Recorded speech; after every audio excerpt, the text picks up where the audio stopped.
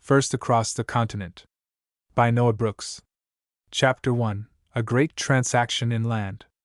The people of the young Republic of the United States were greatly astonished, in the summer of 1803, to learn that Napoleon Bonaparte, then First Consul of France, had sold to us the vast tract of land known as the country of Louisiana.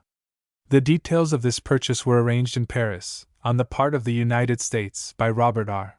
Livingston and James Monroe. The French government was represented by Barbe Marbois, Minister of the Public Treasury. The price to be paid for this vast domain was $15 million. The area of the country ceded was reckoned to be more than 1 million square miles, greater than the total area of the United States, as the Republic then existed. Roughly described, the territory comprised all that part of the continent west of the Mississippi River, bounded on the north by the British possessions and on the west and south by dominions of Spain. This included the region in which now lie the states of Louisiana, Arkansas, Missouri, Kansas, parts of Colorado, Minnesota, the states of Iowa, Nebraska, South Dakota, North Dakota, Wyoming, a part of Idaho, all of Montana and territory of Oklahoma. At that time, the entire population of the region, exclusive of the Indian tribes that roamed over its trackless spaces, was barely 90,000 persons, of whom 40,000 were Negro slaves. The civilized inhabitants were principally French, or descendants of French, with a few Spanish, Germans, English, and Americans.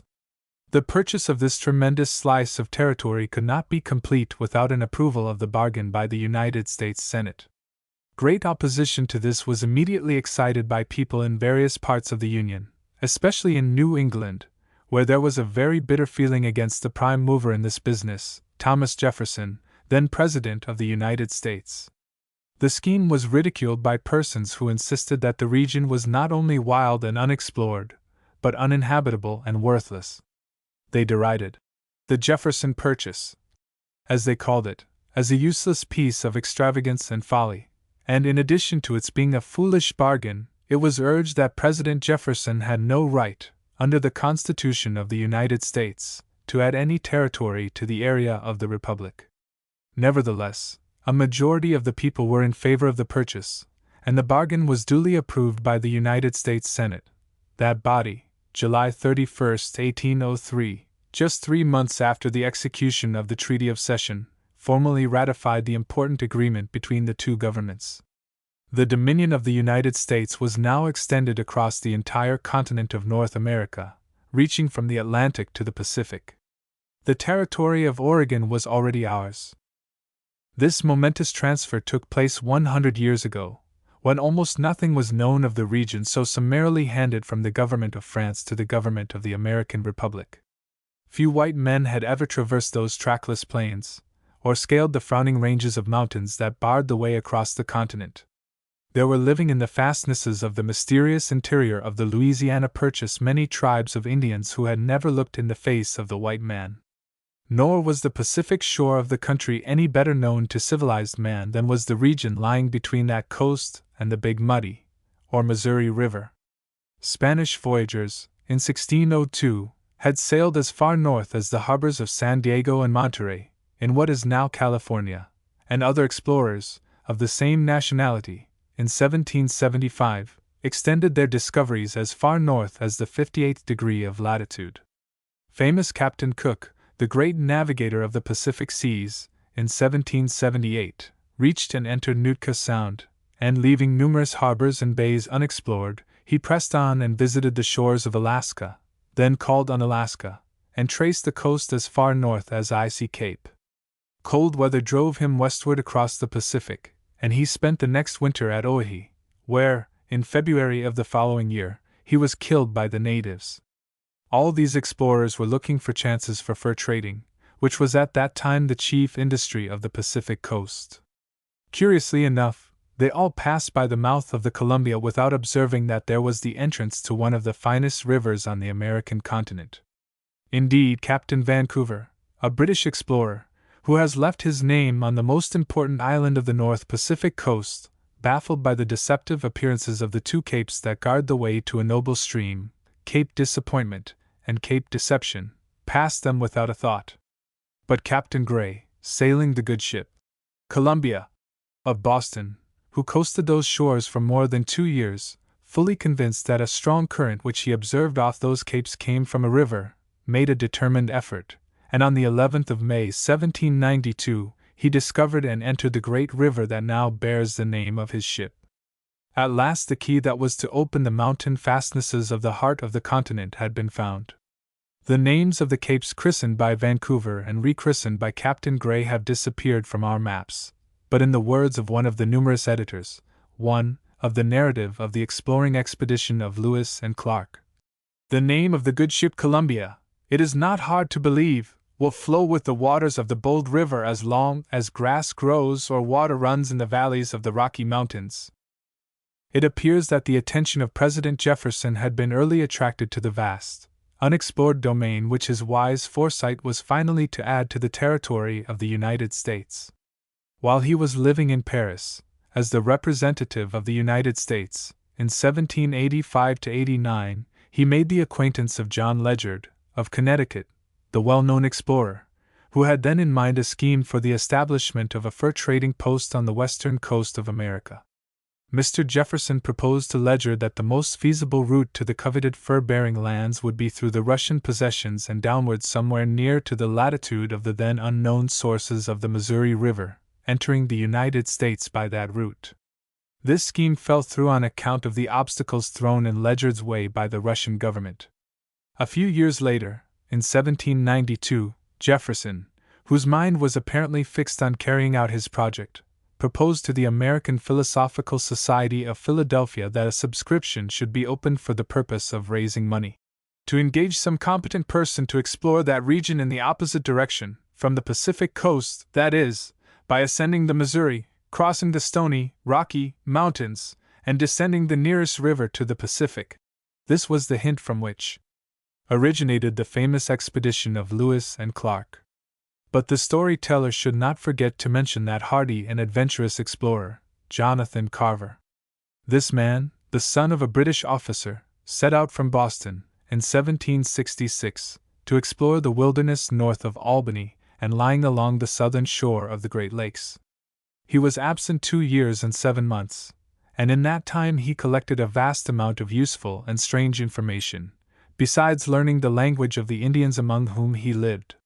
He conceived the bold plan of traveling up a branch of the Missouri, or Missouri, till, having discovered the source of the traditional Oregon, or River of the West, on the western side of the lands that divide the continent, he would have sailed down that river to the place where it is said to empty itself, near the Straits of Anian. By the Straits of Anian, we are to suppose, were meant some part of Bering Straits, separating Asia from the American continent. Carver's fertile imagination, stimulated by what he knew of the remote Northwest, pictured that wild region where, according to a modern poet, rolls the Oregon and hears no sound save his own dashing. But Carver died without the sight. In his later years, he said of those who should follow his lead, while their spirits are elated by their success, perhaps they may bestow some commendations and blessings on the person who first pointed out to them the way. Chapter 2, Beginning a Long Journey. In 1803, availing himself of a plausible pretext to send out an exploring expedition, President Jefferson asked Congress to appropriate a small sum of money, $2,500, for the execution of his purpose. At that time the cession of the Louisiana Territory had not been completed, but matters were in train to that end, and before the expedition was fairly started on its long journey across the continent, the territory was formally ceded to the United States. Meriwether Lewis, a captain in the army, was selected by Jefferson to lead the expedition. Captain Lewis was a native of Virginia, and at that time was only 29 years old. He had been Jefferson's private secretary for 2 years and was, of course, familiar with the president's plans and expectations as these regarded the wonderland which Lewis was to enter. It is pleasant to quote here Mr. Jefferson's words concerning Captain Lewis. In a memoir of that distinguished young officer, written after his death, Jefferson said, "Of courage undaunted, possessing a firmness and perseverance of purpose which nothing but impossibilities could divert from its direction, careful as a father of those committed to his charge, yet steady in the maintenance of order and discipline, intimate with the Indian character, customs and principles, habituated to the hunting life, guarded by exact observation of the vegetables and animals of his own country against losing time in the description of objects already possessed, honest, disinterested, liberal, of sound understanding, and of fidelity to truth so scrupulous that whatever he should report would be as certain as if seen by ourselves. With all these qualifications, as if selected and implanted by nature in one body for this express purpose, I could have no hesitation in confiding the enterprise to him. Before we have finished the story of Meriwether Lewis and his companions, we shall see that this high praise of the youthful commander was well deserved. For a coadjutor and comrade, Captain Lewis chose William Clark, also a native of Virginia, and then about 33 years old. Clark, like Lewis, held a commission in the military service of the United States, and his appointment as one of the leaders of the expedition with which his name and that of Lewis will ever be associated made the two men equal in rank. Exactly how there could be two captains commanding the same expedition, both of the same military and actual rank, without jar or quarrel, we cannot understand. But it is certain that the two young men got on together harmoniously, and no hint or suspicion of any serious disagreement between the two captains during their long and arduous service has come down to us from those distant days.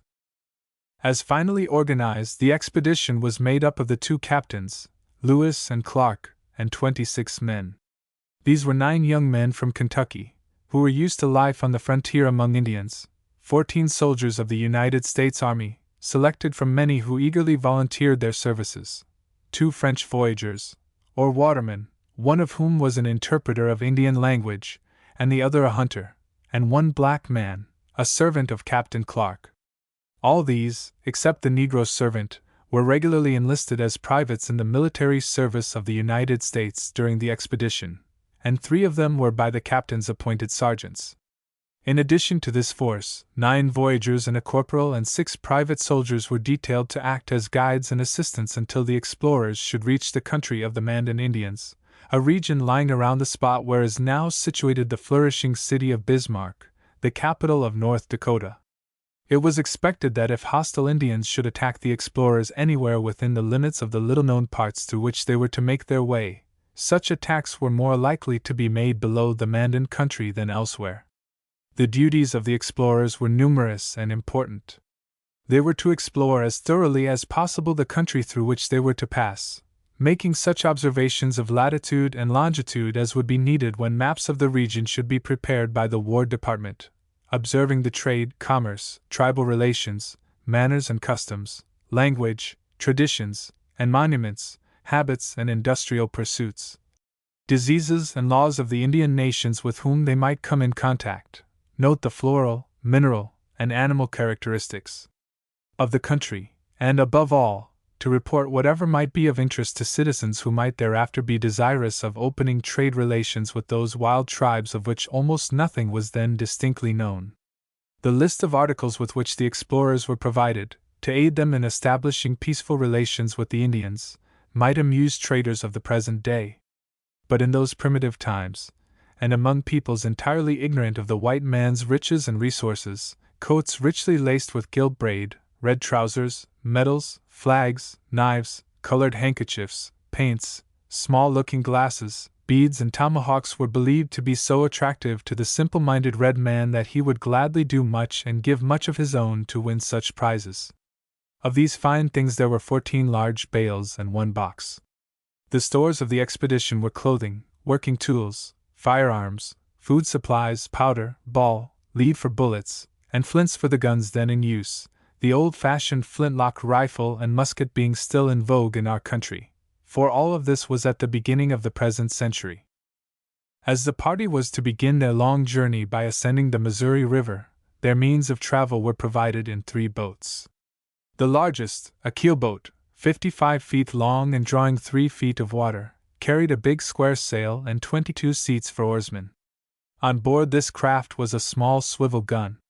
The other 2 boats were of that variety of open craft known as pirogue, a craft shaped like a flat iron, square-sterned, flat-bottomed, roomy, of light draught, and usually provided with 4 oars and a square sail which could be used when the wind was aft, and which also served as a tent, or night shelter, on shore.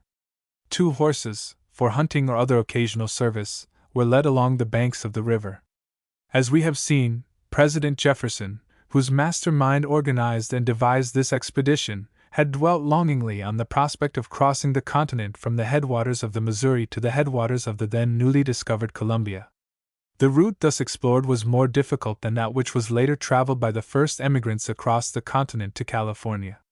That route lies up the Platte River, through what is known as the South Pass of the Rocky Mountains, by Great Salt Lake and down the valley of the Humboldt into California, crossing the Sierra Nevada at any one of several points leading into the valley of the Sacramento. The route, which was opened by the gold seekers, was followed by the first railroads built across the continent. The route that lay so firmly in Jefferson's mind, and which was followed up with incredible hardships by the Lewis and Clark expedition, has since been traversed by 2 railroads, built after the first transcontinental rails were laid. If Jefferson had desired to find the shortest and most feasible route across the continent, he would have pointed to the South Pass and Utah Basin trails, but these would have led the explorers into California, then and long afterwards a Spanish possession. The entire line finally traced over the Great Divide lay within the territory of the United States. But it must be remembered that while the expedition was being organized, the vast territory of Louisiana was as yet a French possession. Before the party were brought together and their supplies collected, the territory passed under the jurisdiction of the United States. Nevertheless, that jurisdiction was not immediately acknowledged by the officials who, up to that time, had been the representatives of the French and Spanish governments. Part of the territory was transferred from Spain to France, and then from France to the United States. It was intended that the exploring party should pass the winter of 1803-4 in St. Louis, then a mere village which had been commonly known as Pain Court.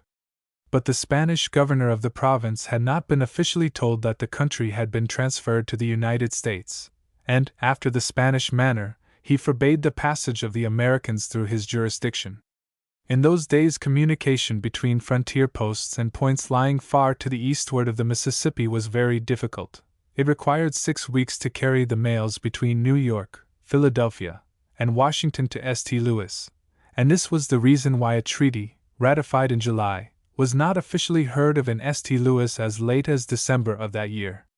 The explorers, shut out of Spanish territory, recrossed the Mississippi and wintered at the mouth of Wood River, just above St. Louis, on the eastern side of the Great River, in United States territory. As a matter of record, it may be said here that the actual transfer of the lower part of the territory, commonly known as Orleans, took place at New Orleans, December 20, 1803, and the transfer of the upper part was effected at St. Louis, March 10, 1804, before the Lewis and Clark expedition had started on its long journey to the northwestward. All over the small area of the United States then existed a deep interest in the proposed explorations of the course and sources of the Missouri River. The explorers were about to plunge into vast solitudes of which white people knew less than we know now about the North Polar country. Wild and extravagant stories of what was to be seen in those trackless regions were circulated in the States.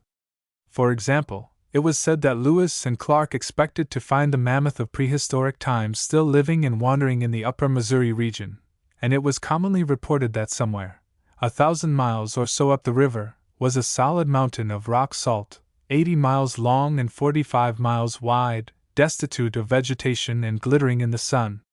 These, and other tales like these, were said to be believed and doted upon by the great Jefferson himself. The Federalists, or Feds, as they were called, who hated Jefferson, pretended to believe that he had invented some of these foolish yarns, hoping thereby to make his Louisiana purchase more popular in the Republic. In his last letter to Captain Lewis, which was to reach the explorers before they started, Jefferson said, "The acquisition of the country through which you are to pass has inspired the country generally with a great deal of interest in your enterprise. The inquiries are perpetual as to your progress. The Feds alone still treat it as a philosophism, and would rejoice at its failure. Their bitterness increases with the diminution of their numbers and despair of a resurrection. I hope you will take care of yourself, and be a living witness of their malice and folly." Indeed, after the explorers were lost sight of in the wilderness which they were to traverse, many people in the States declaimed bitterly against the folly that had sent these unfortunate men to perish miserably in the fathomless depths of the continent. They no longer treated it as a philosophism or wild prank, but as a wicked scheme to risk life and property in a search for the mysteries of the unknown and unknowable.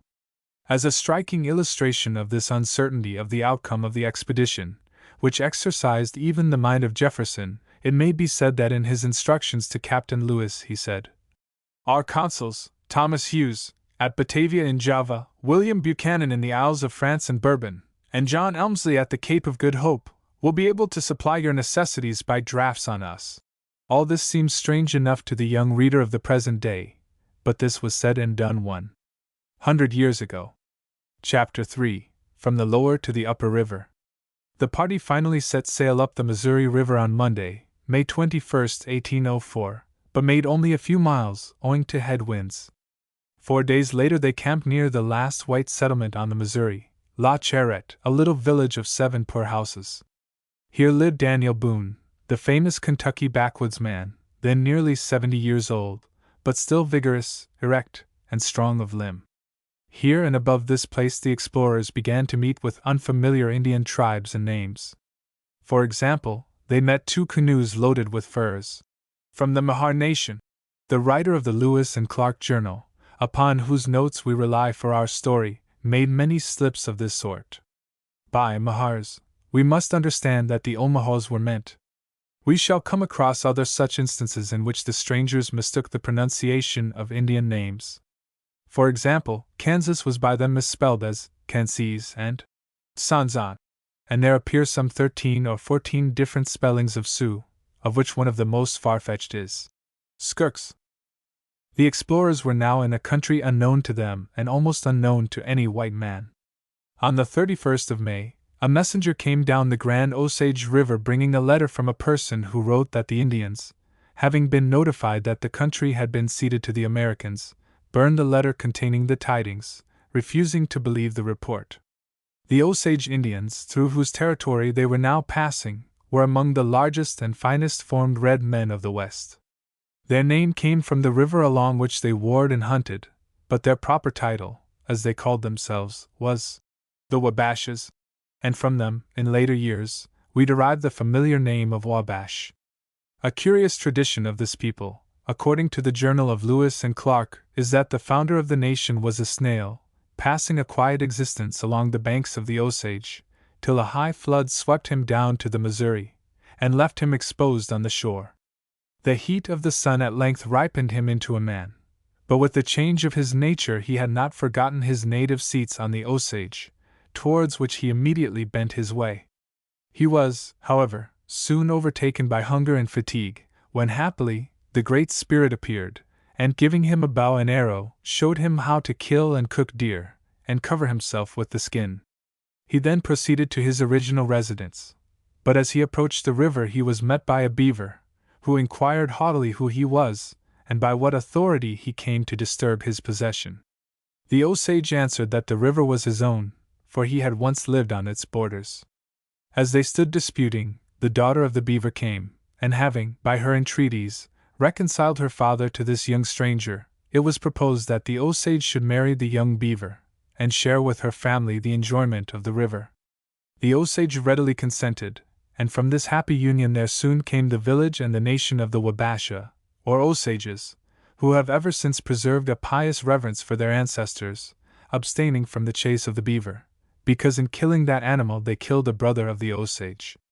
Of late years, however, since the trade with the whites has rendered beaver skins more valuable, the sanctity of these maternal relatives has been visibly reduced, and the poor animals have lost all the privileges of kindred. Game was abundant all along the river as the explorers sailed up the stream. Their hunters killed numbers of deer, and at the mouth of Big Good Woman Creek, which empties into the Missouri near the present town of Franklin, Howard County, 3 bears were brought into the camp.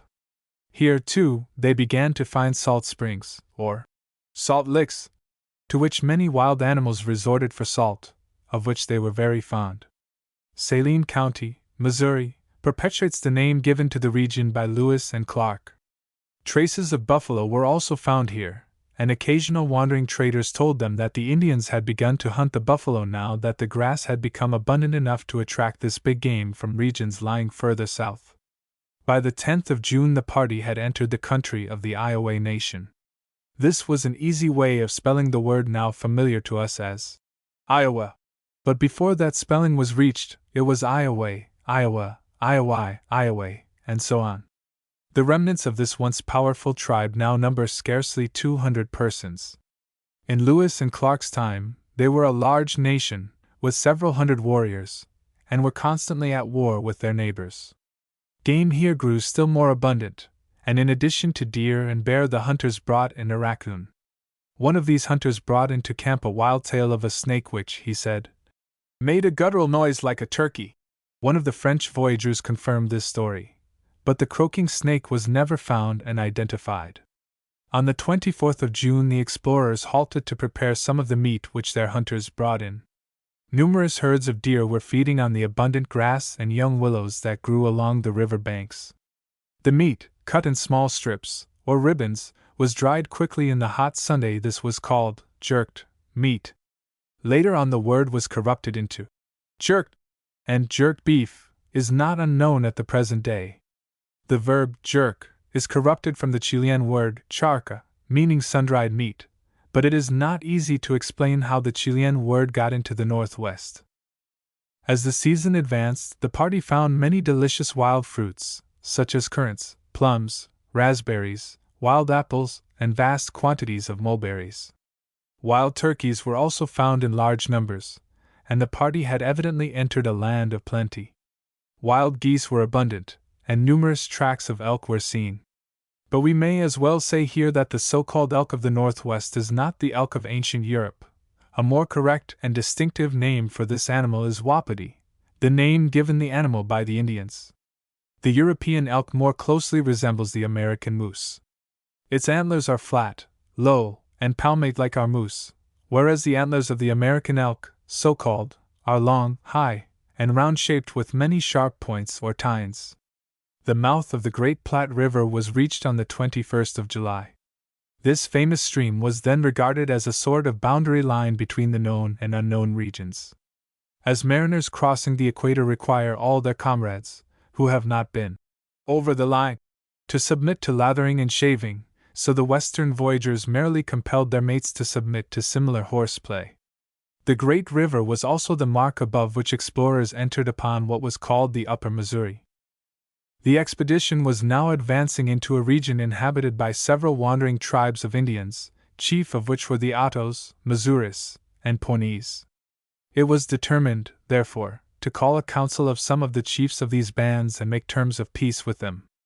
After some delay, the messengers sent out to them brought in 14 representative Indians, to whom the white men made presents of roast meat, pork, flour, and cornmeal, in return for which their visitors brought them quantities of delicious watermelons.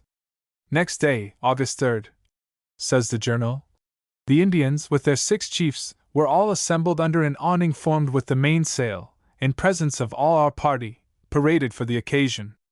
A speech was then made, announcing to them the change in the government, our promises of protection, and advice as to their future conduct. All the 6 chiefs replied to our speech, each in his turn, according to rank. They expressed their joy at the change in the government, their hopes that we would recommend them to their great father, the President, that they might obtain trade and necessaries. They wanted arms as well for hunting as for defense, and asked our mediation between them and the Mahas, with whom they are now at war. We promised to do so, and wished some of them to accompany us to that nation, which they declined, for fear of being killed by them. We then proceeded to distribute our presents. The Grand Chief of the nation not being of the party, we sent him a flag, a medal, and some ornaments for clothing. To the 6 chiefs who were present, we gave a medal of the 2nd grade to one Otto chief and one Missouri chief, a medal of the 3rd grade to 2 inferior chiefs of each nation, the customary mode of recognizing a chief being to place a medal round his neck, which is considered among his tribe as a proof of his consideration abroad. Each of these medals was accompanied by a present of paint, garters, and cloth ornaments of dress, and to this we added a canister of powder, a bottle of whiskey, and a few presents to the whole, which appeared to make them perfectly satisfied. The air gun, too, was fired, and astonished them greatly. The absent Grand Chief was an Otto named Warisha, which, in English, degenerates into Little Thief. The two principal chieftains present were Shangatango, or Big Horse, and Weti, or Hospitality, also Shasguskin, or White Horse, and Otto, the first an Otto, the second a Missouri. The incidents just related induced us to give to this place the name of the Council Bluffs. The situation of it is exceedingly favorable for a fort and trading factory, as the soil is well calculated for bricks, and there is an abundance of wood in the neighborhood, and the air being pure and healthy.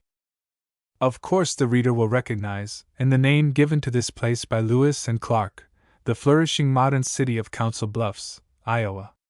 Nevertheless, as a matter of fact, the council took place on the Nebraskan or western side of the river, and the meeting place was at some distance above the site of the present city of Council Bluffs. Above Council Bluffs the explorers found the banks of the river to be high and bluffy, and on one of the highlands which they passed they saw the burial place of Blackbird, one of the great men of the Mahars, or Omahos, who had died of smallpox. A mound, 12 feet in diameter and 6 feet high, had been raised over the grave, and on a tall pole at the summit the party fixed a flag of red, white, and blue.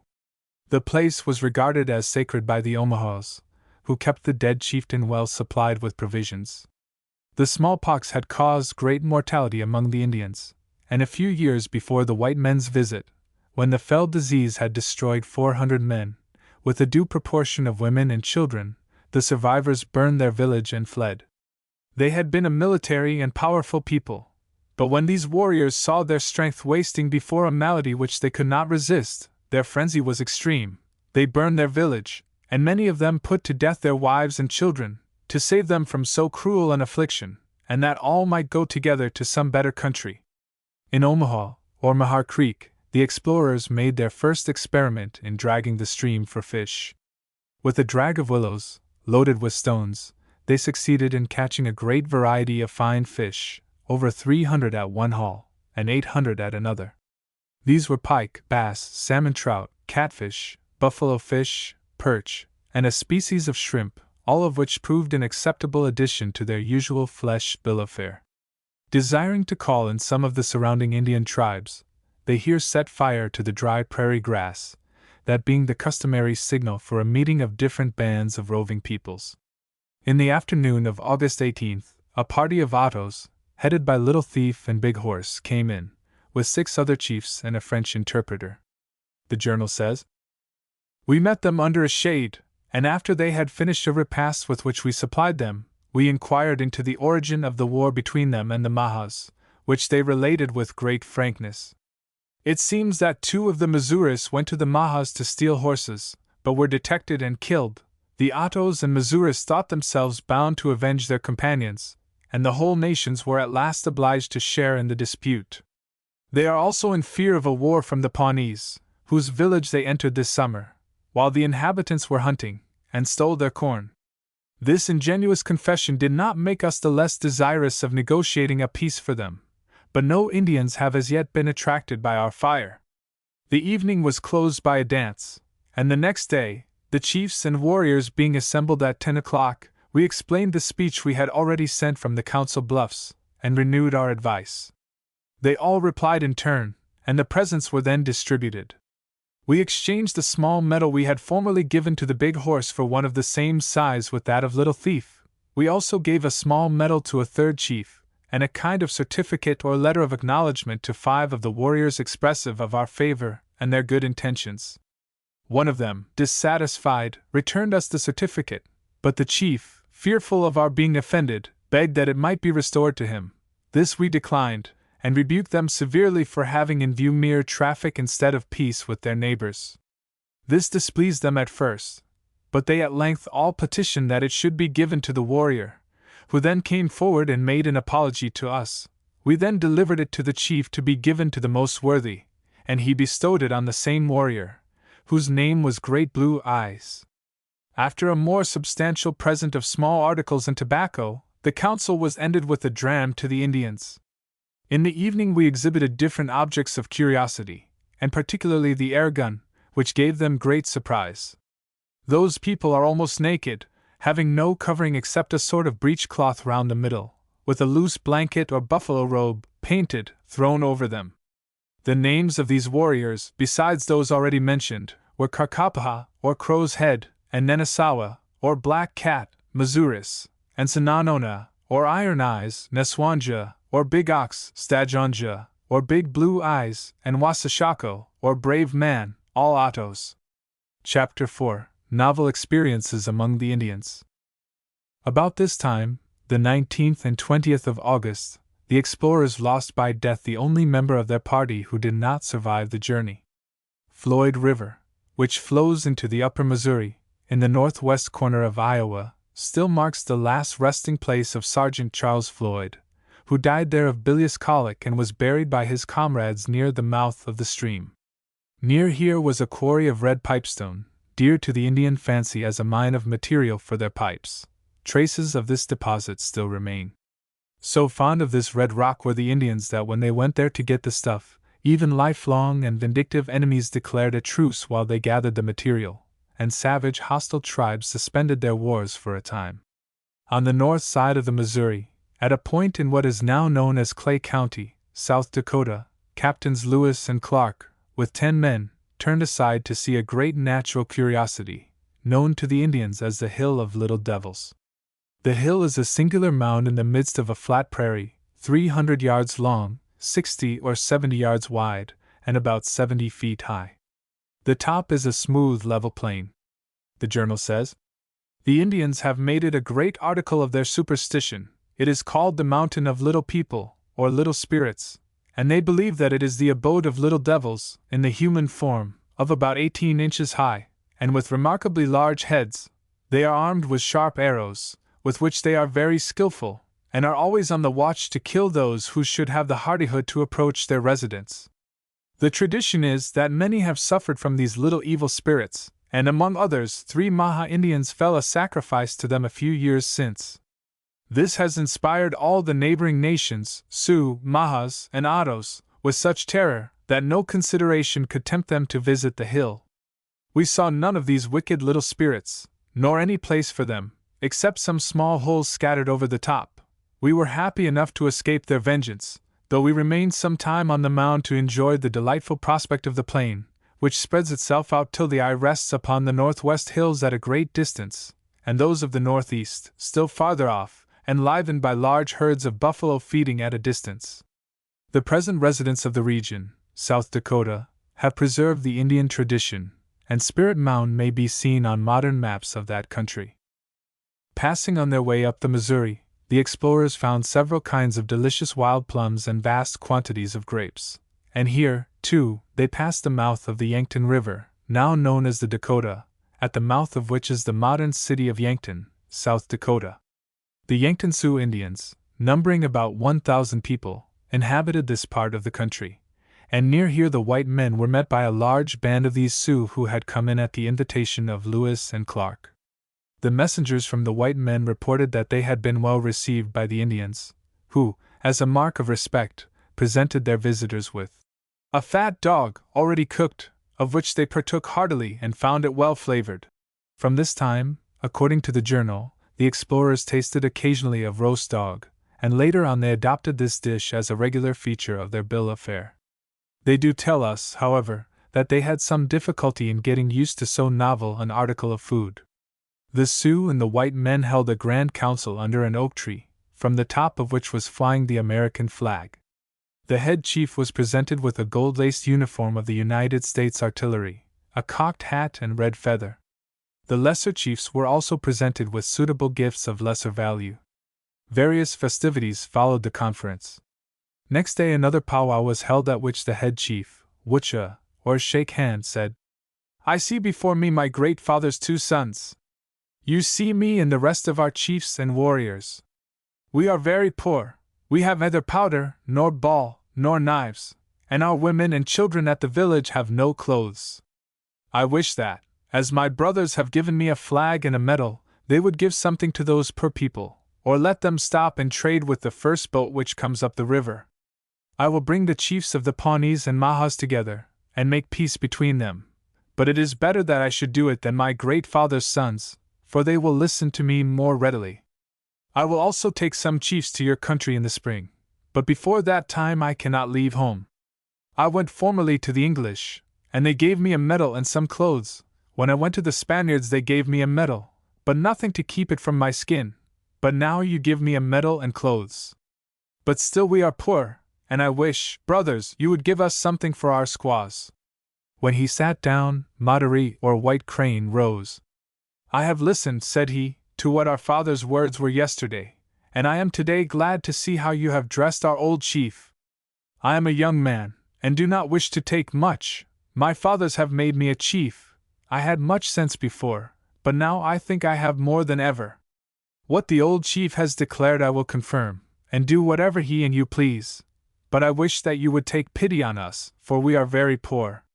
Another chief, called Ponaniapob, then said, I am a young man, and know but little. I cannot speak well, but I have listened to what you have told the old chief, and will do whatever you agree. The same sentiments were then repeated by Oyowech. We were surprised, the journal says, at finding that the first of these titles means struck by the Pawnee, and was occasioned by some blow which the chief had received in battle from one of the Pawnee tribe. The second is an English half-man, which seemed a singular name for a warrior, till it was explained to have its origin, probably, in the modesty of the chief, who, on being told of his exploits, would say, I am no warrior, I am only half a man. The other chiefs spoke very little, but after they had finished, one of the warriors delivered a speech, in which he declared he would support them. They promised to make peace with the Ottos and Missouris, the only nations with whom they are at war. All these harangues concluded by describing the distress of the nation. They begged us to have pity on them, to send them traders, that they wanted powder and ball, and seemed anxious that we should supply them with some of their great father's milk, the name by which they distinguish ardent spirits. We gave some tobacco to each of the chiefs, and a certificate to 2 of the warriors who attended the chief. We prevailed on M. Durian, interpreter, to remain here, and accompany as many of the Sioux chiefs as he could collect to the seat of government. We also gave his son a flag, some clothes, and provisions, with directions to bring about a peace between the surrounding tribes, and to convey some of their chiefs to see the president. The Indians who have just left us are the Yanktons, a tribe of the great nation of Sioux. These Yanktons are about 200 men in number, and inhabit the Jacques, Des Moines, and Sioux rivers. In person they are stout, well-proportioned, and have a certain air of dignity and boldness. In their dress they differ nothing from the other bands of the nation whom we met afterwards. Of the Sioux, let us say here, there are many bands or subdivisions. Some writers make 18 of these principal branches. But the first importance is given to the Sioux proper, or Dakotas. The name Sioux is one of reproach, given by their enemies, and signifies snake, whereas Dakota means friend or ally. The Lewis and Clark Journal says of the Yankton Sioux, what struck us most was an institution peculiar to them and to the Kite, Crow, Indians further to the westward, from whom it is said to have been copied. It is an association of the most active and brave young men, who are bound to each other by attachment, secured by a vow never to retreat before any danger or give way to their enemies. In war they go forward without sheltering themselves behind trees, or aiding their natural valor by any artifice. Their punctilious determination not to be turned from their course became heroic, or ridiculous, a short time since, when the Yanktons were crossing the Missouri on the ice. A hole lay immediately in their course, which might easily have been avoided by going around. This the foremost of the band disdained to do, but went straight forward and was lost. The others would have followed his example, but were forcibly prevented by the rest of the tribe. These young men sit, camp, and dance together, distinct from the rest of the nation. They are generally about 30 or 35 years old, and such is the deference paid to courage that their seats in council are superior to those of the chiefs, and their persons more respected. But, as may be supposed, such indiscreet bravery will soon diminish the numbers of those who practice it, so that the band is now reduced to 4 warriors, who were among our visitors. These were the remains of 22 who composed the society not long ago, but, in a battle with the Kite, Crow, Indians of the Black Mountains, 18 of them were killed, and these four were dragged from the field by their companions. Just above the site of the city of Yankton, and near what is still known as Bonham Island, Captain Clark explored a singular earth formation in a bend of the river. This had all the appearance of an ancient fortification, stretching across the bend and furnished with redoubts and other features of a great fort. In the journal is given a glowing account of the work and an elaborate map of the same. Modern research, however, has proved that this strange arrangement of walls and parapets is only a series of sand ridges formed by the currents of the river and driftings of sand. Many of these so-called earthworks are situated on the west bank of the upper Missouri, in North Dakota and South Dakota. A few days later, the party saw a species of animal which they described as goats, very fleet, with short pronged horns inclining backward, and with grayish hair, marked with white on the rump. This creature, however, was the American antelope, then unknown to science, and first described by Lewis and Clark. While visiting a strange dome-shaped mountain, resembling a cupola, and now known as the Tower, the explorers found the abode of another animal, heretofore unknown to them. About 4 acres of ground, says the journal, was covered with small holes. The account continues.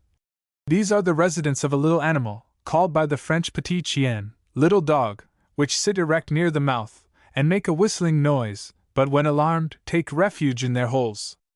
In order to bring them out, we poured into one of the holes 5 barrels of water without filling it, but we dislodged and caught the owner.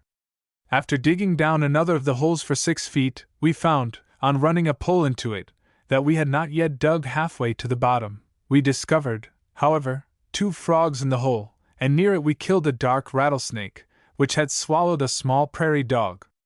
We were also informed, though we never witnessed the fact, that a sort of lizard and a snake live habitually with these animals.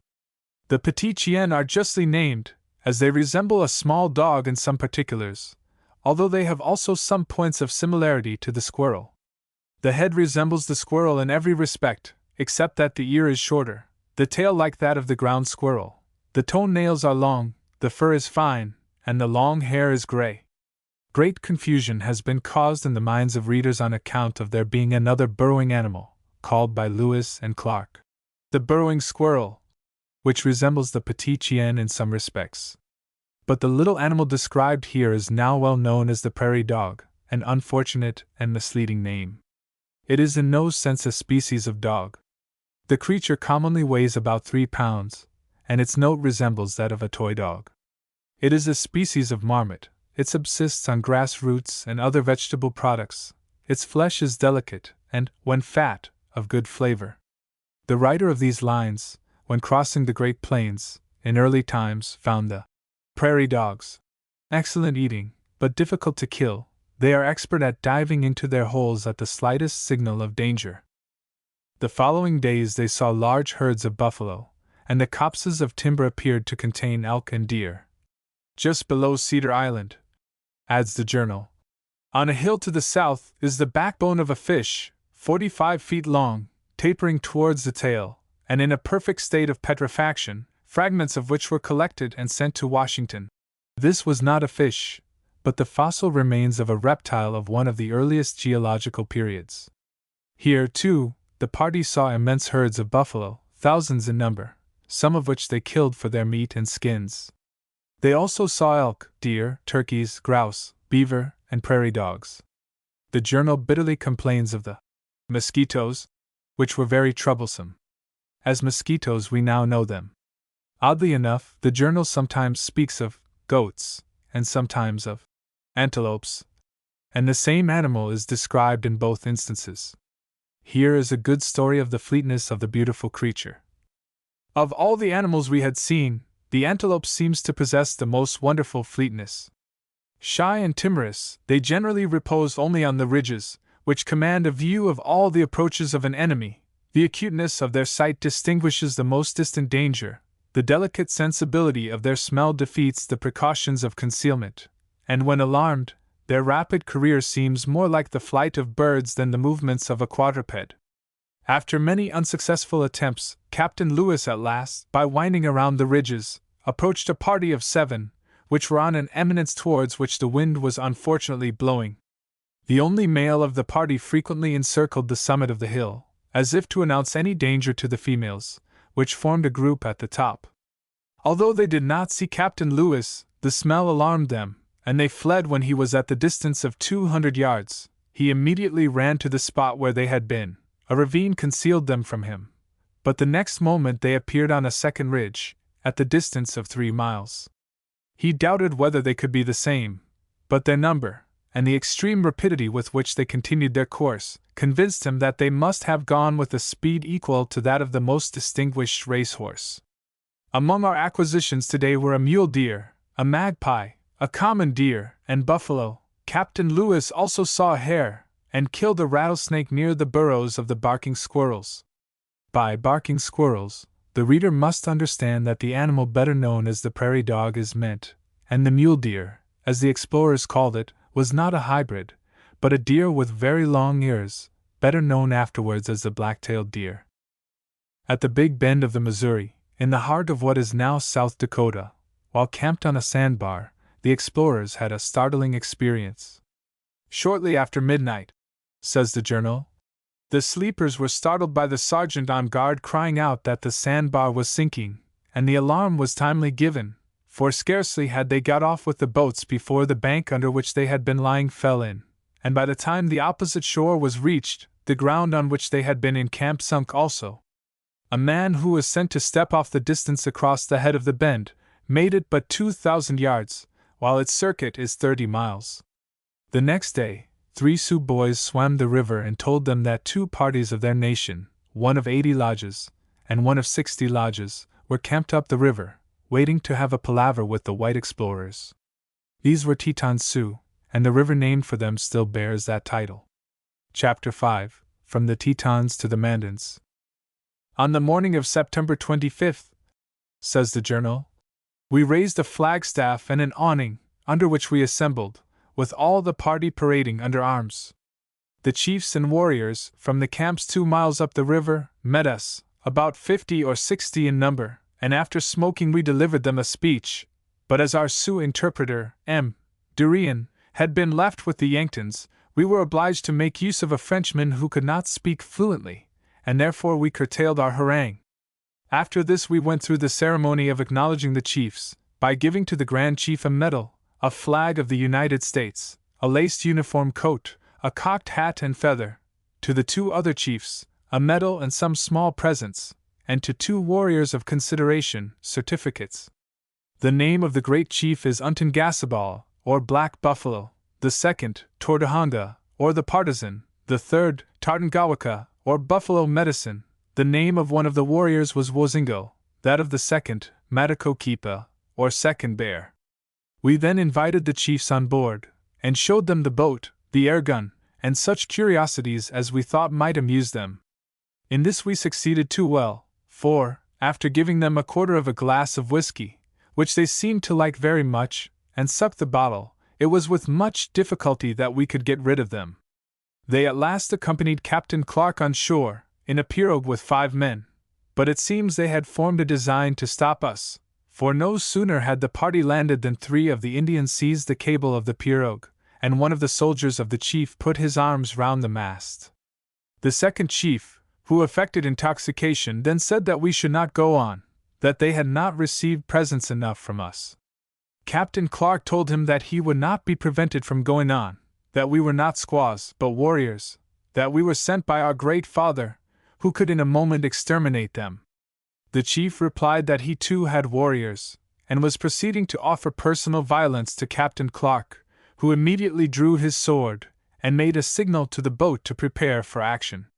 The Indians, who surrounded him, drew their arrows from their quivers, and were bending their bows, when the swivel in the boat was instantly pointed towards them, and 12 of our most determined men jumped into the pirogue and joined Captain Clark. This movement made an impression on them, for the Grand Chief ordered the young men away from the pirogue, and they withdrew and held a short council with the warriors. Being unwilling to irritate them, Captain Clark then went forward, and offered his hand to the first and second chiefs, who refused to take it. He then turned from them and got into the pirogue, but he had not got more than 10 paces, when both the chiefs and 2 of the warriors waded in after him, and he brought them on board. We then proceeded on for a mile, and anchored off a willow island, which, from the circumstances which had just occurred, we called Bad-Humored Island. The policy of firmness and gentleness, which Lewis and Clark always pursued when treating with the Indians, had its good results at this time.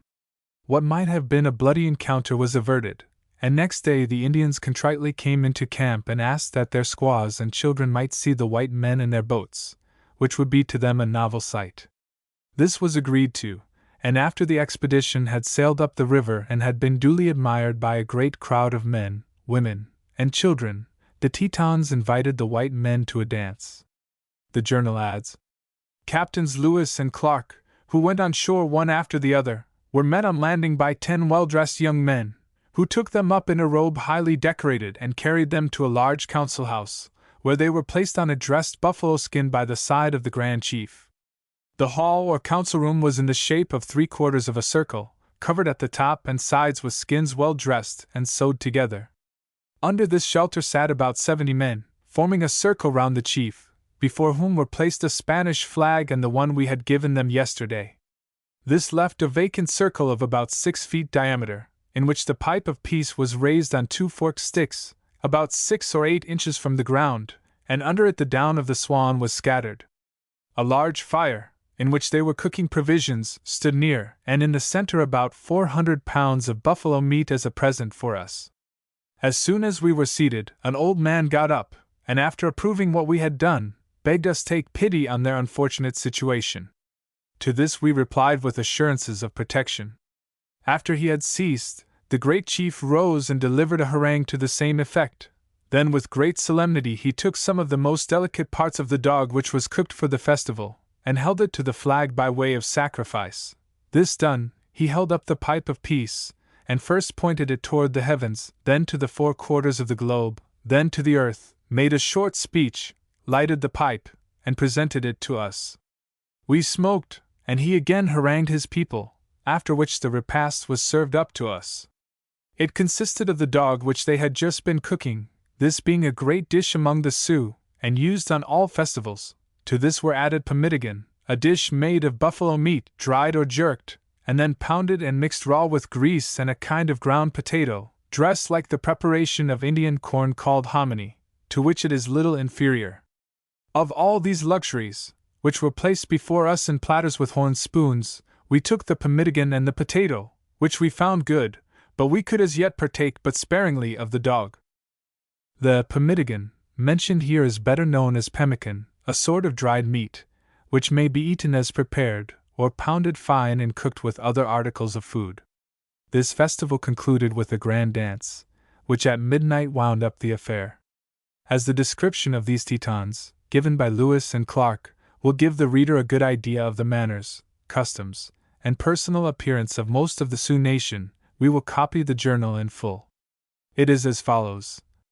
The tribe which we this day saw are a part of the great Sioux nation, and are known by the name of the Teton Ocondandas.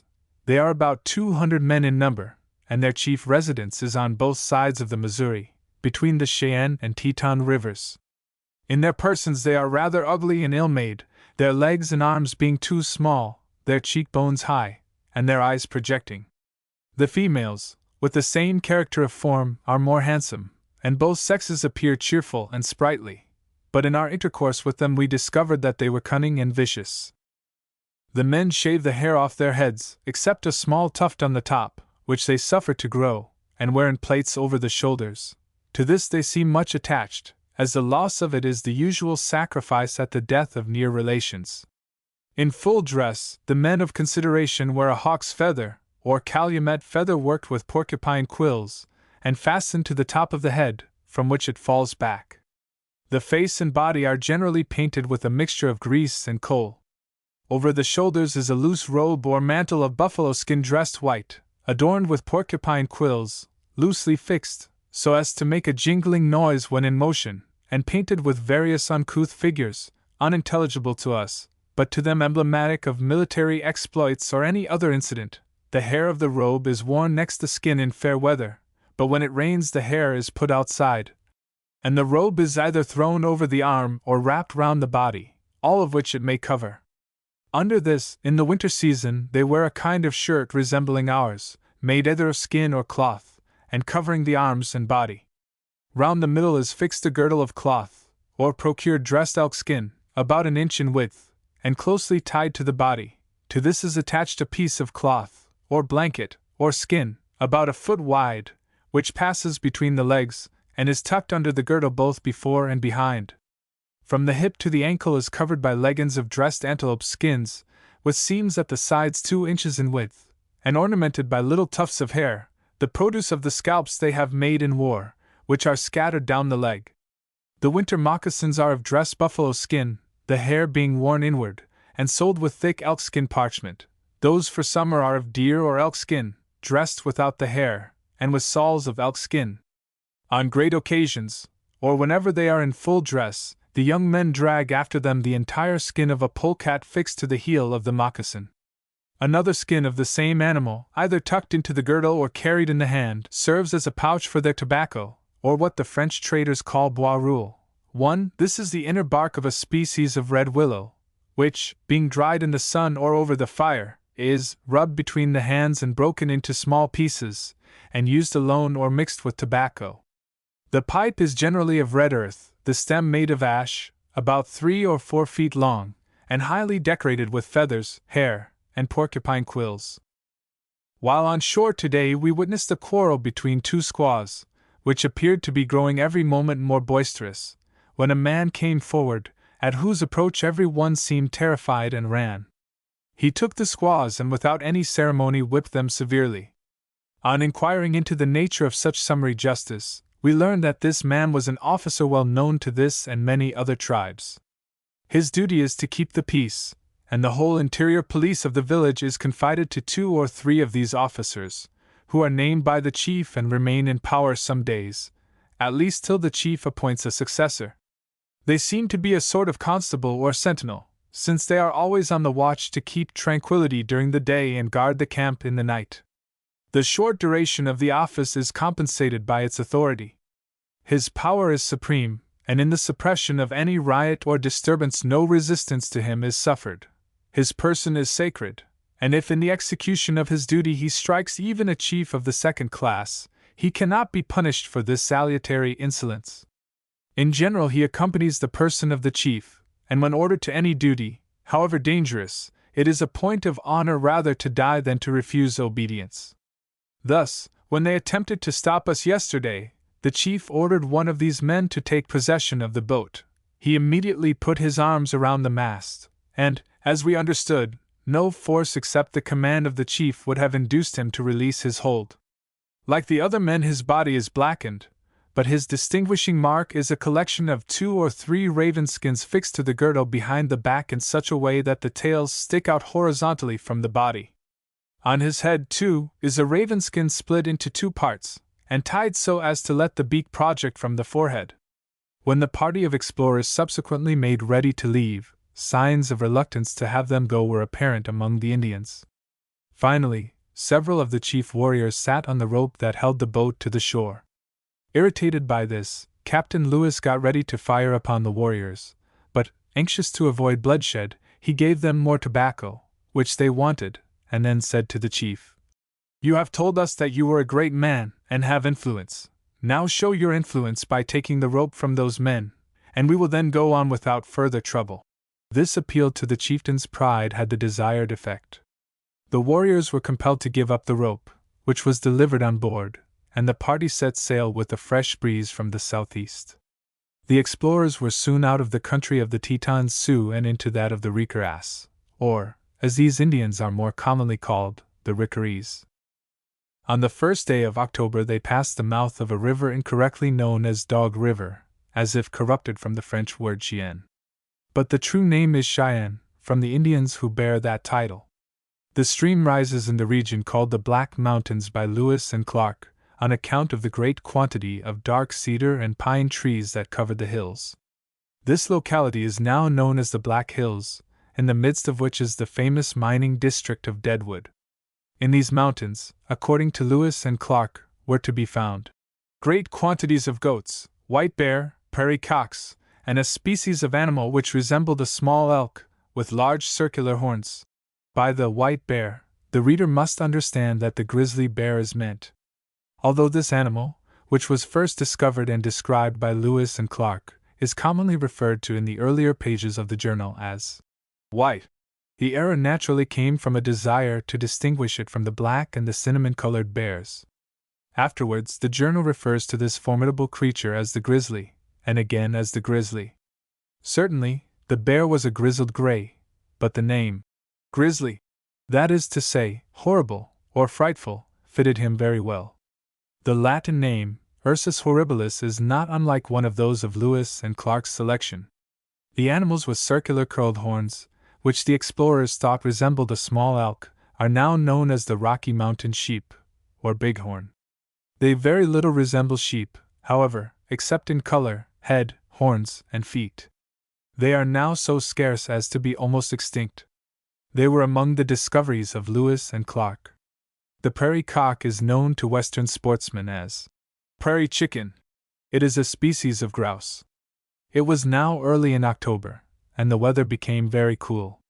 So great is the elevation of those regions that, although the days might be oppressively warm, the nights were cold and white frosts were frequent.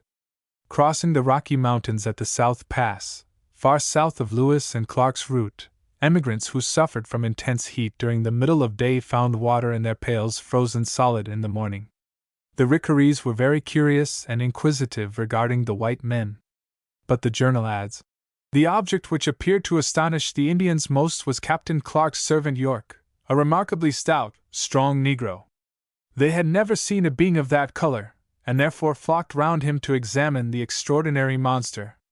By way of amusement, he told them that he had once been a wild animal, and been caught and tamed by his master, and to convince them, showed them feats of strength which, added to his looks, made him more terrible than we wished him to be. On October 10th, says the journal, the weather was fine, and as we were desirous of assembling the whole nation at once, we dispatched Mr. Gravelines, a trader, who, with Mr. Thibault, another French trader, had breakfasted with us, to invite the chiefs of the two upper villages to a conference. They all assembled at 1 o'clock, and after the usual ceremonies we addressed them in the same way in which we had already spoken to the Ottos and Sioux. We then made or acknowledged 3 chiefs, one for each of the 3 villages, giving to each a flag, a medal, a red coat, a cocked hat and feather, also some goods, paint and tobacco, which they divided among themselves. After this the air gun was exhibited, very much to their astonishment, nor were they less surprised at the color and manner of York. On our side we were equally gratified at discovering that these Rickerass made use of no spirituous liquors of any kind, the example of the traders who bring it to them, so far from tempting, having in fact disgusted them. Supposing that it was as agreeable to them as to the other Indians, we had at first offered them whiskey, but they refused it with this sensible remark, that they were surprised that their father should present to them a liquor which would make them fools. On another occasion they observed to Mr. Thibault that no man could be their friend who tried to lead them into such follies. Presents were exchanged by the Indians and the white men. Among the gifts from the former was a quantity of a large, rich bean, which grows wild and is collected by mice. The Indians hunt for the mice's deposits and cook and eat them. The Rickarees had a grand powwow with the white chiefs and, after accepting presents, agreed to preserve peace with all men, red or white. On the 13th of the month the explorers discovered a stream which they named Stone Idol Creek, on account of 2 stones, resembling human figures, which adorn its banks. The creek is now known as Spring River, and is in Campbell County, South Dakota. Concerning the stone images the Indians gave this tradition. A young man was deeply enamored with a girl whose parents refused their consent to the marriage. The youth went out into the fields to mourn his misfortunes. A sympathy of feeling led the lady to the same spot, and the faithful dog would not cease to follow his master. After wandering together and having nothing but grapes to subsist on, they were at last converted into stone, which, beginning at the feet, gradually invaded the nobler parts, leaving nothing unchanged but a bunch of grapes which the female holds in her hand to this day. Whenever the Rickerass passed these sacred stones, they stopped to make some offering of dress to propitiate these deities. Such is the account given by the Rickera chief, which we had no mode of examining, except that we found one part of the story very agreeably confirmed, for on the river near where the event is said to have occurred we found a greater abundance of fine grapes than we had yet seen. While at their last camp in the country now known as South Dakota, October 14, 1804, one of the soldiers, tried by a court-martial for mutinous conduct, was sentenced to receive 75 lashes on the bare back. The sentence was carried out then and there. The Rickaree chief, who accompanied the party for a time, was so affected by the sight that he cried aloud during the whole proceeding.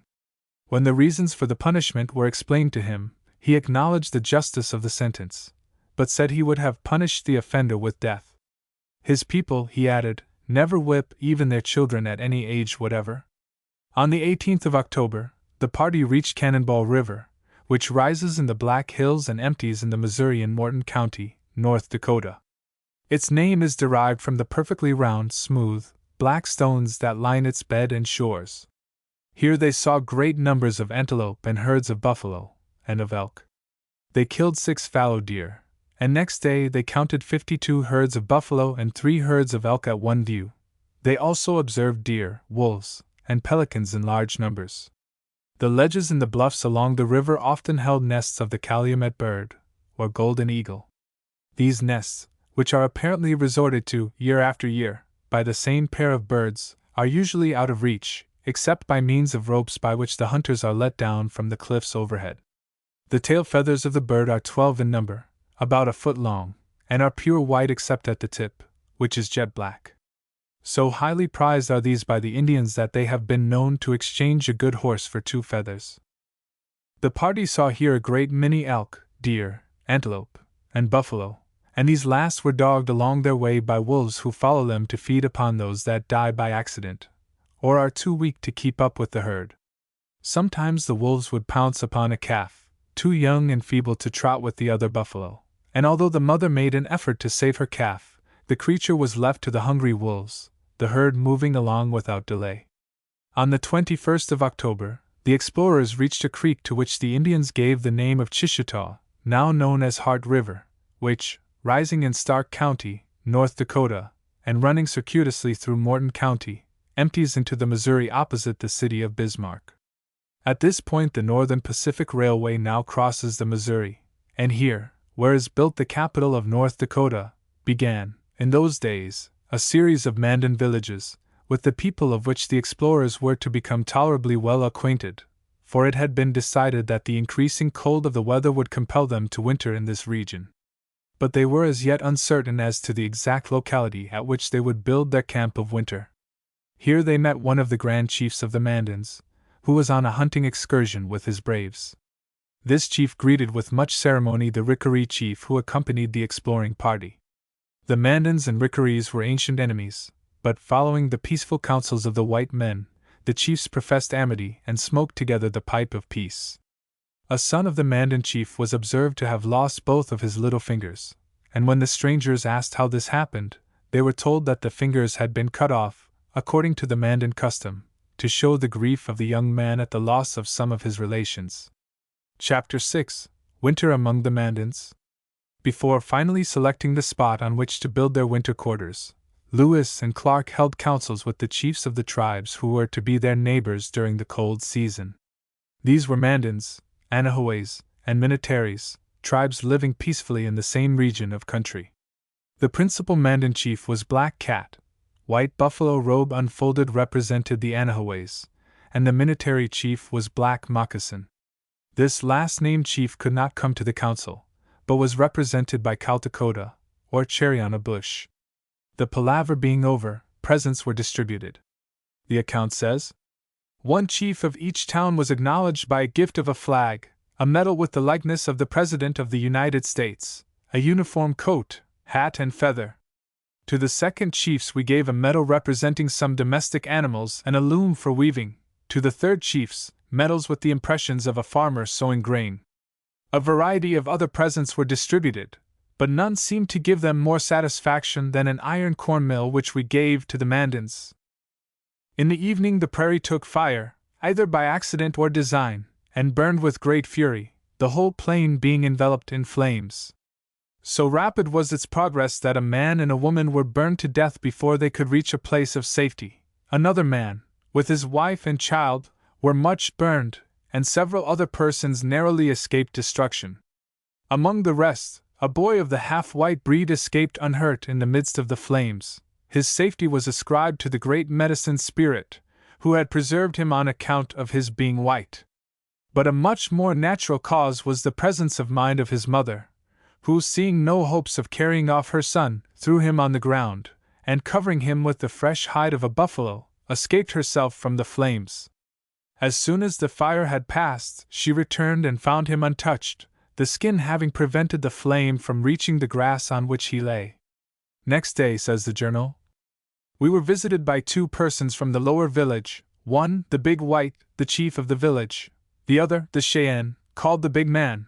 They had been hunting, and did not return yesterday early enough to attend the council. At their request we repeated part of our speech of yesterday, and put the medal round the neck of the chief. Captain Clark took a pirogue and went up the river in search of a good wintering place, and returned after going 7 miles to the lower point of an island on the north side, about 1 mile in length. He found the banks on the north side high, with coal occasionally, and the country fine on all sides, but the want of wood, and the scarcity of game up the river, induced us to decide on fixing ourselves lower down during the winter. In the evening our men danced among themselves, to the great amusement of the Indians. It may be said here that the incident of a life saved from fire by a rawhide, originally related by Lewis and Clark, is the foundation of a great many similar stories of adventures among the Indians. Usually, however, it is a wise and well-seasoned white trapper who saves his life by this device. Having found a good site for their winter camp, the explorers now built a number of huts, which they called Fort Mandan. The place was on the north bank of the Missouri River, in what is now McLean County, North Dakota, about 1,600 miles up the river from St. Louis, and 7 or 8 miles below the mouth of Big Knife River. On the opposite bank, years later, the United States built a military post known as Fort Clark, which may be found on some of the present-day maps.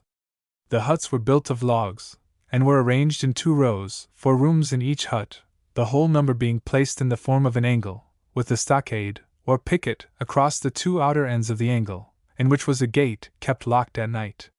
The roofs of the huts slanted upward from the inner side of the rows, making the outer side of each hut 18 feet high, and the lofts of these were made warm and comfortable with dry grass mixed with clay. Here they were continually visited during the winter by Indians from all the region around. Here, too, they secured the services of an interpreter, one Chaboneau, who continued with them to the end. This man's wife, Sacagawea, whose Indian name was translated Bird Woman, had been captured from the Snake Indians and sold to Chaboneau, who married her. She was a good creature, of a mild and gentle disposition, greatly attached to the whites. In the expedition she proved herself more valuable to the explorers than her husband, and Lewis and Clark always speak of her in terms of respect and admiration. It should not be understood that all the interpreters employed by white men on such expeditions wholly knew the spoken language of the tribes among whom they traveled. To some extent they relied upon the universal language of signs to make themselves understood, and this method of talking is known to all sorts and kinds of Indians. Thus, 2 fingers of the right hand placed astraddle the wrist of the left hand signifies a man on horseback, and the number of men on horseback is quickly added by holding up the requisite number of fingers. Sleep is described by gently inclining the head on the hand, and the number of sleeps, or nights, is indicated by the fingers.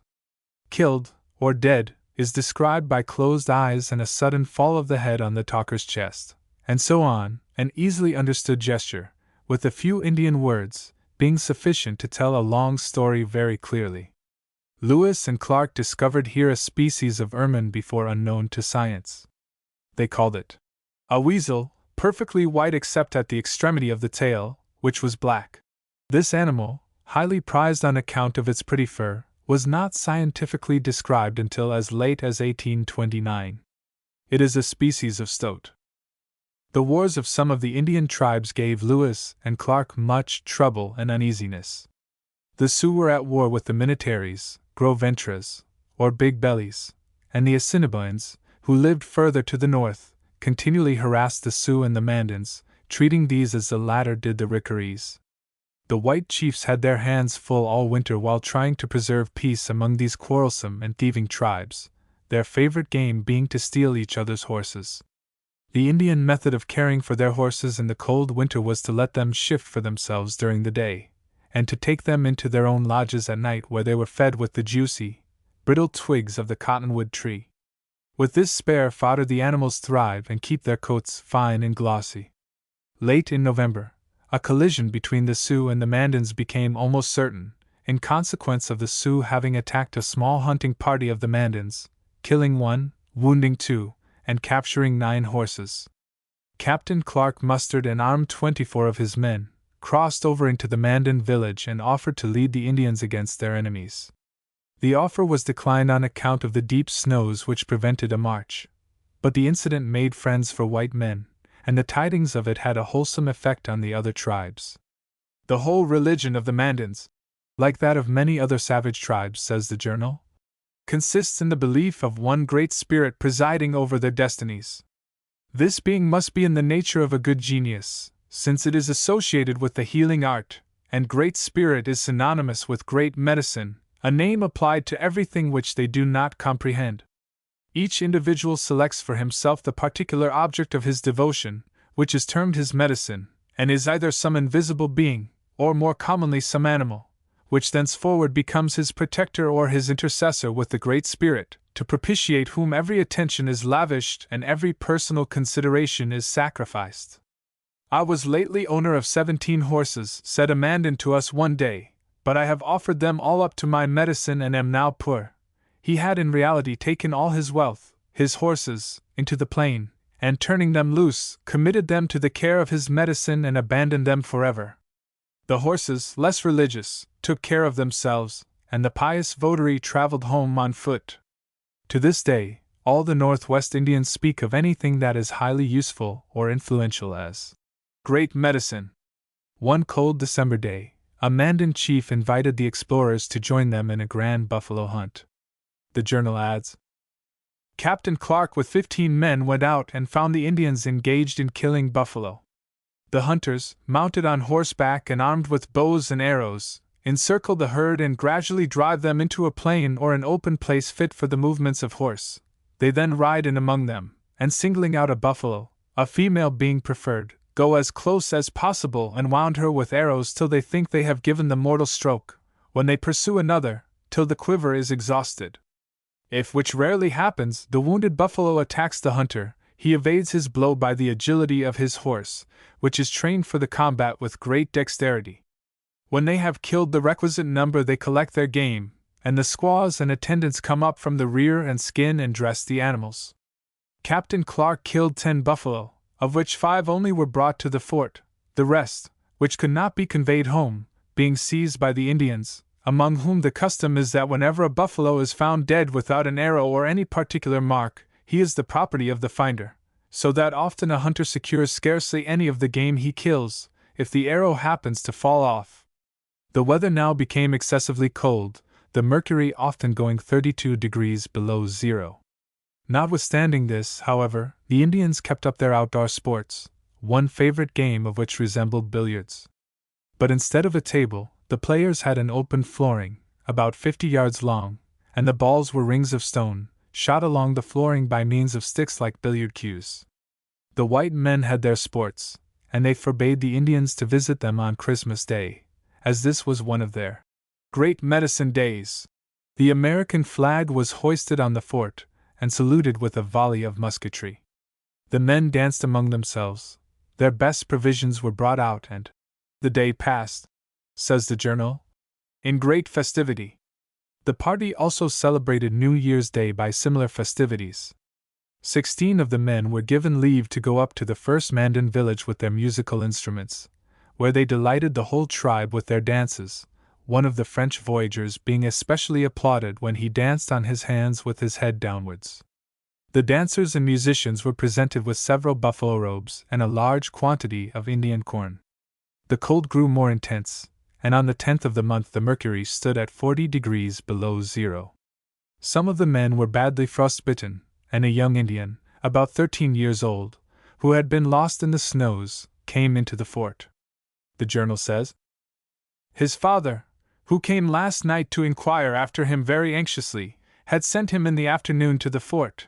He was overtaken by the night, and was obliged to sleep on the snow with no covering except a pair of antelope skin moccasins and leggings, and a buffalo robe. His feet being frozen, we put them into cold water, and gave him every attention in our power. About the same time an Indian who had also been missing returned to the fort. Although his dress was very thin, and he had slept on the snow without a fire, he had not suffered the slightest inconvenience. We have indeed observed that these Indians support the rigors of the season in a way which we had hitherto thought impossible. A more pleasing reflection occurred at seeing the warm interest which the situation of these two persons had excited in the village. The boy had been a prisoner, and adopted from charity, yet the distress of the father proved that he felt for him the tenderest affection. The man was a person of no distinction, yet the whole village was full of anxiety for his safety, and when they came to us, borrowed a sleigh to bring them home with ease if they had survived, or to carry their bodies if they had perished. January 13th. Nearly one half of the Mandan nation passed down the river to hunt for several days.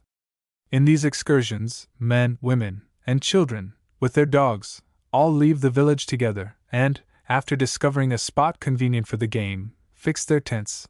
All the family bear their part in the labor, and the game is equally divided among the families of the tribe. When a single hunter returns from the chase with more than is necessary for his own immediate consumption, the neighbors are entitled by custom to a share of it. They do not, however, ask for it, but send a squaw, who, without saying anything, sits down by the door of the lodge till the master understands the hint, and gives her gratuitously a part for her family. By the end of January 1805, the weather had so far moderated that the explorers thought they might cut their boats from the ice in the river and prepare to resume their voyage. But the ice being 3 feet thick, they made no progress and were obliged to give up the attempt. Their stock of meat was low, although they had had good success when the cold was not too severe to prevent them from hunting deer, elk, and buffalo. The Mandans, who were careless in providing food for future supplies, also suffered for want of meat, sometimes going for days without flesh food. Captain Clark and 18 men went down the river in search of game. The hunters, after being out 9 days, returned and reported that they had killed 40 deer, 3 buffalo, and 16 elk. But much of the game was lean and poor, and the wolves, who devour everything left out at night, had stolen a quantity of the flesh. 4 men, with sleds, were sent out to bring into camp the meat, which had been secured against wolves by being stored in pens. These men were attacked by Sioux, about 100 in number, who robbed them of their game and 2 of their 3 horses. Captain Lewis, with 24 men, accompanied by some of the Mandans, set out in pursuit of the marauders. They were unsuccessful, however, but, having found a part of their game untouched, they brought it back, and this, with other game killed after their chase of the Sioux, gave them 3,000 pounds of meat. They had killed 36 deer, 14 elk, and 1 wolf. By the latter part of February, the party were able to get their boats from the ice. These were dragged ashore, and the work of making them ready for their next voyage was begun. As the ice in the river began to break up, the Mandans had great sport chasing across the floating cakes of ice the buffalo who were tempted over by the appearance of green, growing grass on the other side. The Indians were very expert in their pursuit of the animals, which finally slipped from their insecure footing on the drifting ice, and were killed. At this point, April 7, 1805, the escorting party, the voyagers, and 1 interpreter, returned down the river in their barge. This party consisted of 13 persons, all told, and to them were entrusted several packages of specimens for President Jefferson, with letters and official reports. The presents from Mr. Jefferson, according to the journal, consisted of a stuffed male and female antelope, with their skeletons, a weasel, 3 squirrels from the Rocky Mountains, the skeleton of a prairie wolf, those of a white and gray hare, a male and female blaireau badger or burrowing dog of the prairie, with the skeleton of the female, 2 burrowing squirrels, a white weasel, and the skin of the lucivia, or lynx, the horns of a mountain ram, or bighorn, a pair of large elk horns, the horns and tail of a black-tailed deer, and a variety of skins, such as those of the red fox, white hare, marten, yellow bear, obtained from the Sioux, also a number of articles of Indian dress, among which was a buffalo robe representing a battle fought about 8 years since between the Sioux and Ricaras against the Mandans and Minnetarees, in which the combatants are represented on horseback. Such sketches, rude and imperfect as they are, delineate the predominant character of the savage nations. If they are peaceable and inoffensive, the drawings usually consist of local scenery and their favorite diversions. If the band are rude and ferocious, we observe tomahawks, scalping knives, bows and arrows, and all the engines of destruction. A Mandan bow, and quiver of arrows, also some Ricara tobacco seed, and an ear of Mandan corn. To these were added a box of plants, another of insects, and 3 cases containing a burrowing squirrel, a prairie hen, and 4 magpies, all alive. The articles reached Mr. Jefferson safely and were long on view at his Virginia residence, Monticello. They were subsequently dispersed, and some found their way to Peale's Museum, Philadelphia. Dr. Cones, the zealous editor of the latest and fullest edition of Lewis and Clark's narrative, says that some of the specimens of natural history were probably extant in 1893. Chapter 7. From Fort Mandan to the Yellowstone. Up to this time, the expedition had passed through regions from which vague reports had been brought by the few white men who, as hunters and trappers in pursuit of fur-bearing game, had dared to venture into these trackless wildernesses. Now they were to launch out into the mysterious unknown, from which absolutely no tidings had ever been brought by white men. The dim reports of Indians who had hunted through some parts of the region were unreliable, and, as they afterwards proved, were often as absurdly false as if they had been fairy tales. Here, too, they parted from some of their comrades who were to return to the United States, as the explorers fondly termed their native country, although the strange lands through which they were voyaging were now a part of the American Republic. The dispatches sent to Washington by these men contained the first official report from Lewis and Clark since their departure from St. Louis, May 16, 1803, and they were the last word from the explorers until their return in September, 1806. During all that long interval, the adventurers were not heard of in the States. No wonder that croakers declared that the little party had been cut off to perish miserably in the pathless woods that cover the heart of the continent. But they set out on the long journey with light hearts. In his journal, whose spelling and punctuation are not always models for the faithful imitation of schoolboys, Captain Lewis set down this observation. Our vessels consisted of 6 small canoes and 2 large pirogues. This little fleet, although not quite so respectable as those of Columbus or Captain Cook, were still viewed by us with as much pleasure as those deservedly famed adventurers ever beheld theirs, and I dare say with quite as much anxiety for their safety and preservation. We were now about to penetrate a country at least 2,000 miles in width, on which the foot of civilized man had never trodden. The good or evil it had in store for us was for experiment yet to determine, and these little vessels contained every article by which we were to expect to subsist or defend ourselves. However, as the state of mind in which we are generally gives the coloring to events, when the imagination is suffered to wander into futurity, the picture which now presented itself to me was a most pleasing one. Entertaining as I do the most confident hope of succeeding in a voyage which had formed a darling project of mine for the last 10 years, I could but esteem this moment of our departure as among the most happy of my life. The barge sent down the river to St. Louis was in command of Corporal Worthington, and with him were 6 private soldiers, 2 French voyagers, Joseph Gravelines, pilot and interpreter, and brave Raven, a Ricara, or Arikara, chief who was to be escorted to Washington to visit the President. The party was also entrusted with sundry gifts for the President, among them being natural history specimens, living and dead, and a number of Indian articles which would be objects of curiosity in Washington. The long voyage of the main party began on the 8th of April 1805, early passing the mouth of the Big Knife River, one of the 5 considerable streams that fall into the Missouri from the westward in this region. The other streams are the Owl, the Grand, the Cannonball, and the Heart. The large town of Stanton, Mercer County, North Dakota, is now situated at the mouth of the Big Knife. The passage of the party up the river was slow, owing to unfavorable winds, and they observed along the banks many signs of early convulsions of nature. The earth of the bluffs was streaked with layers of coal, or carbonized wood, and large quantities of lava and pumice stone were strewn around, showing traces of ancient volcanic action.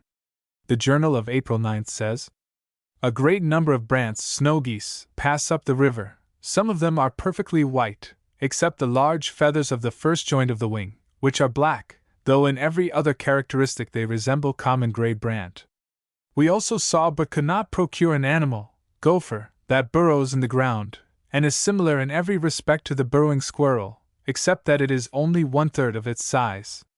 This may be the animal whose works we have often seen in the plains and prairies. They resembled the labors of the salamander in the sand hills of South Carolina and Georgia, and like him the animals rarely come above ground. They consist of a little hillock of 10 or 12 pounds of loose ground, which would seem to have been reversed from a pot, though no aperture is seen through which it could have been thrown. On removing gently the earth, you discover that the soil has been broken in a circle of about 1.5 inches diameter, where the ground is looser, though still no opening is perceptible. When we stopped for dinner, the squaw Sacagawea went out, and after penetrating with a sharp stick the holes of the mice, gophers, near some driftwood, brought to us a quantity of wild artichokes, which the mice collect and hoard in large numbers. The root is white, of an ovate form, from 1 to 3 inches long, and generally of the size of a man's finger, and 2, 4, and sometimes 6 roots are attached to a single stalk. Its flavor as well as the stalk which issues from it resemble those of the Jerusalem artichoke, except that the latter is much larger. The weather rapidly grew so warm, although this was early in April, that the men worked half naked during the day, and they were very much annoyed by clouds of mosquitoes. They found that the hillsides and even the banks of the rivers and sandbars were covered with a white substance, which appears in considerable quantities on the surface of the earth, and tastes like a mixture of common salt with Glauber's salts. Many of the streams, the journal adds, are so strongly impregnated with this substance that the water has an unpleasant taste and a purgative effect. This is nothing more than the so-called alkali which has since become known all over the farthest west. It abounds in the regions west of Salt Lake Valley, whitening vast areas like snow and poisoning the waters so that the traveler often sees the margins of the brown pools lined with skeletons and bodies of small animals whose thirst had led them to drink the deadly fluid. Men and animals stiffer from smaller doses of this stuff, which is largely a sulfate of soda, and even in small quantities is harmful to the system. Here, on the 12th of April, they were able to determine the exact course of the Little Missouri, a stream about which almost nothing was then known. Near here, too, they found the source of the Mouse River, only a few miles from the Missouri. The river, bending to the north and then making many eccentric curves, finally empties into Lake Winnipeg, and so passes into the great chain of northern lakes in British America. At this point the explorers saw great flocks of the wild Canada goose. The journal says, "These geese, we observe, do not build their nests on the ground or in the sandbars, but in the tops of the lofty cottonwood trees. We saw some elk and buffalo today, but at too great a distance to obtain any of them, though a number of the carcasses of the latter animal are strewed along the shore, having fallen through the ice and been swept along when the river broke up. More bald eagles are seen on this part of the Missouri than we have previously met with. The small sparrowhawk, common in most parts of the United States, is also found here. Great quantities of geese are feeding on the prairies, and one flock of white brant, or geese with black-tipped wings, and some gray brant with them, pass up the river. From their flight they seem to proceed much further to the northwest.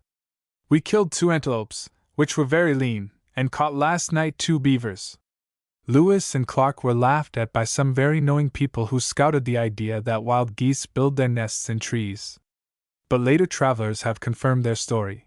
The wise geese avoid foxes and other of their 4-footed enemies by fixing their homes in the tall cottonwoods. In other words, they roost high. The Assiniboines from the north had lately been on their spring hunting expeditions through this region, just above the Little Missouri, and game was scarce and shy. The journal, under the date of April 14th, says, "One of the hunters shot at an otter last evening, a buffalo was killed, and an elk, both so poor as to be almost unfit for use. 2 white, grizzly bears were also seen, and a muskrat swimming across the river. The river continues wide and of about the same rapidity as the ordinary current of the Ohio. The low grounds are wide, the moister parts containing timber. The upland is extremely broken, without wood, and in some places seems as if it had slipped down in masses of several acres in surface. The mineral appearance of salts, coal, and sulfur, with the burned hill and pumice stone, continue, and a bituminous water about the color of strong lye, with the taste of Glauber's salts and a slight tincture of alum. Many geese were feeding in the prairies, and a number of magpies, which build their nests much like those of the blackbird, in trees, and composed of small sticks, leaves, and grass, open at the top. The egg is of a bluish-brown color, freckled with reddish-brown spots. We also killed a large hooting owl resembling that of the United States except that it was more booted and clad with feathers. On the hills are many aromatic herbs, resembling in taste, smell, and appearance the sage, hyssop, wormwood, southernwood, juniper, and dwarf cedar, a plant also about 2 or 3 feet high, similar to the camphor in smell and taste, and another plant of the same size, with a long, narrow, smooth, soft leaf, of an agreeable smell and flavor, which is a favorite food of the antelope, whose necks are often perfumed by rubbing against it. What the journalist intended to say here was that at least one of the aromatic herbs resembled sage, hyssop, wormwood, and southernwood, and that there were junipers and dwarf cedars. The pungent-smelling herb was the wild sage, now celebrated in stories of adventure as the sagebrush. It grows abundantly in the alkali country, and is browsed upon by a species of grouse known as the sage-hen.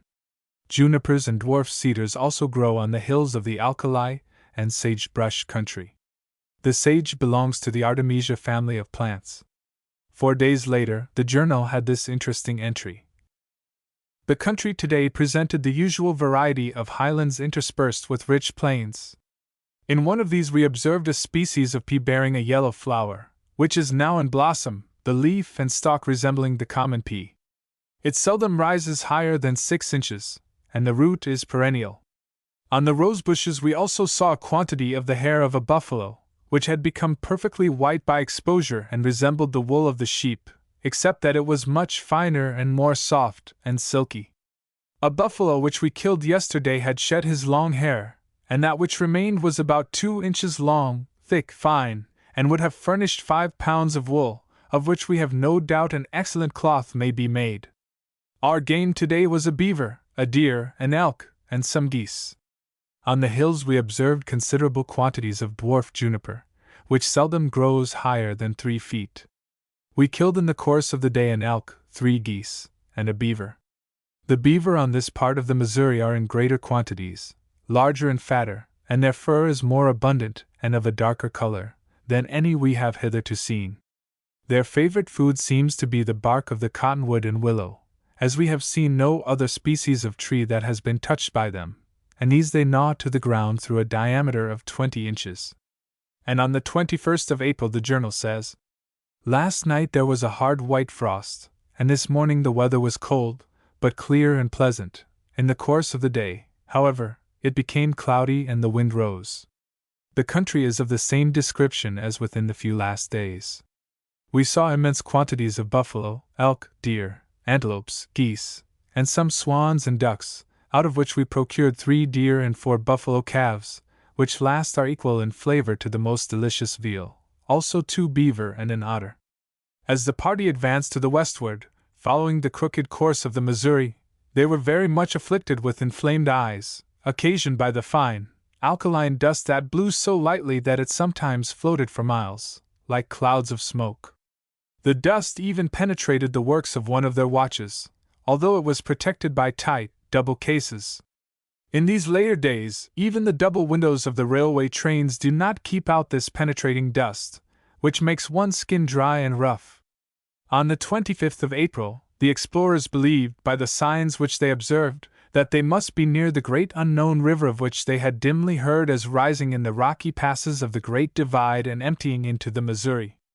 Captain Lewis accordingly left the party, with 4 men, and struck off across the country in search of the stream. Under the next day's date the journal reports the return of Captain Lewis and says, On leaving us yesterday, he pursued his route along the foot of the hills, which he descended to the distance of 8 miles. From these the wide plains watered by the Missouri and the Yellowstone spread themselves before the eye, occasionally varied with the wood of the banks, enlivened by the irregular windings of the two rivers, and animated by vast herds of buffalo, deer, elk, and antelope. The confluence of the two rivers was concealed by the wood, but the Yellowstone itself was only 2 miles distant, to the south. He therefore descended the hills and camped on the bank of the river, having killed, as he crossed the plain, 4 buffaloes. The deer alone are shy and retire to the woods, but the elk, antelope, and buffaloes suffered him to approach them without alarm, and often followed him quietly for some distance. The famous watercourse, first described by Lewis and Clark, was named by them the Yellowstone River. Earlier than this, however, the French voyagers had called the upper Missouri the Rivière Jaune, or Yellow River, but it is certain that the stream, which rises in the Yellowstone National Park, was discovered and named by Lewis and Clark.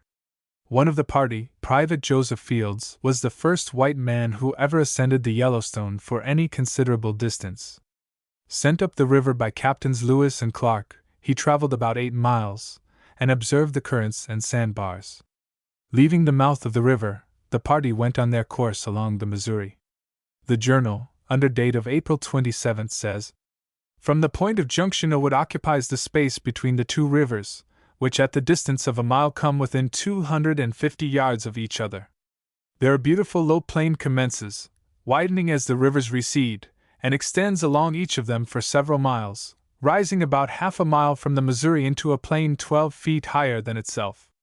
The low plain is a few inches above high water mark, and where it joins the higher plain there is a channel of 60 or 70 yards in width, through which a part of the Missouri, when at its greatest height, passes into the Yellowstone. The northwest wind rose so high at 11 o'clock that we were obliged to stop till about 4 in the afternoon, when we proceeded till dusk. On the south a beautiful plain separates the two rivers, till at about 6 miles there is a piece of low timbered ground, and a little above it bluffs, where the country rises gradually from the river. The situations on the north are more high and open. We encamped on that side, the wind, the sand which it raised, and the rapidity of the current having prevented our advancing more than 8 miles. During the latter part of the day the river became wider, and crowded with sandbars. The game was in such plenty that we killed only what was necessary for our subsistence. For several days past we have seen great numbers of buffalo lying dead along the shore, some of them partly devoured by the wolves. They have either sunk through the ice during the winter, or been drowned in attempting to cross, or else, after crossing to some high bluff, have found themselves too much exhausted either to ascend or swim back again, and perished for want of food. In this situation we found several small parties of them. There are geese, too, in abundance, and more bald eagles than we have hitherto observed, the nests of these last being always accompanied by those of 2 or 3 magpies, who are their inseparable attendants. Chapter 8. In the haunts of grizzlies and buffalo. Game, which had been somewhat scarce after leaving the Yellowstone, became more plentiful as they passed on to the westward, still following the winding course of the Missouri. Much of the time, baffling winds and the crookedness of the stream made sailing impossible, and the boats were towed by men walking along the banks. Even this was sometimes difficult, on account of the rocky ledges that beset the shores, and sharp stones that lay in the path of the towing parties. On the 28th of April, however, having a favorable wind, the party made 28 miles with their sails, which was reckoned a good day's journey. On that day the journal records that game had again become very abundant, deer of various kinds, elk, buffalo, antelope, bear, beaver, and geese being numerous. The beaver, it was found, had wrought much damage by gnawing down trees. Some of these, not less than 3 feet in diameter, had been gnawed clean through by the beaver. On the following day the journal has this record. We proceeded early, with a moderate wind. Captain Lewis, who was on shore with one hunter, met, about 8 o'clock, 2 white grizzly bears. Of the strength and ferocity of this animal the Indians had given us dreadful accounts. They never attack him but in parties of 6 or 8 persons, and even then are often defeated with a loss of 1 or more of their party. Having no weapons but bows and arrows, and the bad guns with which the traders supply them, they are obliged to approach very near to the bear.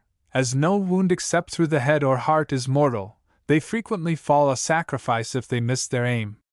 He rather attacks than avoids a man, and such is the terror which he has inspired, that the Indians who go in quest of him paint themselves and perform all the superstitious rites customary when they make war on a neighboring nation. Hitherto, those bears we had seen did not appear desirous of encountering us. But although to a skillful rifleman the danger is very much diminished, yet the white bear is still a terrible animal. On approaching these two, both Captain Lewis and the hunter fired, and each wounded a bear. One of them made his escape.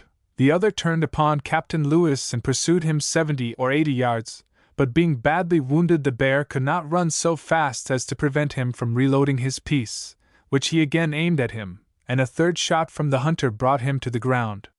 He was a male, not quite full grown, and weighed about 300 pounds. The legs are somewhat longer than those of the black bear, and the talons and tusks much larger and longer. Its color is a yellowish brown.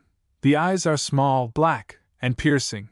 The front of the forelegs near the feet is usually black, and the fur is finer, thicker, and deeper than that of the black bear. Add to which, it is a more furious animal, and very remarkable for the wounds which it will bear without dying. Next day, the hunter killed the largest elk which they had ever seen. It stood 5 feet 3 inches high from hoof to shoulder. Antelopes were also numerous, but lean, and not very good for food. Of the antelope, the journal says, "These fleet and quick-sighted animals are generally the victims of their curiosity. When they first see the hunters, they run with great velocity. If he lies down on the ground, and lifts up his arm, his hat, or his foot, they return with a light trot to look at the object, and sometimes go and return 2 or 3 times, till they approach within reach of the rifle. So, too, they sometimes leave their flock to go and look at the wolves, which crouch down, and if the antelope is frightened at first, repeat the same maneuver, and sometimes relieve each other, till they decoy it from the party, when they seize it. But generally, the wolves take them as they are crossing the rivers, for, although swift on foot, they are not good swimmers." Later wayfarers across the plains were wont to beguile the antelope by fastening a bright-colored handkerchief to a ramrod stuck in the ground. The patient hunter was certain to be rewarded by the antelope coming within range of his rifle, for, unless scared off by some interference, the herd, after galloping around and much zigzagging, would certainly seek to gratify their curiosity by gradually circling nearer and nearer the strange object until a deadly shot or two sent havoc into their ranks. May came on cold and windy, and on the 2nd of the month, the journal records that snow fell to the depth of an inch, contrasting strangely with the advanced vegetation. "Our game today," proceeds the journal, "were deer, elk, and buffalo. We also procured 3 beaver. They were here quite gentle, as they have not been hunted, but when the hunters are in pursuit, they never leave their huts during the day. This animal we esteem a great delicacy, particularly the tail, which, when boiled, resembles in flavor the fresh tongues and sounds of the codfish, and is generally so large as to afford a plentiful meal for 2 men. One of the hunters, in passing near an old Indian camp, found several yards of scarlet cloth suspended on the bough of a tree, as a sacrifice to the deity, by the Assinibans, the custom of making these offerings being common among that people, as, indeed, among all the Indians on the Missouri. The air was sharp this evening, the water froze on the oars as we rowed. The Assinibun custom of sacrificing to their deity, or great medicine, the article which they most value themselves, is not by any means peculiar to that tribe, nor to the Indian race. An unusual number of porcupines were seen along here, and these creatures were so free from wildness that they fed on, undisturbed, while the explorers walked around and among them. The captains named a bold and beautiful stream, which here entered the Missouri from the north, Porcupine River, but modern geography calls the watercourse Poplar River. At the mouth of the river, in Montana, is now the Poplar River Indian Agency and military post.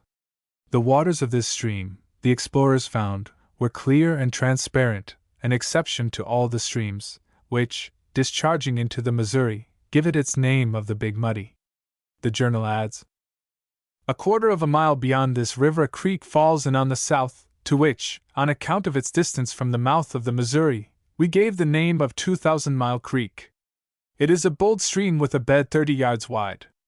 At 3½ miles above Porcupine River, we reached some high timber on the north, and camped just above an old channel of the river, which is now dry. We saw vast quantities of buffalo, elk, deer, principally of the long-tailed kind, antelope, beaver, geese, ducks, brant, and some swan. The porcupines too are numerous, and so careless and clumsy that we can approach very near without disturbing them, as they are feeding on the young willows. Toward evening we also found for the first time the nest of a goose among some driftwood, all that we had hitherto seen being on the top of a broken tree on the forks, invariably from 15 to 20 or more feet in height. Next day, May 4th, says the journal, we passed some old Indian hunting camps, one of which consisted of 2 large lodges, fortified with a circular fence 20 or 30 feet in diameter, made of timber laid horizontally, the beams overlying each other to the height of 5 feet, and covered with the trunks and limbs of trees that have drifted down the river. The lodges themselves are formed by 3 or more strong sticks about the size of a man's leg or arm and 12 feet long, which are attached at the top by a withe of small willows, and spread out so as to form at the base a circle of 10 to 14 feet in diameter. Against these are placed pieces of driftwood and fallen timber, usually in 3 ranges, one on the other. The interstices are covered with leaves, bark, and straw, so as to form a conical figure about 10 feet high, with a small aperture in one side for the door. It is, however, at best a very imperfect shelter against the inclemencies of the seasons. Wolves were very abundant along the route of the explorers, the most numerous species being the common kind, now known as the coyote, pronounced kyote, and named by science the Canis latrans. These animals are cowardly and sly creatures, of an intermediate size between the fox and dog, very delicately formed, fleet, and active. The ears are large, erect, and pointed. The head is long and pointed, like that of the fox, the tail long and bushy. The hair and fur are of a pale reddish-brown color, though much coarser than that of the fox. The eye is of a deep sea-green color, small and piercing. The talons are rather longer than those of the wolf of the Atlantic states, which animal, as far as we can perceive, is not to be found on this side of the Platte. These wolves usually associate in bands of 10 or 12, and are rarely, if ever, seen alone, not being able, singly, to attack a deer or antelope. They live and rear their young in burrows, which they fix near some pass or spot much frequented by game, and sally out in a body against any animal which they think they can overpower, but on the slightest alarm retreat to their burrows, making a noise exactly like that of a small dog. A second species is lower, shorter in the legs, and thicker than the Atlantic wolf. The color, which is not affected by the seasons, is of every variety of shade, from a gray or blackish-brown to a cream-colored white. They do not burrow, nor do they bark, but howl. They frequent the woods and plains, and skulk along the skirts of the buffalo herds, in order to attack the weary or wounded. Under date of May 5th, the journal has an interesting story of an encounter with a grizzly bear, which, by way of variety, is here called brown instead of white. It is noticeable that the explorers dwelt with much minuteness upon the peculiar characteristics of the grizzly. This is natural enough when we consider that they were the first white men to form an intimate acquaintance with Ursus horribilis. The account says, Captain Clark and one of the hunters met, this evening, the largest brown bear we have seen. As they fired he did not attempt to attack, but fled with a most tremendous roar, and such was his extraordinary tenacity of life that, although he had 5 balls passed through his lungs, and 5 other wounds, he swam more than half across the river to a sandbar, and survived 20 minutes. He weighed between 500 and 600 pounds at least, and measured 8 feet 7 inches and a half from the nose to the extremity of the hind feet, 5 feet 10 inches and a half round the breast, 3 feet 11 inches round the neck, 1 foot 11 inches round the middle of the foreleg, and his claws 5 on each foot, were 4 inches and 3/8 in length. This animal differs from the common black bear in having his claws much longer and more blunt, his tail shorter, his hair of a reddish or bay brown, longer, finer, and more abundant, his liver, lungs, and heart much larger even in proportion to his size, the heart, particularly, being equal to that of a large ox, and his maw 10 times larger. Besides fish and flesh, he feeds on roots and every kind of wild fruit. On May 8 the party discovered the largest and most important of the northern tributaries of the upper Missouri. The journal thus describes the stream. Its width at the entrance is 150 yards. On going 3 miles up, Captain Lewis found it to be of the same breadth and sometimes more. It is deep, gentle, and has a large quantity of water. Its bed is principally of mud. The banks are abrupt, about 12 feet in height, and formed of a dark, rich loam and blue clay. The low grounds near it are wide and fertile, and possess a considerable proportion of cottonwood and willow. It seems to be navigable for boats and canoes. By this circumstance, joined to its course and quantity of water, which indicates that it passes through a large extent of country, we are led to presume that it may approach the Saskatchewan, and afford a communication with that river. The water has a peculiar whiteness, such as might be produced by a tablespoonful of milk in a dish of tea, and this circumstance induced us to call it Milk River. Modern geography shows that the surmise of Captain Lewis was correct. Some of the tributaries of Milk River, the Indian name of which signifies the river that scolds at all others, have their rise near St. Mary's River, which is one of the tributaries of the Saskatchewan, in British America. The explorers were surprised to find the bed of a dry river, as deep and as wide as the Missouri itself, about 15 miles above Milk River. Although it had every appearance of a watercourse, it did not discharge a drop of water. Their journal says, "It passes through a wide valley without timber. The surrounding country consists of waving low hills, interspersed with some handsome level plains. The banks are abrupt, and consist of a black or yellow clay, or of a rich sandy loam. Though they do not rise more than 6 or 8 feet above the bed, they exhibit no appearance of being overflowed. The bed is entirely composed of a light brown sand, the particles of which, like those of the Missouri, are extremely fine. Like the dry rivers we passed before, this seemed to have discharged its waters recently, but the watermark indicated that its greatest depth had not been more than 2 feet. This stream, if it deserved the name, we called Big Dry River. And Big Dry it remains on the maps unto this day. In this region the party recorded this observation. The game is now in great quantities, particularly the elk and buffalo, which last is so gentle that the men are obliged to drive them out of the way with sticks and stones. The ravages of the beaver are very apparent. In one place the timber was entirely prostrated for a space of 3 acres in front on the river and 1 in depth, and great part of it removed, though the trees were in large quantities, and some of them as thick as the body of a man. Yet so great have been the ravages of man among these gentle creatures, that elk are now very rarely found in the region, and the buffalo have almost utterly disappeared from the face of the earth. Just after the opening of the Northern Pacific Railway, in 1883, a band of 60 buffaloes were heard of, far to the southward of Bismarck, and a party was organized to hunt them. The bold hunters afterwards boasted that they killed every one of this little band of survivors of their race. The men were now, in the middle of May, greatly troubled with boils, abscesses, and inflamed eyes caused by the poison of the alkali that covered much of the ground and corrupted the water. Here is an entry in the journal of May 11th. About 5 in the afternoon one of our men, Bratton, who had been afflicted with boils and suffered to walk on shore, came running to the boats with loud cries, and every symptom of terror and distress.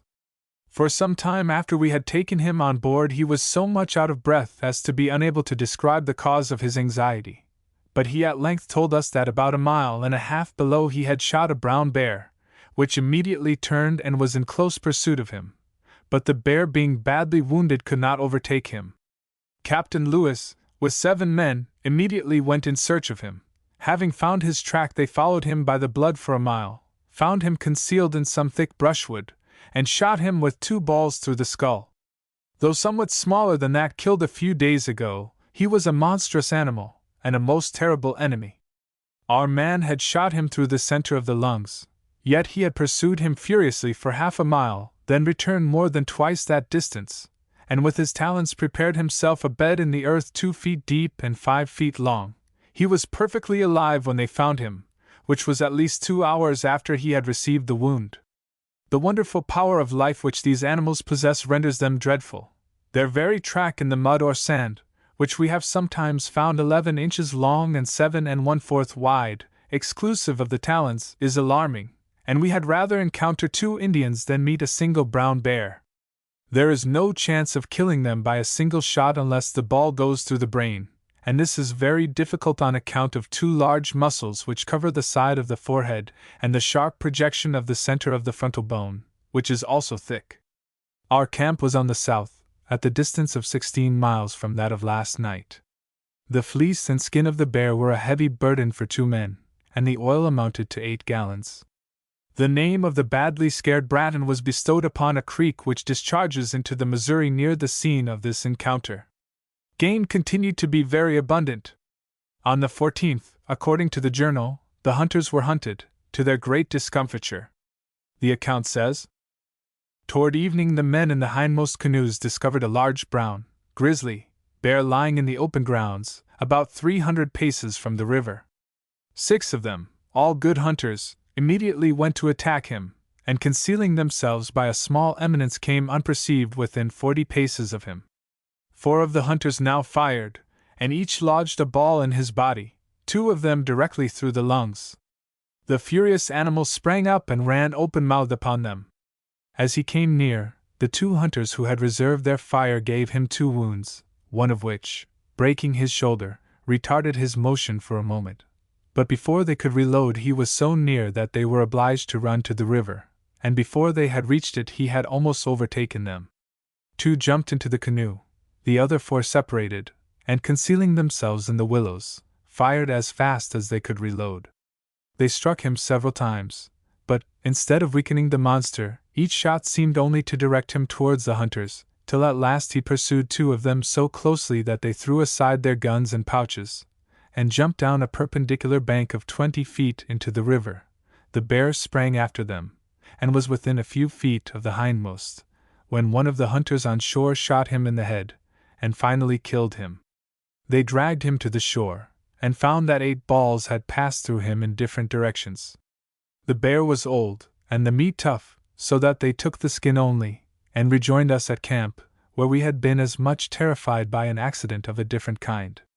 This was the narrow escape of one of our canoes, containing all our papers, instruments, medicine, and almost every article indispensable for the success of our enterprise. The canoe being under sail, a sudden squall of wind struck her obliquely and turned her considerably. The man at the helm, who was unluckily the worst steersman of the party, became alarmed, and instead of putting her before the wind, luffed her up into it. The wind was so high that it forced the brace of the square sail out of the hand of the man who was attending it, and instantly upset the canoe, which would have been turned bottom upward but for the resistance made by the awning. Such was the confusion on board, and the waves ran so high, that it was half a minute before she righted, and then nearly full of water, but by bailing her out she was kept from sinking until they rowed ashore. Besides the loss of the lives of 3 men, who, not being able to swim, would probably have perished, we should have been deprived of nearly everything necessary for our purposes, at a distance of between 2,000 and 3,000 miles from any place where we could supply the deficiency. Fortunately, there was no great loss from this accident, which was caused by the clumsiness and timidity of the steersman, Chaboneau. Captain Lewis's account of the incident records that the conduct of Chaboneau's wife, Sacagawea, was better than that of her cowardly husband. He says, "The Indian woman, to whom I ascribe equal fortitude and resolution with any person on board at the time of the accident, caught and preserved most of the light articles which were washed overboard." Chapter 9. In the Solitudes of the Upper Missouri. Under date of May 17th, the journal of the party has the following interesting entries. We set out early and proceeded on very well. The banks being firm and the shore bold, we were enabled to use the towline, which, whenever the banks will permit it, is the safest and most expeditious mode of ascending the river, except under sail with a steady breeze. At the distance of 10½ miles we came to the mouth of a small creek on the south, below which the hills approach the river, and continue near it during the day. 3 miles further is a large creek on the north, and again, 6¾ miles beyond this, is another large creek, to the south, both containing a small quantity of running water, of a brackish taste. The last we called Rattlesnake Creek, from our seeing that animal near it. Although no timber can be observed on it from the Missouri, it throws out large quantities of driftwood, among which were some pieces of coal brought down by the stream. The game is in great quantities, but the buffalo are not so numerous as they were some days ago. 2 rattlesnakes were seen today, and one of them was killed. It resembles those of the Middle Atlantic states, being about 30 inches long, of a yellowish brown on the back and sides, variegated with a row of oval dark brown spots lying transversely on the back from the neck to the tail, and 2 other rows of circular spots of the same color on the sides along the edge of the scuta. There are 176 scuta on the belly, and 17 on the tail. 2 days later, the journal records that one of the party killed a grizzly bear, which, though shot through the heart, ran at his usual pace nearly a quarter of a mile before he fell. The mouth of the Musselshell River, which was one of the notable points that marked another stage in the journey, was reached on the 20th of May. This stream empties into the Missouri 2,270 miles above its mouth, and is still known by the name given it by its discoverers.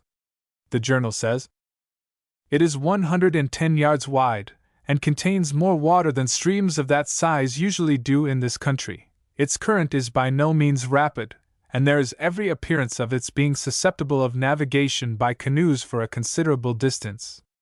Its bed is chiefly formed of coarse sand and gravel, with an occasional mixture of black mud. The banks are abrupt and nearly 12 feet high, so that they are secure from being overflowed. The water is of a greenish-yellow cast, and much more transparent than that of the Missouri, which itself, though clearer than below, still retains its whitish hue and a portion of its sediment. Opposite the point of junction the current of the Missouri is gentle, and 222 yards in width. The bed is principally of mud, the little sand remaining being wholly confined to the points, and the water is still too deep to use the setting pole. If this be, as we suppose, the Musselshell, our Indian information is that it rises in the first chain of the Rocky Mountains not far from the sources of the Yellowstone, whence in its course to this place it waters a high broken country, well timbered, particularly on its borders, and interspersed with handsome fertile plains and meadows. We have reason, however, to believe, from their giving a similar account of the timber where we now are, that the timber of which they speak is similar to that which we have seen for a few days past, which consists of nothing more than a few straggling small pines and dwarf cedars on the summits of the hills, 9/10 of the ground being totally destitute of wood, and covered with short grass, aromatic herbs, and an immense quantity of prickly pear, though the party who explored it for 8 miles represented the low grounds on the river to be well supplied with cottonwood of a tolerable size, and of an excellent soil. They also report that the country is broken and irregular, like that near our camp, and that about 5 miles up, a handsome river, about 50 yards wide, which we named after Chaboneau's wife, Sacagaya's or the Birdwoman's River, discharges into the Musselshell on the north or upper side. Later explorations have shown that the Musselshell rises in the Little Belt Mountains, considerably to the north of the sources of the Yellowstone. Modern geography has also taken from the good Sacagaya the honor of having her name bestowed on one of the branches of the Musselshell.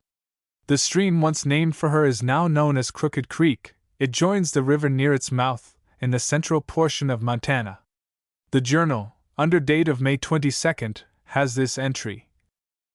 The river, the Missouri, continues about 250 yards wide, with fewer sandbars, and the current more gentle and regular. Game is no longer in such abundance since leaving the Musselshell. We have caught very few fish on this side of the Mandans, and these were the white catfish, of 2 to 5 pounds. We killed a deer and a bear. We have not seen in this quarter the black bear, common in the United States and on the lower parts of the Missouri, nor have we discerned any of their tracks. They may easily be distinguished by the shortness of the talons from the brown, grizzly, or white bear, all of which seem to be of the same species, which assumes those colors at different seasons of the year. We halted earlier than usual, and camped on the north, in a point of woods, at the distance of 16½ miles, thus past the site of Fort Holly, on the south. Notwithstanding the advance of the season, the weather in those great altitudes grew more and more cold. Under date of May 23, the journal records the fact that ice appeared along the edges of the river, and water froze upon their oars.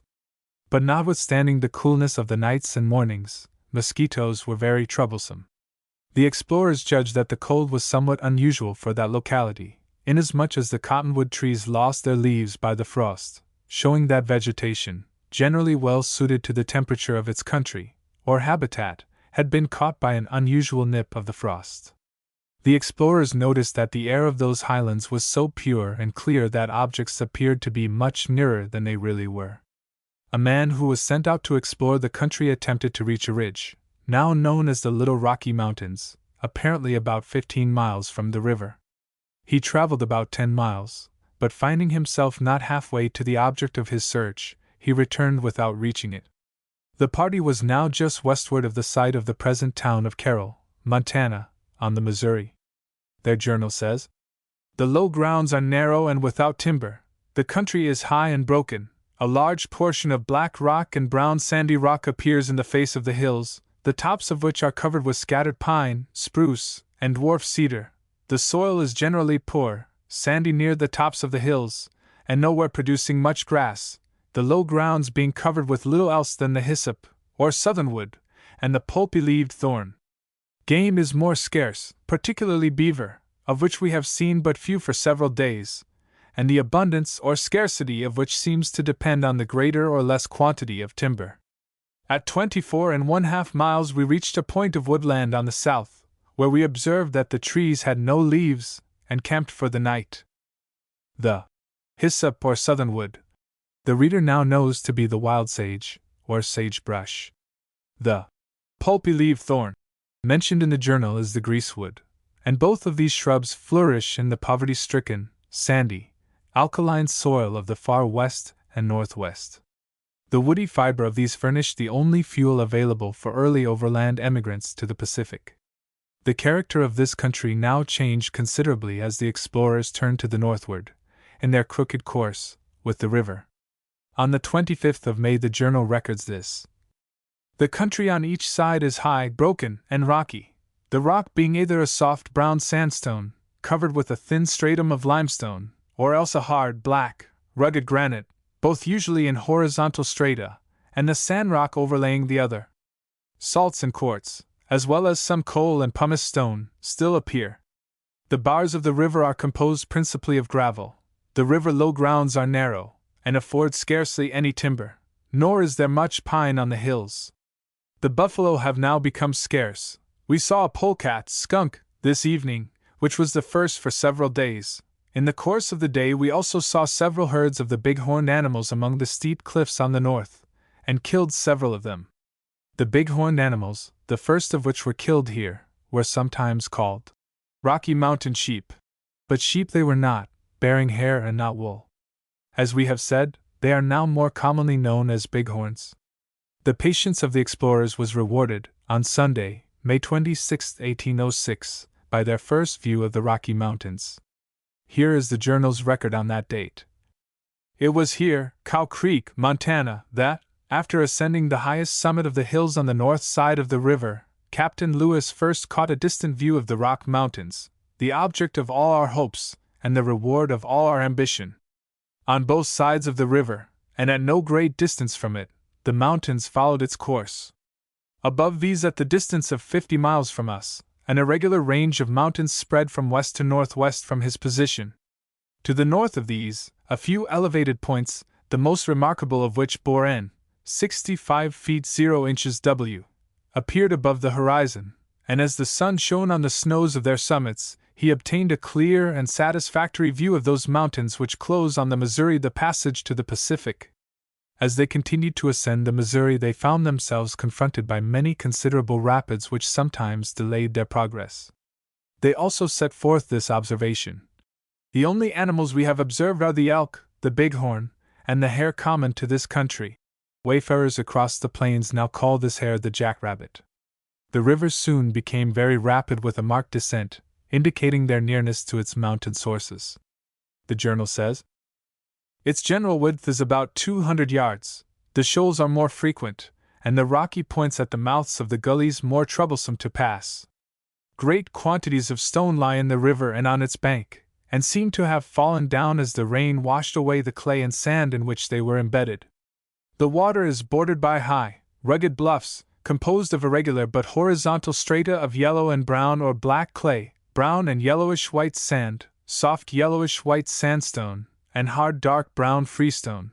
Also, large round kidney-formed irregular separate masses of a hard black ironstone, embedded in the clay and sand. Some coal or carbonated wood also makes its appearance in the cliffs, as do its usual attendants, the pumice stone and burnt earth.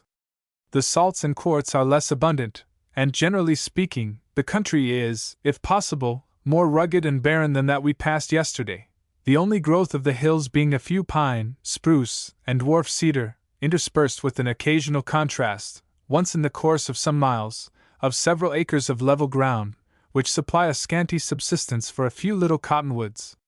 But a few days later, the party passed out of this inhospitable region, and, after passing a stream which they named Thompson's, now Birch Creek, after one of their men, they were glad to make this entry in their diary. Here the country assumed a totally different aspect.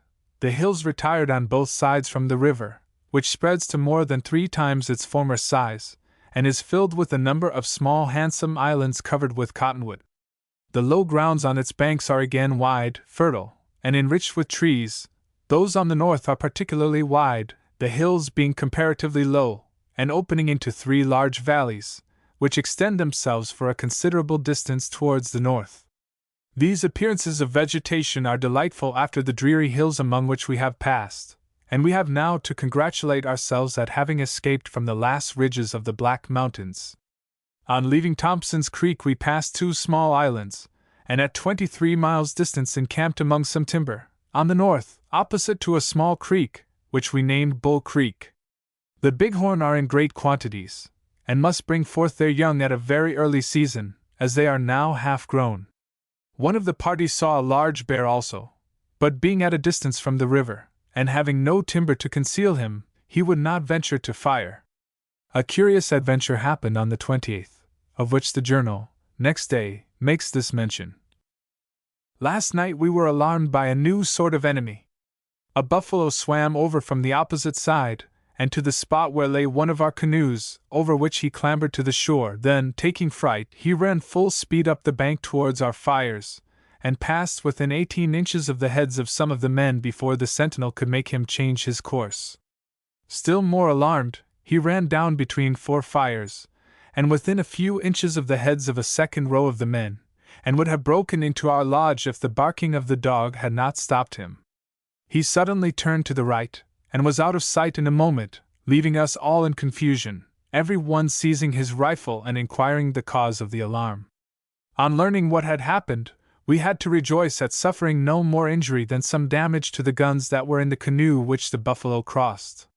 We passed an island and 2 sandbars, and at the distance of 2.5 miles came to a handsome river, which discharges itself on the south, and which we ascended to the distance of 1.5 miles. We called it Judith's River. It rises in the Rocky Mountains, in about the same place with the Musselshell, and near the Yellowstone River. Its entrance is 100 yards wide from one bank to the other, the water occupying about 75 yards, and being in greater quantity than that of the Musselshell River. There were great numbers of the argalia, or big-horned animals, in the high country through which it passes, and of beaver in its waters. Just above the entrance of it we saw the ashes of the fires of 126 lodges, which appeared to have been deserted about 12 or 15 days.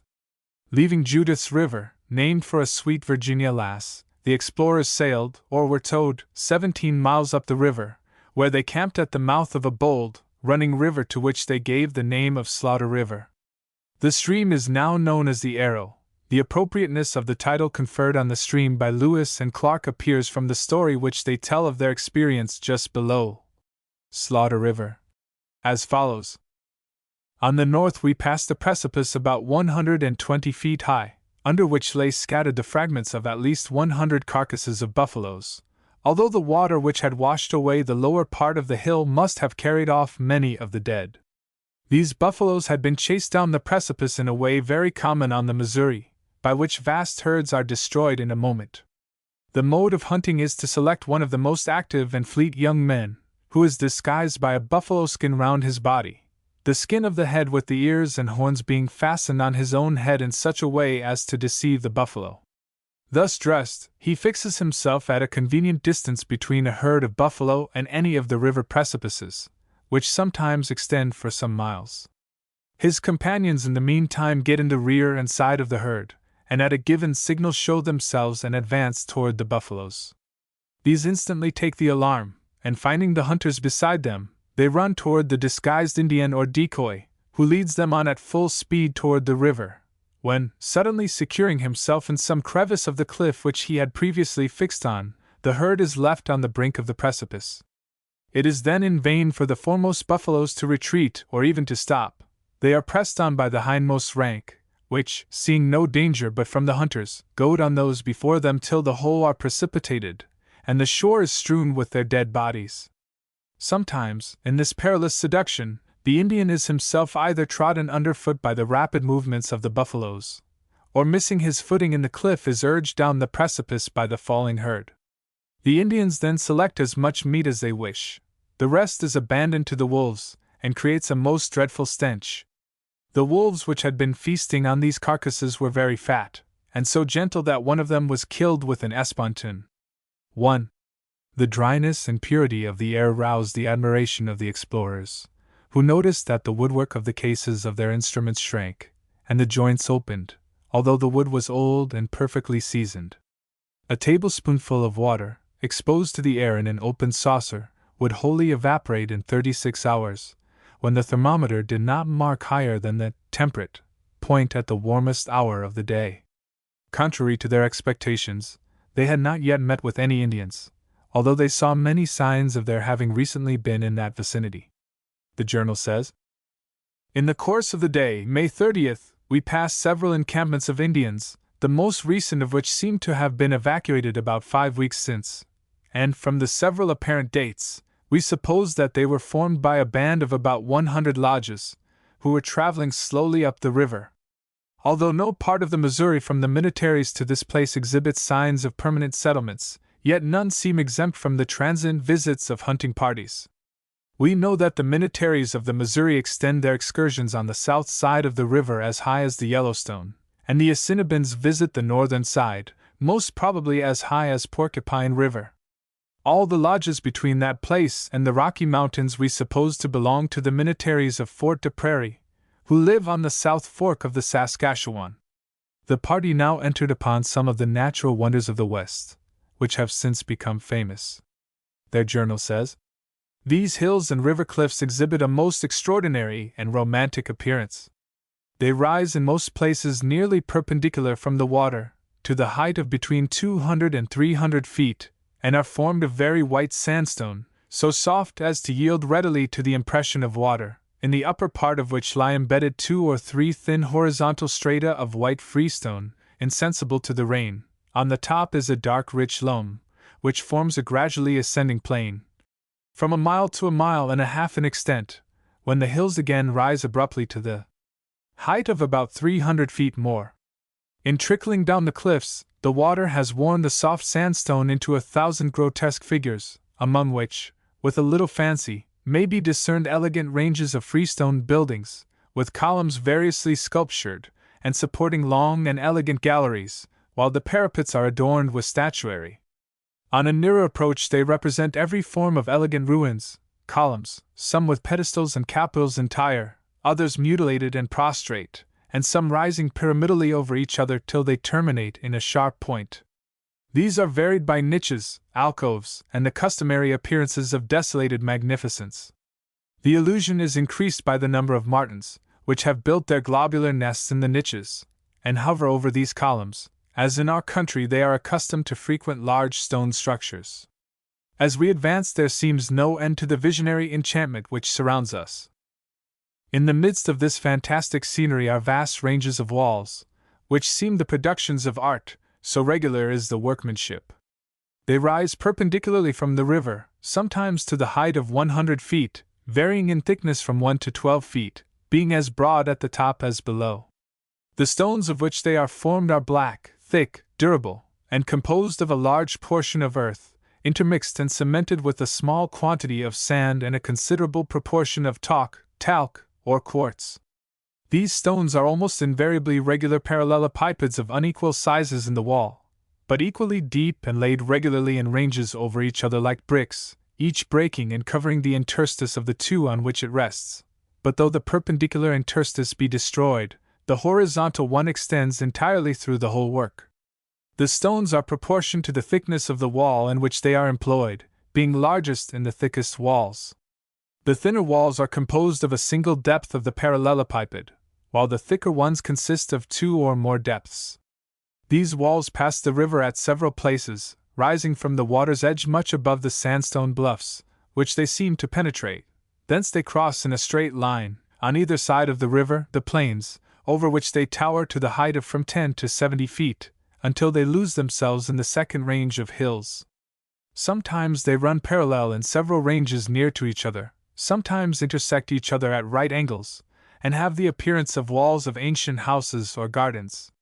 The wall-like canyon formations were charted by Lewis and Clark as the stone walls. Their fantastic outlines have been admired and described by modern tourists, and some of them have been named Cathedral Rocks, Citadel Rock, Hole in the Wall, and so on. Passing out of this wonderful region, the expedition entered upon a more level country, here and there broken by bluffy formations which extended along the river, occasionally interspersed with low hills. Their journal says, "In the plains near the river are the chokecherry, yellow and red currant bushes, as well as the wild rose and prickly pear, both of which are now in bloom. From the tops of the river hills, which are lower than usual, we enjoyed a delightful view of the rich, fertile plains on both sides, in many places extending from the river cliffs to a great distance back. In these plains we meet, occasionally, large banks of pure sand, which were driven apparently by the southwest winds and there deposited. The plains are more fertile some distance from the river than near its banks, where the surface of the earth is very generally strewed with small pebbles, which appear to be smoothed and worn by the agitation of the waters with which they were, no doubt, once covered." Under date of June 2d, the journal says, "The current of the river is strong but regular, the timber increases in quantity, the low grounds become more level and extensive, and the bluffs are lower than before. As the game is very abundant, we think it necessary to begin a collection of hides for the purpose of making a leathern boat, which we intend constructing shortly. The hunters, who were out the greater part of the day, brought in 6 elk, 2 buffalo, 2 mule deer, and a bear. This last animal had nearly cost us the lives of 2 of our hunters, who were together when he attacked them. One of them narrowly escaped being caught, and the other, after running a considerable distance, concealed himself in some thick bushes, and while the bear was in quick pursuit of his hiding place, his companion came up, and fortunately shot the animal through the head. Here the party came to the mouth of a large river which entered the Missouri from the northwest, at the site of the latter-day town of Ophir, Montana. This stream they named Maria's River, in honor of another Virginia damsel.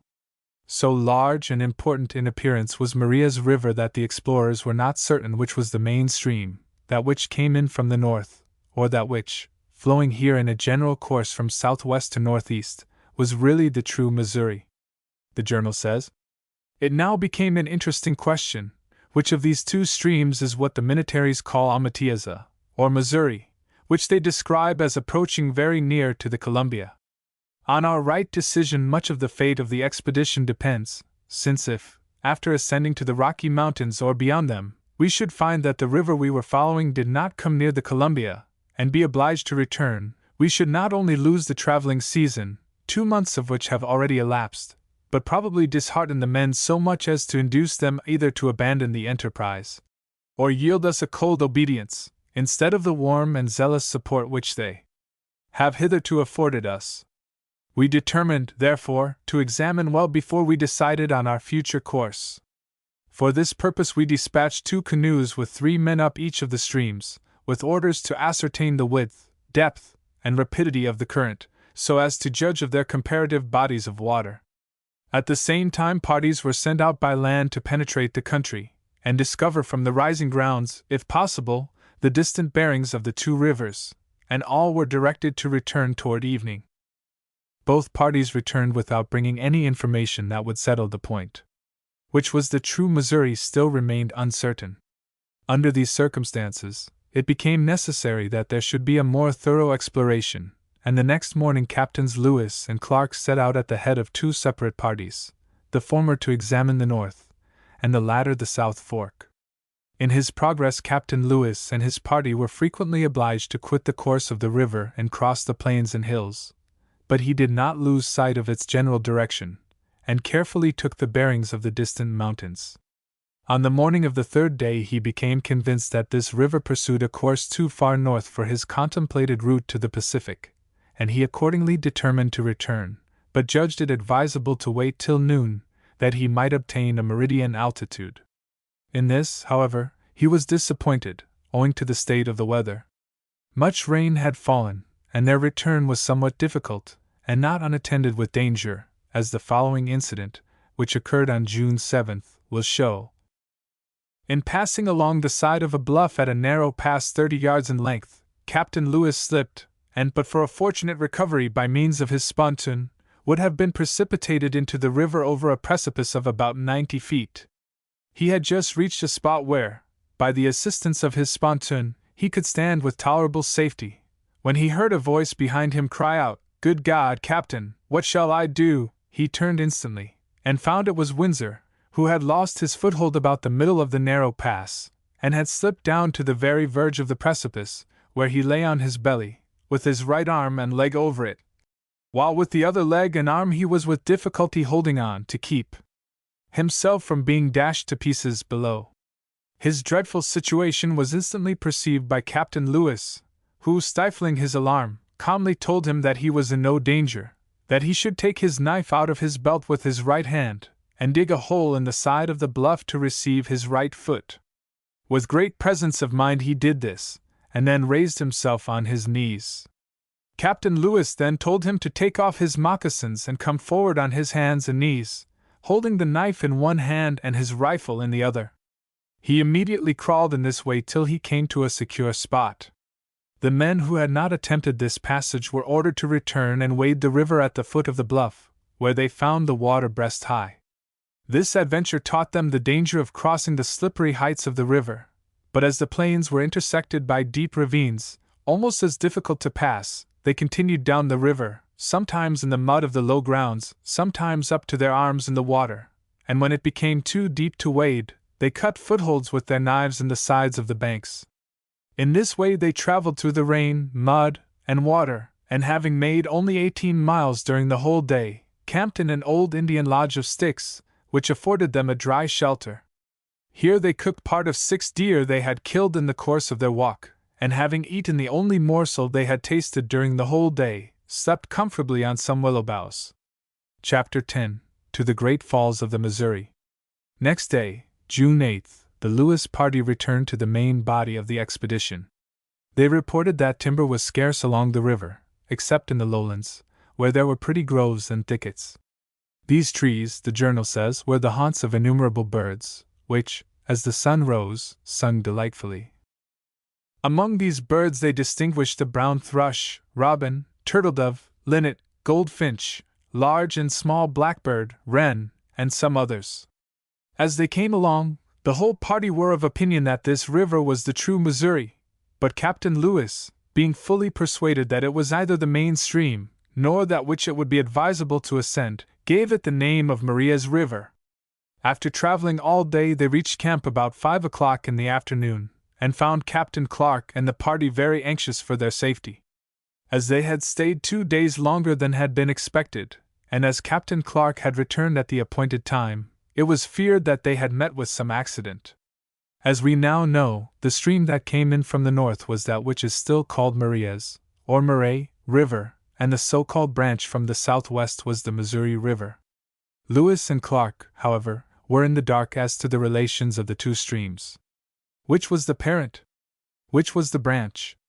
After pondering all the evidence that could be collected to bear on the important question, the two captains agreed that the southern stream was the true Missouri, and the northern stream was an important branch.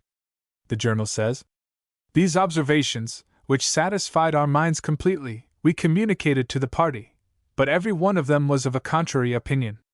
Much of their belief depended on Crozat, an experienced waterman on the Missouri, who gave it as his decided judgment that the North Fork was the genuine Missouri.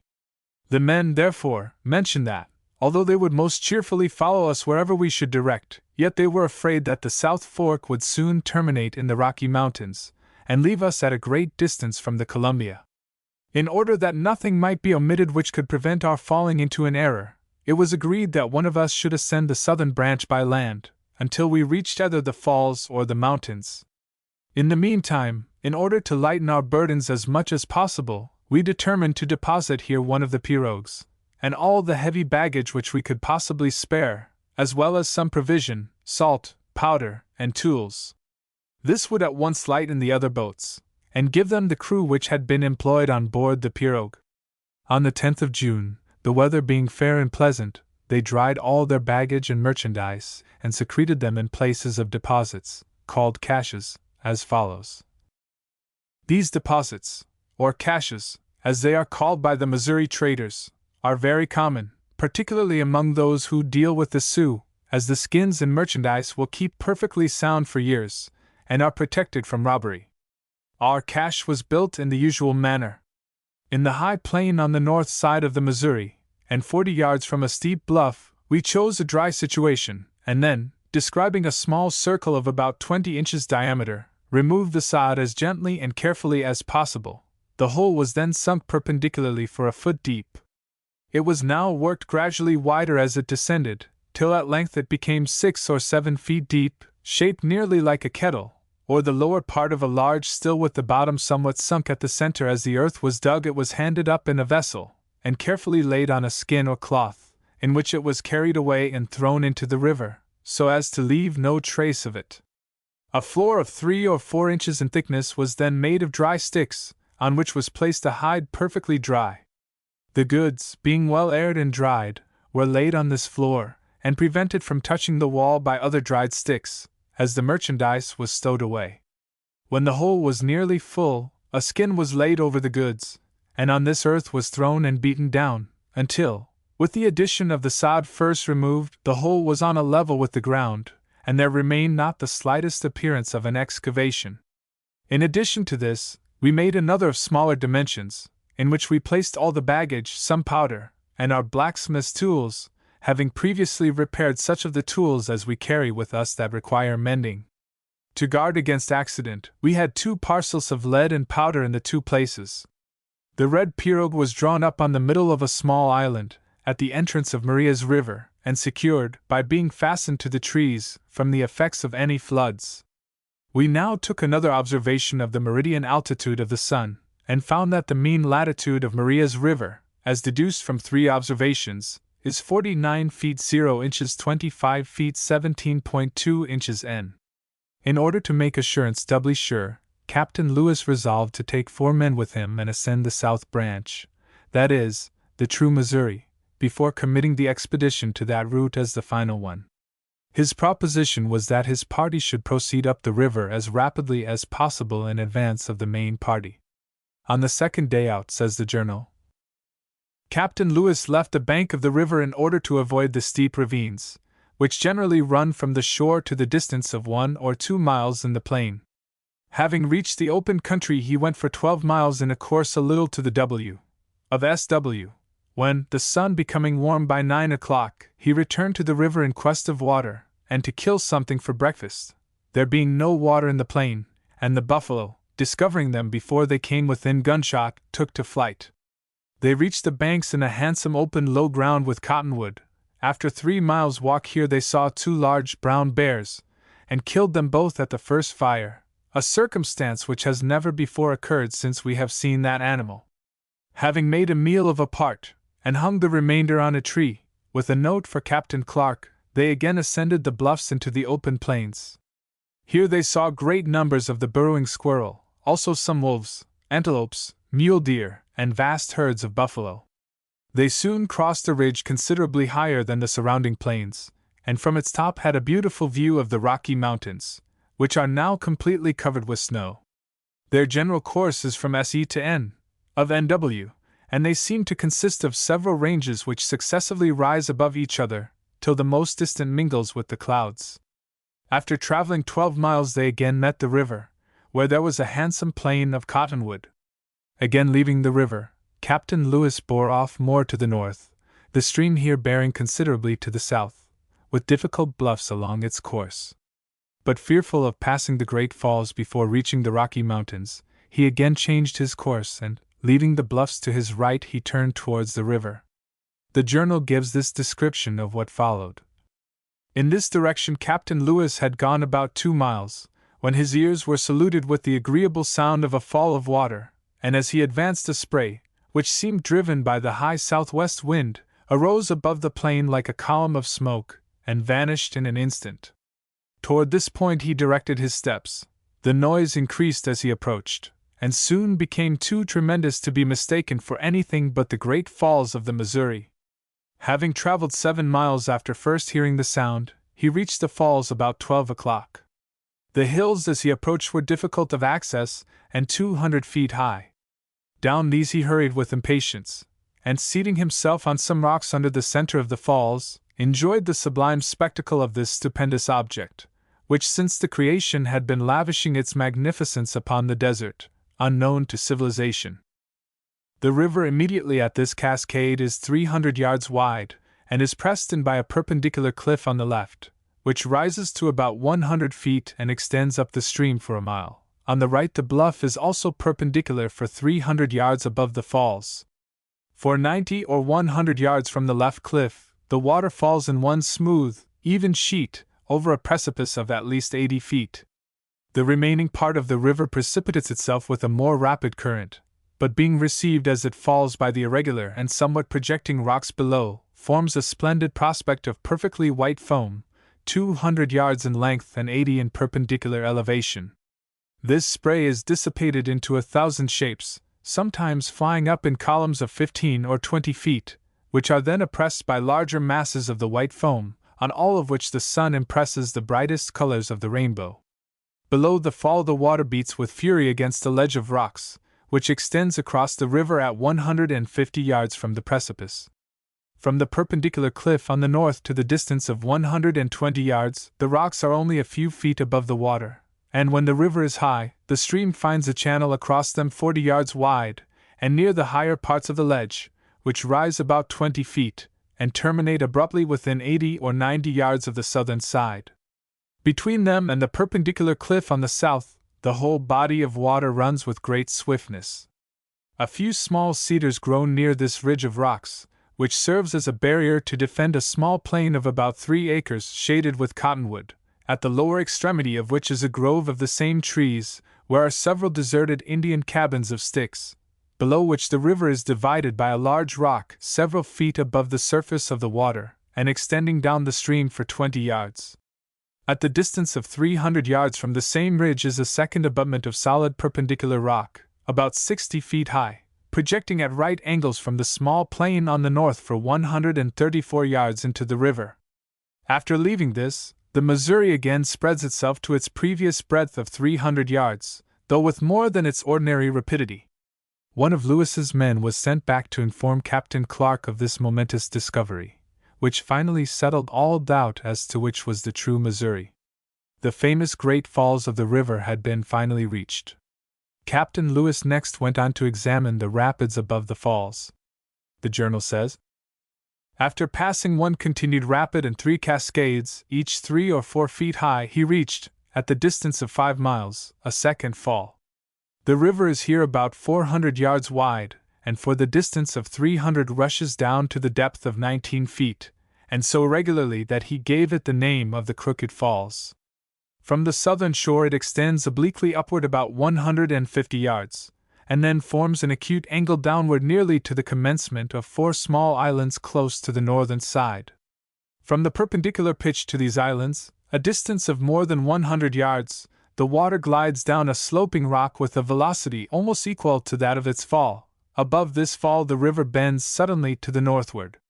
While viewing this place, Captain Lewis heard a loud roar above him, and crossing the point of a hill a few hundred yards, he saw one of the most beautiful objects in nature. The whole Missouri is suddenly stopped by one shelving rock, which, without a single niche, and with an edge as straight and regular as if formed by art, stretches itself from one side of the river to the other for at least a quarter of a mile. Over this it precipitates itself in an even, uninterrupted sheet, to the perpendicular depth of 50 feet, whence, dashing against the rocky bottom, it rushes rapidly down, leaving behind it a sheet of the purest foam across the river. The scene which it presented was indeed singularly beautiful, since, without any of the wild, irregular sublimity of the lower falls, it combined all the regular elegancies which the fancy of a painter would select to form a beautiful waterfall. The eye had scarcely been regaled with this charming prospect, when at the distance of half a mile Captain Lewis observed another of a similar kind. To this he immediately hastened, and found a cascade stretching across the whole river for a quarter of a mile, with a descent of 14 feet, though the perpendicular pitch was only 6 feet. This, too, in any other neighborhood, would have been an object of great magnificence, but after what he had just seen, it became of secondary interest. His curiosity being, however, awakened, he determined to go on, even should night overtake him, to the head of the falls. He therefore pursued the southwest course of the river, which was one constant succession of rapids and small cascades, at every one of which the bluffs grew lower, or the bed of the river became more on a level with the plains. At the distance of 2½ miles he arrived at another cataract, of 26 feet. The river is here 600 yards wide, but the descent is not immediately perpendicular, though the river falls generally with a regular and smooth sheet. For about 1/3 of the descent a rock protrudes to a small distance, receives the water in its passage, and gives it a curve. On the south side is a beautiful plain, a few feet above the level of the falls. On the north, the country is more broken, and there is a hill not far from the river. Just below the falls is a little island in the middle of the river, well covered with timber. Here on a cottonwood tree an eagle had fixed her nest, and seemed the undisputed mistress of a spot, to contest whose dominion neither man nor beast would venture across the gulfs that surround it, and which is further secured by the mist rising from the falls. This solitary bird could not escape the observation of the Indians, who made the eagle's nest a part of their description of the falls, which now proves to be correct in almost every particular, except that they did not do justice to the height. Just above this is a cascade of about 5 feet, beyond which, as far as could be discerned, the velocity of the water seemed to abate. Captain Lewis now ascended the hill which was behind him, and saw from its top a delightful plain, extending from the river to the base of the snowy, rocky, mountains to the south and southwest. Along this wide, level country the Missouri pursued its winding course, filled with water to its smooth, grassy banks, while about 4 miles above, it was joined by a large river flowing from the northwest, through a valley 3 miles in width, and distinguished by the timber which adorned its shores. The Missouri itself stretches to the south, in one unruffled stream of water, as if unconscious of the roughness it must soon encounter, and bearing on its bosom vast flocks of geese, while numerous herds of buffalo are feeding on the plains which surround it. Captain Lewis then descended the hill, and directed his course towards the river falling in from the west. He soon met a herd of at least 1,000 buffalo, and being desirous of providing for supper, shot one of them. The animal immediately began to bleed, and Captain Lewis, who had forgotten to reload his rifle, was intently watching to see him fall, when he beheld a large brown bear which was stealing on him unperceived, and was already within 20 steps. In the first moment of surprise he lifted his rifle, but, remembering instantly that it was not charged, and that he had no time to reload, he felt that there was no safety but in flight. It was in the open, level plain, not a bush nor a tree within 300 yards, the bank of the river sloping, and not more than 3 feet high, so that there was no possible mode of concealment. Captain Lewis, therefore, thought of retreating with a quick walk, as fast as the bear advanced, towards the nearest tree. But, as soon as he turned, the bear rushed open-mouthed, and at full speed, upon him. Captain Lewis ran about 80 yards, but finding that the animal gained on him fast, it flashed on his mind that, by getting into the water to such a depth that the bear would be obliged to attack him swimming, there was still some chance of his life. He therefore turned short, plunged into the river about waist deep, and facing about presented the point of his espontoon. The bear arrived at the water's edge within 20 feet of him.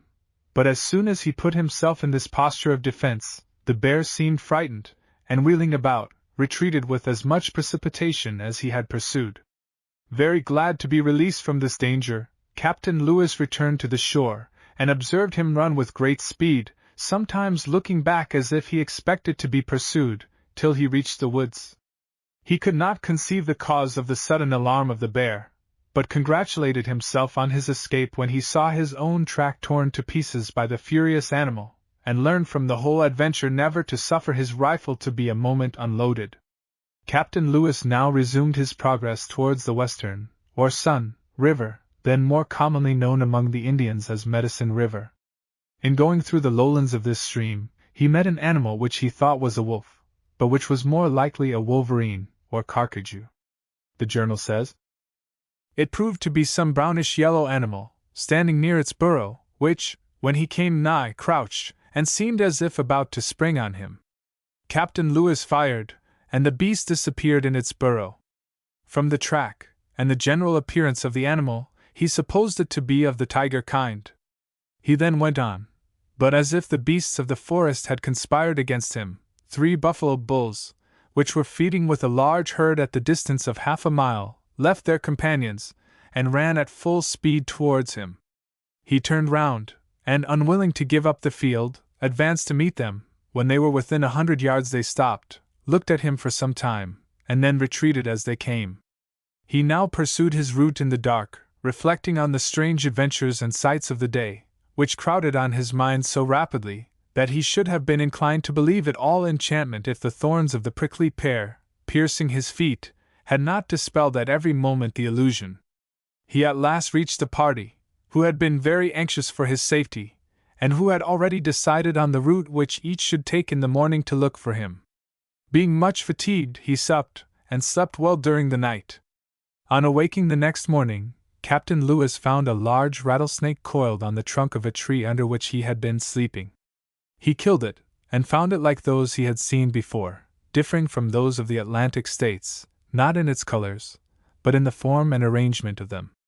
Information was received that Captain Clark had arrived 5 miles below, at a rapid which he did not think it prudent to ascend, and that he was waiting there for the party above to rejoin him. After the departure of Captain Lewis, Captain Clark had remained a day at Maria's River, to complete the deposit of such articles as they could dispense with, and started on the 12th of June. 4 days later, Captain Clark left the river, having sent his messenger to Captain Lewis, and began to search for a proper portage to convey the pirogue and canoes across to the Columbia River, leaving most of the men to hunt, make wheels and draw the canoes up a creek which they named Portage Creek, as it was to be the base of their future operations. The stream is now known as Belt Mountain Creek. But the explorers soon found that although the pirogue was to be left behind, the way was too difficult for a portage even for canoes. The journal says, we found great difficulty and some danger in even ascending the creek thus far, in consequence of the rapids and rocks of the channel of the creek, which just above where we brought the canoes has a fall of 5 feet, with high steep bluffs beyond it. We were very fortunate in finding, just below Portage Creek, a cottonwood tree about 22 inches in diameter, large enough to make the carriage wheels. It was, perhaps, the only one of the same size within 20 miles, and the cottonwood which we are obliged to employ in the other parts of the work is extremely soft and brittle. The mast of the white pirogue, which we mean to leave behind, supplied us with 2 axle trees. There are vast quantities of buffalo feeding on the plains or watering in the river, which is also strewed with the floating carcasses and limbs of these animals. They go in large herds to water about the falls, and as all the passages to the river near that place are narrow and steep, the foremost are pressed into the river by the impatience of those behind.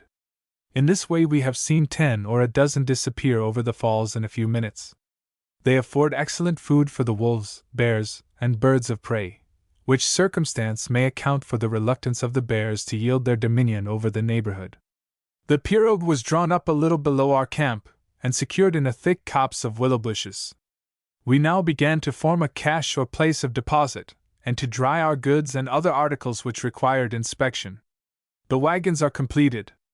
Our hunters brought us 10 deer, and we shot 2 out of a herd of buffalo that came to water at Sulphur Spring. There is a species of gooseberry, growing abundantly among the rocks on the sides of the cliffs. It is now ripe, of a pale red color, about the size of the common gooseberry, and like it is an ovate pericarp of soft pulp enveloping a number of small whitish seeds, and consisting of a yellowish, slimy, mucilaginous substance, with a sweet taste. The surface of the berry is covered glutinous, adhesive matter, and its fruit, though ripe, retains its withered corolla. The shrub itself seldom rises more than 2 feet high, is much branched, and has no thorns. The leaves resemble those of the common gooseberry, except in being smaller, and the berry is supported by separate peduncles or footstalks half an inch long. There are also immense quantities of grasshoppers, of a brown color, on the plains. They, no doubt, contribute to the lowness of the grass, which is not generally more than 3 inches high, though it is soft, narrow-leaved, and affords a fine pasture for the buffalo. Chapter 11. Of the Heart of the Continent. Captain Clark continued his observations up the long series of rapids and falls until he came to a group of 3 small islands to which he gave the name of White Bear Islands, from his having seen numerous white, or grizzly, bears on them. On the 19th of June, Captain Clark, after a careful survey of the country on both sides of the stream, decided that the best place for a portage was on the south, or lower, side of the river, the length of the portage being estimated to be about 18 miles, over which the canoes and supplies must be carried. Next day he proceeded to mark out the exact route of the portage, or carry, by driving stakes along its lines and angles. From the survey and drawing which he made, the party now had a clear and accurate view of the falls, cascades, and rapids of the Missouri, and it may be added, this draft, which is reproduced on another page of this book, is still so correct in all its measurements that when a Montana manufacturing company undertook to build a dam at Black Eagle Falls, nearly 100 years afterwards, they discovered that their surveys and those of Captain Clark were precisely alike. The total fall of the river, from the White Bear Islands, as Lewis and Clark called them, to the foot of the Great Falls, is 412 5/10 feet. The sheer drop of the Great Fall is 75 5/10 feet. The wild, trackless prairie of Lewis and Clark's time is now the site of the thriving town of Great Falls, which has a population of 10,000. Here is a lucid and connected account of the falls and rapids, discovered and described by Lewis and Clark. This river is 300 yards wide at the point where it receives the waters of Medicine, Sun River, which is 137 yards in width. The united current continues 328 pulls to a small rapid on the north side, from which it gradually widens to 1,400 yards, and at the distance of 548 pulls reaches the head of the rapids, narrowing as it approaches them. Here the hills on the north, which had withdrawn from the bank, closely border the river, which, for the space of 320 pulls, makes its way over the rocks, with a descent of 30 feet. In this course the current is contracted to 580 yards, and after throwing itself over a small pitch of 5 feet, forms a beautiful cascade of 26 feet 5 inches. This does not, however, fall immediately or perpendicularly, being stopped by a part of the rock, which projects at about 1/3 of the distance. After descending this fall, and passing the cottonwood island on which the eagle has fixed her nest, the river goes on for 532 pulls over rapids and little falls, the estimated descent of which is 13½ feet, till it is joined by a large fountain boiling up underneath the rocks near the edge of the river, into which it falls with a cascade of 8 feet. The water of this fountain is of the most perfect clearness, and of rather a bluish cast, and even after falling into the Missouri it preserves its color for half a mile. From the fountain the river descends with increased rapidity for the distance of 214 pulls, during which the estimated descent is 5 feet, and from this, for a distance of 135 pulls, it descends 14 feet 7 inches, including a perpendicular fall of 6 feet 7 inches. The Missouri has now become pressed into a space of 473 yards, and here forms a grand cataract, by falling over a plain rock the whole distance across the river, to the depth of 47 feet 8 inches. After recovering itself, it then proceeds with an estimated descent of 3 feet, till, at the distance of 102 pulls, it is precipitated down the crooked falls 19 feet perpendicular. Below this, at the mouth of a deep ravine, is a fall of 5 feet, after which, for the distance of 970 pulls, the descent is much more gradual, not being more than 10 feet, and then succeeds a handsome level plane for the space of 178 poles, with a computed descent of 3 feet, the river making a bend towards the north. Thence it descends, for 480 poles, about 18½ feet, when it makes a perpendicular fall of 2 feet, which is 90 poles beyond the Great Cataract, in approaching which, it descends 13 feet within 200 yards, and gathering strength from its confined channel, which is only 280 yards wide, rushes over the fall to the depth of 87 feet. After raging among the rocks, and losing itself in foam, it is compressed immediately into a bed of 93 yards in width. It continues for 340 poles to the entrance of a run or deep ravine, where there is a fall of 3 feet, which, added to the decline during that distance, makes the descent 6 feet. As it goes on, the descent within the next 240 poles is only 4 feet. From this, passing a run or deep ravine, the descent in 400 poles is 13 feet. Within 240 poles, another descent of 18 feet. Thence, in 160 poles, a descent of 6 feet.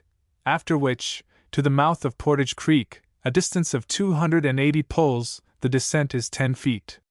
From this survey and estimate, it results that the river experiences a descent of 352 feet in the distance of 2¾ miles, from the commencement of the rapids to the mouth of Portage Creek, exclusive of the almost impassable rapids which extend for a mile below its entrance.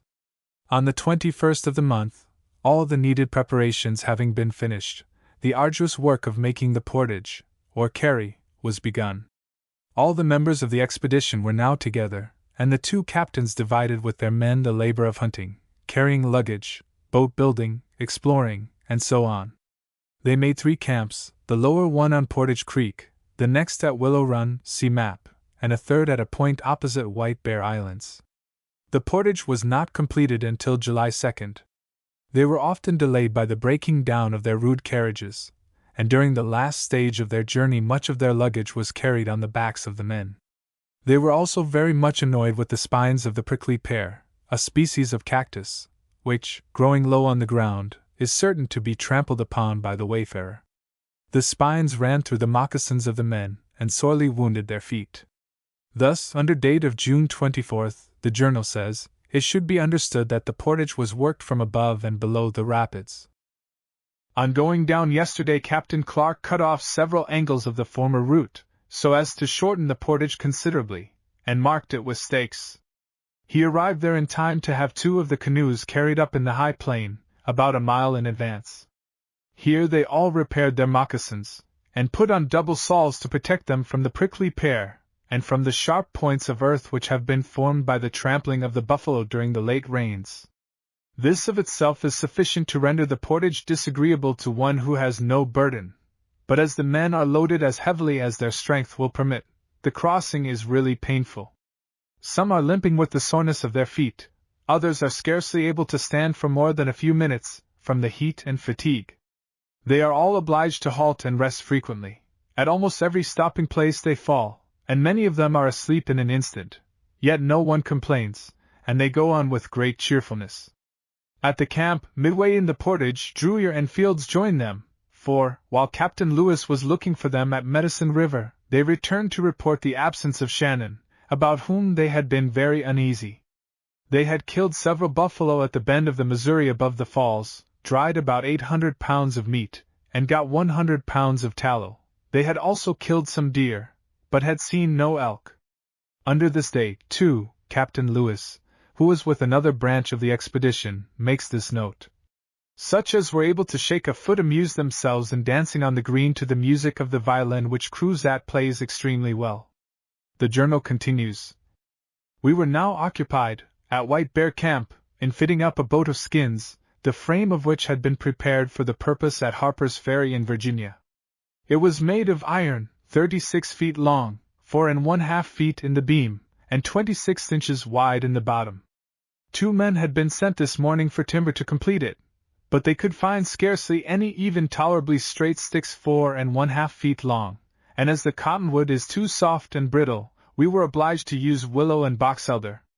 On the 27th, the main party, which was working on the upper part of the portage, joined that of Captain Clark at the lower camp, where a second cache, or place of deposit, had been formed, and where the boat's swivel was now hidden under the rocks. The journal says, the party were employed in preparing timber for the boat, except 2 who were sent to hunt. About 1 in the afternoon a cloud arose from the southwest, and brought with it violent thunder, lightning, and hail. Soon after it passed, the hunters came in, from about 4 miles above us. They had killed 9 elk and 3 bears. As they were hunting on the river they saw a low ground covered with thick brushwood, where from the tracks along shore they thought a bear had probably taken refuge. They therefore landed, without making a noise, and climbed a tree about 20 feet above the ground. Having fixed themselves securely, they raised a loud shout, and a bear instantly rushed toward them. These animals never climb, and therefore when he came to the tree and stopped to look at them, Dreyer shot him in the head. He proved to be the largest we had yet seen. His nose appeared to be like that of a common ox. His 4 feet measured 9 inches across. The hind feet were 7 inches wide and 11 3/4 long, exclusive of the talons. One of these animals came within 30 yards of the camp last night, and carried off some buffalo meat which we had placed on a pole. The party were very much annoyed here by the grizzlies which infested their camp at night. Their faithful dog always gave warning of the approach of one of these monsters, but the men were obliged to sleep with their guns by their side, ready to repel the enemy at a moment's notice. Captain Clark finally broke up the camp on Portage Creek, June 28th, having deposited in his cache whatever could be left behind without inconvenience. On the following day, the journal says, finding it impossible to reach the upper end of the portage with the present load, in consequence of the state of the road after the rain, he sent back nearly all his party to bring on the articles which had been left yesterday. Having lost some notes and remarks which he had made on first ascending the river, he determined to go up to the White Bear Islands along its banks, in order to supply the deficiency. He there left 1 man to guard the baggage, and went on to the falls, accompanied by his servant York, Chaboneau, and his wife with her young child. On his arrival there he observed a very dark cloud rising in the west, which threatened rain, and looked around for some shelter, but could find no place where the party would be secure from being blown into the river, if the wind should prove as violent as it sometimes does in the plains. At length, about 1/4 of a mile above the falls, he found a deep ravine, where there were some shelving rocks, under which he took refuge. They were on the upper side of the ravine near the river, perfectly safe from the rain, and therefore laid down their guns, compass, and other articles which they carried with them.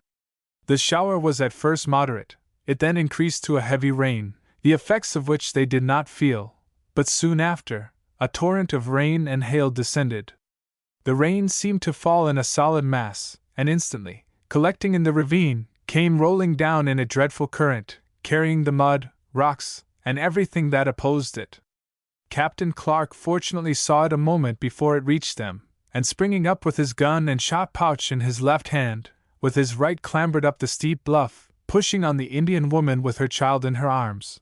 Her husband too had seized her hand and was pulling her to the hill, but he was so terrified at the danger that he remained frequently motionless, and but for Captain Clark, himself and his wife and child would have been lost. So instantaneous was the rise of the water that, before Captain Clark had reached his gun and begun to ascend the bank, the water was up to his waist, and he could scarcely get up faster than it rose, till it reached the height of 15 feet, with a furious current which, had they waited a moment longer, would have swept them into the river just above the great falls, down which they must inevitably have been precipitated. They reached the plain in safety and found York, who had separated from them just before the storm to hunt some buffalo, and was now returning to find his master. They had been obliged to escape so rapidly that Captain Clark lost his compass, that is, circumferentor, and umbrella. Chaboneau left his gun, with Captain Lewis' wiping rod, shot pouch, and tomahawk, and the Indian woman had just time to grasp her child, before the net in which it lay at her feet was carried down the current. Such a storm is known in the West as a cloudburst. Overland emigrants in the early rush to California often suffered loss from these sudden deluges. A party of men, with wagons and animals, have been known to be swept away and lost in a flood bursting in a narrow canyon in the mountains. Captain Clark now relinquished his intention of going up the river, and returned to the camp at Willow Run. Here he found that the party sent this morning for the baggage had all returned to camp in great confusion, leaving their loads in the plain.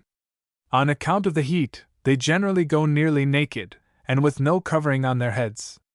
The hail was so large, and driven so furiously against them by the high wind, that it knocked several of them down. One of them, particularly, was thrown on the ground 3 times, and most of them were bleeding freely, and complained of being much bruised.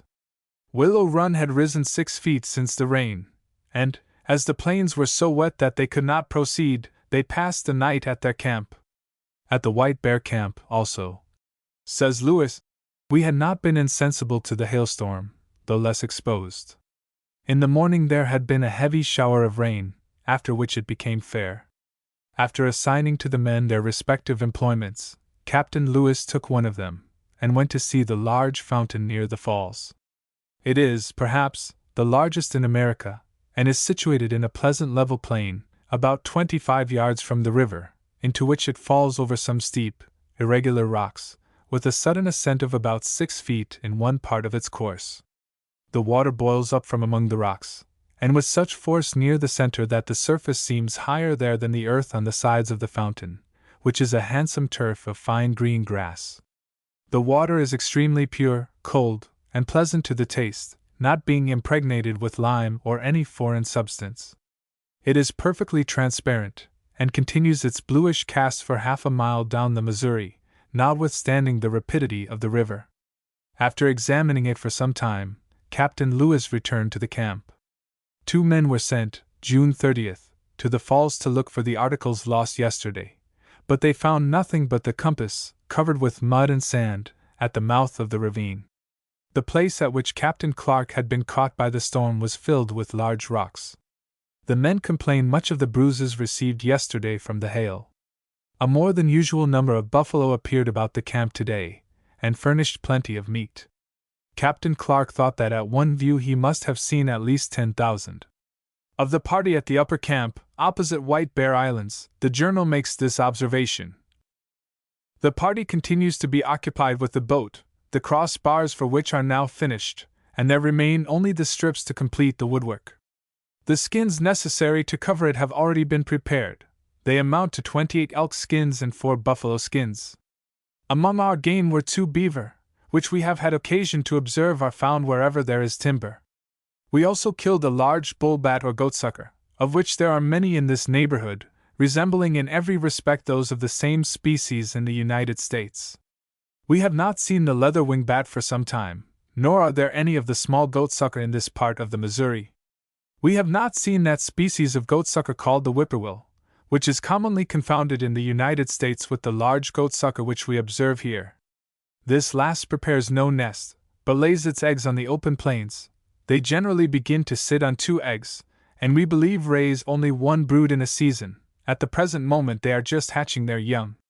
Dr. Cow says that we should bear in mind that this was written when bats were birds and whales were fishes for most persons. The journal confounds bats, which are winged mammals, with goatsuckers, or whippoorwills, which are birds. The 2nd of July was an interesting date for the explorers. On that day we find the following entry in their journal. A shower of rain fell very early this morning. We then dispatched some men for the baggage left behind yesterday, and the rest were engaged in putting the boat together.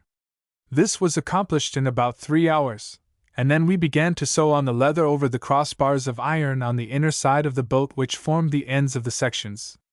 By 2 o'clock the last of the baggage arrived, to the great delight of the party, who were anxious to proceed. The mosquitoes we find very troublesome. Having completed our celestial observations, we went over to the large island to make an attack upon its inhabitants, the bears, which have annoyed us very much of late, and were prowling about our camp all last night. We found that the part of the island frequented by the bears forms an almost impenetrable thicket of the broad-leaved willow. Into this we forced our way in parties of 3, but could see only 1 bear, which instantly attacked Dreyer. Fortunately, as he was rushing on, the hunter shot him through the heart within 20 paces and he fell, which enabled Dreyer to get out of his way.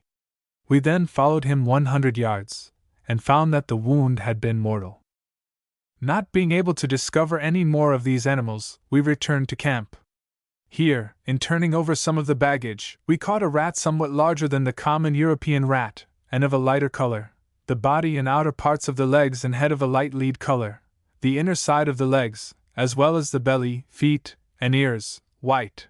The ears are not covered with hair, and are much larger than those of the common rat. The toes also are longer. The eyes are black and prominent. The whiskers very long and full. The tail is rather longer than the body, and covered with fine fur and hair of the same size with that on the back, which is very close, short, and silky in its texture. This was the first we had met, although its nests are very frequent in the cliffs of rocks and hollow trees, where we also found large quantities of the shells and seed of the prickly pear. The queer rat discovered by Lewis and Clark was then unknown to science. It is now known in the far west as the pack rat. It lives in holes and crevices of the rocks, and it subsists on the shells and seeds of the prickly pear, which is usually abundant in the hunting grounds of the little animal. The explorers were now constantly in full view of the rocky mountain, on which, however, their present title had not then been conferred. Under date of July 2nd, the journal says, "The mosquitoes are uncommonly troublesome. The wind was again high from the southwest. These winds are in fact always the coldest and most violent which we experience, and the hypothesis which we have formed on that subject is, that the air, coming in contact with the snowy mountains, immediately becomes chilled and condensed, and being thus rendered heavier than the air below, it descends into the rarefied air below, or into the vacuum formed by the constant action of the sun on the open unsheltered plains. The clouds rise suddenly near these mountains, and distribute their contents partially over the neighboring plains. The same cloud will discharge hail alone in one part, hail and rain in another, and rain only in a third, all within the space of a few miles, while at the same time there is snow falling on the mountains to the southeast of us.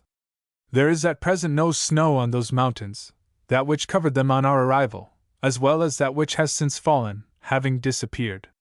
The mountains to the north and northwest of us are still entirely covered with snow. Indeed, there has been no perceptible diminution of it since we first saw them, which induces a belief either that the clouds prevailing at this season do not reach their summits, or that they deposit their snow only. They glisten with great beauty when the sun shines on them in a particular direction, and most probably from this glittering appearance have derived the name of the Shining Mountains. A mysterious noise, heard by the party, here engaged their attention, as it did years afterwards the attention of other explorers. The journal says, "Since our arrival at the falls we have repeatedly heard a strange noise coming from the mountains in a direction a little to the north of west. It is heard at different periods of the day and night, sometimes when the air is perfectly still and without a cloud, and consists of one stroke only, or of 5 or 6 discharges in quick succession. It is loud, and resembles precisely the sound of a 6-pound piece of ordnance at the distance of 3 miles. The Minnetarees frequently mentioned this noise, like thunder, which they said the mountains made, but we had paid no attention to it, believing it to have been some superstition, or perhaps a falsehood. The watermen also of the party say that the Pawnees and Reekerass give the same account of a noise heard in the Black Mountains to the westward of them. The solution of the mystery given by the philosophy of the watermen is, that it is occasioned by the bursting of the rich mines of silver confined within the bosom of the mountains. Of these strange noises there are many explanations, the most plausible being that they are caused by the explosion of the species of stone known as the geode, fragments of which are frequently found among the mountains. The geode has a hollow cell within, lined with beautiful crystals of many colors. Independence Day, 1805, was celebrated with becoming patriotism and cheerfulness by these far-wandering adventurers. Their record says, "An elk and a beaver are all that were killed today. The buffaloes seem to have withdrawn from our neighborhood, though several of the men, who went today to visit the falls for the first time, mention that they are still abundant at that place. We contrived, however, to spread not a very sumptuous but a comfortable table in honor of the day, and in the evening gave the men a drink of spirits, which was the last of our stock. Some of them appeared sensible to the effects of even so small a quantity, and as is usual among them on all festivals, the fiddle was produced and a dance begun, which lasted till 9 o'clock, when it was interrupted by a heavy shower of rain. They continued their merriment, however, till a late hour. Their bill of fare, according to Captain Lewis, was bacon, beans, suet dumplings, and buffalo meat, which, he says, gave them no just cause to covet the sumptuous feasts of our countrymen on this day. More than a year passed before they again saw and tasted spirits. Great expectations were entertained of the boat that was built here on the iron frame brought all the way from Harper's Ferry, Virginia. The frame was covered with dressed skins of buffalo and elk, the seams being coated with a composition of powdered charcoal and beeswax, in default of tar or pitch. This craft was well named the Experiment, and a disappointing experiment it proved to be. Here is Captain Lewis' account of her failure. The boat having now become sufficiently dry, we gave her a coat of the composition, which after a proper interval was repeated, and the next morning, Tuesday, July 9th, she was launched into the water, and swam perfectly well. The seats were then fixed and the oars fitted, but after we had loaded her, as well as the canoes, and were on the point of setting out, a violent wind caused the waves to wet the baggage, so that we were forced to unload the boats. The wind continued high until evening, when to our great disappointment we discovered that nearly all the composition had separated from the skins and left the seams perfectly exposed, so that the boat now leaked very much. To repair this misfortune without pitch is impossible, and as none of that article is to be procured, we therefore, however reluctantly, are obliged to abandon her, after having had so much labor in the construction. We now saw that the section of the boat covered with buffalo skins on which hair had been left answered better than the elk skins, and leaked but little, while that part which was covered with hair about 1/8 of an inch retained the composition perfectly, and remained sound and dry. From this we perceived that had we employed buffalo instead of elk skins, not singed them so closely as we did, and carefully avoided cutting the leather and sewing, the boat would have been sufficient even with the present composition, or had we singed instead of shaving the elk skins, we might have succeeded. But we discovered our error too late. The buffalo had deserted us, and the traveling season was so fast advancing that we had no time to spare for experiments. Therefore, finding that she could be no longer useful, she was sunk in the water, so as to soften the skins, and enable us the more easily to take her to pieces. It now became necessary to provide other means for transporting the baggage which we had intended to stow in her. For this purpose we shall want 2 more canoes, but for many miles, from below the mouth of the Musselshell River to this place, we have not seen a single tree fit to be used in that way. The hunters, however, who have hitherto been sent after timber, mention that there is a low ground on the opposite side of the river, about 8 miles above us by land, and more than twice that distance by water, in which we may probably find trees large enough for our purposes. Captain Clark determined, therefore, to set out by land for that place with 10 of the best workmen, who would be occupied in building the canoes till the rest of the party, after taking the boat to pieces, and making the necessary deposits, should transport the baggage, and join them with the other 6 canoes. He accordingly passed over to the opposite side of the river with his party next day, and proceeded on 8 miles by land, the distance by water being 23 3/4 miles. Here he found 2 cottonwood trees, but on cutting them down, one proved to be hollow, split at the top in falling, and both were much damaged at the bottom. He searched the neighborhood, but could find none which would suit better, and therefore was obliged to make use of those which he had felled, shortening them in order to avoid the cracks, and supplying the deficiency by making them as wide as possible. They were equally at a loss for wood of which they might make handles for their axes, the eyes of which not being round, they were obliged to split the timber in such a manner that 13 of the handles broke in the course of the day, though made of the best wood they could find for the purpose, which was the chokecherry. The rest of the party took the frame of the boat to pieces, deposited it in a cache or hole, with a draft of the country from Fort Mandan to this place, and also some other papers and small articles of less importance. High winds prevented the party from making rapid progress, and notwithstanding the winds they were greatly troubled with mosquitoes. Lest the readers should think the explorers too sensitive on the subject of these troublesome pests, it should be said that only Western travelers can realize the numbers and venom of the mosquitoes of that region. Early emigrants across the continent were so afflicted by these insects that the air at times seemed full of gray clouds of them. It was the custom of the wayfarers to build a smudge, as it was called, a low, smoldering fire of green boughs and brush, the dense smoke from which, almost as annoying as the mosquitoes, would drive off their persecutors as long as the victims sat in the smoke. The sleeping tent was usually cleared in this way before turning in, at night, every opening of the canvas being afterwards closed. Captain Lewis, on the 13th of July, followed Captain Clark up the river, crossing the stream to the north bank. With his 6 canoes and all his baggage, he overtook the other party on the same day and found them all engaged in boat building. On his way he passed a very large Indian lodge, which was probably designed as a great council house, but it differed in its construction from all that we had seen, lower down the Missouri or elsewhere. The form of it was a circle 216 feet in circumference at the base. It was composed of 16 large cottonwood poles about 50 feet long and at their thicker ends, which touched the ground, about the size of a man's body. They were distributed at equal distances, except that one was omitted to the cast, probably for the entrance. From the circumference of this circle the poles converged toward the center, where they were united and secured by large withes of willow brush. There was no covering over this fabric, in the center of which were the remains of a large fire, and around it the marks of about 80 leathern lodges. He also saw a number of turtle doves, and some pigeons, of which he shot one, differing in no respect from the wild pigeon of the United States. The buffalo have not yet quite gone, for the hunters brought in 3, in very good order.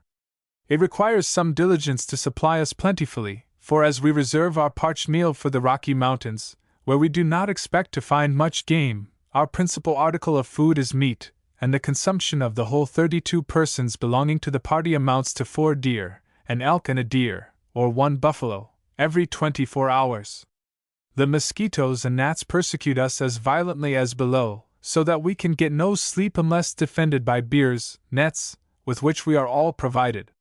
We here found several plants hitherto unknown to us, of which we preserved specimens. On the 14th of July, the boats were finally launched, and next day the journal records this important event. We rose early, embarked all our baggage on board the canoes, which, though 8 in number, are heavily loaded, and at 10 o'clock set out on our journey. At the distance of 7.5 miles we came to the lower point of a woodland, at the entrance of a beautiful river, which, in honor of the Secretary of the Navy, we called Smith's River. This stream falls into a bend on the south side of the Missouri, and is 80 yards wide. As far as we could discern its course, it wound through a charming valley towards the southeast, in which many herds of buffalo were feeding, till, at the distance of 25 miles, it entered the Rocky Mountains and was lost from our view. We find the prickly pear, one of the greatest beauties as well as greatest inconveniences of the plains, now in full bloom. The sunflower, too, a plant common on every part of the Missouri from its entrance to this place, is here very abundant, and in bloom. The lamb's quarter, wild cucumber, sandrush, and narrow dock are also common. The journal here records the fact that the great river had now become so crooked that it was expedient to note only its general course, leaving out all description of its turns and windings.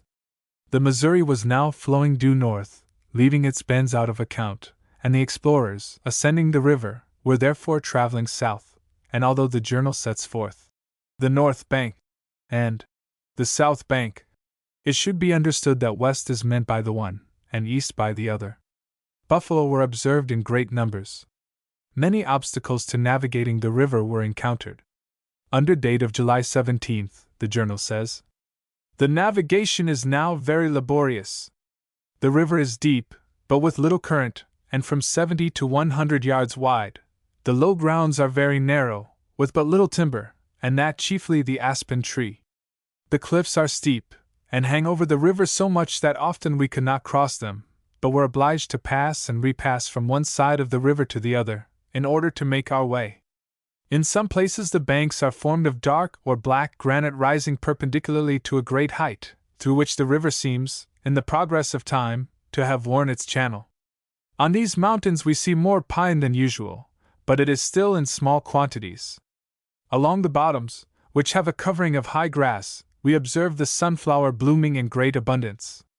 The Indians of the Missouri, more especially those who do not cultivate maize, make great use of the seed of this plant for bread, or in thickening their soup.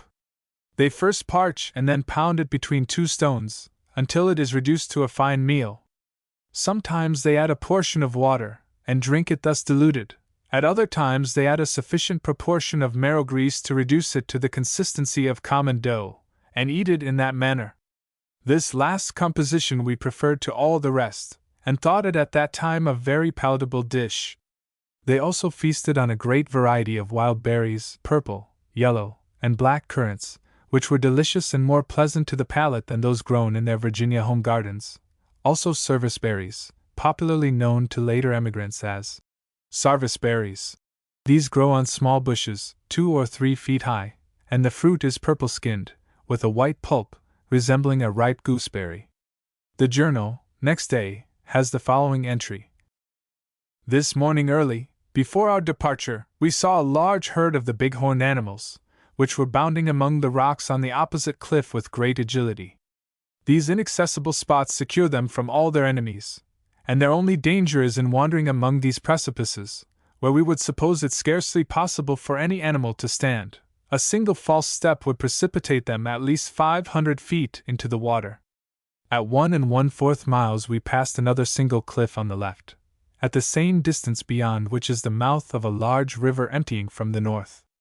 It is a handsome, bold, and clear stream, 80 yards wide, that is, nearly as broad as the Missouri, with a rapid current, over a bed of small smooth stones of various figures.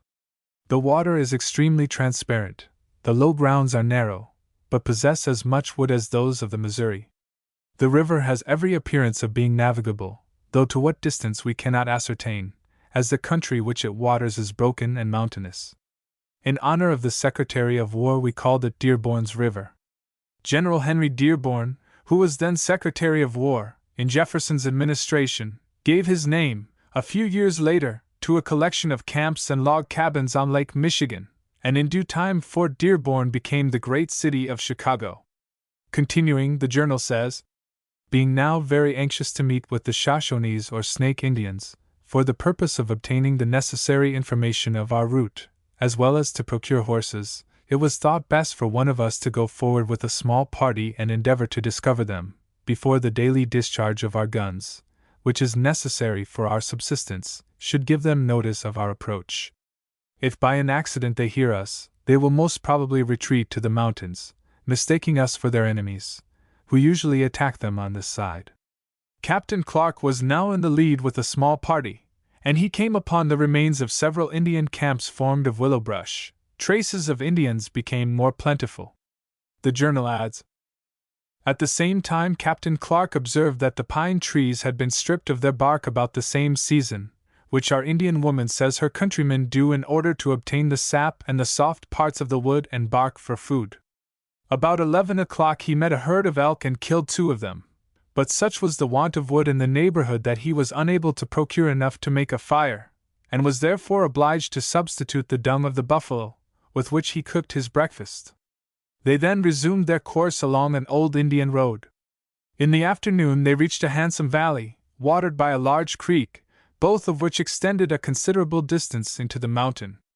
This they crossed, and during the evening traveled over a mountainous country covered with sharp fragments of flint rock. These bruised and cut their feet very much, but were scarcely less troublesome than the prickly pear of the open plains, which have now become so abundant that it is impossible to avoid them, and the thorns are so strong that they pierce a double sole of dressed deer skin.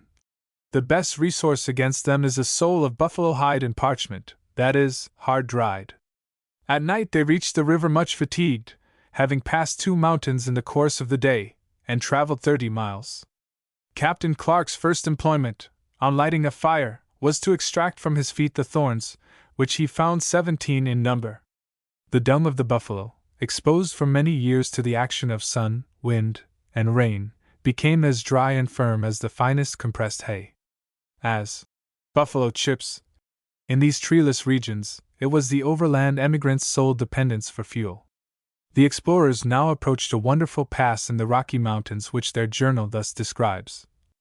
1.5 miles beyond this creek, Cottonwood Creek, the rocks approached the river on both sides, forming a most sublime and extraordinary spectacle. For 5¾ miles these rocks rise perpendicularly from the water's edge to the height of nearly 1,200 feet. They are composed of a black granite near their base, but from the lighter color above, and from the fragments, we suppose the upper part to be flint of a yellowish-brown and cream color. Nothing can be imagined more tremendous than the frowning darkness of these rocks, which project over the river and menace us with destruction. The river, 150 yards in width, seems to have forced its channel down this solid mass, but so reluctantly has it given way, that during the whole distance the water is very deep even at the edges, and for the first 3 miles there is not a spot, except one of a few yards, in which a man could stand between the water and the towering perpendicular of the mountain. The convulsion of the passage must have been terrible, since at its outlet there are vast columns of rock torn from the mountain, which are strewed on both sides of the river, the trophies, as it were, of its victory. Several fine springs burst out from the chasms of the rock, and contribute to increase the river, which has a strong current, but very fortunately, we were able to overcome it with our oars, since it would have been impossible to use either the cord or the pole. We were obliged to go on some time after dark, not being able to find a spot large enough to encamp on, but at length, about 2 miles above a small island in the middle of the river, we met with a place on the left side, where we procured plenty of light wood and pitch pine. This extraordinary range of rocks we called the Gates of the Rocky Mountains. Some of Captain Clark's men, engaged in hunting, gave the alarm to roving bands of Shoshone Indians, hunting in that vicinity. The noise of their guns attracted the attention of the Indians, who, having set fire to the grass as a warning to their comrades, fled to the mountains. The whole country soon appeared to have taken fright, and great clouds of smoke were observed in all directions. Falling into an old Indian trail, Captain Clark waited, with his weary and footsore men, for the rest of the party to come up with them. The explorers had now passed south, between the Big Belt range of mountains on the cast and the main chain of the Rocky Mountains on the west. Marr County, Montana, now lies on the cast of their trail, and on the west side of that route is the county of Lewis and Clark. They were now, still traveling southward, approaching the ultimate sources of the great Missouri. The journal says, "We are delighted to find that the Indian woman recognizes the country. She tells us that to this creek her countrymen make excursions to procure white paint on its banks, and we therefore call it White Earth Creek. She says also that the 3 forks of the Missouri are at no great distance, a piece of intelligence which has cheered the spirits of us all, as we hope soon to reach the head of that river. This is the warmest day, except one, we have experienced this summer. In the shade the mercury stood at 80 degrees, which is the second time it has reached that height during this season. We camped on an island, after making 19¾ miles. In the course of the day we saw many geese, cranes, small birds common to the plains, and a few pheasants. We also observed a small plover or curlew of a brown color, about the size of a yellow-legged plover or jack curlew, but of a different species. It first appeared near the mouth of Smith's River, but is so shy and vigilant that we were unable to shoot it. Both the broad and narrow-leaved willow continue, though the sweet willow has become very scarce. The rosebush, small honeysuckle, pulpy-leaved thorn, southernwood, sage, box elder, narrow-leaved cottonwood, redwood, and a species of sumac, are all abundant. So, too, are the red and black gooseberries, serviceberry, chokecherry, and the black, yellow, red, and purple currants, which last seems to be a favorite food of the bear. Before camping we landed and took on board Captain Clark, with the meat he had collected during this day's hunt, which consisted of 1 deer and an elk. We had, ourselves, shot a deer and an antelope. The party found quantities of wild onions of good flavor and size. They also observed wild flax, garlic, and other vegetable products of value."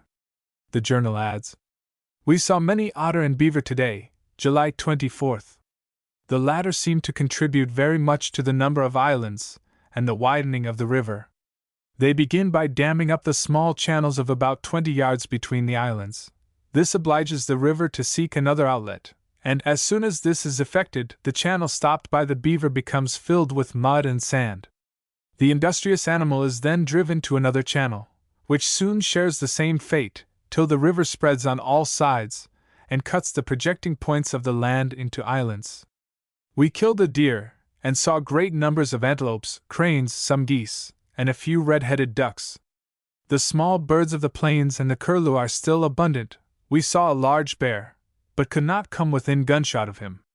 There are numerous tracks of the elk, but none of the animals themselves, and from the appearance of bones and old excrement, we suppose that buffalo sometimes stray into the valley, though we have as yet seen no recent sign of them. Along the water are a number of snakes, some of a uniform brown color, others black, and a third speckled on the abdomen, and striped with black and a brownish yellow on the back and sides. The first, which is the largest, is about 4 feet long, the second is of the kind mentioned yesterday, and the third resembles in size and appearance the garter snake of the United States. On examining the teeth of all these several kinds, we found them free from poison. They are fond of the water, in which they take shelter on being pursued. The mosquitoes, gnats, and prickly pear, our 3 persecutors, still continue with us, and joined with the labor of working the canoes, have fatigued us all excessively. On Thursday, July 25th, Captain Clark, who was in the lead, as usual, arrived at the famous 3 forks of the Missouri. The stream flowing in a generally northeastern direction was the true, or principal Missouri, and was named the Jefferson. The middle branch was named the Madison, in honor of James Madison, then Secretary of State, and the fork next to the eastward received the name of Albert Gallatin, then Secretary of the Treasury, and by these titles the streams are known to this day. The explorers had now passed down to their furthest southern limit, their trail being to the eastward of the modern cities of Helena and Butte, and separated only by a narrow divide, then unknown to them, from the sources of some of the streams that fall into the Pacific Ocean. Under the date of July 27th, the journal says, "We are now very anxious to see the Snake Indians. After advancing for several hundred miles into this wild and mountainous country, we may soon expect that the game will abandon us. With no information of the route, we may be unable to find a passage across the mountains when we reach the head of the river, at least such a pass as will lead us to the Columbia. Even are we so fortunate as to find a branch of that river, the timber which we have hitherto seen in these mountains does not promise us any fit to make canoes, so that our chief dependence is on meeting some tribe from whom we may procure horses. Our consolation is that this southwest branch can scarcely head with any other river than the Columbia, and that if any nation of Indians can live in the mountains we are able to endure as much as they can, and have even better means of procuring subsistence." Chapter 12. At the Sources of the Missouri. The explorers were now, in the last days of July, 1805, at the head of the principal sources of the great Missouri River, in the fastnesses of the Rocky Mountains, at the base of the narrow divide that separates Idaho from Montana in its southern corner. Just across this divide are the springs that feed streams falling into the majestic Columbia and then to the Pacific Ocean. As has been already set forth, they named the 3 forks for President Jefferson and members of his cabinet. These names still survive, although Jefferson River is the true Missouri and not a fork of that stream. Upon the forks of the Jefferson Lewis bestowed the titles of philosophy, wisdom, and philanthropy, each of these gifts and graces being, in his opinion, an attribute of that illustrious personage, Thomas Jefferson, then President of the United States. But alas for the fleeting greatness of geographical honor! Philosophy River is now known as Willow Creek, and at its mouth, a busy little railroad town, is Willow City. The Northwest Fork is no longer Wisdom, but Big Hole River.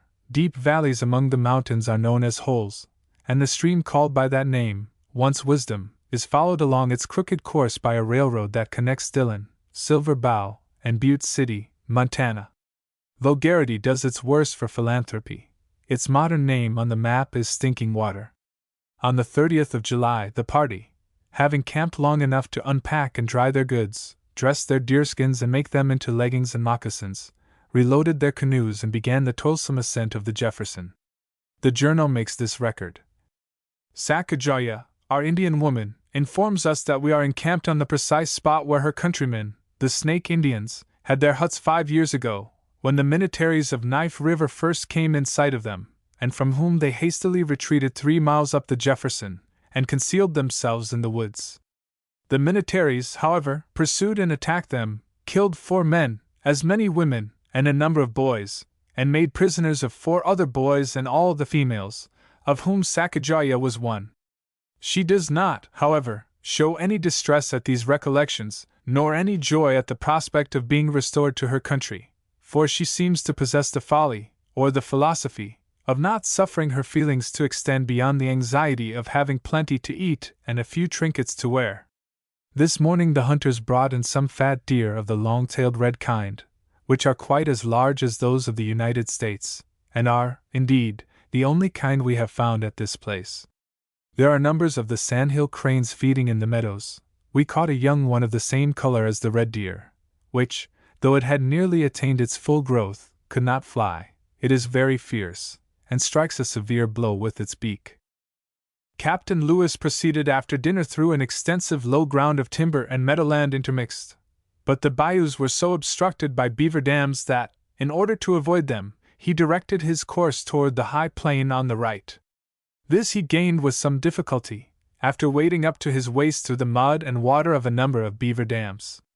When he desired to rejoin the canoes he found the underbrush so thick, and the river so crooked, that this, joined to the difficulty of passing the beaver dams, induced him to go on and endeavor to intercept the river at some point where it might be more collected into one channel, and approach nearer the high plain. He arrived at the bank about sunset, having gone only 6 miles in a direct course from the canoes, but he saw no traces of the men, nor did he receive any answer to his shouts and the firing of his gun. It was now nearly dark. A duck lighted near him, and he shot it. He then went on the head of a small island, where he found some driftwood, which enabled him to cook his duck for supper, and laid down to sleep on some willow brush. The night was cool, but the driftwood gave him a good fire, and he suffered no inconvenience, except from the mosquitoes. The easy indifference to discomfort with which these well-seasoned pioneers took their hardships must needs impress the reader. It was a common thing for men, or for a solitary man, to be caught out of camp by nightfall and compelled to bivouac, like Captain Lewis, in the underbrush or the prairie grass. As they pressed on, game began to fail them. Under date of July 31st, they remarked that the only game seen that day was 1 bighorn, a few antelopes, deer, and a brown bear, all of which escaped them. Nothing was killed today, it is recorded. Nor have we had any fresh meat except 1 beaver for the last 2 days, so that we are now reduced to an unusual situation, for we have hitherto always had a great abundance of flesh. Indeed, one reason for this is found in Captain Lewis's remark. When we have plenty of fresh meat, I find it impossible to make the men take any care of it, or use it with the least frugality, though I expect that necessity will shortly teach them this art. We shall see later on that the men, who were really as improvident of food as the Indians, had hard lessons from necessity. Anxious to reach the Indians, who were believed to be somewhere ahead of them, Captain Lewis and 3 men went on up the Jefferson, Captain Clark and his party following with the canoes and luggage in a more leisurely manner. The advance party were so fortunate as to overtake a herd of elk, 2 of which they killed. What they did not eat they left secured for the other party with the canoes. Clark's men also had good luck in hunting, for they killed 5 deer and 1 bighorn. Neither party found fresh tracks of Indians, and they were greatly discouraged thereat. The journal speaks of a beautiful valley, from 6 to 8 miles wide, where they saw ancient traces of buffalo occupation, but no buffalo. These animals had now completely disappeared. They were seldom seen in those mountains. The journal says of Lewis, he saw an abundance of deer and antelope, and many tracks of elk and bear. Having killed 2 deer, they feasted sumptuously, with a dessert of currants of different colors, 2 species red, others yellow, deep purple, and black. To these were added black gooseberries and deep purple service berries, somewhat larger than ours, from which they differ also in color, size, and the superior excellence of their flavor.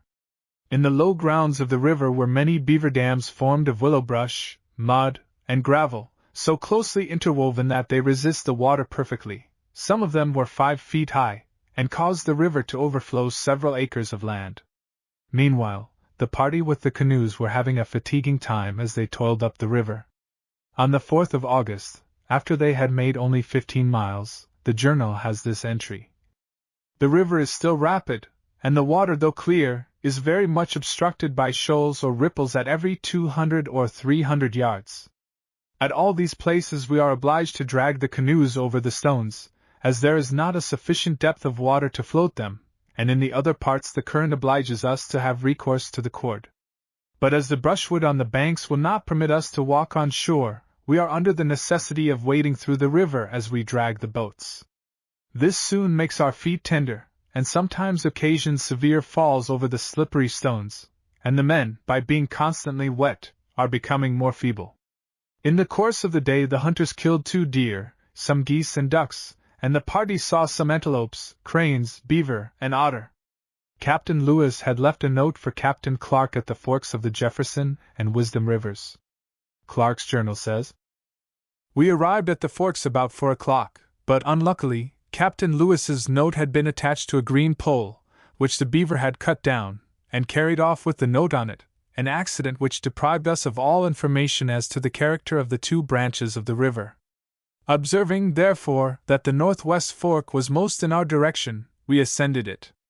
We found it extremely rapid, and its waters were scattered in such a manner that for a quarter of a mile we were forced to cut a passage through the willow brush that leaned over the little channels and united at the top. After going up it for a mile, we encamped on an island which had been overflowed, and was still so wet that we were compelled to make beds of brush to keep ourselves out of the mud. Our provision consisted of 2 deer which had been killed in the morning." It should be borne in mind that this river, up which the party were making their way, was the Wisdom, now Big Hole, and was the northwest fork of the Jefferson, flowing from southeast to northwest, and near the point where it enters the Jefferson, it has a loop toward the northeast. That is to say, it comes from the southwest to a person looking up its mouth. After going up the Wisdom River, Clark's party were overtaken by Druyer, Lewis's hunter, who had been sent across between the forks to notify Clark that Lewis regarded the other fork, the main Jefferson, as the right course to take. The party, accordingly, turned about and began to descend the stream, in order to ascend the Jefferson. The journal says, "On going down, one of the canoes upset and 2 others filled with water, by which all the baggage was wet and several articles were irrecoverably lost. As one of them swung round in a rapid current, Whitehouse was thrown out of her. While down, the canoe passed over him, and had the water been 2 inches shallower would have crushed him to pieces, but he escaped with a severe bruise of his leg. In order to repair these misfortunes we hastened down to the forks, where we were joined by Captain Lewis. We then passed over to the left, east side opposite the entrance of the rapid fork, and camped on a large gravelly bar, near which there was plenty of wood. Here we opened, and exposed to dry, all the articles which had suffered from the water. None of them were completely spoiled except a small keg of powder. The rest of the powder, which was distributed in the different canoes, was quite safe, although it had been under the water for upward of an hour. The air is indeed so pure and dry that any woodwork immediately shrinks, unless it is kept filled with water. But we had placed our powder in small canisters of lead, each containing powder enough for the canister when melted into bullets, and secured with cork and wax, which answered our purpose perfectly. In the evening we killed 3 deer and 4 elk, which furnished us once more with a plentiful supply of meat. Shannon, the same man who had been lost for 15 days, August 28 to September 11, 1804, was sent out this morning to hunt, up the northwest fork. When we decided on returning, Druyer was directed to go in quest of him, but he returned with information that he had gone several miles up the Wisdom River without being able to find Shannon. We now had the trumpet sounded, and fired several guns, but he did not return, and we fear he is again lost. This man, although an expert hunter, had an unlucky habit of losing himself in the wilderness, as many another good man has lost himself among the mountains or the great plains. This time, however, he came into camp again, after being lost 3 days. On the 8th of August the party reached a point now known by its famous landmark, Beaver Head, a remarkable rocky formation which gives its name to Beaver Head County, Montana. The Indian woman, Sacagawea, recognized the so-called Beaver Head, which, she said, was not far from the summer retreat of her countrymen, living on the other side of the mountains. The whole party were now together again, the men with the canoes having come up, and the journal says, persuaded of the absolute necessity of procuring horses to cross the mountains, it was determined that one of us should proceed in the morning to the head of the river, and penetrate the mountains till he found the Shoshones or some other nation who can assist us in transporting our baggage, the greater part of which we shall be compelled to leave without the aid of horses. Early the next day Captain Lewis took Druyer, Shields, and M. Neal, and slinging their knapsacks, they set out with a resolution to meet some nation of Indians before they returned, however long they might be separated from the party. The party in the canoes continued to ascend the river, which was so crooked that they advanced but 4 miles in a direct line from their starting place in a distance of 11 miles. In this manner, the party on foot leading those with the canoes, they repeatedly explored the various forks of the streams, which baffled them by their turnings and windings. Lewis was in the advance, and Clark brought up the rear with the main body. It was found necessary for the leading party to wade the streams, and occasionally they were compelled by the roughness of the way to leave the watercourse and take to the hills, where great vigilance was required to keep them in sight of the general direction in which they must travel. On the 11th of August 1805, Captain Lewis came in sight of the first Indian encountered since leaving the country of the Minnetarees, far back on the Missouri. The journal of that date says, on examining him with the glass, Captain Lewis saw that he was of a different nation from any Indians we had hitherto met. He was armed with a bow and a quiver of arrows, and mounted on an elegant horse without a saddle. A small string attached to the under jaw answered as a bridle. Convinced that he was a Shoshone, and knowing how much our success depended on the friendly offices of that nation, Captain Lewis was full of anxiety to approach without alarming him, and endeavored to convince him that he, Lewis, was a white man. He therefore proceeded toward the Indian at his usual pace. When they were within a mile of each other, the Indian suddenly stopped. Captain Lewis immediately followed his example, took his blanket from his knapsack, and holding it with both hands at the 2 corners, threw it above his head, and unfolded it as he brought it to the ground, as if in the act of spreading it. This signal, which originates in the practice of spreading a robe or skin as a seat for guests to whom they wish to show a distinguished kindness, is the universal sign of friendship among the Indians on the Missouri and the Rocky Mountains. As usual, Captain Lewis repeated this signal 3 times, still the Indian kept his position, and looked with an air of suspicion on Druyer and Shields, who were now advancing on each side. Captain Lewis was afraid to make any signal for them to halt, lest he should increase the distrust of the Indian, who began to be uneasy, and they were too distant to hear his voice. He therefore took from his pack some beads, a looking-glass, and a few trinkets, which he had brought for the purpose, and leaving his gun, advanced unarmed towards the Indian. He remained in the same position till Captain Lewis came within 200 yards of him, when he turned his horse and began to move off slowly.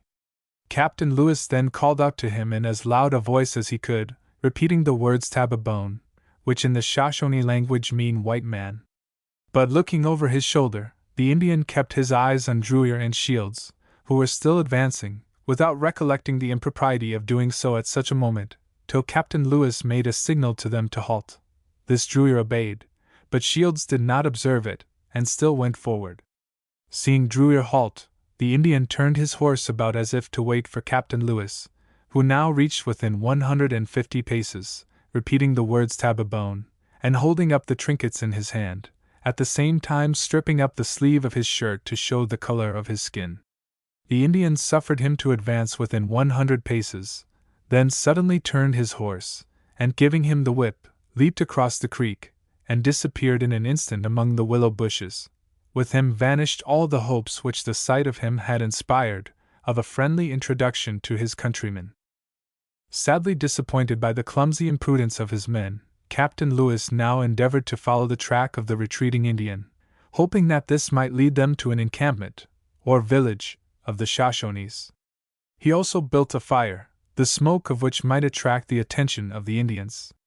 At the same time, he placed on a pole near the fire a small assortment of beads, trinkets, awls, and paints, in order that the Indians, if they returned that way, might discover them and be thereby assured the strangers were white men and friends. Next morning, while trying to follow the trail of the lone Indian, they found traces of freshly turned earth where people had been digging for roots, and later on, they came upon the fresh track of 8 or 10 horses. But these were soon scattered, and the explorers only found that the general direction of the trails was up into the mountains which define the boundary between Montana and Idaho. Skirting the base of these mountains, the Bitter Route, the party endeavored to find a plain trail, or Indian road, leading up to a practicable pass. Traveling in a southwesterly direction along the main stream, they entered a valley which led into the mountains. Here they ate their last bit of fresh meat, the remainder of a deer they had killed a day or two before. They reserved for their final resort, in case of famine, a small piece of salt pork. The journal says, they then continued through the low bottom, along the main stream, near the foot of the mountains on their right. For the first 5 miles, the valley continues toward the southwest, being from 2 to 3 miles in width. Then the main stream, which had received 2 small branches from the left in the valley, turned abruptly to the west through a narrow bottom between the mountains. The road was still plain, and, as it led them directly on toward the mountain, the stream gradually became smaller, till, after going 2 miles, it had so greatly diminished in width that one of the men, in a fit of enthusiasm, with 1 foot on each side of the river, thanked God that he had lived to bestride the Missouri. As they went along, their hopes of soon seeing the Columbia, that is, the Pacific watershed, arose almost to painful anxiety, when after 4 miles from the last abrupt turn of the river, which turn had been to the west, they reached a small gap formed by the high mountains, which recede on each side, leaving room for the Indian road. From the foot of one of the lowest of these mountains, which rises with a gentle ascent of about half a mile, issues the remotest water of the Missouri. They had now reached the hidden sources of that river, which had never yet been seen by civilized man. As they quenched their thirst at the chaste and icy fountain, as they sat down by the brink of that little rivulet, which yielded its distant and modest tribute to the parent ocean, they felt themselves rewarded for all their labors and all their difficulties. They left reluctantly this interesting spot, and pursuing the Indian road through the interval of the hills, arrived at the top of a ridge, from which they saw high mountains, partially covered with snow, still to the west of them. The ridge on which they stood formed the dividing line between the waters of the Atlantic and Pacific Oceans. They followed a descent much steeper than that on the eastern side, and at the distance of 3/4 of a mile reached a handsome, bold creek of cold, clear water running to the westward. They stopped to taste, for the first time, the waters of the Columbia, and after a few minutes, followed the road across steep hills and low hollows, when they came to a spring on the side of a mountain. Here they found a sufficient quantity of dry willow brush for fuel, and therefore halted for the night, and having killed nothing in the course of the day, supped on their last piece of pork, and trusted to fortune for some other food to mix with a little flour and parched meal, which was all that now remained of their provisions. Chapter 13. From the Minnetarees to the Shoshones. Traveling in a westerly direction, with a very gradual descent, Captain Lewis, on the 13th of August, came upon 2 Indian women, a man, and some dogs. The Indians sat down when the strangers first came in sight, as if to wait for their coming, but soon taking alarm, they all fled, much to the chagrin of the white men. Now striking into a well-worn Indian road, they found themselves surely near a village. The journal says, they had not gone along the road more than a mile, when on a sudden they saw 3 female Indians, from whom they had been concealed by the deep ravines which intersected the road, till they were now within 30 paces of each other. One of them, a young woman, immediately took to flight. The other 2, an elderly woman and a little girl, seeing they were too near for them to escape, sat on the ground, and holding down their heads seemed as if reconciled to the death which they supposed awaited them. The same habit of holding down the head and inviting the enemy to strike, when all chance of escape is gone, is preserved in Egypt to this day. Captain Lewis instantly put down his rifle, and advancing toward them, took the woman by the hand, raised her up, and repeated the words "Tababone," at the same time stripping up his shirt sleeve to prove that he was a white man, for his hands and face had become by constant exposure quite as dark as their own. She appeared immediately relieved from her alarm, and Druyer and Shields now coming up, Captain Lewis gave them some beads, a few awls, pewter mirrors, and a little paint, and told Druyer to request the woman to recall her companion, who had escaped to some distance and, by alarming the Indians, might cause them to attack him without any time for explanation. She did as she was desired, and the young woman returned almost out of breath. Captain Lewis gave her an equal portion of trinkets, and painted the tawny checks of all three of them with vermilion, a ceremony which among the Shoshones is emblematic of peace. After they had become composed, he informed them by signs of his wishes to go to their camp, in order to see their chiefs and warriors. They readily obeyed, and conducted the party along the same road down the river. In this way they marched 2 miles, when they met a troop of nearly 60 warriors, mounted on excellent horses, riding at full speed toward them. As they advanced, Captain Lewis put down his gun, and went with the flag about 50 paces in advance. The chief, who with 2 men was riding in front of the main body, spoke to the women, who now explained that the party was composed of white men, and showed exultingly the presents they had received. The 3 men immediately leaped from their horses, came up to Captain Lewis, and embraced him with great cordiality, putting their left arm over his right shoulder, and clasping his back, applying at the same time their left cheek to his, and frequently vociferating "Ahai! Ahai! I am much pleased, I am much rejoiced." The whole body of warriors now came forward, and our men received the caresses, and no small share of the grease and paint, of their new friends. After this fraternal embrace, of which the motive was much more agreeable than the manner, Captain Lewis lighted a pipe, and offered it to the Indians, who had now seated themselves in a circle around the party. But before they would receive this mark of friendship, they pulled off their moccasins, a custom, as we afterward learned, which indicates the sacred sincerity of their professions when they smoke with a stranger, and which implicates on themselves the misery of going barefoot forever if they prove faithless to their words, a penalty by no means light for those who rove over the thorny plains of this country. After smoking a few pipes, some trifling presents were distributed among them, with which they seemed very much pleased, particularly with the blue beads and the vermilion. Captain Lewis then stated to the chief that the object of his visit was friendly, and should be explained as soon as he reached their camp, and that, as the sun was oppressive, and no water near, he wished to go there as soon as possible. They now put on their moccasins, and their chief, whose name was Kamiwait, made a short speech to the warriors. Captain Lewis then gave him the flag, which he informed him was among white men the emblem of peace, and now that he had received it, was to be in future the bond of union between them. The chief then moved on, our party followed him, and the rest of the warriors, in a squadron, brought up the rear. Arriving at the village, the ceremony of smoking the pipe of peace was solemnly observed, and the women and children of the tribe were permitted to gaze with wonder on the first white men they had ever seen. The Indians were not much better provided with food than were their half-famished visitors. But some cakes made of service berries and chokeberries dried in the sun were presented to the white men, on which, says Captain Lewis, we made a hearty meal. Later in the day, however, an Indian invited Captain Lewis into his wigwam, and treated him to a small morsel of boiled antelope and a piece of fresh salmon roasted. This was the first salmon he had seen, and the captain was now assured that he was on the headwaters of the Columbia. This stream was what is now known as the Lemhi River. The water was clear and limpid, flowing down a bed of gravel. Its general direction was a little north of west.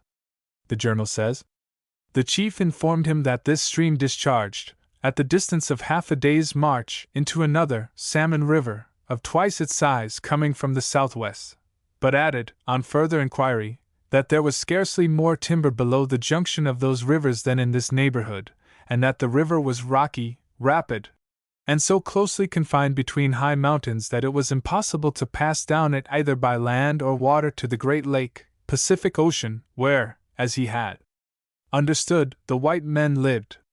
This information was far from being satisfactory, for there was no timber here that would answer the purpose of building canoes, indeed not more than just sufficient for fuel, and even that consisted of the narrow-leaved cottonwood, the red and the narrow-leaved willow, chokecherry, serviceberry, and a few currant bushes, such as are common on the Missouri.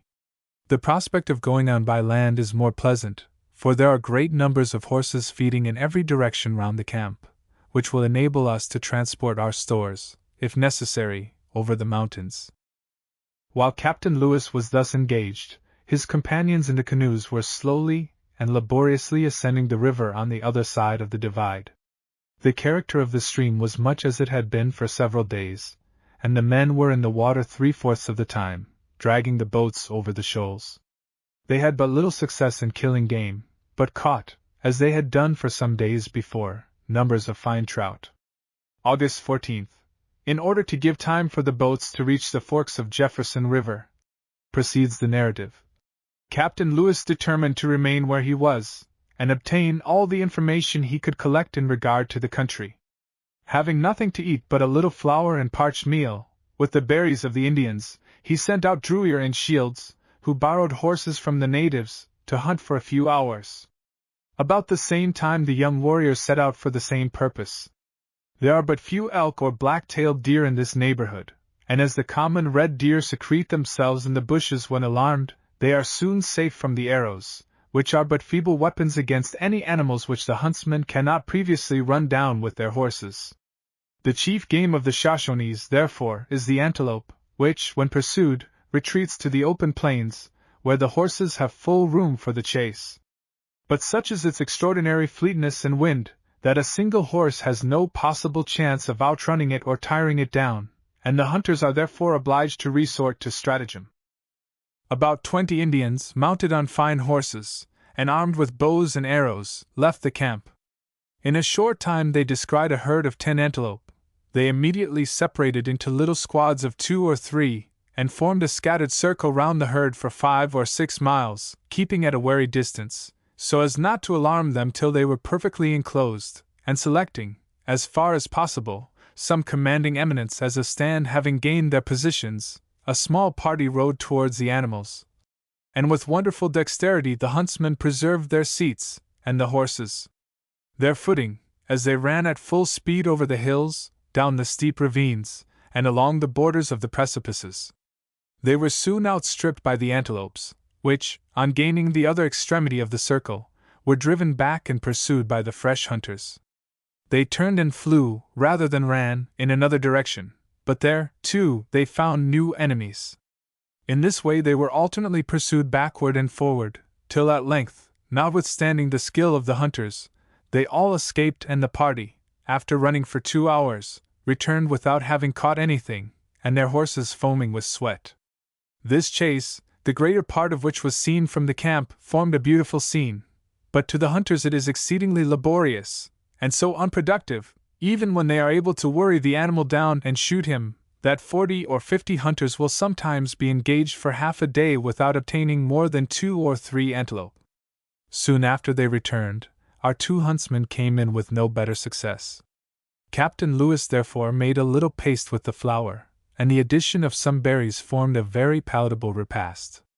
Having now secured the goodwill of Commewait, Captain Lewis informed him of his wish that he would speak to the warriors, and endeavor to engage them to accompany him to the forks of Jefferson River, where by this time another chief, Clark, with a large party of white men, was awaiting his, Lewis, return, that it would be necessary to take about 30 horses to transport the merchandise, that they should be well rewarded for their trouble, and that, when all the party should have reached the Shoshone camp, they would remain some time among them to trade for horses, as well as concert plans for furnishing them in future with regular supplies of merchandise.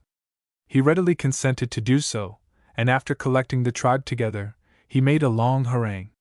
In about an hour and a half he returned, and told Captain Lewis that they would be ready to accompany him in the morning. But the Indians were suspicious and reluctant to take the word of the white man. Captain Lewis, almost at his wits' end, appealed to their courage. He said that if they were afraid of being led into a trap, he was sure that some among them were not afraid. To doubt the courage of an Indian is to touch the tenderest string of his mind, and the surest way to rouse him to any dangerous achievement. Commewait instantly replied that he was not afraid to die, and mounting his horse, for the 3rd time harangued the warriors. He told them that he was resolved to go if he went alone, or if he were sure of perishing, that he hoped there were among those who heard him some who were not afraid to die, and who would prove it by mounting their horses and following him. This harangue produced an effect on 6 or 8 only of the warriors, who now joined their chief. With these Captain Lewis smoked a pipe, and then, fearful of some change in their capricious temper, set out immediately. The party now retraced the steps so lately taken by Captain Lewis and his men. On the second day out, one of the spies sent forward by the Indians came madly galloping back, much to the alarm of the white men. It proved, however, that the spy had returned to tell his comrades that one of the white hunters, Drouillard, had killed a deer. An Indian riding behind Captain Lewis, fearful that he should not get his share of the spoil, jumped off the horse and ran for a mile at full speed. The journal says, Captain Lewis slackened his pace, and followed at a sufficient distance to observe them. When they reached the place where Drouillard had thrown out the intestines, they all dismounted in confusion and ran tumbling over each other like famished dogs. Each tore away whatever part he could, and instantly began to eat it. Some had the liver, some the kidneys. In short, no part on which we are accustomed to look with disgust escaped them.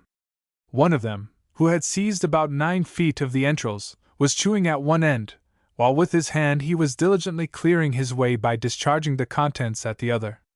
It was indeed impossible to see these wretches ravenously feeding on the filth of animals, the blood streaming from their mouths, without deploring how nearly the condition of savages approaches that of the brute creation. Yet, though suffering with hunger, they did not attempt, as they might have done, to take by force the whole deer, but contented themselves with what had been thrown away by the hunter. Captain Lewis now had the deer skinned, and after reserving a quarter of it gave the rest of the animal to the chief, to be divided among the Indians, who immediately devoured nearly the whole of it without cooking. They now went toward the prairie creek, where there was some brushwood to make a fire, and found Drouillard, who had killed a second deer. The same struggle for the entrails was renewed here, and on giving nearly the whole deer to the Indians, they devoured it even to the soft part of the hoofs. A fire being made, Captain Lewis had his breakfast, during which Drouillard brought in a third deer. This too, after reserving one quarter, was given to the Indians, who now seemed completely satisfied and in good humor. They now approached the forks of the Jefferson, where they had expected to meet Clark and his party with the canoes. Not seeing any signs of them, the Lewis party were placed in a critical position. The Indians were again alarmed and suspicious. Here Captain Clark's journal says, as they went on towards the point, Captain Lewis, perceiving how critical his situation had become, resolved to attempt a stratagem, which his present difficulty seemed completely to justify. Recollecting the notes he had left at the point for us, he sent Drouillard for them with an Indian, who witnessed his taking them from the pole. When they were brought, Captain Lewis told Kamiwait that, on leaving his brother chief at the place where the river issues from the mountains, it was agreed that the boats should not be brought higher than the next forks we should meet, but that, if the rapid water prevented the boats from coming on as fast as they expected, his brother chief was to send a note to the first forks above him, to let him know where they were. That this note had been left this morning at the forks, and mentioned that the canoes were just below the mountains, and coming up slowly in consequence of the current.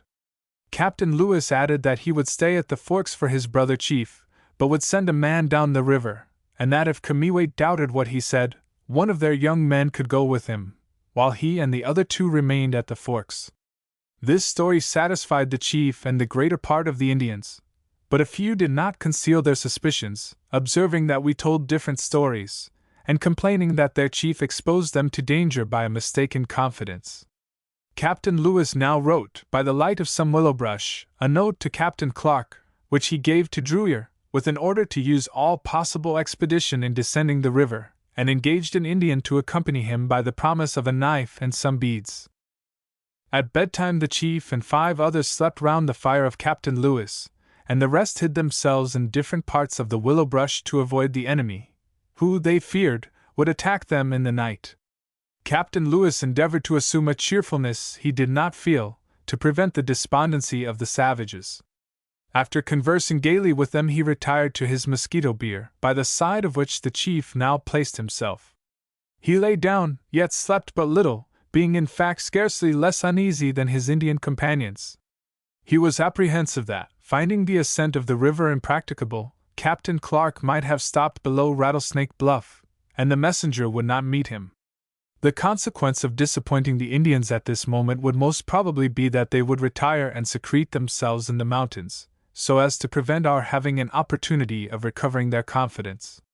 They would also spread a panic through all the neighboring Indians, and cut us off from the supply of horses so useful and almost so essential to our success. He was at the same time consoled by remembering that his hopes of assistance rested on better foundations than their generosity, their avarice, and their curiosity.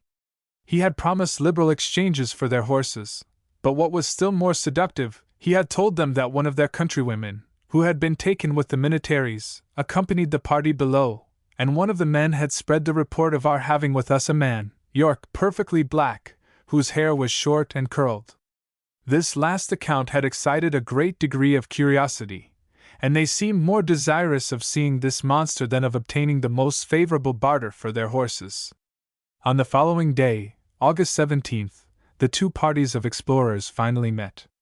Under that date the journal has this interesting entry. Captain Lewis rose very early and dispatched Drouillard and the Indian down the river in quest of the boats.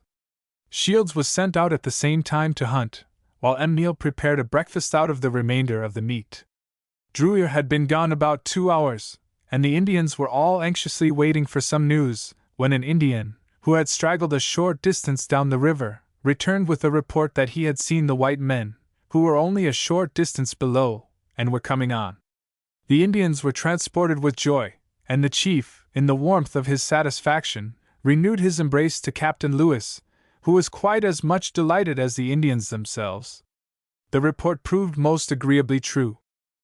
On setting out at 7 o'clock, Captain Clark, with Chaboneau and his wife, walked on shore, but they had not gone more than a mile before Captain Clark saw Sacagawea, who was with her husband 100 yards ahead, begin to dance and show every mark of the most extravagant joy, turning round to him and pointing to several Indians, whom he now saw advancing on horseback, sucking her fingers at the same time, to indicate that they were of her native tribe. As they advanced, Captain Clark discovered among them Drouillard dressed like an Indian, from whom he learned the situation of the party. While the boats were performing the circuit, he went toward the forks with the Indians, who, as they went along, sang aloud with the greatest appearance of delight. We soon drew near the camp, and just as we approached it a woman made her way through the crowd toward Sacagawea. Recognizing each other, they embraced with the most tender affection. The meeting of these two young women had in it something peculiarly touching, not only from the ardent manner in which their feelings were expressed, but also from the real interest of their situation. They had been companions in childhood. In the war with the militaries they had both been taken prisoners in the same battle. They had shared and softened the rigors of their captivity till one of them had escaped from their enemies with scarce a hope of ever seeing her friend rescued from their hands. While Sacagawea was renewing among the women the friendships of former days, Captain Clark went on, and was received by Captain Lewis and the chief, who, after the first embraces and salutations were over, conducted him to a sort of circular tent or shade of willows. Here he was seated on a white robe, and the chief immediately tied in his hair 6 small shells resembling pearls, an ornament highly valued by these people, who procure them in the course of trade from the seacoast.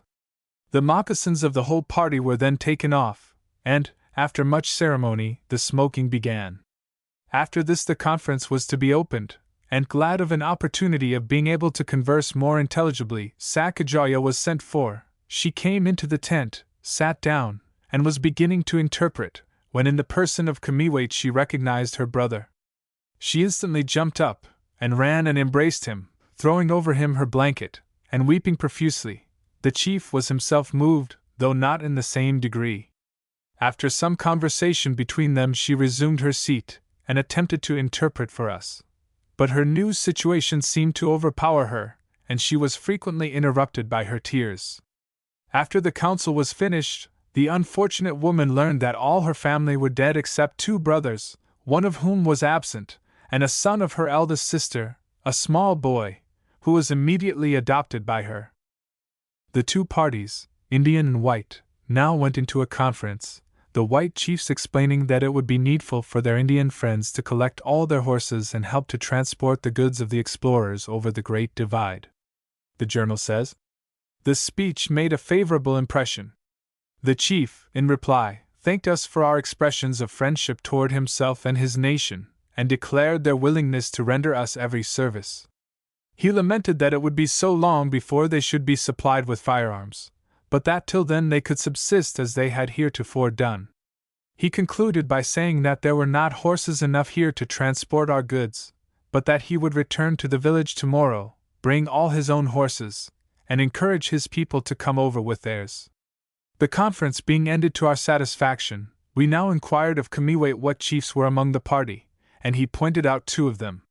We then distributed our presents. To Kamiwate we gave a medal of small size, with the likeness of President Jefferson, and on the reverse a figure of hands clasped with a pipe and tomahawk.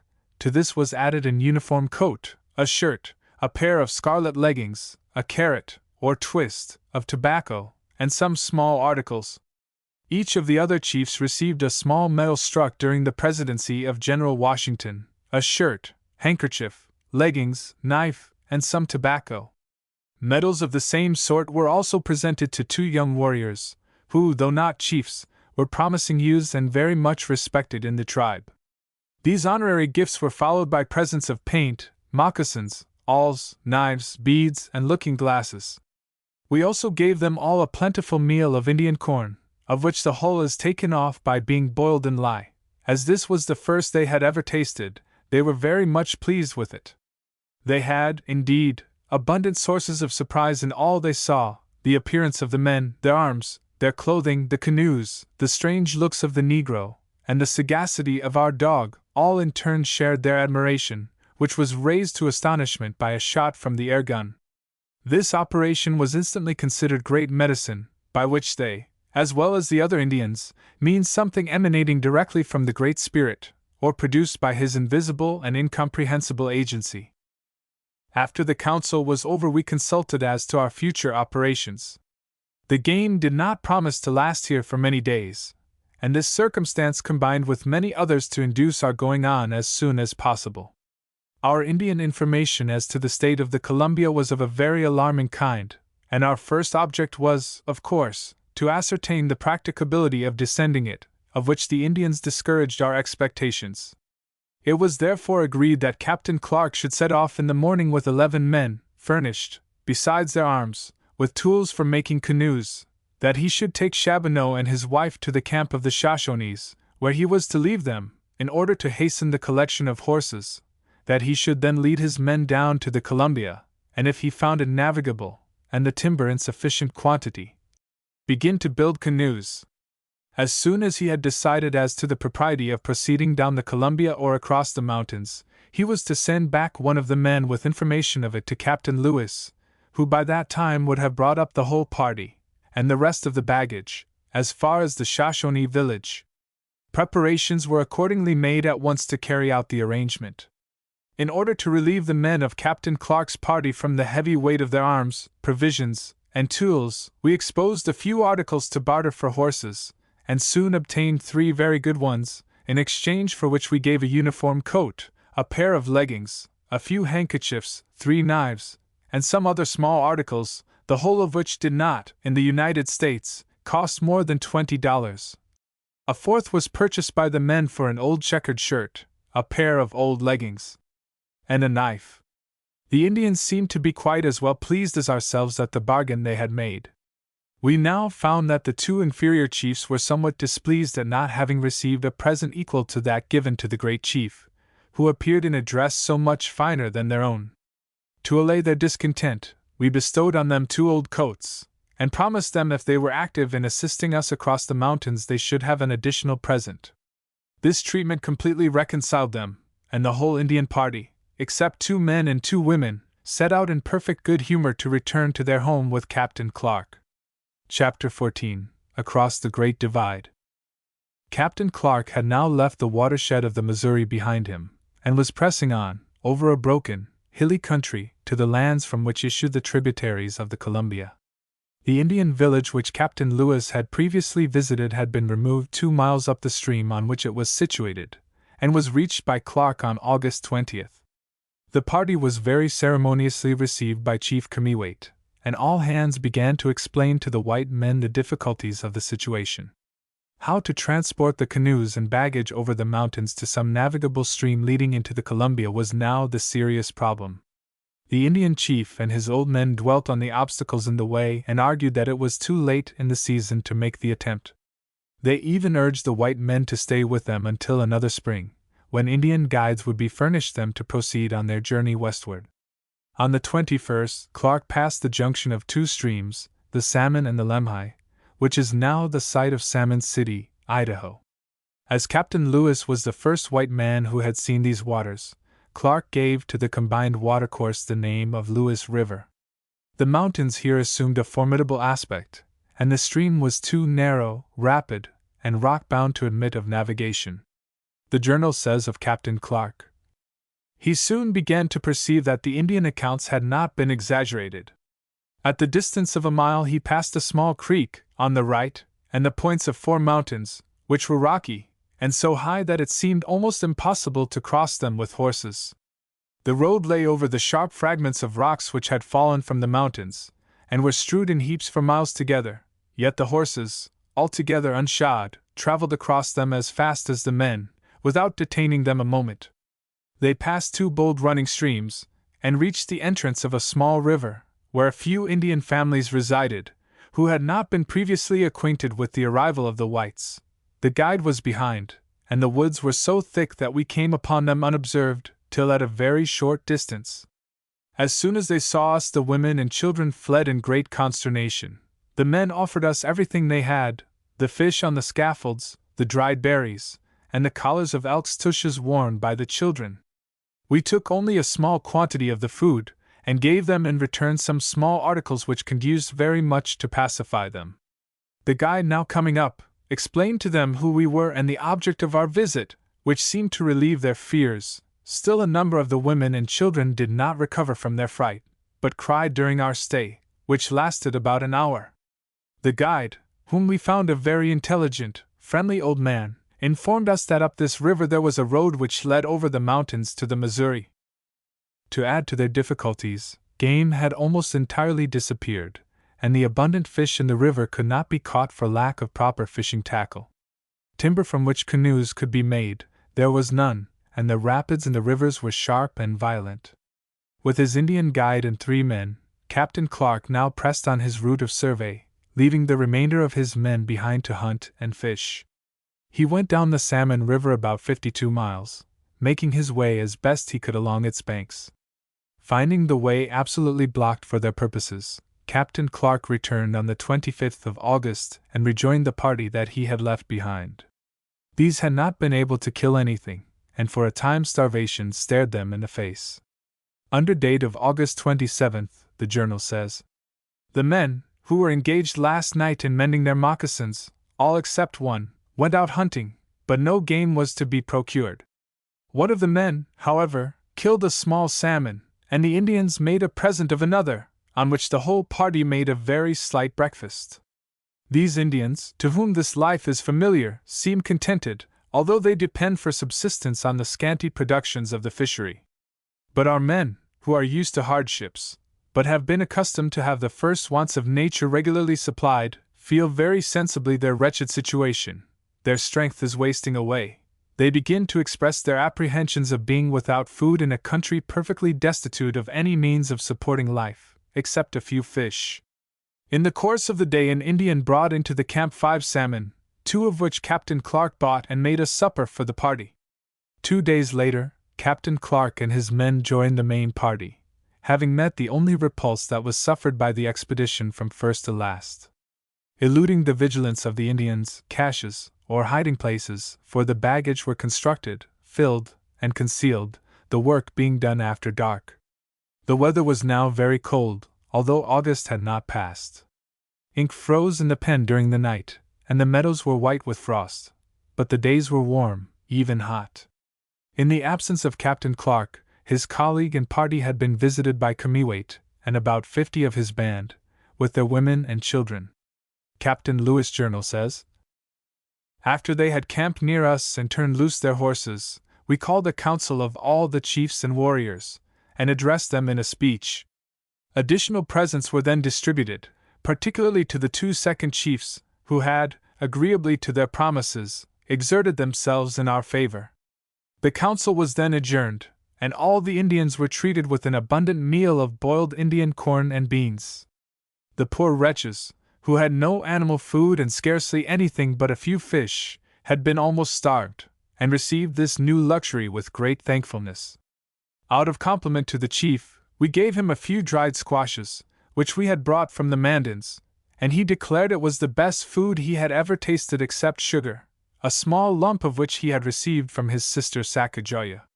He now declared how happy they should all be to live in a country which produced so many good things, and we told him that it would not be long before the white men would put it in their power to live below the mountains, where they might themselves cultivate all these kinds of food, instead of wandering in the mountains. He appeared to be much pleased with this information, and the whole party being now in excellent temper after their repast, we began our purchase of horses. We soon obtained 5 very good ones, on very reasonable terms, that is, by giving for each horse merchandise which cost us originally about $6.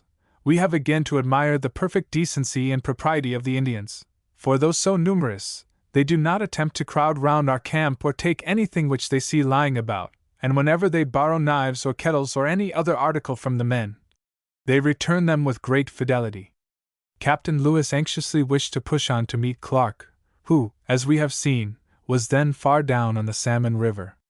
Lewis was still at the forks of Jefferson River, it should be borne in mind, and their objective point was the upper Shoshone village on the Lemhi River, across the divide. While on the way over the divide, Lewis was greatly troubled by the freaks of the Indians, who, regardless of their promises, would propose to return to the buffalo country on the eastern side of the mountains. Learning that Kamiwait and his chiefs had sent a messenger over to the Lemhi to notify the village to come and join an expedition of this sort, Captain Lewis was dismayed. His journal says, "Alarmed at this new caprice of the Indians, which, if not counteracted, threatened to leave ourselves and our baggage on the mountains, or even if we reached the waters of the Columbia, to prevent our obtaining horses to go on further, Captain Lewis immediately called the 3 chiefs together. After smoking a pipe he asked them if they were men of their word, and if we could rely on their promises. They readily answered in the affirmative. He then asked if they had not agreed to assist us in carrying our baggage over the mountains. To this they also answered yes. Why, then, said he, have you requested your people to meet us tomorrow where it will be impossible for us to trade for horses, as you promised we should? If, he continued, you had not promised to help us in transporting our goods over the mountains, we should not have attempted it, but have returned down the river, after which no white men would ever have come into your country.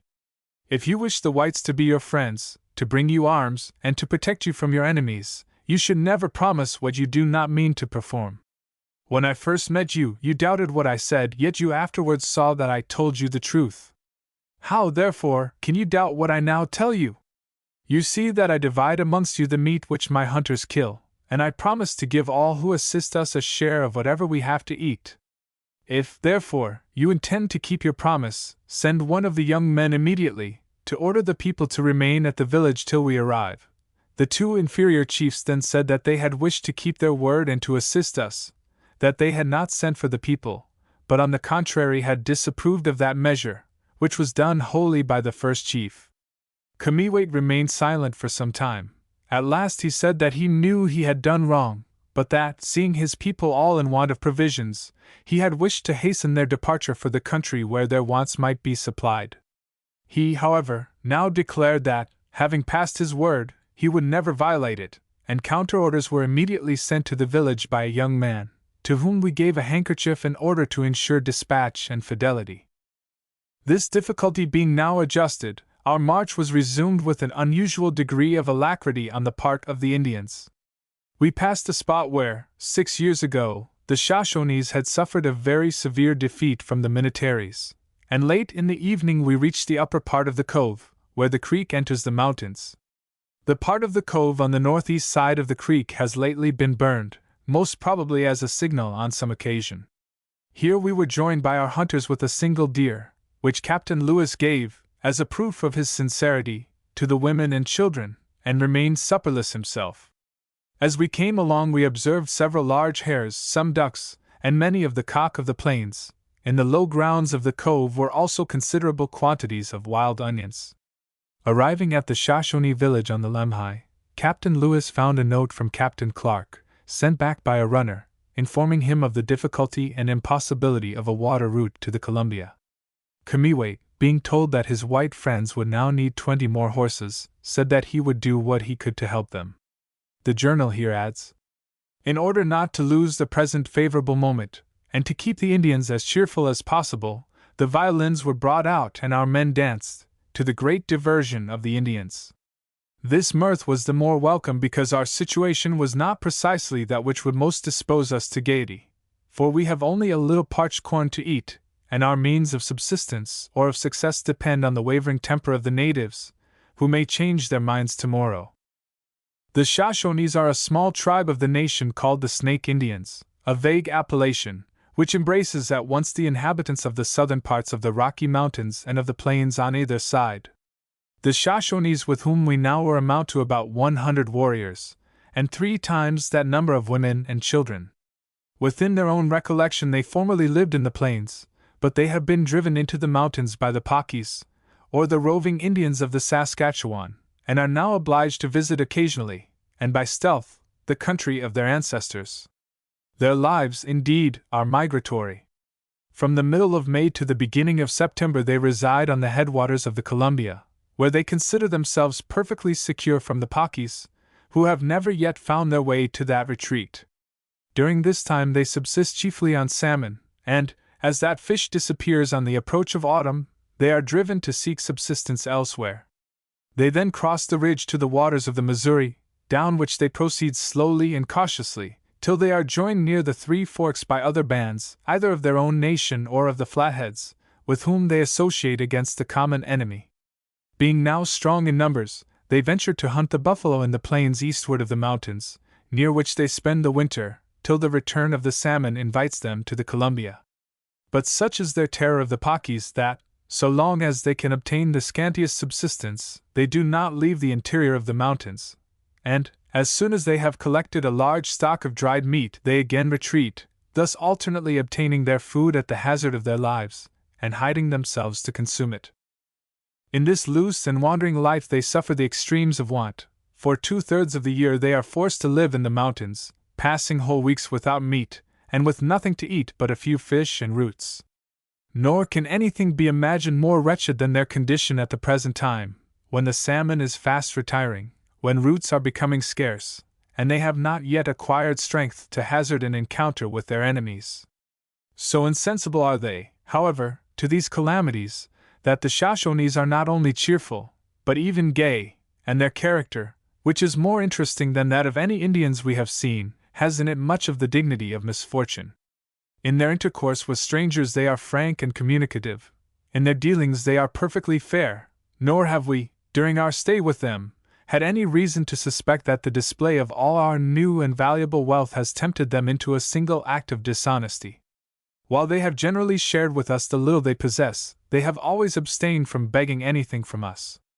With their liveliness of temper, they are fond of gaudy dresses and all sorts of amusements, particularly games of hazard, and, like most Indians, delight in boasting of their warlike exploits, either real or fictitious. In their conduct towards us they have been kind and obliging, and though on one occasion they seemed willing to neglect us, yet we scarcely knew how to blame the treatment by which we were to suffer, when we recollected how few civilized chiefs would have hazarded the comforts or the subsistence of their people for the sake of a few strangers. As war is the chief occupation, bravery is the first virtue among the Shoshones. None can hope to be distinguished without having given proofs of it, nor can there be any preferment or influence among the nation without some warlike achievement. Those important events which give reputation to a warrior, and entitle him to a new name, are killing a white, or grizzly, bear, stealing individually the horses of the enemy, leading a party who happen to be successful either in plundering horses or destroying the enemy, and lastly, scalping a warrior. These acts seem of nearly equal dignity, but the last, that of taking an enemy's scalp, is an honor quite independent of the act of vanquishing him. To kill your adversary is of no importance unless the scalp is brought from the field of battle. Were a warrior to slay any number of his enemies in action, and others were to obtain the scalps or first touch the dead, they would have all the honors, since they have borne off the trophy. The names of these Indians vary in the course of their life. Originally given in childhood, from the mere necessity of distinguishing objects, or from some accidental resemblance to external objects, the young warrior is impatient to change it by some achievement of his own. Any important event, the stealing of horses, the scalping of an enemy, or the killing of a brown bear, entitles him at once to a new name, which he then selects for himself, and it is confirmed by the nation.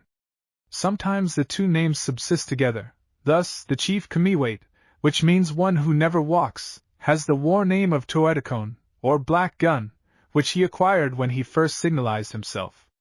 As each new action gives a warrior a right to change his name, many of them have several in the course of their lives. To give to a friend one's own name is an act of high courtesy, and a pledge, like that of pulling off the moccasin, of sincerity and hospitality. The chief in this way gave his name to Captain Clark when he first arrived, and he was afterward known among the Shoshones by the name of Kamiwait. On the 30th of August, the whole expedition being now reunited, and a sufficient number of horses having been purchased of the Shoshones, the final start across the mountains was begun. The journal says, the greater part of the band, who had delayed their journey on our account, were also ready to depart. We took leave of the Shoshones, who set out on their visit to the Missouri at the same time that we, accompanied by the old guide, his 4 sons, and another Indian, began the descent of the Lemhi River, along the same road which Captain Clark had previously pursued. After riding 12 miles we camped on the south bank of this river, and as the hunters had brought in 3 deer early in the morning, we did not feel the want of provisions. 3 days later, all the Indians, except the old guide, left them. They now passed up Fish Creek, and finding no track leading over the mountains they cut their way. Their journal says, this we effected with much difficulty. The thickets of trees and brush through which we were obliged to cut our way required great labor. The road itself was over the steep and rocky sides of the hills, where the horses could not move without danger of slipping down, while their feet were bruised by the rocks and stumps of trees. Accustomed as these animals were to this kind of life, they suffered severely. Several of them fell to some distance down the sides of the hills, some turned over with the baggage, one was crippled, and 2 gave out, exhausted with fatigue. After crossing the creek several times we at last made 5 miles, with great fatigue and labor, and camped on the left side of the creek in a small stony low ground. It was not, however, till after dark that the whole party was collected, and then, as it rained and we had killed nothing, we passed an uncomfortable night. The party had been too busily occupied with the horses to make any hunting excursion, and though, as we came along Fish Creek, we saw many beaver dams, we saw none of the animals themselves. The Indian guide appears here to have lost his way, but not dismayed, he pushed on through a trackless wilderness, sometimes traveling on the snow that now covered the mountains. On the 4th of September, the party came upon a large encampment of Indians, who received them with much ceremony. The journal says, September 5th, we assembled the chiefs and warriors, and informed them who we were, and the purpose for which we had visited their country. All this was, however, conveyed to them through so many different languages, that it was not comprehended without difficulty. We therefore proceeded to the more intelligible language of presents, and made 4 chiefs by giving a medal and a small quantity of tobacco to each. We received in turn from the principal chief a present consisting of the skins of a blaireau, badger, an otter, and 2 antelopes, and were treated by the women to some dried roots and berries. We then began to traffic for horses, and succeeded in exchanging 7 and purchasing 11, for which we gave a few articles of merchandise. This encampment consists of 33 tents, in which were about 400 souls, among whom 80 were men. They are called the Lashuts, and represent themselves as one band of a nation called Tushpaws, a numerous people of 450 tents, residing on the headwaters of the Missouri and Columbia rivers, and some of them lower down the latter river. In person these Indians are stout, and their complexion lighter than that common among Indians. The hair of the men is worn in queues of otter skin, falling in front over the shoulders. A shirt of dressed skin covers the body to the knee, and over this is worn occasionally a robe. To these are added leggings and moccasins. The women suffer their hair to fall in disorder over the face and shoulders, and their chief article of covering is a long shirt of skin, reaching down to the ankles, and tied round the waist. In other respects, as also in the few ornaments which they possess, their appearance is similar to that of the Shoshones. There is, however, a difference between the languages of these two people, which is still farther increased by the very extraordinary pronunciation of the Itlashoots. Their words have all a remarkably guttural sound, and there is nothing which seems to represent the tone of their speaking more exactly than the clucking of a fowl or the noise of a parrot. This peculiarity renders their voices scarcely audible, except at a short distance, and when many of them are talking, forms a strange confusion of sounds. The common conversation that we overheard consisted of low, guttural sounds, occasionally broken by a low word or two, after which it would relapse, and could scarcely be distinguished. They seemed kind and friendly, and willingly shared with us berries and roots, which formed their sole stock of provisions. Their only wealth is their horses, which are very fine, and so numerous that this party had with them at least 500. These Indians were on their way to join the other bands who were hunting buffalo on the Jefferson River, across the Great Divide. They set out the next morning, and the explorers resumed their toilsome journey, traveling generally in a northwesterly direction and looking for a pass across the Bitterroot Mountains. Very soon, all indications of game disappeared, and September 14th, they were forced to kill a colt, their stock of animal food being exhausted. They pressed on, however, through a savage wilderness, having frequent need to recur to horse flesh. Here is an entry under date of September 18th, in the journal. We melted some snow, and supped on a little portable soup, a few canisters of which, with about 20 pounds weight of bear's oil, are our only remaining means of subsistence. Our guns are scarcely of any service, for there is no living creature in these mountains, except a few small pheasants, a small species of gray squirrel, and a blue bird of the vulture kind, about the size of a turtle-dove, or jay. Even these are difficult to shoot. A bold running creek, up which Captain Clark passed on September 19th, was appropriately named by him Hungry Creek, as at that place they had nothing to eat. But at about 6 miles distance from the head of the stream, he fortunately found a horse, on which he breakfasted, and hung the rest on a tree for the party in the rear. This was one of the wild horses, strayed from Indian bands, which they found in the wilderness, too wild to be caught and used, but not too wild to shoot and eat. Later on the same day, this entry is made in the journal. The road along the creek is a narrow rocky path near the borders of very high precipices, from which a fall seems almost inevitable destruction. One of our horses slipped and rolled over with his load down the hillside, which was nearly perpendicular and strewed with large irregular rocks, nearly 100 yards, and did not stop till he fell into the creek. We all expected he was killed, but to our astonishment, on taking off his load he rose, seemed but little injured, and in 20 minutes proceeded with his load. Having no other provision, we took some portable soup, our only refreshment during the day. This abstinence, joined with fatigue, has a visible effect on our health. The men are growing weak and losing their flesh very fast. Several are afflicted with dysentery, and eruptions of the skin are very common. Next day, the party descended the last of the Bitterroot Range and reached level country. They were at last over the Great Divide. 3 Indian boys were discovered hiding in the grass, in great alarm. Captain Clark at once dismounted from his horse, and making signs of amity, went after the boys. He calmed their terrors, and giving them some bits of ribbon, sent them home. Soon after the boys reached home, a man came out to meet the party, with great caution, but he conducted them to a large tent in the village, and all the inhabitants gathered round to view with a mixture of fear and pleasure these wonderful strangers. The conductor now informed Captain Clark, by signs, that the spacious tent was the residence of the great chief, who had set out 3 days ago with all the warriors to attack some of their enemies toward the southwest, that he would not return before 15 or 18 days, and that in the meantime there were only a few men left to guard the women and children. They now set before them a small piece of buffalo meat, some dried salmon, berries, and several kinds of roots. Among these last is one which is round, much like an onion in appearance, and sweet to the taste.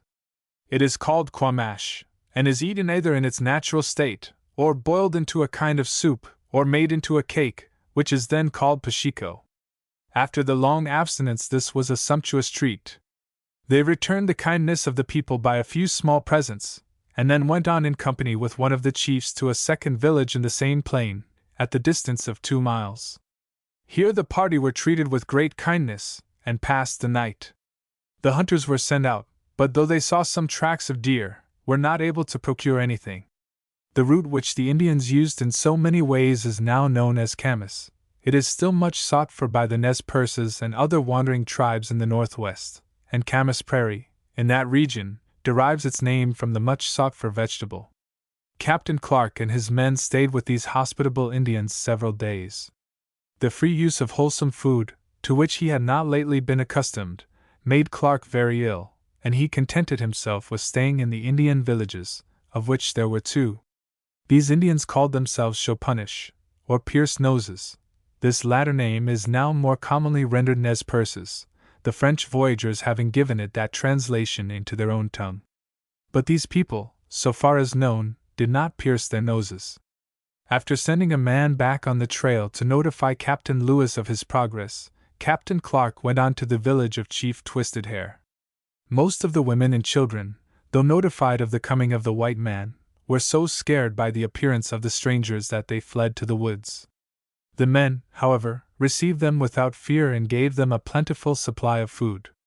They were now on one of the upper branches of the Kuskuski River, near what is the site of Pierce City, county seat of Shoshone County, Idaho.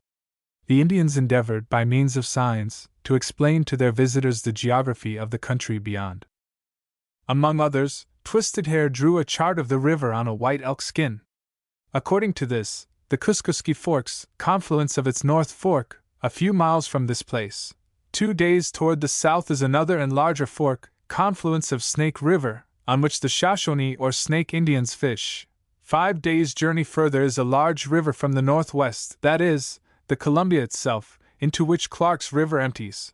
From the mouth of that river, that is, confluence of the Snake with the Columbia, to the falls is 5 days' journey further, on all the forks. As well as on the main river, great numbers of Indians reside. On the 23rd of September, Captain Lewis and his party having come up, the white men assembled the Indians and explained to them where they came from and what was their errand across the continent. The Indians appeared to be entirely satisfied, and they sold their visitors as much provisions as their half-famished horses could carry. The journal here says, "All around the village the women are busily employed in gathering and dressing the pashiko root, of which large quantities are heaped in piles over the plain. We now felt severely the consequence of eating heartily after our late privations. Captain Lewis and 2 of the men were taken very ill last evening. Today he could hardly sit on his horse, while others were obliged to be put on horseback, and some, from extreme weakness and pain, were forced to lie down alongside of the road for some time. At sunset we reached the island where the hunters had been left on the 22d. They had been unsuccessful, having killed only 2 deer since that time, and 2 of them were very sick. A little below this island is a larger one on which we camped, and administered Rush's pills to the sick. The illness of the party continued for several days, and not much progress was made downstream. Having camped, on the 27th of September, in the Kuskuski River, at a place where plenty of good timber was found, preparations for building 5 canoes were begun. From this time to the 5th of October, all the men capable of labor were employed in preparing the canoes. The health of the party gradually recruited, though they still suffered severely from want of food, and, as the hunters had but little success in procuring game, they were obliged on the 2nd to kill one of their horses. Indians from different quarters frequently visited them, but all that could be obtained from them was a little fish and some dried roots. This diet was not only unnutritious, but in many cases it caused dysentery and nausea. Chapter 15. Down the Pacific Slope. The early days of October were spent in making preparations for the descent of the river, the Kuskuski. Here they made their canoes, and they called their stopping place Canoe Camp. This was at the junction of the North Fork of the river with the main stream, and all below that point is called the Lower Kuskuski, while that above is known as the Upper River. The latitude of the camp, according to the Journal of the Explorers, was 46 feet 0 inches 34 feet 56 inches north. Here they buried in a cache their saddles, horse gear, and a small supply of powder and musket balls for possible emergencies. The Kuskuski, it should be borne in mind, is now better known as the Clearwater. It empties into the Snake River, and that into the Columbia. As far as the explorers knew the watercourse down which they were to navigate, they called it Clark's River, in honor of Captain Clark. But modern geographers have displaced the name of that eminent explorer and mapmaker, and have divided the stream, or streams, with other nomenclature. On the 8th of October the party set out on their long water journey in 5 canoes, one of which was a small craft intended to go on ahead and pilot the way, which, of course, was unknown, for the 4 larger ones, in which traveled the main party with their luggage. They met with disaster very soon after their start, one of the canoes having struck a rock, which made a hole in its side and caused the sinking of the craft. Fortunately, no lives were lost, but the voyage was interrupted. The party went ashore and did not resume their journey until their luggage was dried and the canoe repaired. On the 9th, says the journal, the morning was as usual cool, but as the weather both yesterday and today was cloudy, our merchandise dried but slowly. The boat, though much injured, was repaired by 10 o'clock so as to be perfectly fit for service, but we were obliged to remain during the day till the articles were sufficiently dry to be reloaded. The interval we employed in purchasing fish for the voyage, and conversing with the Indians. In the afternoon we were surprised at hearing that our old Shoshone guide and his son had left us and had been seen running up the river several miles above. As he had never given any notice of his intention, nor had even received his pay for guiding us, we could not imagine the cause of his desertion, nor did he ever return to explain his conduct. We requested the chief to send a horseman after him to request that he would return and receive what we owed him. From this, however, he dissuaded us, and said very frankly that his nation, the Shopunish, would take from the old man any presents that he might have on passing their camp. The Indians came about our camp at night, and were very gay and good-humored with the men. Among other exhibitions was that of a squaw who appeared to be crazy. She sang in a wild, incoherent manner, and offered to the spectators all the little articles she possessed, scarifying herself in a horrid manner if anyone refused her present. She seemed to be an object of pity among the Indians, who suffered her to do as she pleased without interruption. The river was full of rapids and very dangerous rocks and reefs, and the voyagers were able to make only 20 miles a day for some distance along the stream. At the confluence of the Kuskuski and the Snake River they camped for the night, near the present site of Lewiston, Idaho. This city, first settled in May, 1861, and incorporated in 1863, was named for Captain Lewis of our expedition. From this point the party crossed over into the present state of Washington. Of their experience at their camp here the journal says, our arrival soon attracted the attention of the Indians, who flocked in all directions to see us. In the evening the Indian from the falls, whom we had seen at Rugged Rapid, joined us with his son in a small canoe, and insisted on accompanying us to the falls. Being again reduced to fish and roots, we made an experiment to vary our food by purchasing a few dogs, and after having been accustomed to horse flesh, felt no disrelish for this new dish. The Shopunish have great numbers of dogs, which they employ for domestic purposes, but never eat, and our using the flesh of that animal soon brought us into ridicule as dog-eaters. When Fremont and his men crossed the continent to California, in 1842, they ate the flesh of that species of marmot which we know as the prairie dog. Long afterwards, when Fremont was a candidate for the office of President of the United States, this fact was recalled to the minds of men, and the famous explorer was denounced as a dog-eater.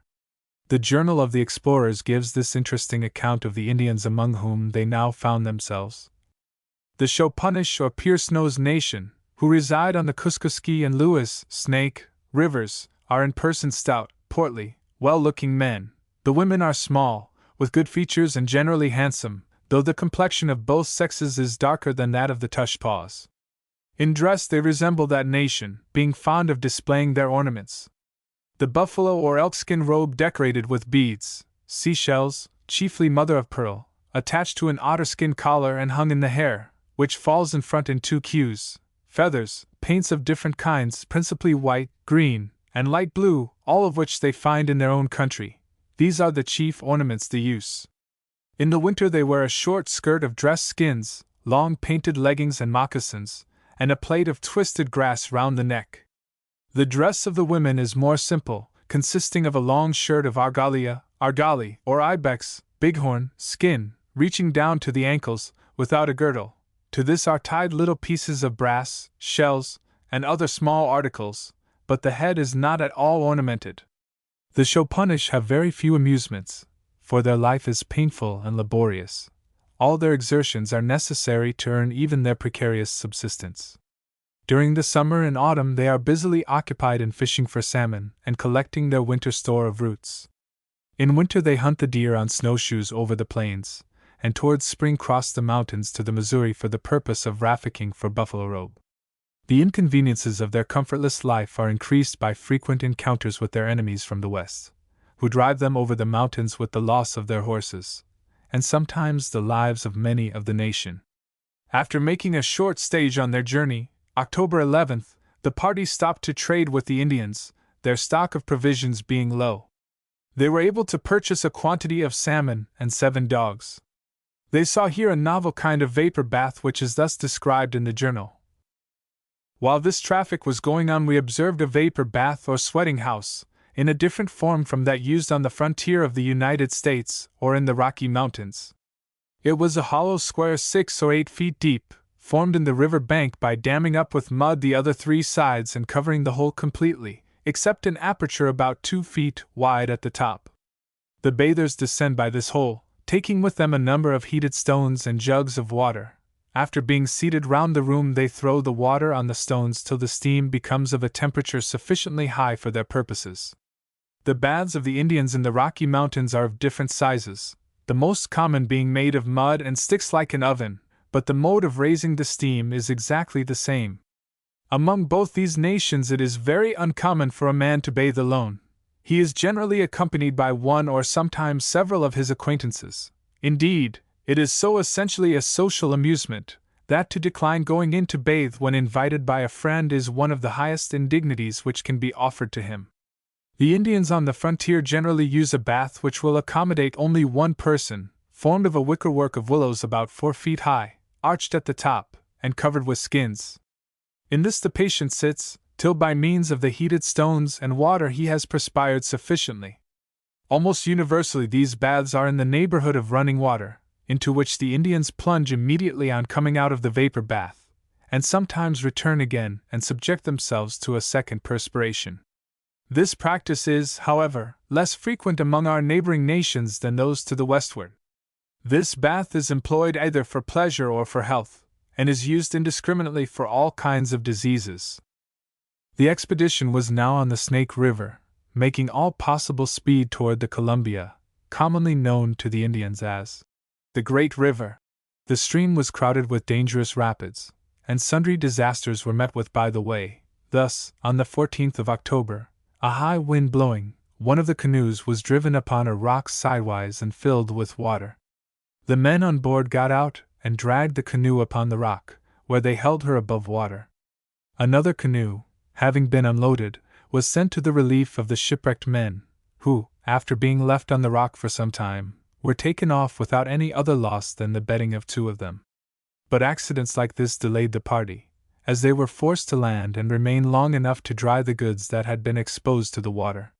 Several such incidents are told in the Journal of the Explorers. Few Indians were to be seen along the banks of the river, but occasionally the party came to a pile of planks and timbers which were the materials from which were built the houses of such Indians as came here in the fishing season to catch a supply for the winter and for trading purposes. Occasionally, the complete scarcity of fuel compelled the explorers to depart from their general rule to avoid taking any Indian property without leave, and they used some of these house materials for firewood, with the intent to pay the rightful owners, if they should ever be found.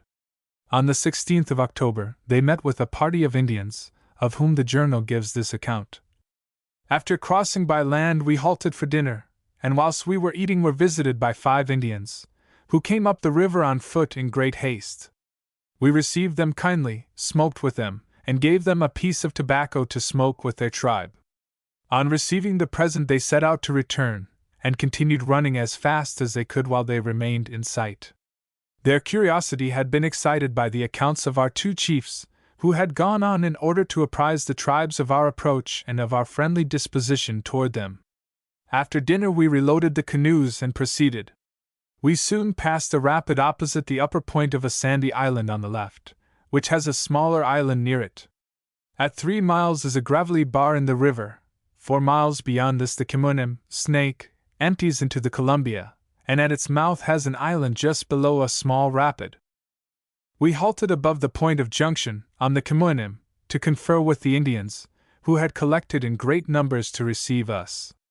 On landing we were met by our two chiefs, to whose good offices we were indebted for this reception, and also the 2 Indians who had passed us a few days since on horseback, one of whom appeared to be a man of influence, and harangued the Indians on our arrival.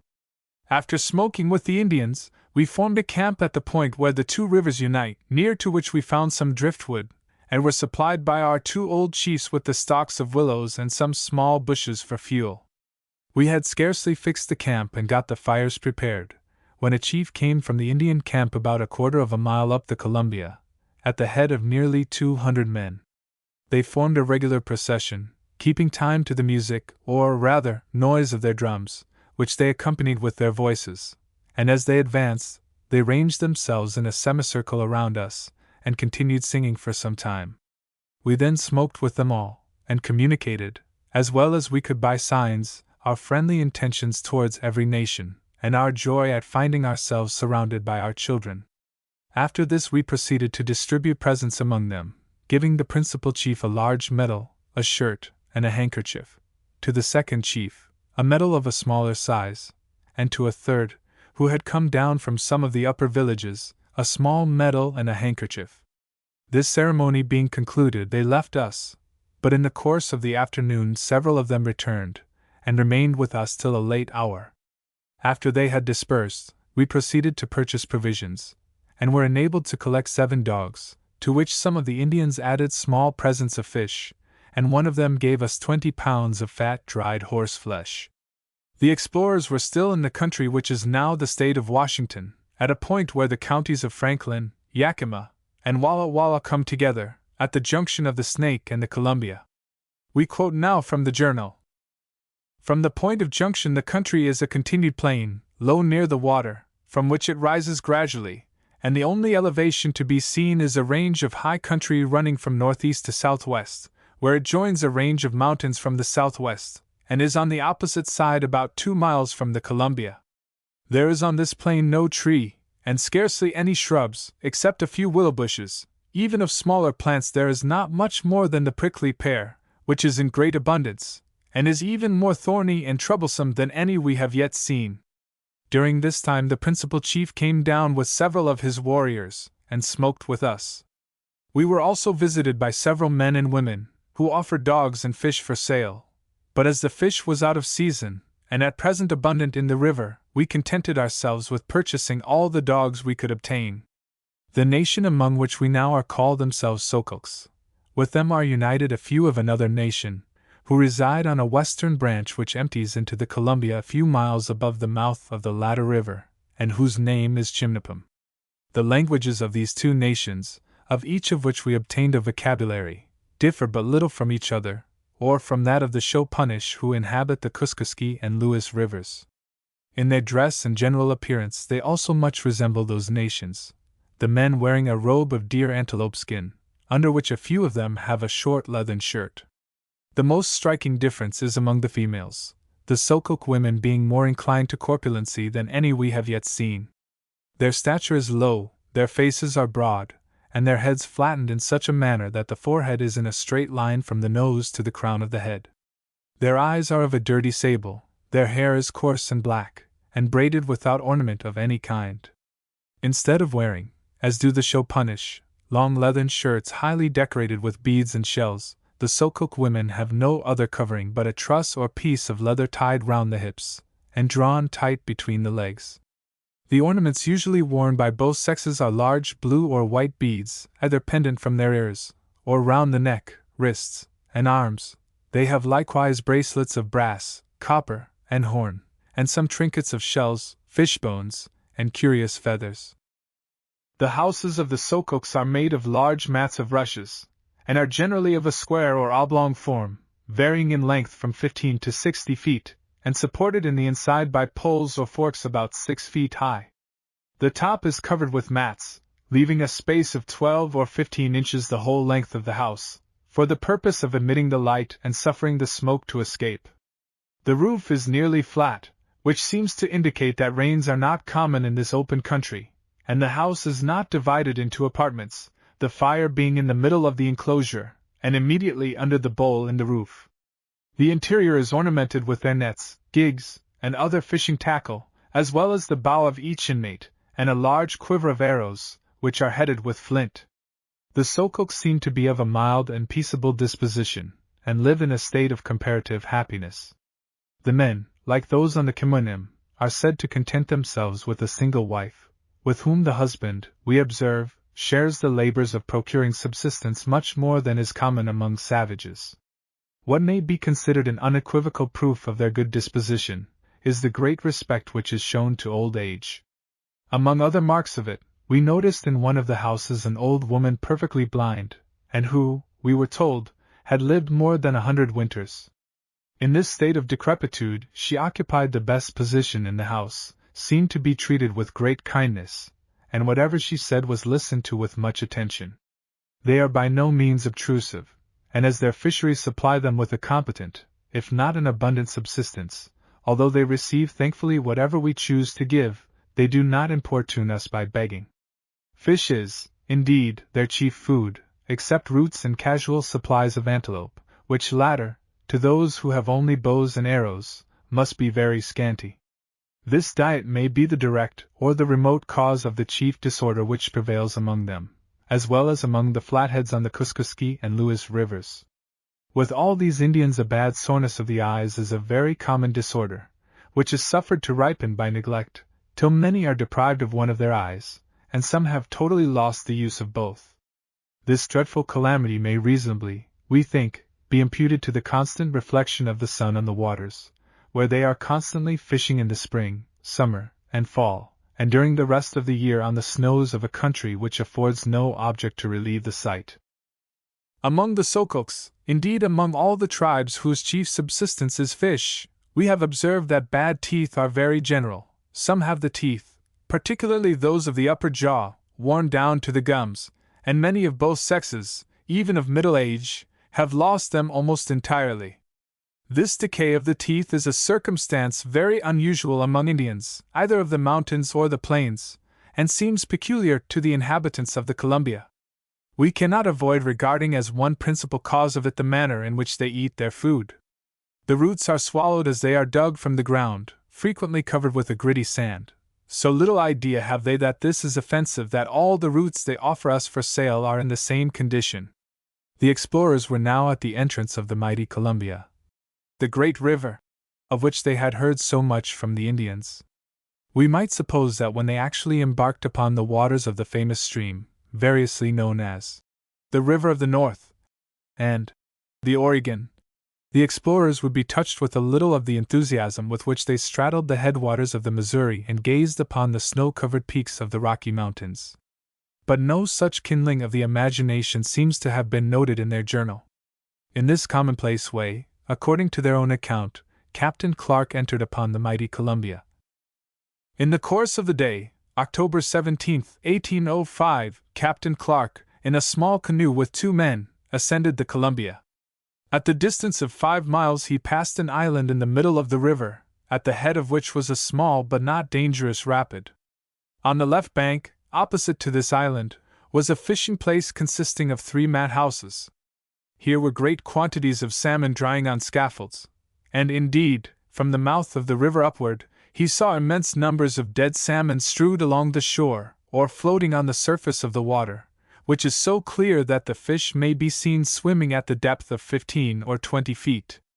The Indians, who had collected on the banks to observe him, now joined him in 18 canoes, and accompanied him up the river. A mile above the rapids he came to the lower point of an island, where the course of the stream, which had been from its mouth north 83 degrees west, now became due west. He proceeded in that direction until, observing 3 houses of mats at a short distance, he landed to visit them. On entering one of these houses, he found it crowded with men, women, and children, who immediately provided a mat for him to sit on, and one of the party undertook to prepare something to eat. He began by bringing in a piece of pine wood that had drifted down the river, which he split into small pieces with a wedge made of elkhorn, by means of a mallet of stone curiously carved. The pieces of wood were then laid on the fire, and several round stones placed upon them. One of the squaws now brought a bucket of water, in which was a large salmon about half dried, and, as the stones became heated, they were put into the bucket till the salmon was sufficiently boiled for use. It was then taken out, put on a platter of rushes neatly made, and laid before Captain Clark, while another was boiled for each of his men. During these preparations he smoked with such about him as would accept of tobacco, but very few were desirous of smoking, a custom which is not general among them, and chiefly used as a matter of form in great ceremonies.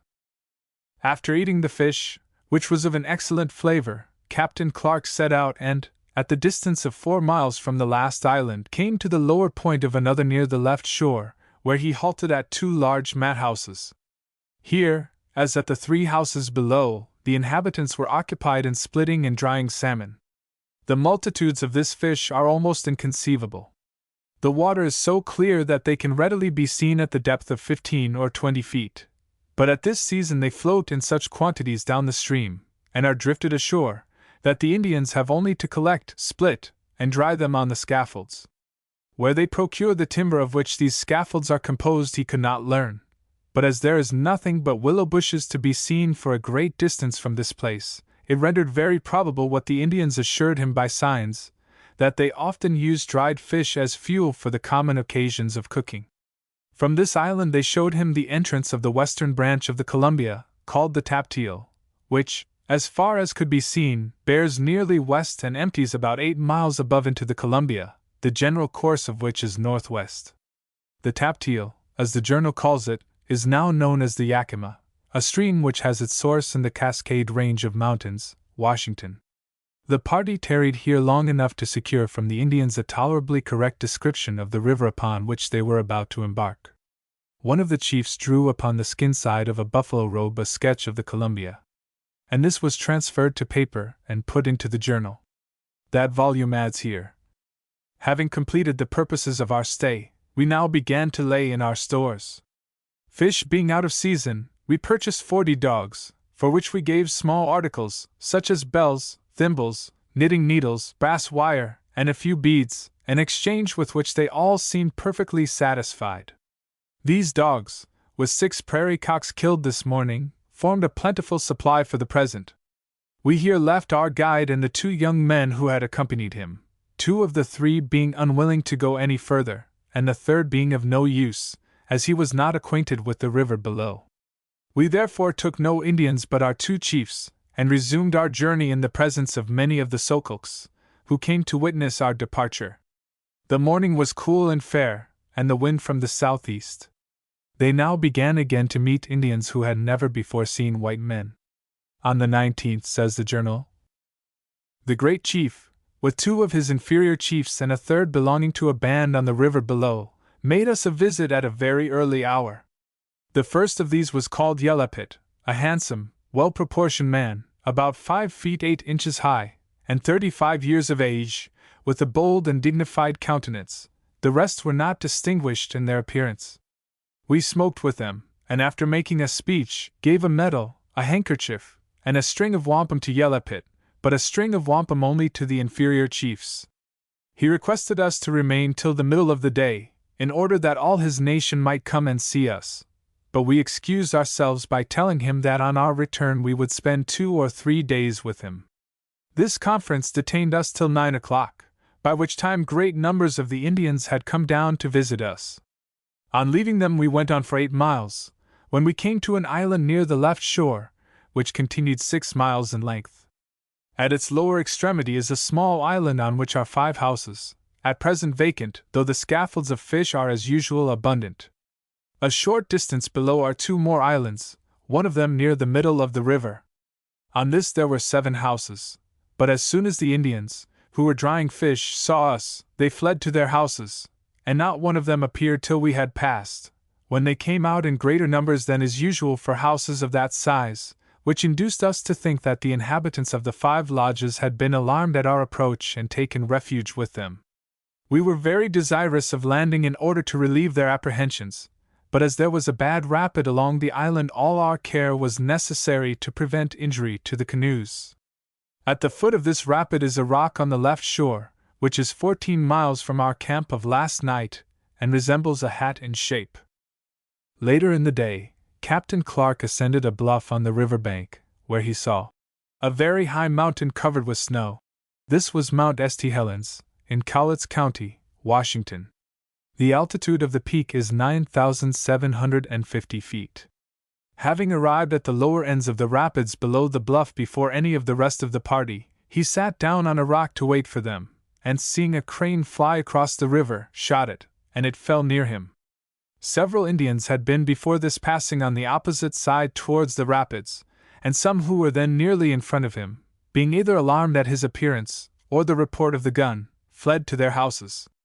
Captain Clark was afraid that these people had not yet heard that the white men were coming, and therefore, in order to allay their uneasiness before the rest of the party should arrive, he got into the small canoe with 3 men, rowed over towards the houses, and while crossing, shot a duck, which fell into the water. As he approached, no person was to be seen except 3 men in the plains, and they, too, fled as he came near the shore. He landed in front of 5 houses close to each other, but no one appeared, and the doors, which were of mat, were closed. He went towards one of them with a pipe in his hand, and pushing aside the mat, entered the lodge, where he found 32 persons, chiefly men and women, with a few children, all in the greatest consternation, some hanging down their heads, others crying and wringing their hands. He went up to them, and shook hands with each one in the most friendly manner, but their apprehensions, which had for a moment subsided, revived on his taking out a burning glass, as there was no roof to the house, and lighting his pipe, he then offered it to several of the men, and distributed among the women and children some small trinkets which he had with him, and gradually restored a degree of tranquility among them. Leaving this house, and directing each of his men to visit a house, he entered a second. Here he found the inmates more terrified than those in the first, but he succeeded in pacifying them, and afterward went into the other houses, where the men had been equally successful. Retiring from the houses, he seated himself on a rock, and beckoned to some of the men to come and smoke with him, but none of them ventured to join him till the canoes arrived with the 2 chiefs, who immediately explained our pacific intention towards them. Soon after, the interpreter's wife, Sacagawea, landed, and her presence dissipated all doubts of our being well disposed, since in this country no woman ever accompanies a war party. They therefore all came out, and seemed perfectly reconciled, nor could we, indeed, blame them for their terrors, which were perfectly natural. They told the 2 chiefs that they knew we were not men, for they had seen us fall from the clouds. In fact, unperceived by them, Captain Clark had shot the white crane, which they had seen fall just before he appeared to their eyes. The duck which he had killed also fell close by him, and as there were some clouds flying over at the moment, they connected the fall of the birds with his sudden appearance, and believed that he had himself actually dropped from the clouds, considering the noise of the rifle, which they had never heard before, the sound announcing so extraordinary an event. This belief was strengthened when, on entering the room, he brought down fire from the heavens by means of his burning glass. We soon convinced them, however, that we were merely mortals, and after one of our chiefs had explained our history and objects, we all smoked together in great harmony. Chapter 16. Down the Columbia to Tidewater. The voyagers were now drifting down the Columbia River, and they found the way impeded by many rapids, some of them very dangerous. But their skill in the handling of their canoes seems to have been equal to the occasion, although they were sometimes compelled to go around the more difficult rapids, making a short land portage. When they had traveled about 40 miles down the river, they landed opposite an island on which were 24 houses of Indians. The people, known as the Pishquitpas, were engaged in drying fish. No sooner had the white men landed than the Indians, to the number of 100, came across the stream bringing with them some firewood, a most welcome present in that treeless country. The visitors were entertained with presents, and a long smoke at the pipe of peace. So pleased were they with the music of 2 violins played by Cruzat and Gibson, of the exploring party, that they remained by the fire of the white men all night. The news of the arrival of the white strangers soon spread, and next morning about 200 more of the Indians assembled to gaze on them.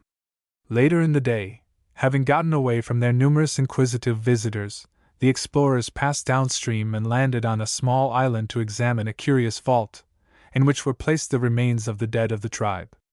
The journal says, "This place, in which the dead are deposited, is a building about 60 feet long and 12 feet wide, formed by placing in the ground poles or forks 6 feet high, across which a long pole is extended the whole length of the structure.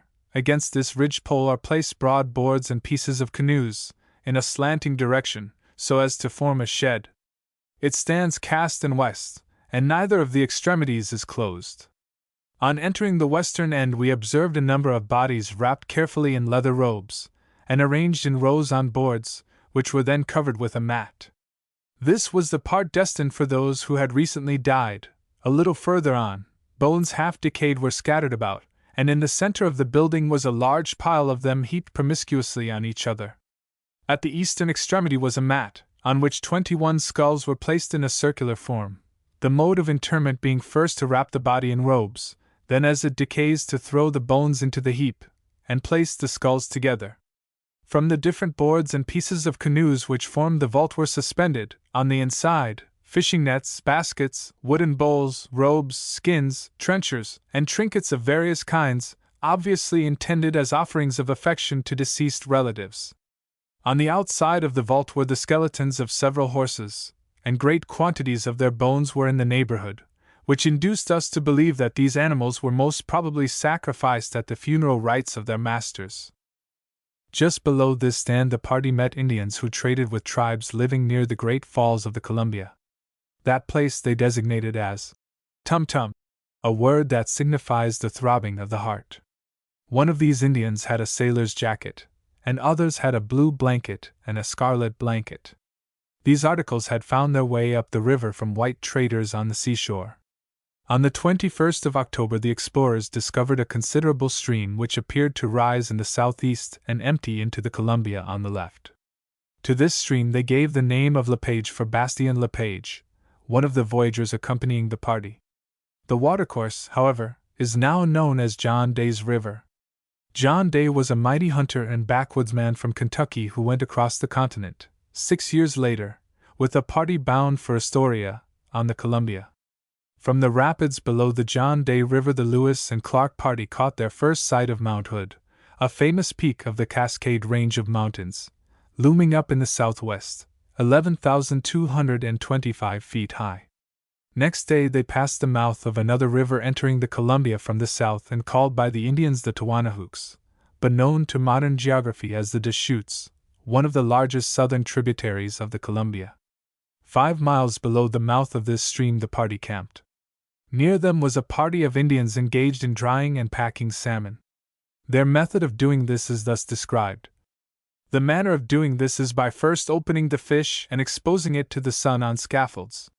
When it is sufficiently dried it is pounded between 2 stones till it is pulverized, and is then placed in a basket about 2 feet long and 1 in diameter, neatly made of grass and rushes, and lined with the skin of a salmon stretched and dried for the purpose. Here the fish are pressed down as hard as possible, and the top is covered with fish skins, which are secured by cords through the holes of the basket. These baskets are then placed in some dry situation, the corded part upward, 7 being usually placed as close as they can be put together, and 5 on the top of these. The whole is then wrapped up in mats, and made fast by cords over which mats are again thrown. 12 of these baskets, each of which contains from 90 to 100 pounds, form a stack, which is left exposed till it is sent to market. The fish thus preserved keep sound and sweet for several years, and great quantities, they inform us, are sent to the Indians who live below the falls, whence it finds its way to the whites who visit the mouth of the Columbia. We observe, both near the lodges and on the rocks in the river, great numbers of stacks of these pounded fish. Besides fish, these people supplied us with filberts and berries, and we purchased a dog for supper, but it was with much difficulty that we were able to buy wood enough to cook it. On the 23rd the voyagers made the descent of the great falls which had so long been an object of dread to them. The whole height of the falls is 37 feet, 8 inches, in a distance of 1,200 yards. A portage of 450 yards was made around the first fall, which is 20 feet high, and perpendicular. By means of lines the canoes were let down the rapids below. At the season of high water the falls become mere rapids up which the salmon can pass. On this point the journal says, "From the marks everywhere perceivable at the falls, it is obvious that in high floods, which must be in the spring, the water below the falls rises nearly to a level with that above them. Of this rise, which is occasioned by some obstructions which we do not as yet know, the salmon must avail themselves to pass up the river in such multitudes that this fish is almost the only one caught in great abundance above the falls, but below that place we observe the salmon trout, and the heads of a species of trout smaller than the salmon trout, which is in great quantities, and which they are now burying, to be used as their winter food. A hole of any size being dug, the sides and bottom are lined with straw, over which skins are laid. On these the fish, after being well dried, are laid, covered with other skins, and the whole is closed with a layer of earth 12 or 15 inches deep. We saw no game except a sea otter, which was shot in the narrow channel as we were coming down, but we could not get it. Having, therefore, scarcely any provisions, we purchased 8 small fat dogs, a food to which we were compelled to have recourse, as the Indians were very unwilling to sell us any of their good fish, which they reserved for the market below. Fortunately, however, habit had completely overcome the repugnance which we felt at first at eating this animal, and the dog, if not a favorite dish, was always an acceptable one. The meridian altitude of today gave 45 feet 0 inches 42 feet 57.3 inches north as the latitude of our camp. On the beach, near the Indian huts, we observed 2 canoes of a different shape and size from any which we had hitherto seen. One of these we got by giving our smallest canoe a hatchet, and a few trinkets to the owner, who said he had obtained it from a white man below the falls in exchange for a horse. These canoes were very beautifully made, wide in the middle, and tapering towards each end, with curious figures carved on the bow. They were thin, but being strengthened by crossbars about an inch in diameter, tied with strong pieces of bark through holes in the sides, were able to bear very heavy burdens, and seemed calculated to live in the roughest water. At this point the officers of the expedition observed signs of uneasiness in the 2 friendly Indian chiefs who had thus far accompanied them. They also heard rumors that the warlike Indians below them were meditating an attack as the party went down. The journal says, "Being at all times ready for any attempt of that sort, we were not under greater apprehensions than usual at this intelligence. We therefore only re-examined our arms, and increased the ammunition to 100 rounds. Our chiefs, who had not the same motives of confidence, were by no means so much at their ease, and when at night they saw the Indians leave us earlier than usual, their suspicions of an intended attack were confirmed, and they were very much alarmed. The Indians approached us with apparent caution, and behaved with more than usual reserve. Our 2 chiefs, by whom these circumstances were not observed, now told us that they wished to return home, that they could be no longer of any service to us, that they could not understand the language of the people below the falls, that those people formed a different nation from their own, that the 2 people had been at war with each other, and that as the Indians had expressed a resolution to attack us, they would certainly kill them. We endeavored to quiet their fears, and requested them to stay 2 nights longer, in which time we would see the Indians below, and make a peace between the 2 nations. They replied that they were anxious to return and see their horses. We, however, insisted on their remaining with us, not only in hopes of bringing about an accommodation between them and their enemies, but because they might be able to detect any hostile designs against us, and also assist us in passing the next falls, which are not far off, and represented as very difficult. They at length agreed to stay with us 2 nights longer. The explorers now arrived at the next fall of the Columbia. Here was a quiet basin on the margin of which were 3 Indian huts. The journal tells the rest of the story. At the extremity of this basin stood a high black rock, which, rising perpendicularly from the right shore, seemed to run wholly across the river. So totally, indeed, did it appear to stop the passage, that we could not see where the water escaped, except that the current was seemingly drawn with more than usual velocity to the left of the rock, where was heard a great roaring. We landed at the huts of the Indians, who went with us to the top of the rock, from which we had a view of all the difficulties of the channel. We were now no longer at a loss to account for the rising of the river at the falls, for this tremendous rock was seen stretching across the river, to meet the high hills on the left shore, leaving a channel of only 45 yards wide, through which the whole body of the Columbia pressed its way. The water, thus forced into so narrow a passage, was thrown into whirls, and swelled and boiled in every part with the wildest agitation. But the alternative of carrying the boats over this high rock was almost impossible in our present situation, and as the chief danger seemed to be, not from any obstructions in the channel, but from the great waves and whirlpools, we resolved to attempt the passage, in the hope of being able, by dexterous steering, to descend in safety. This we undertook, and with great care were able to get through, to the astonishment of the Indians in the huts we had just passed, who now collected to see us from the top of the rock. The channel continued thus confined for the space of about half a mile, when the rock ceased. We passed a single Indian hut at the foot of it, where the river again enlarges to the width of 200 yards, and at the distance of a mile and a half stopped to view a very bad rapid. This is formed by two rocky islands which divide the channel, the lower and larger of which is in the middle of the river. The appearance of this place was so unpromising that we unloaded all the most valuable articles, such as guns, ammunition, our papers, etc., and sent them by land, with all the men that could not swim, to the extremity of these rapids. We then descended with the canoes, 2 at a time. Though the canoes took in some water, we all went through safely, after which we made 2 miles, stopped in a deep bend of the river toward the right, and camped a little above a large village of 21 houses. Here we landed, and as it was late before all the canoes joined us, we were obliged to remain this evening, the difficulties of the navigation having permitted us to make only 6 miles. There were then among the Echelets, a tribe of the Upper Chinooks, now nearly extinct. The white men were much interested in the houses of these people, which, their journals set forth, were the first wooden buildings seen since leaving the Illinois country. This is the manner of their construction. A large hole, 20 feet wide and 30 in length, was dug to the depth of 6 feet, the sides of which were lined with split pieces of timber rising just above the surface of the ground, and smoothed to the same width by burning, or by being shaved with small iron axes. These timbers were secured in their erect position by a pole stretched along the side of the building near the eaves, and supported on a strong post fixed at each corner. The timbers at the gable ends rose gradually higher, the middle pieces being the broadest. At the top of these was a sort of semicircle, made to receive a ridge-pole the whole length of the house, propped by an additional post in the middle, and forming the top of the roof. From this ridge-pole to the eaves of the house were placed a number of small poles or rafters, secured at each end by fibers of the cedar.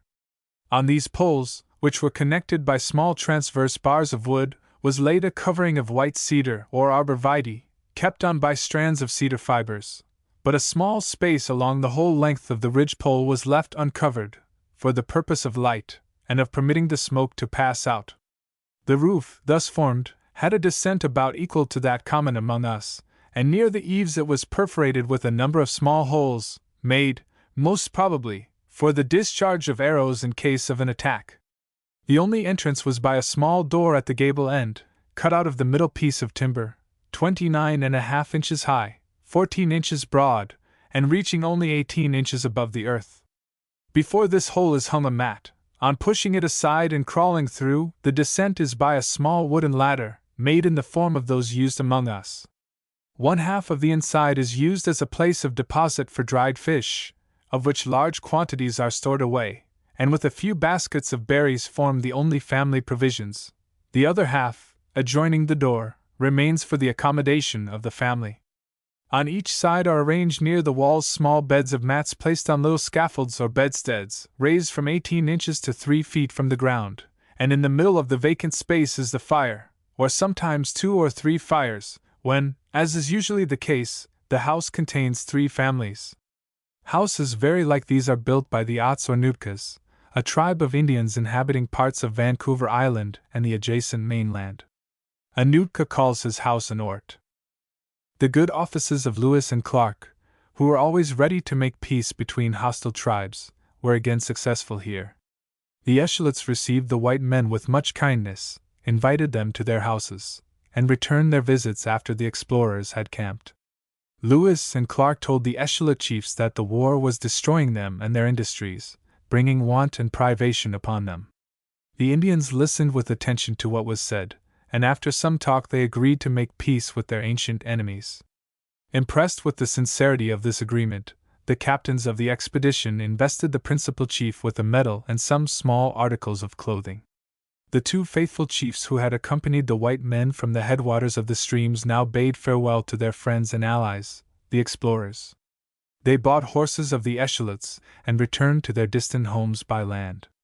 Game here became more abundant, and on the 26th of October the journal records the fact that they received from the Indians a present of deer meat, and on that day their hunters found plenty of tracks of elk and deer in the mountains, and they brought in 5 deer, 4 very large gray squirrels, and a grouse.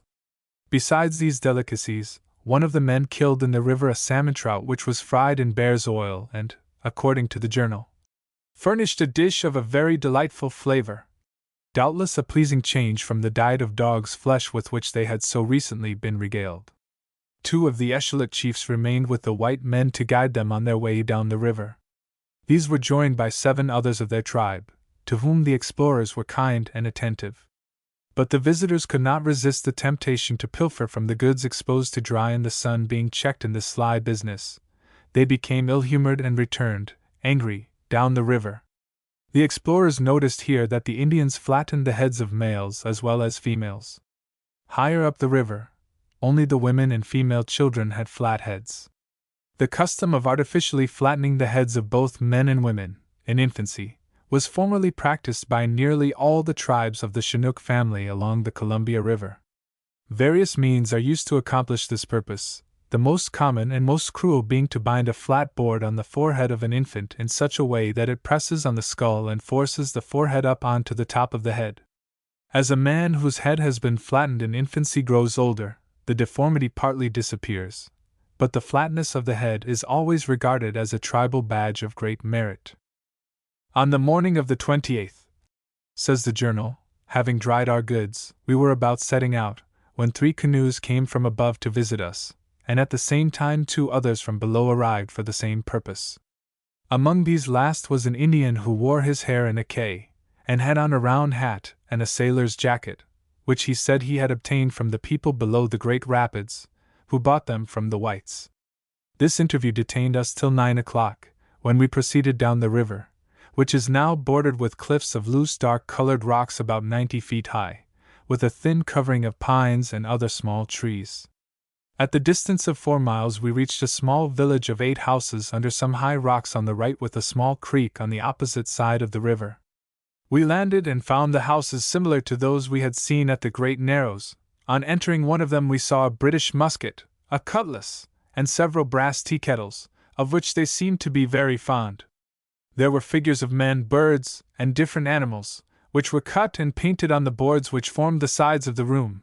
Though the workmanship of these uncouth figures was very rough, they were highly esteemed by the Indians as the finest frescoes of more civilized people. This tribe is called the Chillikidiquaw. Their language, though somewhat different from that of the Eshleets, has many of the same words, and is sufficiently intelligible to the neighboring Indians. We procured from them a vocabulary, and then, after buying 5 small dogs, some dried berries, and a white bread or cake made of roots, we left them. The wind, however, rose so high that we were obliged, after going 1 mile, to land on the left side, opposite a rocky island, and pass the day. On the same day the white chiefs visited one of the most prominent of the native houses built along the river. This, says the journal, was the residence of the principal chief of the Chillikidiquaw nation, who we found was the same between whom and our 2 chiefs we had made a peace at the Eshleet village. He received us very kindly, and set before us pounded fish, filberts, nuts, the berries of the sakakamis, and white bread made of roots. We gave, in return, a bracelet of ribbon to each of the women of the house, with which they were very much pleased. The chief had several articles, such as scarlet and blue cloth, a sword, a jacket, and a hat, which must have been procured from the whites, and on one side of the room were two wide, split boards placed together so as to make space for a rude figure of a man cut and painted on them.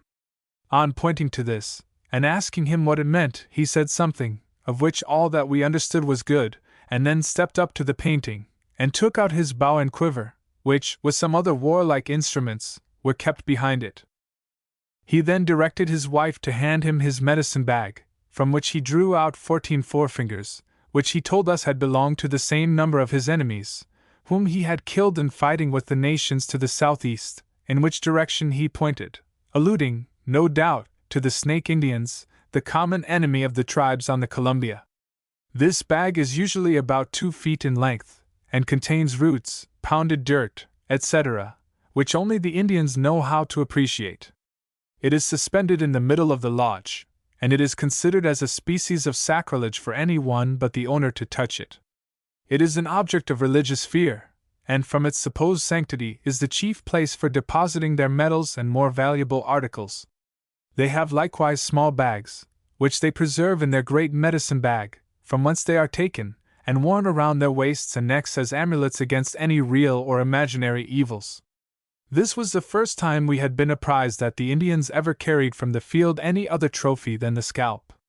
These fingers were shown with great exultation, and after an harangue, which we were left to presume was in praise of his exploits, the chief carefully replaced them among the valuable contents of his red medicine bag. The inhabitants of this village being part of the same nation with those of the village we had passed above, the language of the two was the same, and their houses were of similar form and materials, and calculated to contain about 30 souls. They were unusually hospitable and good-humored, so that we gave to the place the name of the Friendly Village.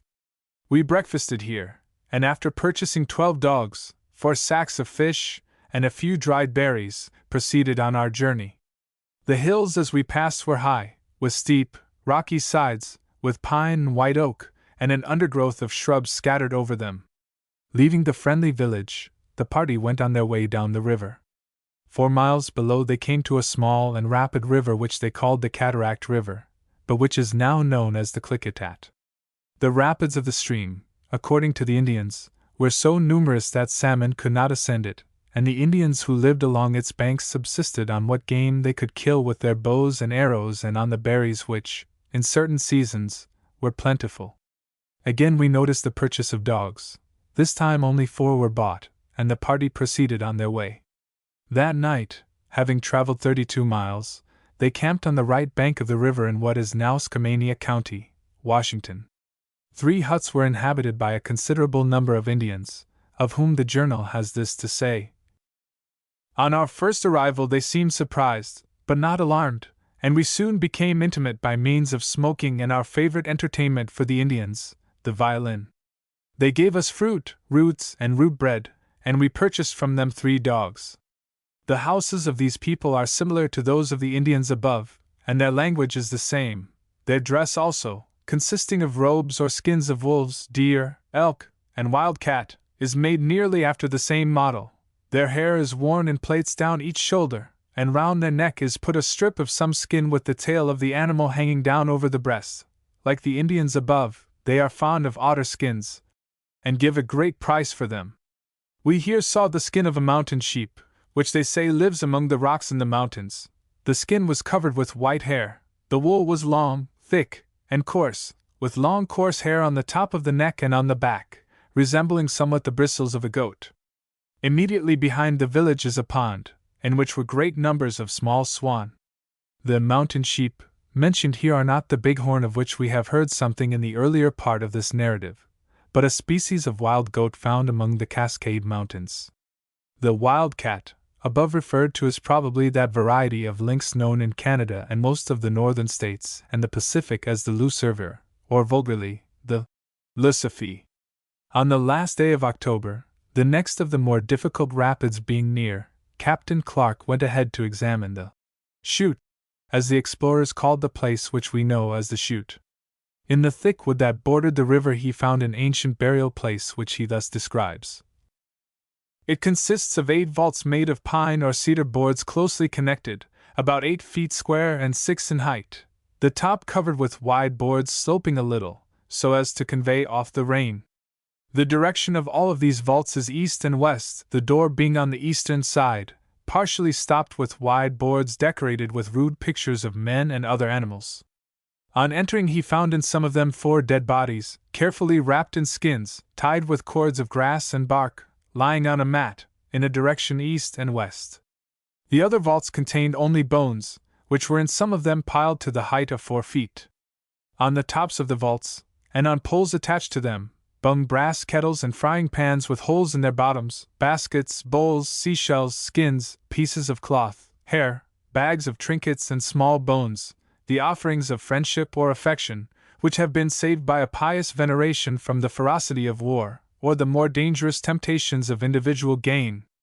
The whole of the walls as well as the door were decorated with strange figures cut and painted on them, and besides were several wooden images of men, some so old and decayed as to have almost lost their shape, which were all placed against the sides of the vaults. These images, as well as those in the houses we have lately seen, do not appear to be at all the objects of adoration. In this place they were most probably intended as resemblances of those whose decease they indicate. When we observe them in houses, they occupy the most conspicuous part, but are treated more like ornaments than objects of worship. The white men were visited at their camp by many Indians from the villages farther up the stream. The journal says, "We had an opportunity of seeing today the hardihood of the Indians of the neighboring village. One of the men shot a goose, which fell into the river and was floating rapidly toward the great chute, when an Indian observing it plunged in after it. The whole mass of the waters of the Columbia, just preparing to descend its narrow channel, carried the animal down with great rapidity. The Indian followed it fearlessly to within 150 feet of the rocks, where he would inevitably have been dashed to pieces. But seizing his prey he turned round and swam ashore with great composure. We very willingly relinquished our right to the bird in favor of the Indian who had thus saved it at the imminent hazard of his life. He immediately set to work and picked off about half the feathers, and then, without opening it, ran a stick through it and carried it off to roast." With many hair's breadth escapes, the expedition now passed through the rapids or Great Chute. The river here is 150 yards wide and the rapids are confined to an area 400 yards long, crowded with islands and rocky ledges. They found the Indians living along the banks of the stream to be kindly disposed, but they had learned, by their intercourse with tribes living below, to set a high value on their wares. They asked high prices for anything they had for sale. The journal says, "We cannot learn precisely the nature of the trade carried on by the Indians with the inhabitants below. But as their knowledge of the whites seems to be very imperfect, and as the only articles which they carry to market, such as pounded fish, bear grass, and roots, cannot be an object of much foreign traffic, their intercourse appears to be an intermediate trade with the natives near the mouth of the Columbia. From them these people obtain, in exchange for their fish, roots, and bear grass, blue and white beads, copper tea kettles, brass armbands, some scarlet and blue robes, and a few articles of old European clothing. But their great object is to obtain beads, an article which holds the first place in their ideas of relative value, and to procure which they will sacrifice their last article of clothing or last mouthful of food. Independently of their fondness for them as an ornament, these beads are the medium of trade, by which they obtain from the Indians still higher up the river, robes, skins, chapello bread, bear grass, etc. Those Indians in turn employ them to procure from the Indians in the Rocky Mountains, bear grass, pachico roots, robes, etc. These Indians are rather below the common size, with high cheekbones, their noses are pierced, and in full dress ornamented with a tapering piece of white shell or wampum about 2 inches long. Their eyes are exceedingly sore and weak. Many of them have only a single eye, and some are perfectly blind. Their teeth prematurely decay, and in frequent instances are altogether worn away. Their general health, however, seems to be good, the only disorder we have remarked being tumors in different parts of the body. The more difficult rapid was passed on the 2nd day of November, the luggage being sent down by land and the empty canoes taken down with great care. The journal of that date says, "The rapid we have just passed is the last of all the descents of the Columbia. At this place the first tidewater commences, and the river in consequence widens immediately below the rapid. As we descended we reached, at the distance of 1 mile from the rapid, a creek under a bluff on the left. At 3 miles is the lower point of Strawberry Island. To this immediately succeed 3 small islands covered with wood. In the meadow to the right, at some distance from the hills, stands a perpendicular rock about 800 feet high and 400 yards around the base. This we called Beacon Rock. Just below is an Indian village of 9 houses, situated between 2 small creeks. At this village the river widens to nearly a mile in extent, the low grounds become wider, and they as well as the mountains on each side are covered with pine, spruce pine, cottonwood, a species of ash, and some alder. After being so long accustomed to the dreary nakedness of the country above, the change is as grateful to the eye as it is useful in supplying us with fuel. 4 miles from the village is a point of land on the right, where the hills become lower, but are still thickly timbered. The river is now about 2 miles wide, the current smooth and gentle, and the effect of the tide has been sensible since leaving the rapid. 6 miles lower is a rock rising from the middle of the river to the height of 100 feet, and about 80 yards at its base. We continued 6 miles further, and halted for the night under a high projecting rock on the left side of the river, opposite the point of a large meadow. The mountains, which, from the Great Chute to this place, are high, rugged, and thickly covered with timber, chiefly of the pine species, here leave the river on each side. The river becomes 2½ miles in width. The low grounds are extensive and well supplied with wood. The Indians whom we left at the portage passed us on their way down the river, and 7 others, who were descending in a canoe for the purpose of trading below, camped with us. We had made from the foot of the Great Chute 29 miles today. The ebb tide rose at our camp about 9 inches. The flood must rise much higher. We saw great numbers of waterfowl, such as swan, geese, ducks of various kinds, gulls, plovers, and the white and gray brant, of which last we killed 18. Chapter 17. From Tidewater to the Sea. Near the mouth of the river which the explorers named Quicksand River, now Sandy, they met a party of 15 Indians who had lately been down to the mouth of the Columbia. These people told the white men that they had seen 3 vessels at anchor below, and, as these must needs be American, or European, the far-voyaging explorers were naturally pleased. When they had camped that night, they received other visitors of whom the journal makes mention. A canoe soon after arrived from the village at the foot of the last rapid, with an Indian and his family, consisting of a wife, 3 children, and a woman who had been taken prisoner from the Snake Indians, living on a river from the south, which we afterward found to be the Multnomah. Sacagawea was immediately introduced to her, in hopes that, being a Snake Indian, they might understand each other, but their language was not sufficiently intelligible to permit them to converse together. The Indian had a gun with a brass barrel and cock, which he appeared to value highly.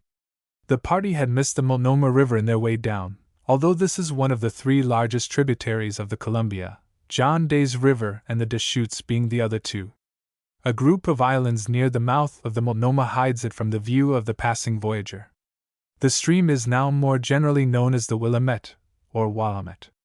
The large city of Portland, Oregon, is built on the river, about 12 miles from its junction with the Columbia. The Indian tribes along the banks of the Multnomah, or Willamette, subsisted largely on the wappatoo, an eatable root, about the size of a hen's egg and closely resembling a potato.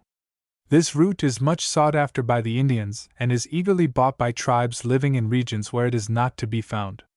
The party made great use of the wappatoo after they had learned how well it served in place of bread. They bought here all that the Indians could spare, and then made their way down the river to an open prairie where they camped for dinner and found many signs of elk and deer. The journal says, "When we landed for dinner, a number of Indians from the last village came down for the purpose, as we supposed, of paying us a friendly visit, as they had put on their favorite dresses. In addition to their usual covering they had scarlet and blue blankets, sailors' jackets and trousers, shirts and hats. They had all of them either war axes, spears, and bows and arrows, or muskets and pistols, with tin powder flasks. We smoked with them and endeavored to show them every attention, but we soon found them very assuming and disagreeable companions. While we were eating, they stole the pipe with which they were smoking, and the greatcoat of one of the men. We immediately searched them all, and discovered the coat stuffed under the root of a tree near where they were sitting, but the pipe we could not recover. Finding us determined not to suffer any imposition, and discontented with them, they showed their displeasure in the only way which they dared, by returning in an ill humor to their village. We then proceeded and soon met 2 canoes, with 12 men of the same Skillet nation, who were on their way from below.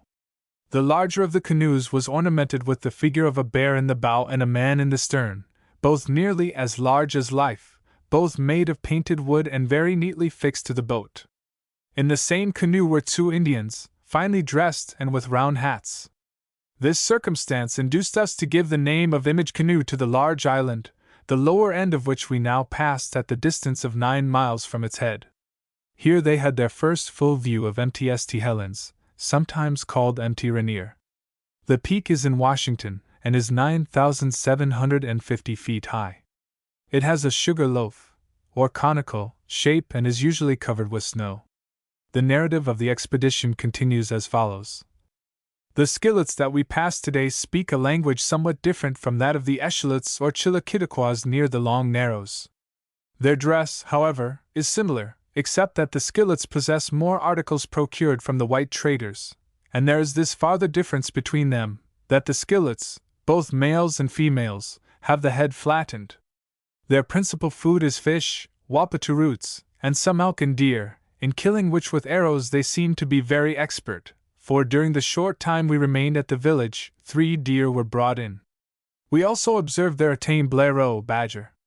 The journal, November 5th, says, Our choice of a camp had been very unfortunate, for on a sand island opposite us were immense numbers of geese, swan, ducks, and other wild fowl, which during the whole night serenaded us with a confusion of noises which completely prevented our sleeping. During the latter part of the night it rained, and we therefore willingly left camp at an early hour.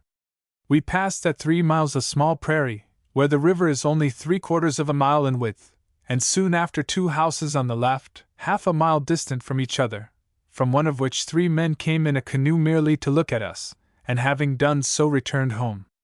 At 8 miles we came to the lower point of an island, separated from the right side by a narrow channel, on which, a short distance above the end of the island, is situated a large village. It is built more compactly than the generality of the Indian villages, and the front has 14 houses, which are ranged for 1/4 of a mile along the channel. As soon as we were discovered 7 canoes came out to see us, and after some traffic, during which they seemed well disposed and orderly, accompanied us a short distance below. The explorers now met Indians of a different nation from those whom they had seen before. The journal says, These people seem to be of a different nation from those we have just passed. They are low in stature, ill-shaped, and all have their heads flattened. They call themselves Wakayakum, and their language differs from that of the tribes above, with whom they trade for wappatu roots. The houses are built in a different style, being raised entirely above ground, with the caves about 5 feet high and the door at the corner. Near the end, opposite this door, is a single fireplace, round which are the beds, raised 4 feet from the floor of earth. Over the fire are hung the fresh fish, which, when dried, are stowed away with the wappatu roots under the beds. The dress of the men is like that of the people above, but the women are clad in a peculiar manner, the robe not reaching lower than the hip, and the body being covered in cold weather by a sort of corset of fur, curiously plaited and reaching from the arms to the hip. Added to this is a sort of petticoat, or rather tissue of white cedar bark, bruised or broken into small strands, and woven into a girdle by several cords of the same material. Being tied round the middle, these strands hang down as low as the knee in front, and to the mid-leg behind. They are of sufficient thickness to answer the purpose of concealment, whilst the female stands in an erect position, but in any other attitude form but a very ineffectual defense. Sometimes the tissue is strings of silk grass, twisted and knotted at the end. After remaining with them about an hour, we proceeded down the channel with an Indian dressed in a sailor's jacket for our pilot, and on reaching the main channel were visited by some Indians who have a temporary residence on a marshy island in the middle of the river, where is a great abundance of waterfowl. The tribe of Indians known as the Wakaikums has entirely disappeared, but the name survives as that of one of the counties of Washington bordering on the Columbia. Wakaikum is the county lying next west of Cowlitz. When the explorers passed down the river under the piloting of their Indian friend wearing a sailor's jacket, they were in a thick fog. This cleared away and a sight greeted their joyful vision. Their story says, "At a distance of 20 miles from our camp, we halted at a village of Wakaikums, consisting of 7 ill-looking houses, built in the same form with those above, and situated at the foot of the high hills on the right, behind 2 small marshy islands. We merely stopped to purchase some food and 2 beaver skins, and then proceeded. Opposite to these islands the hills on the left retire, and the river widens into a kind of bay, crowded with low islands, subject to be overflowed occasionally by the tide.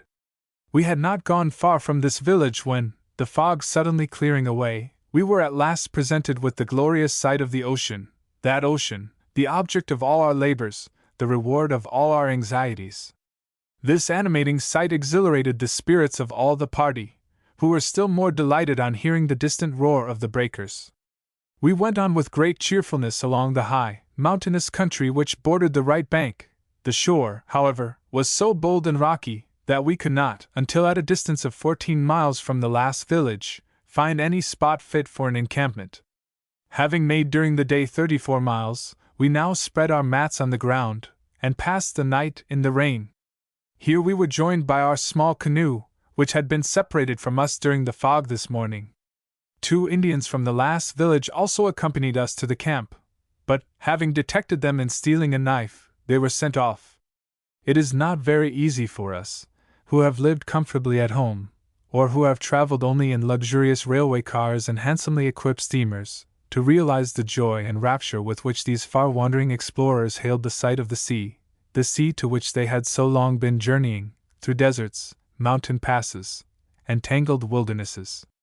In his diary Captain Clark thus sets down some indication of his joy on that memorable day, November 8, 1805. Great joy in camp.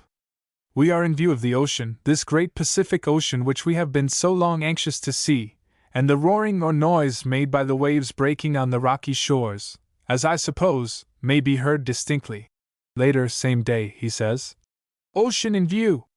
Oh, the joy!" Fortunately, the hardships to be undergone on the shores of the ocean were then unknown and undreamed of. The travelers were thankful to see the sea, the goal of all their hopes, the end of their long pilgrimage across the continent. That night they camped near the mouth of the river in what is now known as Gray's Bay, on the north side of the river, in the southwest corner of Wakaikam County. Before they could reach their camping place, the water was so rough that some of the men had an unusual experience, seasickness. They passed a disagreeable night on a narrow, rocky bench of land. Next day, they say, "Fortunately for us, the tide did not rise as high as our camp during the night, but being accompanied by high winds from the south, the canoes, which we could not place beyond its reach, were filled with water, and were saved with much difficulty. Our position was very uncomfortable, but as it was impossible to move from it, we waited for a change of weather. It rained, however, during the whole day, and at 2 o'clock in the afternoon the flood tide set in, accompanied by a high wind from the south, which, about 4 o'clock, shifted to the southwest and blew almost a gale directly from the sea. The immense waves now broke over the place where we were camped. The large trees, some of them 5 or 6 feet thick, which had lodged at the point, were drifted over our camp, and the utmost vigilance of every man could scarcely save our canoes from being crushed to pieces. We remained in the water, and drenched with rain, during the rest of the day, our only food being some dried fish and some rainwater which we caught. Yet, though wet and cold, and some of them sick from using salt water, the men were cheerful, and full of anxiety to see more of the ocean.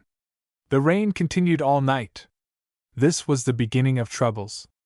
Next day, the wind having lulled, the party set forth again, only to be beaten back and compelled to take to the shore again. This was their experience for several days. For example, under date of the 11th, the journal says, "The wind was still high from the southwest, and drove the waves against the shore with great fury. The rain too fell in torrents, and not only drenched us to the skin, but loosened the stones on the hillsides, which then came rolling down upon us. In this comfortless situation we remained all day, wet, cold, with nothing but dried fish to satisfy our hunger, the canoes in one place at the mercy of the waves, the baggage in another, and all the men scattered on floating logs, or sheltering themselves in the crevices of the rocks and hillsides.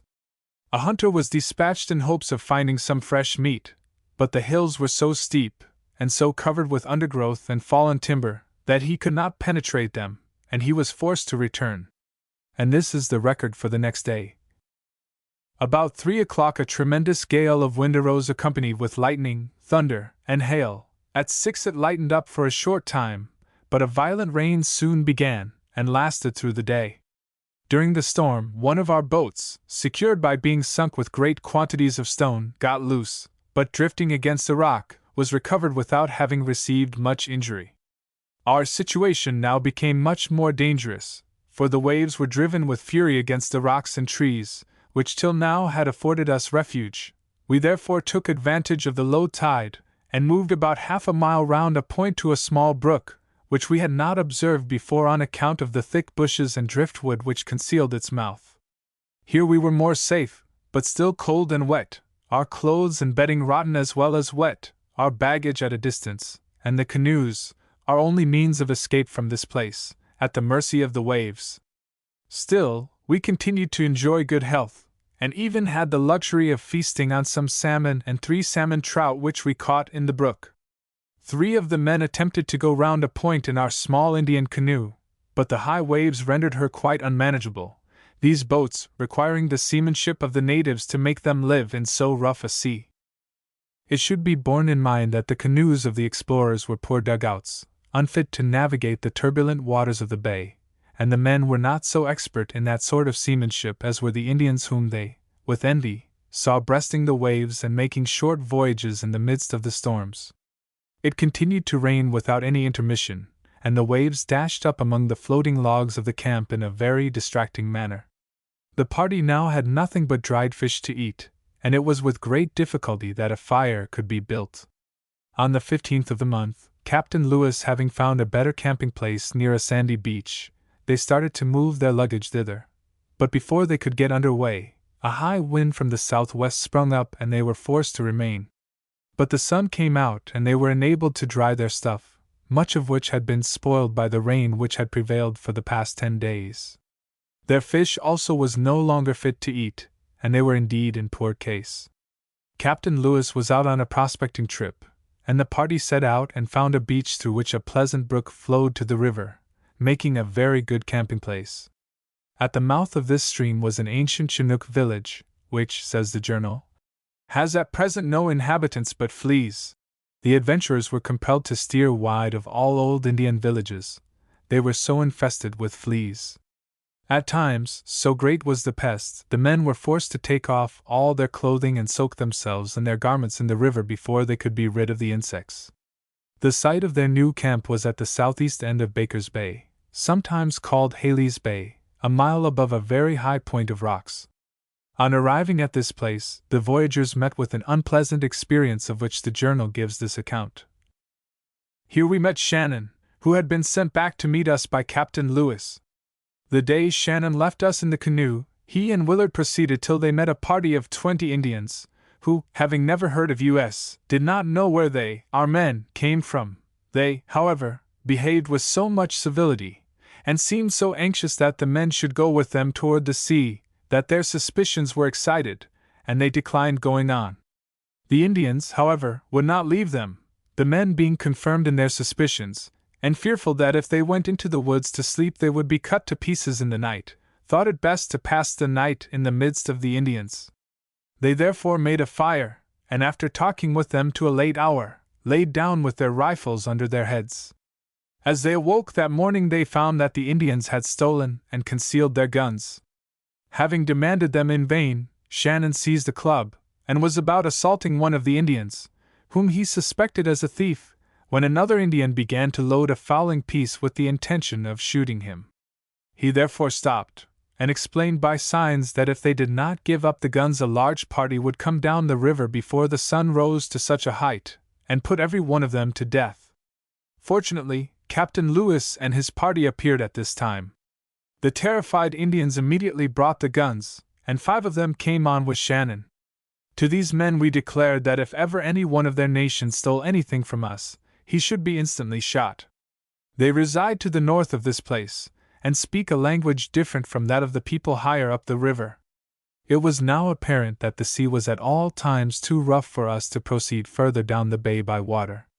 We therefore landed, and having chosen the best spot we could select, made our camp of boards from the old Chinook village. We were now situated comfortably, and being visited by 4 Wakaikums with Wapaturoots, were enabled to make an agreeable addition to our food. On the 17th, Captain Lewis with a small party of his men coasted the bay as far out as Cape Disappointment, and some distance to the north along the seacoast. Game was now plenty, and the camp was supplied with ducks, geese, and venison. Bad weather again set in. The journal under date of November 22 says, "It rained during the whole night, and about daylight a tremendous gale of wind rose from the sea, and continued through the day with great violence. The sea ran so high that the water came into our camp, which the rain prevents us from leaving. We purchased from the old squaw, for armbands and rings, a few Wapaturoots, on which we subsisted. They are nearly equal in flavor to the Irish potato, and afford a very good substitute for bread. The bad weather drove several Indians to our camp, but they were still under the terrors of the threat which we made on first seeing them, and behaved with the greatest decency. The rain continued through the night, November 23, and the morning was calm and cloudy. The hunters were sent out, and killed 3 deer, for brand, and 3 ducks. Towards evening 7 Clatsops came over in a canoe, with 2 skins of the sea otter. To this article they attached an extravagant value, and their demands for it were so high, that we were fearful it would too much reduce our small stock of merchandise, on which we had to depend for subsistence on our return, to venture on purchasing it. To ascertain, however, their ideas as to the value of different objects, we offered for one of these skins a watch, a handkerchief, an American dollar, and a bunch of red beads, but neither the curious mechanism of the watch, nor even the red beads, could tempt the owner. He refused the offer, but asked for taikamashak, or chief beads, the most common sort of coarse blue-colored beads, the article beyond all price in their estimation. Of these blue beads we had but few, and therefore reserved them for more necessitous circumstances. The officers of the expedition had hoped and expected to find here some of the trading ships that were occasionally sent along the coast to barter with the natives, but none were to be found. They were soon to prepare for winter quarters, and they still hoped that a trader might appear in the spring before they set out on their homeward journey across the continent. Very much they needed trinkets to deal with the natives in exchange for the needful articles of food on the route. But we may as well say here, no such relief ever appeared. It is strange that President Jefferson, in the midst of his very minute orders and preparations for the benefit of the explorers, did not think of sending a relief ship to meet the party at the mouth of the Columbia. They would have been saved a world of care, worry, and discomfort. But at that time the European nations who held possessions on the Pacific coast were very suspicious of the Americans, and possibly President Jefferson did not like to risk rousing their animosity. The rain that now deluged the unhappy campers was so incessant that they might well have thought that people should be web-footed to live in such a watery region. In these later days, Oregon is sometimes known as the Webfoot State. Captain Clark, in his diary, November 28, makes this entry. "Oh, how disagreeable is our situation during this dreadful weather!" The gallant captain's spelling was sometimes queer. Under that date he adds, "We remained during the day in a situation the most cheerless and uncomfortable. On this little neck of land we are exposed, with a miserable covering which does not deserve the name of a shelter, to the violence of the winds. All our bedding and stores, as well as our bodies, are completely wet, our clothes are rotting with constant exposure, and we have no food except the dried fish brought from the falls, to which we are again reduced. The hunters all returned hungry and drenched with rain, having seen neither deer nor elk, and the swan and brant were too shy to be approached. At noon the wind shifted to the northwest, and blew with such tremendous fury that many trees were blown down near us. This gale lasted with short intervals during the whole night. Of course, in the midst of such violent storms, it was impossible to get game, and the men were obliged to resort once more to a diet of dried fish. This food caused much sickness in the camp, and it became imperatively necessary that efforts should again be made to find game.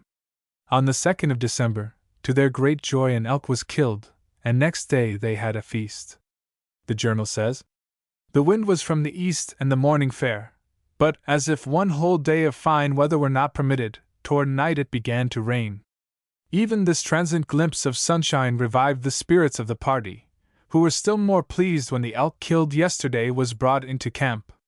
This was the first elk we had killed on the west side of the Rocky Mountains, and condemned as we have been to the dried fish, it formed a most nourishing food. After eating the marrow of the shank bones, the squaw chopped them fine, and by boiling extracted a pint of grease, superior to the tallow itself of the animal. A canoe of 8 Indians, who were carrying down wapata roots to trade with the Clatsops, stopped at our camp. We bought a few roots for small fishhooks, and they then left us.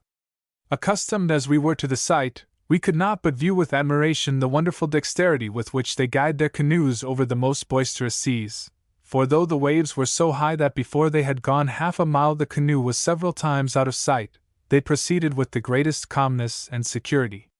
2 of the hunters who set out yesterday had lost their way, and did not return till this evening. They had seen in their ramble great signs of elk and had killed 6, which they had butchered and left at a great distance. A party was sent in the morning. On the 3rd of December Captain Clark carved on the trunk of a great pine tree this inscription: W.M. Clark, December 3, d. 1805, by land from the U. States in 1804 and 5. A few days later, Captain Lewis took with him a small party and set out to find a suitable spot on which to build their winter camp. He did not return as soon as he was expected, and considerable uneasiness was felt in camp on that account. But he came in safely. He brought good news. They had discovered a river on the south side of the Columbia, not far from their present encampment, where there were an abundance of elk and a favorable place for a winter camp. Bad weather detained them until the 7th of December, when a favorable change enabled them to proceed.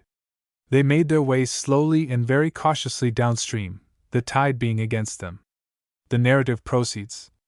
We at length turned a point, and found ourselves in a deep bay. Here we landed for breakfast, and were joined by the party sent out 3 days ago to look for the 6 elk killed by the Lewis party.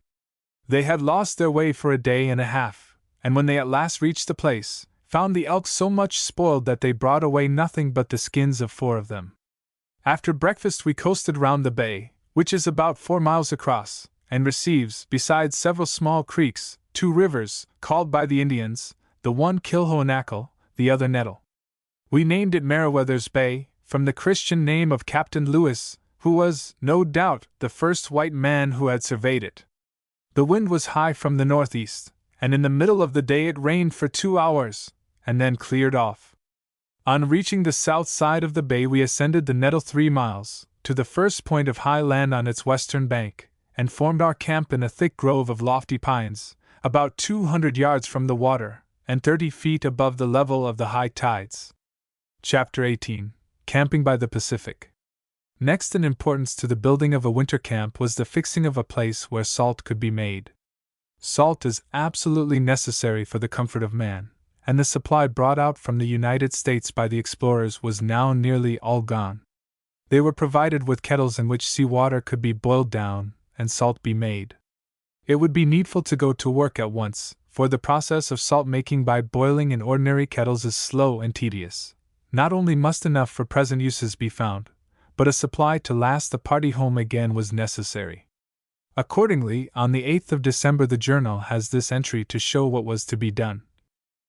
In order, therefore, to find a place for making salt, and to examine the country further, Captain Clark set out with 5 men, and pursuing a course S, 60 feet 0 inches W, over a dividing ridge through thick pine timber, much of which bad fallen, past the beads of 2 small brooks.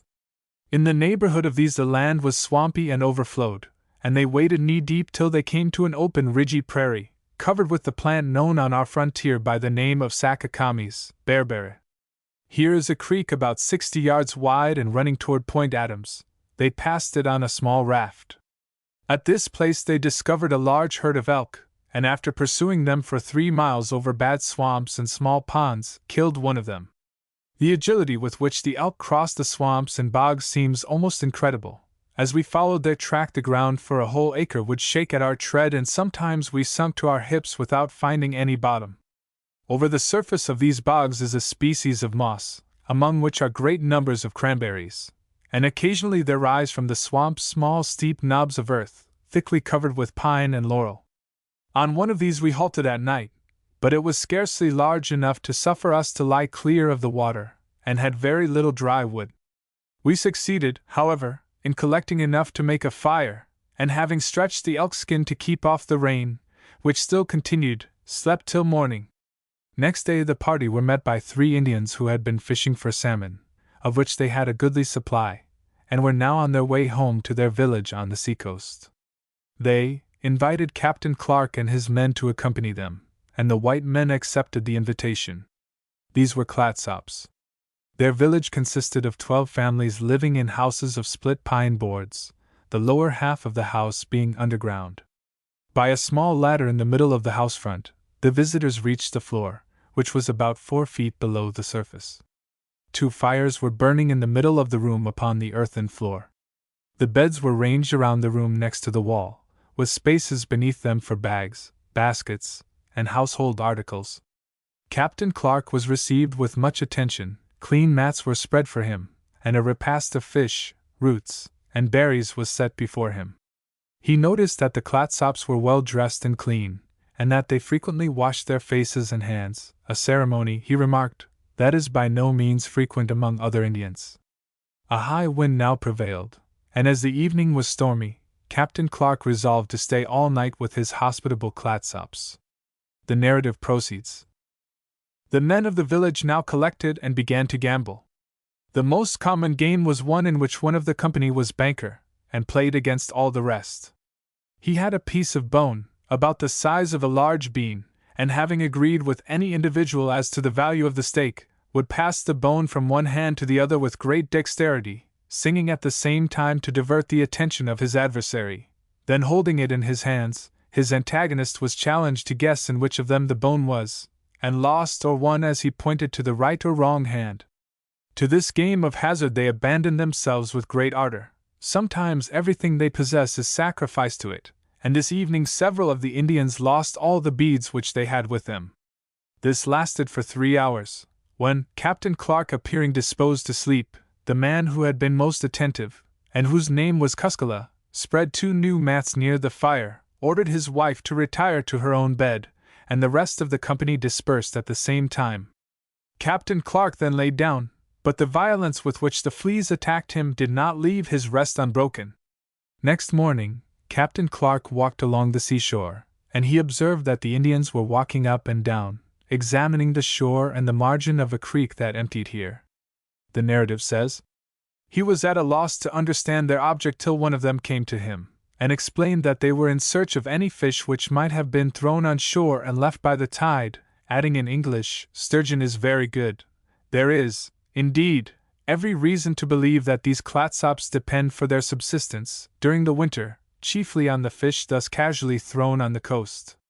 After amusing himself for some time on the beach, he returned towards the village, and shot on his way to Brant. As he came near the village, one of the Indians asked him to shoot a duck about 30 steps distant. He did so, and having accidentally shot off its head, the bird was brought to the village, when all the Indians came round in astonishment. They examined the duck, the musket, and the very small bullets, which were 100 to the pound, and then exclaimed, "Clouch musk, wake it, comet axe musket, good musket, do not understand this kind of musket." They now placed before him their best roots, fish, and syrup, after which he attempted to purchase a sea otter skin with some red beads which he happened to have about him, but they declined trading, as they valued none except blue or white beads. He therefore bought nothing but a little berry bread and a few roots, in exchange for fish hooks, and then set out to return by the same route he had come. He was accompanied by Cuskala and his brother as far as the third creek, and then proceeded to the camp through a heavy rain. The whole party had been occupied during his absence in cutting down trees to make huts, and in hunting. This was the occupation of all hands for several days, notwithstanding the discomfort of the continual downpour. Many of the men were ill from the effects of sleeping and living so constantly in water. Under date of December 12th, the journal has this entry: "We continued to work in the rain at our houses. In the evening there arrived 2 canoes of Clatsops, among whom was a principal chief, called Kamuel. We gave him a medal and treated his companions with great attention, after which we began to bargain for a small sea otter skin, some wapiti roots, and another species of root called shanatak. We readily perceived that they were close dealers, stickled much for trifles, and never closed the bargain until they thought they had the advantage. The wapiti is dear, as they themselves are obliged to give a high price for it to the Indians above. Blue beads are the articles most in request. The white occupy the next place in their estimation, but they do not value much those of any other color. We succeeded at last in purchasing their whole cargo for a few fish hooks and a small sack of Indian tobacco, which we had received from the Shoshones. The winter camp was made up of 7 huts, and although it was not so carefully fortified as was the fort in the Mandan country, during the previous winter, it was so arranged that intruders could be kept out when necessary. For the roofs of these shelters they were provided with shakes, split out from a species of pine which they called balsam pine, and which gave them boards, or puncheons, or shakes, 10 feet long and 2 feet wide, and not more than an inch and a half thick. By the 16th of December their meat house was finished, and their meat, so much of which had been spoiled for lack of proper care, was cut up in small pieces and hung under cover. They had been told by the Indians that very little snow ever fell in that region, and the weather, although very, very wet, was mild and usually free from frost. They did have severe hailstorms and a few flurries of snow in December, but the rain was a continual cause of discomfort. Of the trading habits of the Clatsops the journal has this to say: 3 Indians came in a canoe with mats, roots, and the berries of the sakakamis. These people proceed with a dexterity and finesse in their bargains which, if they have not learned it from their foreign visitors, may show how nearly allied is the cunning of savages to the little arts of traffic. They begin by asking double or treble the value of what they have to sell, and lower their demand in proportion to the greater or less degree of ardor or knowledge of the purchaser, who, with all his management, is not able to procure the article for less than its real value, which the Indians perfectly understand. Our chief medium of trade consists of blue and white beads, files, with which they sharpen their tools, fish hooks, and tobacco, but of all these articles blue beads and tobacco are the most esteemed. But, although their surroundings were not of a sort to make one very jolly, when Christmas came they observed the day as well as they could. Here is what the journal says of the holiday. We were awaked at daylight by a discharge of firearms, which was followed by a song from the men, as a compliment to us on the return of Christmas, which we have always been accustomed to observe as a day of rejoicing. After breakfast we divided our remaining stock of tobacco, which amounted to 12 carats, hands, into 2 parts, one of which we distributed among such of the party as make use of it, making a present of a handkerchief to the others. The remainder of the day was passed in good spirits, though there was nothing in our situation to excite much gaiety. The rain confined us to the house, and our only luxuries in honor of the season were some poor elk, so much spoiled that we ate it through sheer necessity, a few roots, and some spoiled pounded fish. The next day brought a continuation of rain, accompanied with thunder, and a high wind from the southeast. We were therefore obliged to still remain in our huts, and endeavored to dry our wet articles before the fire. The fleas, which annoyed us near the portage of the Great Falls, have taken such possession of our clothes that we are obliged to have a regular search every day through our blankets, as a necessary preliminary to sleeping at night. These animals, indeed, are so numerous that they are almost a calamity to the Indians of this country. When they have once obtained the mastery of any house it is impossible to expel them, and the Indians have frequently different houses, to which they resort occasionally when the fleas have rendered their permanent residence intolerable. Yet, in spite of these precautions, every Indian is constantly attended by multitudes of them, and no one comes into our house without leaving behind him swarms of these tormenting insects. Although the condition of the exploring party was low, the men did not require very much to put them in good spirits. The important and happy event of finishing their fort, and the noting of good weather are thus set forth in the journal under date of December 30th. Toward evening the hunters brought in 4 elk, which Druyer had killed, and after a long course of abstinence and miserable diet, we had a most sumptuous supper of elk's tongues and marrow. Besides this agreeable repast, the state of the weather was quite exhilarating. It had rained during the night, but in the morning, though the high wind continued, we enjoyed the fairest and most pleasant weather since our arrival, the sun having shone at intervals, and there being only 3 showers in the course of the day. By sunset we had completed the fortification, and now announced to the Indians that every day at that hour the gates would be closed, and they must leave the fort and not enter it till sunrise. The Wakaikums who remained with us, and who were very forward in their deportment, complied very reluctantly with this order, but, being excluded from our houses, formed a camp near us. January 1st, 1806. We were awaked at an early hour by the discharge of a volley of small arms, to salute the new year. This was the only mode of commemorating the day which our situation permitted, for, though we had reason to be gayer than we were at Christmas, our only dainties were boiled elk and wapatu, enlivened by draughts of pure water. We were visited by a few Clatsops, who came by water, bringing roots and berries for sale. Among this nation we observed a man about 25 years old, of a much lighter complexion than the Indians generally. His face was even freckled, and his hair long, and of a color inclining to red. He was in habits and manners perfectly Indian, but though he did not speak a word of English, he seemed to understand more than the others of his party, and, as we could obtain no account of his origin, we concluded that one of his parents, at least, must have been white. A novel addition to their bill of fare was fresh blubber or fat, from a stranded whale. Under date of January 3rd the journal says, At 11 o'clock we were visited by our neighbor, the Tia or chief, Komawal, who is also called Coon, and 6 Clatsops. Besides roots and berries, they brought for sale 3 dogs, and some fresh blubber.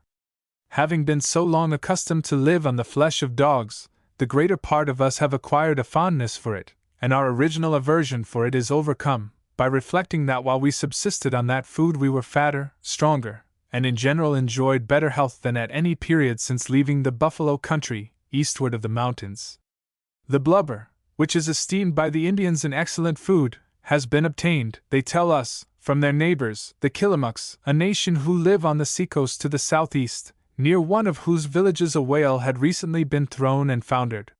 5 men had been sent out to form a camp on the seashore and go into the manufacture of salt as expeditiously as possible.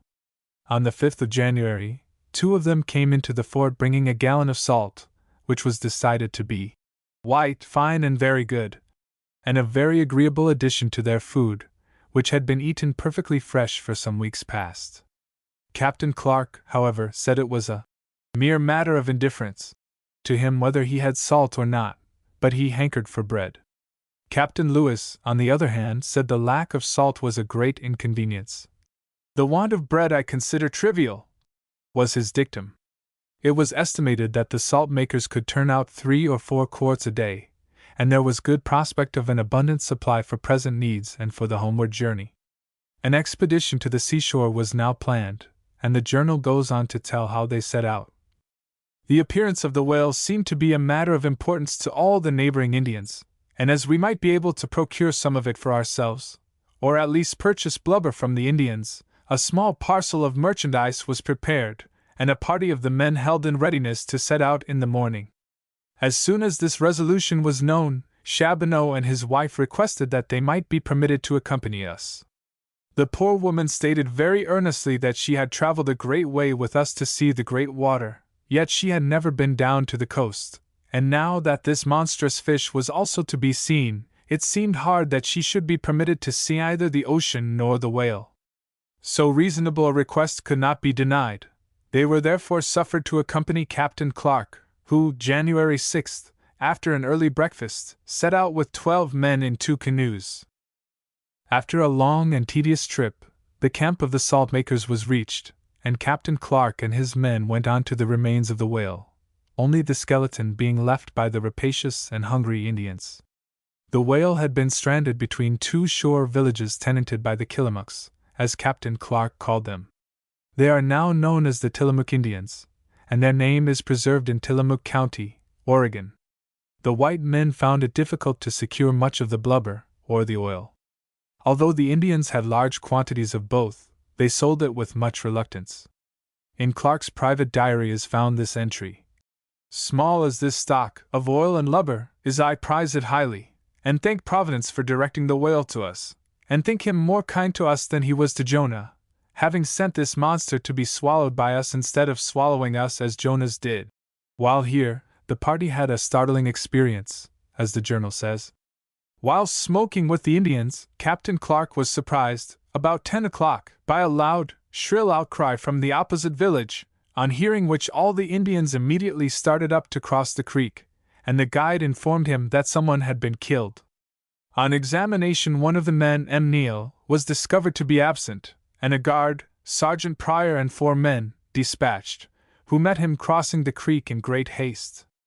An Indian belonging to another band, who happened to be with the Killamooks that evening, had treated him with much kindness, and walked arm in arm with him to a tent where our man found a Chinook squaw, who was an old acquaintance. From the conversation and manner of the stranger, this woman discovered that his object was to murder the white man for the sake of the few articles on his person. When he rose and pressed our man to go to another tent where they would find something better to eat, she held M. Neal by the blanket. Not knowing her object, he freed himself from her, and was going on with his pretended friend, when she ran out and gave the shriek which brought the men of the village over, and the stranger ran off. Before M. Neal knew what had occasioned the alarm, the mighty hunter of the Lewis and Clark expedition was Drouillard, whose name has frequently been mentioned in these pages. Under date of January 12th, the journal has this just tribute to the man: "Our meat is now becoming scarce. We therefore determined to jerk it, and issue it in small quantities, instead of dividing it among the 4 messes, and leaving to each the care of its own provisions, a plan by which much is lost, in consequence of the improvidence of the men. 2 hunters had been dispatched in the morning, and one of them, Drouillard, had before evening killed 7 elk. We should scarcely be able to subsist, were it not for the exertions of this most excellent hunter. The game is scarce, and nothing is now to be seen except elk, which for almost all the men are very difficult to be procured. But Drouillard, who is the offspring of a Canadian Frenchman and an Indian woman, has passed his life in the woods, and unites, in a wonderful degree, the dexterous aim of the frontier huntsman with the intuitive sagacity of the Indian, in pursuing the faintest tracks through the forest. All our men, however, have indeed become so expert with the rifle that we are never under apprehensions as to food, since, whenever there is game of any kind, we are almost certain of procuring it." The narrative of the explorers gives this account of the Chinooks: "The men are low in stature, rather ugly, and ill-made, their legs being small and crooked, their feet large, and their heads, like those of the women, flattened in a most disgusting manner. These deformities are in part concealed by robes made of sea otter, deer, elk, beaver or fox skins. They also employ in their dress robes of the skin of a cat peculiar to this country, and of another animal of the same size, which is light and durable, and sold at a high price by the Indians who bring it from above. In addition to these are worn blankets, wrappers of red, blue, or spotted cloth, and some old sailors' clothes, which are very highly prized. The greater part of the men have guns, with powder and ball. The women have in general handsome faces, but are low and disproportioned, with small feet and large legs, occasioned, probably, by strands of beads, or various strings, drawn so tight above the ankles as to prevent the circulation of the blood. Their dress, like that of the Wakaikums, consists of a short robe and a tissue of cedar bark. Their hair hangs loosely down the shoulders and back, and their ears, neck, and wrists are ornamented with blue beads. Another decoration, which is very highly prized, consists of figures made by puncturing the arms or legs, and on the arms of one of the squaws we observed the name of J. bowmen, executed in the same way. In language, habits, and in almost every other particular, they resembled the Clatsops, Cathlamas, and indeed, all the people near the mouth of the Columbia, though they appeared to be inferior to their neighbors in honesty as well as spirit. No ill treatment or indignity on our part seemed to excite any feeling except fear, nor, although better provided than their neighbors with arms, have they enterprise enough either to use them advantageously against the animals of the forest, or offensively against the tribes near them, who owe their safety more to the timidity than the forbearance of the Chinooks. We had heard instances of pilfering while we were among them, and therefore gave a general order excluding them from our encampment, so that whenever an Indian wished to visit us, he began by calling out "No Chinook." It is not improbable that this first impression may have left a prejudice against them, since, when we were among the Clatsops and other tribes at the mouth of the Columbia, they had less opportunity of stealing, if they were so disposed. The weeks remaining before the party set out on their return were passed without notable incident. The journal is chiefly occupied with comments on the weather, which was variable, and some account of the manners and customs of the Indian tribes along the Columbia River. At that time, so few traders had penetrated the wilds of the lower Columbia that the Indians were not supplied with firearms to any great extent. Their main reliance was the bow and arrow. A few shotguns were seen among them, but no rifles, and great was the admiration and wonder with which the Indians saw the white men slay birds and animals at a long distance. Pitfalls for elk were constructed by the side of fallen trees over which the animals might leap. Concerning the manufactures of the Clatsops, they reported as follows. Their hats are made of cedar bark and beargrass, interwoven together in the form of a European hat, with a small brim of about 2 inches, and a high crown widening upward. They are light, ornamented with various colors and figures, and being nearly waterproof, are much more durable than either chip or straw hats. These hats form a small article of traffic with the whites, and their manufacture is one of the best exertions of Indian industry. They are, however, very dexterous in making a variety of domestic utensils, among which are bowls, spoons, sewers, skewers, spits, and baskets. The bowl or trough is of different shapes, round, semicircular, in the form of a canoe, or cubic, and generally dug out of a single piece of wood. The larger vessels have holes in the sides by way of handles, and all are executed with great neatness. In these vessels they boil their food, by throwing hot stones into the water, and extract oil from different animals in the same way. Spoons are not very abundant, nor is there anything remarkable in their shape, except that they are large and the bowl broad. Meat is roasted on one end of a sharp skewer, placed erect before the fire, with the other end fixed in the ground. But the most curious workmanship is that of the basket. It is formed of cedar bark and beargrass, so closely interwoven that it is watertight, without the aid of either gum or resin. The form is generally conic, or rather the segment, frustum, of a cone, of which the smaller end is the bottom of the basket, and being made of all sizes, from that of the smallest cup to the capacity of 5 or 6 gallons, they answer the double purpose of a covering for the head or to contain water. Some of them are highly ornamented with strands of beargrass, woven into figures of various colors, which require great labor, yet they are made very expeditiously and sold for a trifle. It is for the construction of these baskets that the beargrass forms an article of considerable traffic. It grows only near the snowy region of the high mountains. The blade, which is 2 feet long and about 3/8 of an inch wide, is smooth, strong, and pliant. The young blades particularly, from their not being exposed to the sun and air, have an appearance of great neatness, and are generally preferred. Other bags and baskets, not waterproof, are made of cedar bark, silkgrass, rushes, flags, and common coarse sedge for the use of families. In these manufactures, as in the ordinary work of the house, the instrument most in use is a knife, or rather a dagger. The handle of it is small, and has a strong loop of twine for the thumb, to prevent its being wrested from the band. On each side is a blade, double-edged and pointed, the longer from 9 to 10 inches, the shorter from 4 to 5. This knife is carried habitually in the hand, sometimes exposed, but mostly, when in company with strangers, is put under the robe. Naturally, all of the Columbia River Indians were found to be expert in the building and handling of canoes. here their greatest skill was employed. And it may be added, the Indians of the North Pacific coast today are equally adept and skillful. The canoes of the present race of red men do not essentially differ from those of the tribes described by Lewis and Clark, and who are now extinct. The Indians then living above tidewater built canoes of smaller size than those employed by the nations farther down the river.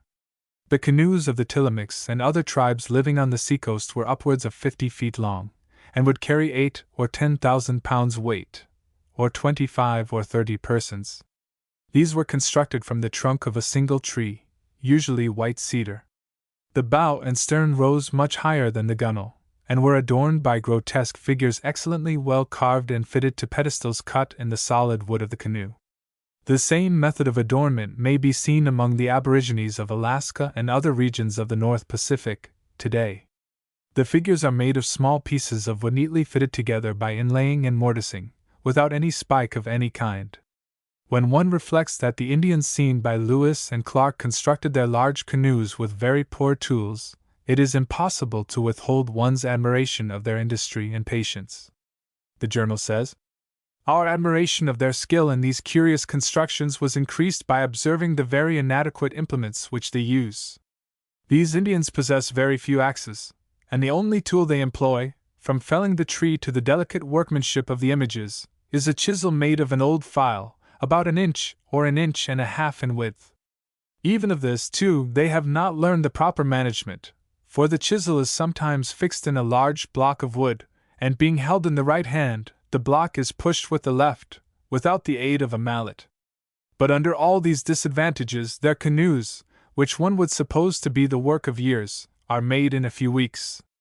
A canoe, however, is very highly prized, being in traffic an article of the greatest value except a wife, and of equal value with her, so that a lover generally gives a canoe to the father in exchange for his daughter.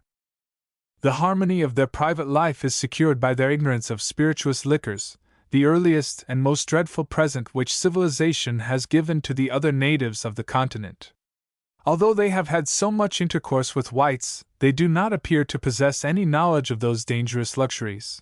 At least they have never inquired after them, which they probably would have done if once liquors had been introduced among them. Indeed, we have not observed any liquor of intoxicating quality among these or any Indians west of the Rocky Mountains, the universal beverage being pure water. They, however, sometimes almost intoxicate themselves by smoking tobacco, of which they are excessively fond, and the pleasures of which they prolong as much as possible, by retaining vast quantities at a time, till after circulating through the lungs and stomach it issues in volumes from the mouth and nostrils. A long period of quiet prevailed in camp after the 1st of February, before the final preparations for departure were made. Parties were sent out every day to hunt, and the campers were able to command a few days' supply of provision in advance. The flesh of the deer was now very lean and poor, but that of the elk was growing better and better. It was estimated by one of the party that they killed, between December 1st, 1805, and March 20th, 1806, elk to the number of 131, and 20 deer. Some of this meat they smoked for its better preservation, but most of it was eaten fresh. No record was kept of the amount of fish consumed by the party, but they were obliged at times to make fish their sole article of diet. Late in February they were visited by Comawol, the principal Clatsop chief, who brought them a sturgeon and quantities of a small fish which had just begun to make its appearance in the Columbia. This was known as the anchovy, but oftener as the candlefish. It is so fat that it may be burned like a torch, or candle. The journal speaks of Comawol as by far the most friendly and decent savage we have seen in this neighborhood. Chapter 19. With faces turned homeward. The officers of the expedition had decided to begin their homeward march on the 1st of April, but a natural impatience induced them to start a little earlier, and, as a matter of record, it may be said that they evacuated Fort Clatsop on the 23rd of March, 1806. An examination of their stock of ammunition showed that they had on hand a supply of powder amply sufficient for their needs when traveling the 3,000 miles of wilderness in which their sole reliance for food must be the game to be killed. The powder was kept in leaden canisters, and these, when empty, were used for making balls for muskets and rifles. 3 bushels of salt were collected for their use on the homeward journey. What they needed now most of all was an assortment of small wares and trinkets with which to trade with the Indians among whom they must spend so many months before reaching civilization again. They had ample letters of credit from the government at Washington, and if they had met with white traders on the seacoast, they could have bought anything that money would buy. They had spent nearly all their stock in coming across the continent. This is Captain Lewis's summary of the goods on hand just before leaving Fort Clatsop. All the small merchandise we possess might be tied up in a couple of handkerchiefs. The rest of our stock in trade consists of 6 blue robes, 1 scarlet ditto, 5 robes which we made out of our large United States flag, a few old clothes trimmed with ribbons, and 1 artillerist's uniform coat and hat, which probably Captain Clark will never wear again. We have to depend entirely upon this meager outfit for the purchase of such horses and provisions as it will be in our power to obtain, a scant dependence, indeed, for such a journey as is before us. One of their last acts was to draw up a full list of the members of the party, and making several copies of it, to leave these among the friendly Indians with instructions to give a paper to the first white men who should arrive in the country.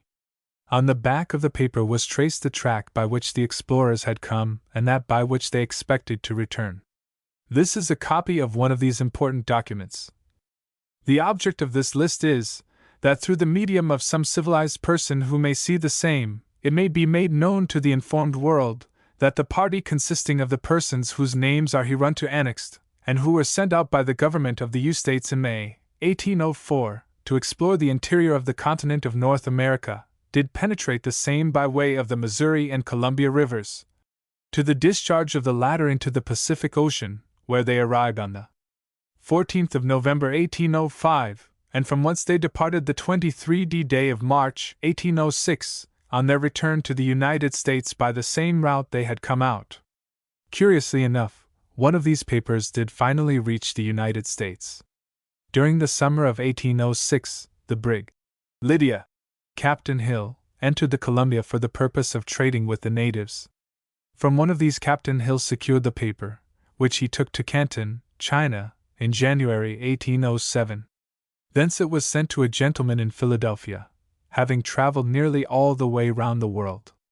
Fort Clatsop, as they called the rude collection of huts in which they had burrowed all winter, with its rude furniture and shelters, was formally given to Comawol, the Clatsop chief who had been so kind to the party.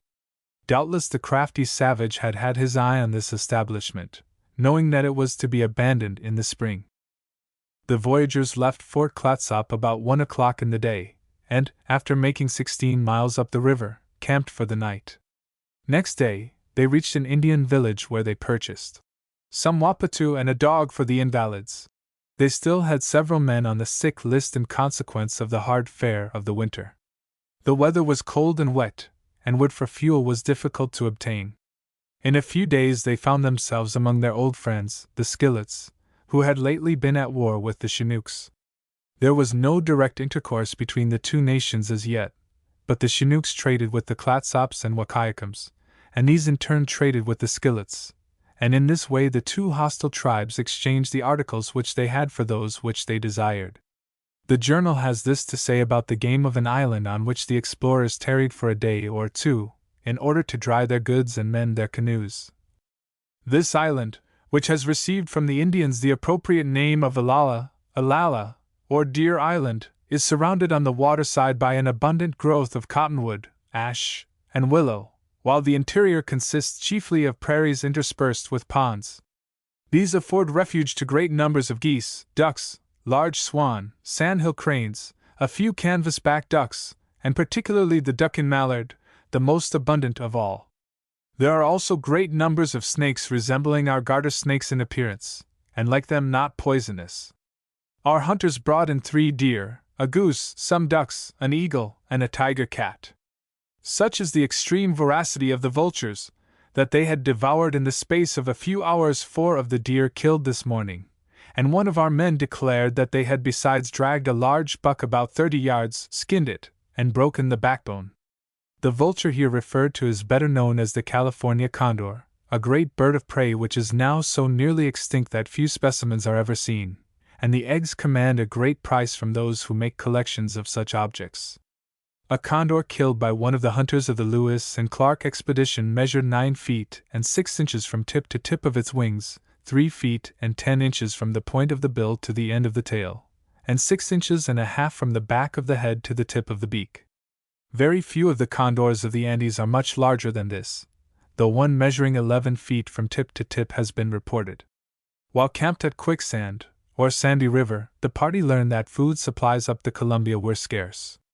The journal says that the Indians met here were descending the river in search of food. It adds, "They told us that they lived at the Great Rapids, but that the scarcity of provisions there had induced them to come down, in the hopes of finding subsistence in the more fertile valley. All the people living at the rapids, as well as the nations above them, were in much distress for want of food, having consumed their winter store of dried fish, and not expecting the return of the salmon before the next full moon, which would be on the 2nd of May. This information was not a little embarrassing. From the falls to the Chopunish nation, the plains afforded neither deer, elk, nor antelope for our subsistence. The horses were very poor at this season, and the dogs must be in the same condition, if their food, the dried fish, had failed. Still, it was obviously inexpedient for us to wait for the return of the salmon, since in that case we might not reach the Missouri before the ice would prevent our navigating it. We might, besides, hazard the loss of our horses, as the Chopunish, with whom we had left them, would cross the mountains as early as possible, or about the beginning of May, and take our horses with them, or suffer them to disperse, in either of which cases the passage of the mountains will be almost impracticable. We therefore, after much deliberation, decided to remain where we were till we could collect meat enough to last us till we should reach the Chopunish nation, and to obtain canoes from the natives as we ascended, either in exchange for our pirogues, or by purchasing them with skins and merchandise. These canoes, again, we might exchange for horses with the natives of the plains, till we should obtain enough to travel altogether by land. On reaching the southeast branch of the Columbia, 4 or 5 men could be sent on to the Chopunish to have our horses in readiness, and thus we should have a stock of horses sufficient both to transport our baggage and supply us with food, as we now perceive that they would form our only certain dependence for subsistence. On the 3rd of April this entry is made. A considerable number of Indians crowded about us today, many of whom came from the upper part of the river. These poor wretches confirmed the reports of scarcity among the nations above, which, indeed, their appearance sufficiently proved, for they seemed almost starved, and greedily picked the bones and refused meat thrown away by us. In the evening Captain Clark returned from an excursion. On setting out yesterday at 11:30 o'clock, he directed his course along the south side of the Columbia River, where, at the distance of 8 miles, he passed a village of the Neckacohee tribe, belonging to the Aleut nation. The village itself is small, and being situated behind Diamond Island, was concealed from our view as we passed both times along the northern shore. He continued till 3 o'clock, when he landed at the single house already mentioned as the only remains of a village of 24 straw huts. Along the shore were great numbers of small canoes for gathering wappatu, which were left by the Shahalas, who visit the place annually. The present inhabitants of the house are part of the Nirchokio tribe of the same Shahala nation. On entering one of the apartments of the house, Captain Clark offered several articles to the Indians in exchange for wappatu, but they appeared sullen and ill-humored, and refused to give him any. He therefore sat down by the fire opposite the men, and taking a port-fire match from his pocket, threw a small piece of it into the flame. At the same time he took his pocket compass, and by means of a magnet, which happened to be in his inkhorn, made the needle turn round very briskly. The match now took fire and burned violently, on which the Indians, terrified at this strange exhibition, immediately brought a quantity of wappatu and laid it at his feet, begging him to put out the bad fire, while an old woman continued to speak with great vehemence, as if praying and imploring protection. Having received the roots, Captain Clark put up the compass, and as the match went out of itself tranquility was restored, though the women and children still took refuge in their beds and behind the men. He now paid them for what he had used, and after lighting his pipe and smoking with them, continued down the river. The excursion from which Captain Clark had returned, as noted in this extract, was up the Multnomah River. As we have already seen, the explorers missed that stream when they came down the Columbia, and they had now passed it again unnoticed, owing to the number of straggling islands that hide its junction with the Columbia. Convinced that a considerable river must drain the region to the south, Captain Clark went back alone and, penetrating the intricate channels among the islands, found the mouth of the Multnomah, now better known as the Willamette. He was surprised to find that the depth of water in the river was so great that large vessels might enter it. He would have been much more surprised if he had been told that a large city, the largest in Oregon, would some day be built on the site of the Indian huts which he saw. Here Captain Clark found a house occupied by several families of the Nichicoli nation. Their mansion was 226 feet long and was divided into apartments 30 feet square.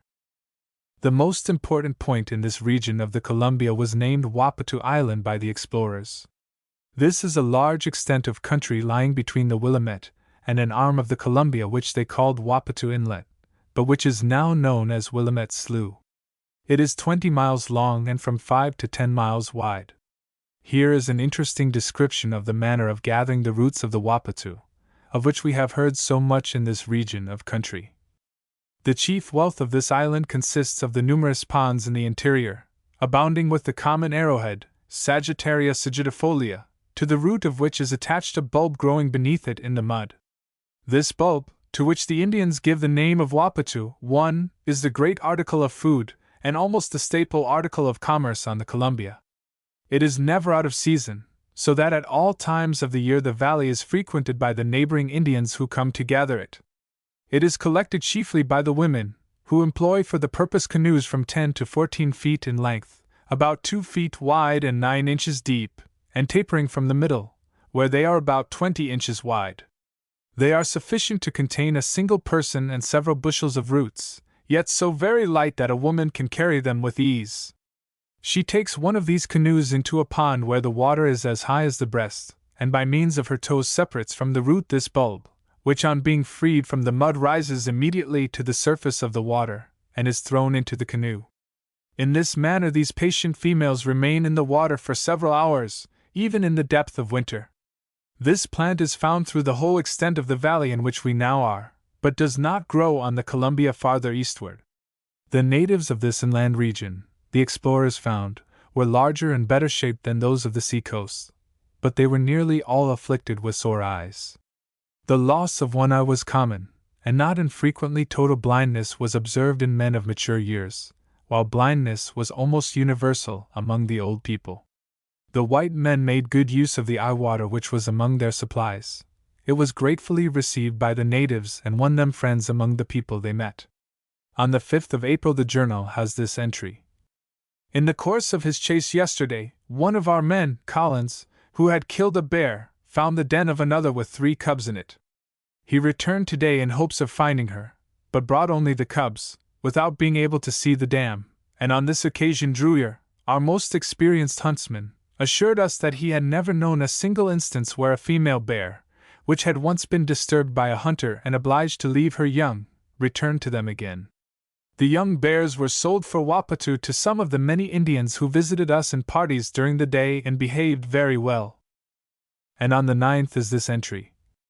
The wind having moderated, we reloaded the canoes and set out by 7 o'clock.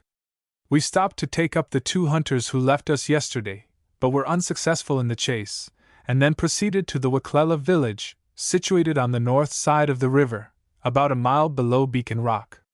During the whole of the route from camp we passed along under high, steep, and rocky sides of the mountains, which now close on each side of the river, forming stupendous precipices, covered with fir and white cedar.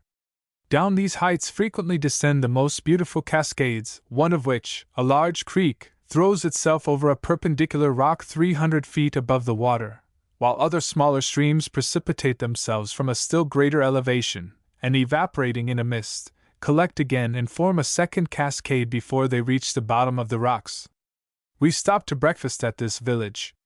We here found the tomahawk which had been stolen from us on the 4th of last November. They assured us they had bought it of the Indians below, but as the latter had already informed us that the Weklelas had such an article, which they had stolen, we made no difficulty about retaking our property. The Columbia along the region through which the expedition was now passing is a very wild and picturesque stream. The banks are high and rocky, and some of the precipices to which the journal refers are of a vast perpendicular height. On the Oregon side of the river are 5 cascades such as those which the journal mentions. The most famous and beautiful of these is known as Multnomah Falls. This cataract has a total fall of more than 600 feet, divided into 2 sections. The other cascades are the Bridal Veil, the Horsetail, the La Tourelle, and the Oneonta, and all are within a few miles of each other. On the 9th of April the voyagers reached the point at which they were to leave Tidewater, 56 miles above the mouth of the Multnomah, or Willamette. They were now at the entrance of the great rapids which are known as the Cascades of the Columbia, and which occupy a space on the river about equal to 4.5 miles. They were still navigating the stream with their canoes, camping sometimes on the north side and sometimes on the south side of the river. This time they camped on the north side, and during the night lost one of their boats, which got loose and drifted down to the next village of the Wicklellas, some of whom brought it back to the white men's camp and were rewarded for their honesty by a present of 2 knives. It was found necessary to make a portage here, but a long and severe rainstorm set in, and the tents and the skins used for protecting the baggage were soaked. The journal goes on with the narrative thus. We determined to take the canoes first over the portage, in hopes that by the afternoon the rain would cease, and we might carry our baggage across without injury. This was immediately begun by almost the whole party, who in the course of the day dragged 4 of the canoes to the head of the rapids, with great difficulty and labor. A guard, consisting of 1 sick man and 3 who had been lamed by accidents, remained with Captain Lewis, and a cook to guard the baggage. This precaution was absolutely necessary to protect it from the Wicklellas, whom we discovered to be great thieves, notwithstanding their apparent honesty in restoring our boat. Indeed, so arrogant and intrusive have they become that nothing but our numbers, we are convinced, saves us from attack. They crowded about us while we were taking up the boats, and one of them had the insolence to throw stones down the bank at 2 of our men. We now found it necessary to depart from our mild and pacific course of conduct. On returning to the head of the portage, many of them met our men and seemed very ill-disposed. Shields had stopped to purchase a dog, and being separated from the rest of the party, 2 Indians pushed him out of the road, and attempted to take the dog from him. He had no weapon but a long knife, with which he immediately attacked them both, hoping to put them to death before they had time to draw their arrows, but as soon as they saw his design they fled into the woods. Soon afterward we were told by an Indian who spoke Clatsop, which we had ourselves learned during the winter, that the Wicklellas had carried off Captain Lewis' dog to their village below. 3 men well armed were instantly dispatched in pursuit of them, with orders to fire if there was the slightest resistance or hesitation. At the distance of 2 miles they came within sight of the thieves, who, finding themselves pursued, left the dog and made off. We now ordered all the Indians out of our camp, and explained to them that whoever stole any of our baggage, or insulted our men, should be instantly shot, a resolution which we were determined to enforce, as it was now our only means of safety. We were visited during the day by a chief of the Wicklellas, who seemed mortified at the behavior of the Indians, and told us that the persons at the head of their outrages were 2 very bad men who belonged to the Wicklella tribe, but that the nation did not by any means wish to displease us. This chief seemed very well disposed, and we had every reason to believe was much respected by the neighboring Indians. We therefore gave him a small medal and showed him all the attention in our power, with which he appeared very much gratified. The portage of these rapids was very difficult and tiresome. The total distance of the first stage was 2,800 yards along a narrow way rough with rocks and now slippery with rain. One of the canoes was lost here by being driven out into the strong current, where the force of the water was so great that it could not be held by the men. The frail skiff drifted down the rapids and disappeared. They now had 2 canoes and 2 periogues left, and the loads were divided among these craft. This increased the difficulties of navigation, and Captain Lewis crossed over to the south side of the river in search of canoes to be purchased from the Indians, who lived in a village on that side of the stream. The narrative continues. The village now consisted of 11 houses, crowded with inhabitants, and about 60 fighting men. They were very well disposed, and we found no difficulty in procuring 2 small canoes, in exchange for 2 robes and 4 elk skins. He also purchased with deer skins 3 dogs, an animal which has now become a favorite food, for it is found to be a strong, healthy diet, preferable to lean deer or elk, and much superior to horseflesh in any state. With these he proceeded along the south side of the river, and joined us in the evening. Above the rapids the party encountered 2 tribes of Indians from whom they endeavored to buy horses, for they were now approaching a point when they must leave the river and travel altogether by land. One of these tribes was known as the Wiaxaquilicurns, and the other was the Chiliquidiquas. These jaw-breaking names are commended to those who think that the Indian names of northern Maine are difficult to handle. Trees were now growing scarcer, and the wide lowlands spread out before the explorers stretched to the base of the Bitterroot Mountains without trees, but covered with luxuriant grass and herbage. After being confined so long to the thick forests and mountains of the seacoast, the party found this prospect very exhilarating, notwithstanding the absence of forests and thickets. The climate, too, was much more agreeable than that to which they had lately been accustomed, being dry and pure. Chapter 20. The Last Stage of the Columbia. On the 13th of April the party reached the series of falls and rapids which they called the Long Narrows. At the point reached the river is confined, for a space of about 14 miles, to narrow channels and rocky falls. The Long Narrows are now known as the Dalles. The word dalles is French, and signifies flagstones, such as are used for sidewalks. Many of the rocks in these narrows are nearly flat on top, and even the precipitous banks look like walls of rock. At the upper end of the rapids, or Dalles, is Celilo City, and at the lower end is Dalles City, sometimes known as the Dalles. Both of these places are in Oregon. The total fall of the water from Celilo to the Dalles is over 80 feet. Navigation of these rapids is impossible. As the explorers had no further use for their pirogues, they broke them up for fuel.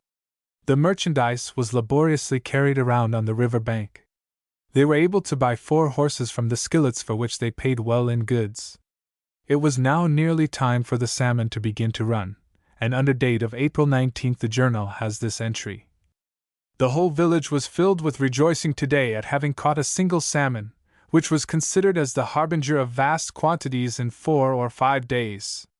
In order to hasten their arrival the Indians, according to custom, dressed the fish and cut it into small pieces, one of which was given to each child in the village.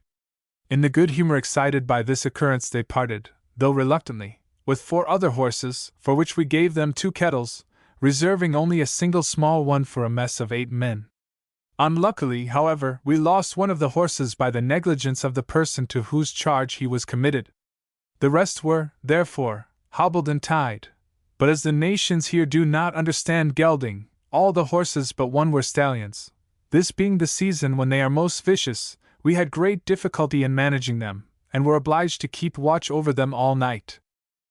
As it was obviously our interest to preserve the goodwill of these people, we passed over several small thefts which they committed, but this morning we learnt that 6 tomahawks and a knife had been stolen during the night. We addressed ourselves to the chief, who seemed angry with his people, and made a harangue to them, but we did not recover the articles, and soon afterward 2 of our spoons were missing. We therefore ordered them all from our camp, threatening to beat severely any one detected in purloining. This harshness irritated them so much that they left us in an ill humor, and we therefore kept on our guard against any insult. Besides this knavery, the faithlessness of the people is intolerable. Frequently, after receiving goods in exchange for a horse, they return in a few hours and insist on revoking the bargain or receiving some additional value. We discovered, too, that the horse which was missing yesterday had been gambled away by the fellow from whom we had purchased him, to a man of a different nation, who had carried him off. We succeeded in buying 2 more horses, 2 dogs, and some chapelel, and also exchanged a couple of elk skins for a gun belonging to the chief. One of the canoes, for which the Indians would give us very little, was cut up for fuel. 2 others, together with some elk skins and pieces of old iron, we bartered for beads, and the remaining 2 small ones were dispatched early next morning, with all the baggage which could not be carried on horseback. We had intended setting out at the same time, but one of our horses broke loose during the night, and we were under the necessity of sending several men in search of him. In the meantime, the Indians, who were always on the alert, stole a tomahawk, which we could not recover though several of them were searched, and another fellow was detected in carrying off a piece of iron, and kicked out of camp, upon which Captain Lewis, addressing them, told them he was not afraid to fight them, for, if he chose, he could easily put them all to death, and burn their village, but that he did not wish to treat them ill if they kept from stealing, and that, although if he could discover who had the tomahawks, he would take away their horses, yet he would rather lose the property altogether than take the horse of an innocent man. The chiefs were present at this harangue, hung their heads, and made no reply. At 10 o'clock the men returned with the horse, and soon after an Indian, who had promised to go with us as far as the Chopunish, came with 2 horses, one of which he politely offered to assist in carrying our baggage. We therefore loaded 9 horses, and giving the 10th to Bratton, who was still too sick to walk, at about 10 o'clock left the village of these disagreeable people. At an Indian village which they reached soon after leaving that of the disagreeable Skillets, they found a fellow who had gambled away the horse that he had sold. Being faced with punishment, he agreed to replace the animal he had stolen with another, and a very good horse was brought to satisfy the white men, who were now determined to pursue a rigid course with the thievish Indians among whom they found themselves. These people, the Anishurs, were stingy, inhospitable, and overbearing in their ways. Nothing but the formidable numbers of the white men saved them from insult, pillage, and even murder. While they were here, one of the horses belonging to the party broke loose and ran towards the Indian village. A buffalo robe attached to him fell off and was gathered in by one of the Anishurs. Captain Lewis, whose patience was now exhausted, set out, determined to burn the village unless the Indians restored the robe. Fortunately, however, one of his men found the missing article hidden in a hut, and so any act of violent reprisal was not necessary. So scarce had now become fuel, the party were obliged to buy what little wood they required for their single cooking fire. They could not afford a fire to keep them warm, and, as the nights were cold and they lay without any shelter, they were most uncomfortable, although the days were warm. They were now traveling along the Columbia River, using their horses for a part of their luggage, and towing the canoes with the remainder of the stuff. On the 23rd of April they arrived at the mouth of Rock Creek, on the Columbia, a considerable stream which they missed as they passed this point on their way down, October 21st. Here they met a company of Indians called the Wahopum, with whom they traded pewter buttons, strips of tin and twisted wire for roots, dogs, and fuel. These people were waiting for the arrival of the salmon. The journal says, "After arranging the camp we assembled all the warriors, and having smoked with them, the violins were produced, and some of the men danced. This civility was returned by the Indians in a style of dancing, such as we had not yet seen. The spectators formed a circle round the dancers, who, with their robes drawn tightly round the shoulders, and divided into parties of 5 or 6 men, performed by crossing in a line from one side of the circle to the other. All the parties, performers as well as spectators, sing, and after proceeding in this way for some time, the spectators join, and the whole concludes by a promiscuous dance and song. Having finished, the natives retired at our request, after promising to barter horses with us in the morning. They bought 3 horses of these Indians and hired 3 more from a Chopunish who was to accompany them." The journal adds, "The natives also had promised to take our canoes in exchange for horses, but when they found that we were resolved on traveling by land they refused giving us anything, in hopes that we would be forced to leave them. Disgusted at this conduct, we determined rather to cut them to pieces than suffer these people to enjoy them, and actually began to split them, on which they gave us several strands of beads for each canoe. We had now a sufficient number of horses to carry our baggage, and therefore proceeded wholly by land. Next day the party camped near a tribe of Indians known as the Pishquitpa. These people had never seen white men before, and they flocked in great numbers around the strangers, but were very civil and hospitable, although their curiosity was rather embarrassing. These people were famous hunters, and both men and women were excellent riders. They were now traveling on the south side of the river, in Oregon, and, after leaving the Pishquitpas, they encountered the Willawallas, as they called them. These Indians are now known as the Walla Walla tribe, and their name is given to a river, a town, and a fort of the United States. In several of the Indian dialects, Walla means running water, and when the word is repeated, it diminishes the size of the object, so that Walla Walla means little running water. Near here the explorers passed the mouth of a river which they called the Umalalam. It is a curious example of the difficulty of rendering Indian names into English. The stream is now known as the Umatilla. Here they found some old acquaintances of whom the journal has this account. Soon after we were joined by 7 Wallawallas, among whom we recognized a chief by the name of Yellopt, who had visited us on the 19th of October, when we gave him a medal with the promise of a larger one on our return. He appeared very much pleased at seeing us again, and invited us to remain at his village 3 or 4 days, during which he would supply us with the only food they had, and furnish us with horses for our journey. After the cold, inhospitable treatment we have lately received, this kind offer was peculiarly acceptable, and after a hasty meal we accompanied him to his village 6 miles above, situated on the edge of the low country, about 12 miles below the mouth of Lewis River. Immediately on our arrival Yellopt, who proved to be a man of much influence, not only in his own but in the neighboring nations, collected the inhabitants, and having made a harangue, the purport of which was to induce the nations to treat us hospitably, he set them an example by bringing himself an armful of wood, and a platter containing 3 roasted mullets. They immediately assented to one part, at least, of the recommendation, by furnishing us with an abundance of the only sort of fuel they employ, the stems of shrubs growing in the plains.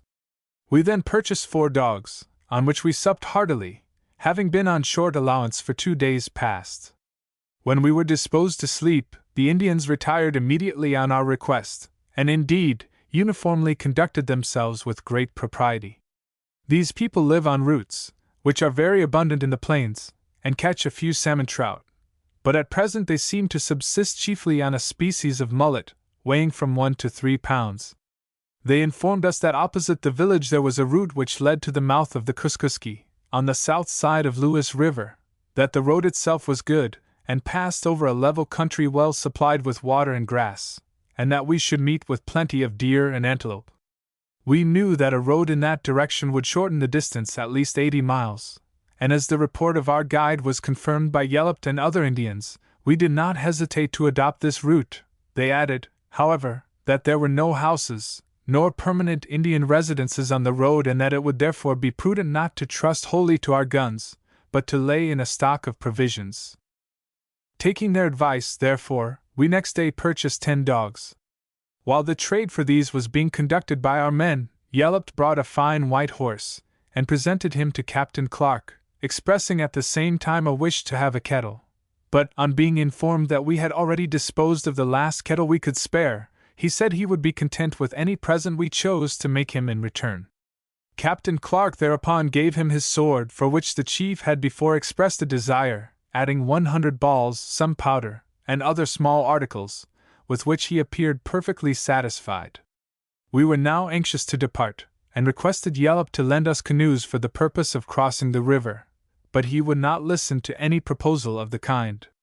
He wished us to remain for 2 or 3 days, but, at all events, would not consent to our going today, for he had already sent to invite his neighbors, the Chimnapus, to come down this evening and join his people in a dance for our amusement.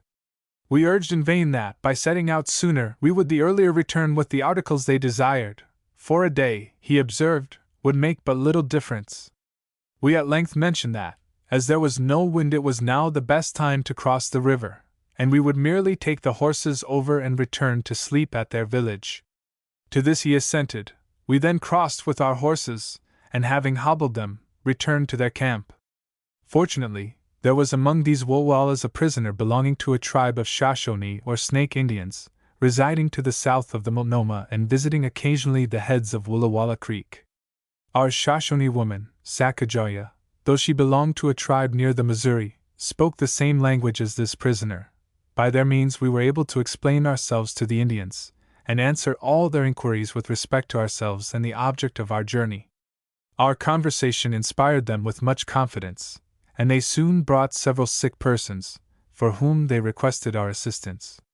We splintered, splinted the broken arm of one, gave some relief to another, whose knee was contracted by rheumatism, and administered what we thought beneficial for ulcers and eruptions of the skin on various parts of the body which are very common disorders among them. But our most valuable medicine was eye water, which we distributed, and which, indeed, they required very much. A little before sunset the Chimnaplas, amounting to 100 men and a few women, came to the village, and joining the Wallawallas, who were about the same number of men, formed themselves in a circle round our camp, and waited very patiently till our men were disposed to dance, which they did for about an hour, to the music of the violin. They then requested the Indians to dance. With this they readily complied, and the whole assemblage, amounting, with the women and children of the village, to several hundred, stood up, and sang and danced at the same time. The exercise was not, indeed, very violent nor very graceful, for the greater part of them were formed into a solid column, round a kind of hollow square, stood on the same place, and merely jumped up at intervals, to keep time to the music. Some, however, of the more active warriors entered the square and danced round it sideways, and some of our men joined in with them, to the great satisfaction of the Indians. The dance continued till 10 o'clock. By the 30th of April the expedition was equipped with 23 horses, most of which were young and excellent animals, but many of them were afflicted with sore backs. All Indians are cruel masters and hard riders, and their saddles are so rudely made that it is almost impossible for an Indian's horse to be free from scars, yet they continue to ride after the animal's back is scarified in the most horrible manner. The expedition was now in what we know as Walla Walla County, Washington, and they were traveling along the river Walla Walla, leaving the Columbia, which has here a general direction of northerly. The course of the party was northeast, their objective point being that where Waitsburg is now built, near the junction of Coppie Creek and the Touche River. They were in a region of wood in plenty, and for the first time since leaving the Long Narrows, or Dallas, they had as much fuel as they needed. On the Touche, accordingly, they camped for the sake of having a comfortable night. The nights were cold, and a good fire by which to sleep was an attraction not easily resisted. The journal, April 30th, has this entry. We were soon supplied by Druyer with a beaver and an otter, of which we took only a part of the beaver, and gave the rest to the Indians. The otter is a favorite food, though much inferior, at least in our estimation, to the dog, which they will not eat. The horse is seldom eaten, and never except when absolute necessity compels them, as the only alternative to dying of hunger. This fastidiousness does not, however, seem to proceed so much from any dislike to the food, as from attachment to the animal itself, for many of them eat very heartily of the horse beef which we give them. On the 1st day of May, having traveled 40 miles from their camp near the mouth of the Walla Walla, they camped between 2 points at which are now situated the 2 towns of Prescott, on the south, and Waitsburg, on the north. Their journal says, "We had scarcely encamped when 3 young men came up from the Wallawalla village, with a steel trap which had inadvertently been left behind, and which they had come a whole day's journey in order to restore. This act of integrity was the more pleasing, because, though very rare among Indians, it corresponded perfectly with the general behavior of the Wallawallas, among whom we had lost carelessly several knives, which were always returned as soon as found. We may, indeed, justly affirm, that of all the Indians whom we had met since leaving the United States, the Wallawallas were the most hospitable, honest, and sincere." Chapter 21, Overland East of the Columbia. It was now early in May, and the expedition, traveling eastward along Touche Creek, were in the country of their friends, the Chopunish. On the 3rd, they were agreeably surprised to meet Weekunut, whom they had named Bighorn from the fact that he wore a horn of that animal suspended from his left arm. This man was the first chief of a large band of Chopunish, and when the expedition passed that way, on their path to the Pacific, the last autumn, he was very obliging and useful to them, guiding them down the Snake, or Lewis River. He had now heard that the white men were on their return, and he had come over across the hills to meet them. As we may suppose, the meeting was very cordial, and we could not turn back with his white friends and accompanied them to the mouth of the Kuskuski, a stream of which our readers have heard before. It is now known as the Clearwater. Captain Lewis told Weekunut that his people were hungry, their slender stock of provisions being about exhausted. The chief told them that they would soon come to a Chopunish house where they could get food. But the journal has this entry. We found the house which we could not had mentioned, where we halted for breakfast. It contained 6 families, so miserably poor that all we could obtain from them were 2 lean dogs and a few large cakes of half-cured bread, made of a root resembling the sweet potato, of all which we contrived to form a kind of soup. The soil of the plain is good, but it has no timber. The range of southwest mountains is about 15 miles above us, but continues to lower, and is still covered with snow to its base. After giving passage to Lewis Snake River, near their northeastern extremity, they terminate in a high level plain between that river and the Kuskuski. The salmon not having yet called them to the rivers, the greater part of the Chopunish are now dispersed in villages through this plain, for the purpose of collecting quamash and cows, which here grow in great abundance, the soil being extremely fertile, in many places covered with long-leaved pine, larch, and balsam fir, which contribute to render it less thirsty than the open, unsheltered plains. By the word cows, in this sentence, we must understand that the storyteller meant cows, a root eaten by the Indians and white explorers in that distant region. It is a knobbed, irregular root, and when cooked resembles the ginseng. At this place the party met some of the Indians whom Captain Clark had treated for slight diseases, when they passed that way, the previous autumn. They bad sounded the praises of the white men and their medicine, and others were now waiting to be treated in the same manner. The Indians were glad to pay for their treatment, and the white men were not sorry to find this easy method of adding to their stock of food, which was very scanty at this time. The journal sagely adds, "We cautiously abstain from giving them any but harmless medicines, and as we cannot possibly do harm, our prescriptions, though unsanctioned by the faculty, may be useful, and are entitled to some remuneration." Very famous and accomplished doctors might say the same thing of their practice. But the explorers did not meet with pleasant acquaintances only. In the very next entry is recorded this disagreeable incident. 4 miles beyond this house we came to another large one, containing 10 families, where we halted and made our dinner on 2 dogs and a small quantity of roots, which we did not procure without much difficulty. Whilst we were eating, an Indian standing by, looking with great derision at our eating dogs, threw a poor half-starved puppy almost into Captain Lewis' plate, laughing heartily at the humor of it. Captain Lewis took up the animal and flung it with great force into the fellow's face, and seizing his tomahawk, threatened to cut him down if he dared to repeat such insolence. He immediately withdrew, apparently much mortified, and we continued our repast of dog very quietly.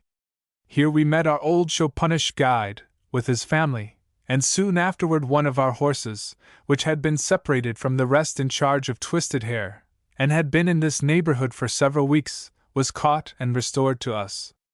Later in that day the party came to a Chopunish house which was 156 feet long and 15 feet wide. 30 families were living in this big house, each family having its fire by itself burning on the earthen floor, along through the middle of the great structure. The journal says, "We arrived very hungry and weary, but could not purchase any provisions, except a small quantity of the roots and bread of the cows. They had, however, heard of our medical skill, and made many applications for assistance, but we refused to do anything unless they gave us either dogs or horses to eat. We soon had nearly 50 patients. A chief brought his wife with an abscess on her back, and promised to furnish us with a horse tomorrow if we would relieve her. Captain Clark, therefore, opened the abscess, introduced a tent, and dressed it with basilicon. We also prepared and distributed some doses of flour of sulfur and cream of tartar, with directions for its use. For these we obtained several dogs, but too poor for use, and therefore postponed our medical operations till the morning. In the meantime a number of Indians, besides the residents of the village, gathered about us or camped in the woody bottom of the creek.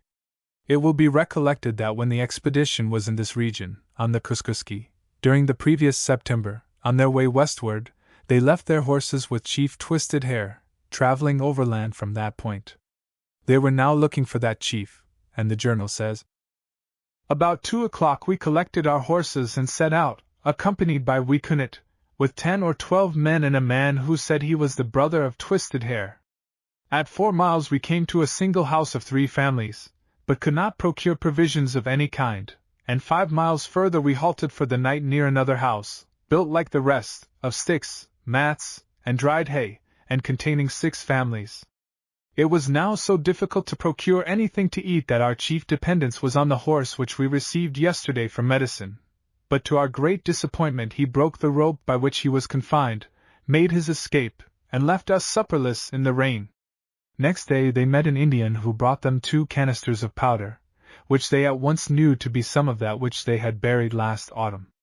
The Indian said that his dog had dug it up in the meadow by the river, and he had restored it to its rightful owners. As a reward for his honesty, the captains gave him a flint and steel for striking fire, and they regretted that their own poverty prevented them from being more liberal to the man. They observed that the Rocky Mountains, now in full sight, were still covered with snow, and the prospect of crossing them was not very rosy. Their Chopunish guide told them that it would be impossible to cross the mountains before the next full moon, which would be about the 1st of June. The journal adds, "To us, who are desirous of reaching the plains of the Missouri, if for no other reason, for the purpose of enjoying a good meal, this intelligence was by no means welcome, and gave no relish to the remainder of the horse killed at Coulter's Creek, which formed our supper, as part of which had already been our dinner." Next day, accordingly, the hunters turned out early in the morning, and before noon returned with 4 deer and a duck, which, with the remains of horse beef on hand, gave them a much more plentiful stock of provisions than had lately fallen to their lot. During the previous winter, they were told, the Indians suffered very much for lack of food, game of all sorts being scarce. They were forced to boil and eat the moss growing on the trees, and they cut down the pine trees for the sake of the small nut to be found in the pine cones. Here they were met by an old friend, Nishnepekuk and the Shoshone, who had acted as interpreter for them. The journal says, "We gave Nishnepekuk and his people some of our game and horse beef, besides the entrails of the deer, and 4 fawns which we found inside of 2 of them. They did not eat any of them perfectly raw, but the entrails had very little cooking, the fawns were boiled whole, and the hide, hair, and entrails all consumed. The Shoshone was offended at not having as much venison as he wished, and refused to interpret, but as we took no notice of him, he became very officious in the course of a few hours, and made many efforts to reinstate himself in our favor. The brother of Twisted Hair, and Nishnepekuk, now drew a sketch, which we preserved, of all the waters west of the Rocky Mountains. They now met Twisted Hair, in whose care they had left their horses and saddles the previous fall, and this was the result of their inquiries. Between 3 and 4 o'clock in the afternoon we set out, in company with Nishupakihuk and other Indians, the brother of Twisted Hair having left us. Our route was up a high steep hill to a level plain with little wood, through which we passed in a direction parallel to the Kuskuski River for 4 miles, when we met Twisted Hair and 6 of his people. To this chief we had confided our horses and a part of our saddles last autumn, and we therefore formed very unfavorable conjectures on finding that he received us with great coldness. Shortly afterward he began to speak in a very loud, angry manner, and was answered by Nishnepekuk. We now discovered that a violent quarrel had arisen between these chiefs, on the subject, as we afterward understood, of our horses. But as we could not learn the cause, and were desirous of terminating the dispute, we interposed, and told them we should go on to the first water and camp. We therefore set out, followed by all the Indians, and having reached, at 2 miles' distance, a small stream running to the right, we camped with the 2 chiefs and their little bands, forming separate camps at a distance from each other. They all appeared to be in an ill humor, and as we had already heard reports that the Indians had discovered and carried off our saddles, and that the horses were very much scattered, we began to be uneasy, lest there should be too much foundation for the report. We were therefore anxious to reconcile the 2 chiefs as soon as possible, and desired the Shoshone to interpret for us while we attempted a mediation, but he peremptorily refused to speak a word. He observed that it was a quarrel between the 2 chiefs, and he had therefore no right to interfere, nor could all our representations, that by merely repeating what we said he could not possibly be considered as meddling between the chiefs, induce him to take any part in it. Soon afterward Drury returned from hunting, and was sent to invite Twisted Hair to come and smoke with us. He accepted the invitation, and as we were smoking the pipe over our fire, he informed us that according to his promise on leaving us at the Falls of the Columbia, he had collected our horses and taken charge of them as soon as he reached home. But about this time Nishnepekuk and Termekimutult, Broken Arm, who, as we passed, were on a war party against the Shoshones on the south branch of Lewis River, returned, and becoming jealous of him, because the horses had been confided to his care, were constantly quarreling with him. At length, being an old man and unwilling to live in perpetual dispute with these two chiefs, he had given up the care of the horses, which had consequently become very much scattered. The greater part of them were, however, still in the neighborhood, some in the forks between the Shopunish and Kuskuski, and 3 or 4 at the village of Broken Arm, about half a day's march higher up the river. He added that on the rise of the river in the spring, the earth had fallen from the door of the cache, and exposed the saddles, some of which had probably been lost, but that, as soon as he was acquainted with the situation of them, he had them buried in another deposit, where they now were. He promised that, if we would stay the next day at his house, a few miles distant, he would collect such of the horses as were in the neighborhood, and send his young men for those in the forks, over the Kuskuski. He moreover advised us to visit Broken Arm, who was a chief of great eminence, and he would himself guide us to his dwelling. We told him that we would follow his advice in every respect, that we had confided our horses to his care, and expected he would deliver them to us, on which we should cheerfully give him the 2 guns and the ammunition we had promised him. With this he seemed very much pleased, and declared he would use every exertion to restore the horses.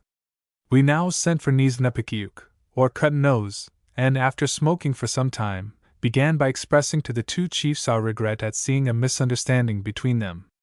Nishnepekuk replied that Twisted Hair was a bad old man, and wore 2 faces, for, instead of taking care of our horses, he had suffered his young men to hunt with them, so that they had been very much injured, and it was for this reason that Broken Arm and himself had forbidden him to use them. Twisted Hair made no reply to this speech, and we then told Nishnepekuk of our arrangement for the next day.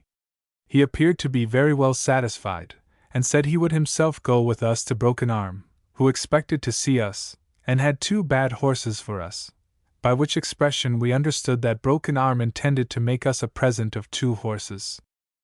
Next day, the party reached the house of Twisted Hair, and began to look for their horses and saddles. The journal gives this account of the search. Late in the afternoon, Twisted Hair returned with about half the saddles we had left in the autumn, and some powder and lead which were buried at the same place. Soon after, the Indians brought us 21 of our horses, the greater part of which were in excellent order, though some had not yet recovered from hard usage, and 3 had sore backs. We were, however, very glad to procure them in any condition. Several Indians came down from the village of Tunakimutult, and passed the night with us. Cut Nose and Twisted Hair seemed now perfectly reconciled, for they both slept in the house of the latter. The man who had imposed himself upon us as a brother of Twisted Hair also came and renewed his advances, but we now found that he was an impertinent, proud fellow, of no respectability in the nation, and we therefore felt no inclination to cultivate his intimacy. Our camp was in an open plain, and soon became very uncomfortable, for the wind was high and cold, and the rain and hail, which began about 7 o'clock, changed in 2 hours to a heavy fall of snow, which continued till after 6 o'clock, May 10th, the next morning, when it ceased, after covering the ground 8 inches deep and leaving the air keen and cold. We soon collected our horses, and after a scanty breakfast of roots set out on a course S. 35 feet 0 inches E. They were now following the general course of the Kuskuski, or Clearwater, as the stream is called, and their route lay in what is now Nez Perce County, Idaho. They have passed the site of the present city of Lewiston, named for Captain Lewis. They have arrived in a region inhabited by the friendly Shopunish, or Nez Perce, several villages of which nation were scattered around the camp of the white men. The narrative says, "We soon collected the men of consideration, and after smoking, explained how destitute we were of provisions. The chief spoke to the people, who immediately brought 2 bushels of dried quamash roots, some cakes of the roots of cows, and a dried salmon trout, We thanked them for this supply, but observed that, not being accustomed to live on roots alone, we feared that such diet might make our men sick, and therefore proposed to exchange one of our good horses, which was rather poor, for one that was fatter, and which we might kill. The hospitality of the chief was offended at the idea of an exchange. He observed that his people had an abundance of young horses, and that if we were disposed to use that food we might have as many as we wanted. Accordingly, they soon gave us 2 fat young horses, without asking anything in return, an act of liberal hospitality much greater than any we have witnessed since crossing the Rocky Mountains, if it be not in fact the only really hospitable treatment we have received in this part of the world. We killed one of the horses, and then telling the natives that we were fatigued and hungry, and that as soon as we were refreshed we would communicate freely with them, began to prepare our repast. During this time a principal chief, called Hohastilpilp, came from his village, about 6 miles distant, with a party of 50 men, for the purpose of visiting us. We invited him into our circle, and he alighted and smoked with us, while his retinue, with 5 elegant horses, continued mounted at a short distance. While this was going on, the chief had a large leathern tent spread for us, and desired that we would make it our home so long as we remained at his village. We removed there, and having made a fire, and cooked our supper of horseflesh and roots, collected all the distinguished men present, and spent the evening in making known who we were, what were the objects of our journey, and in answering their inquiries.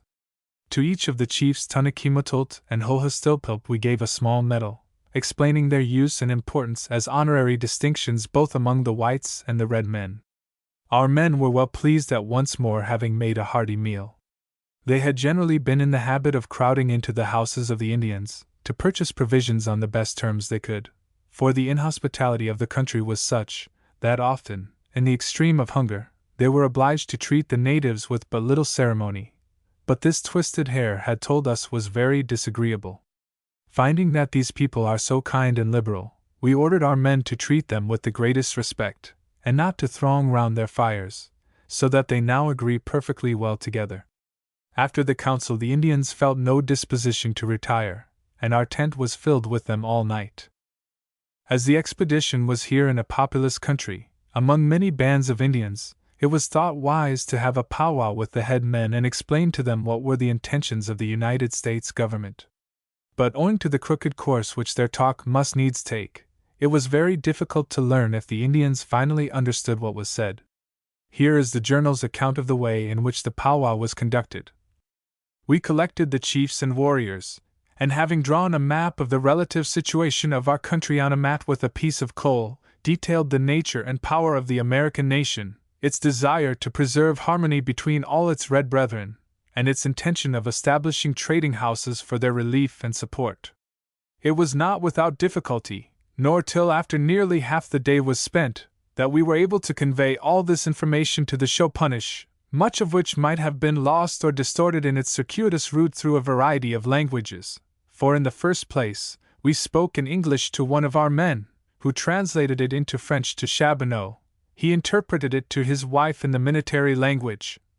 She then put it into Shoshone, and the young Shoshone prisoner explained it to the Shopunish in their own dialect.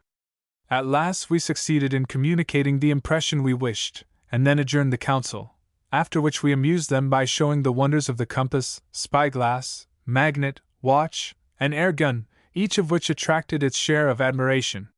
The simple-minded Indians, who seemed to think that the white men could heal all manner of diseases, crowded around them next day, begging for medicines and treatment.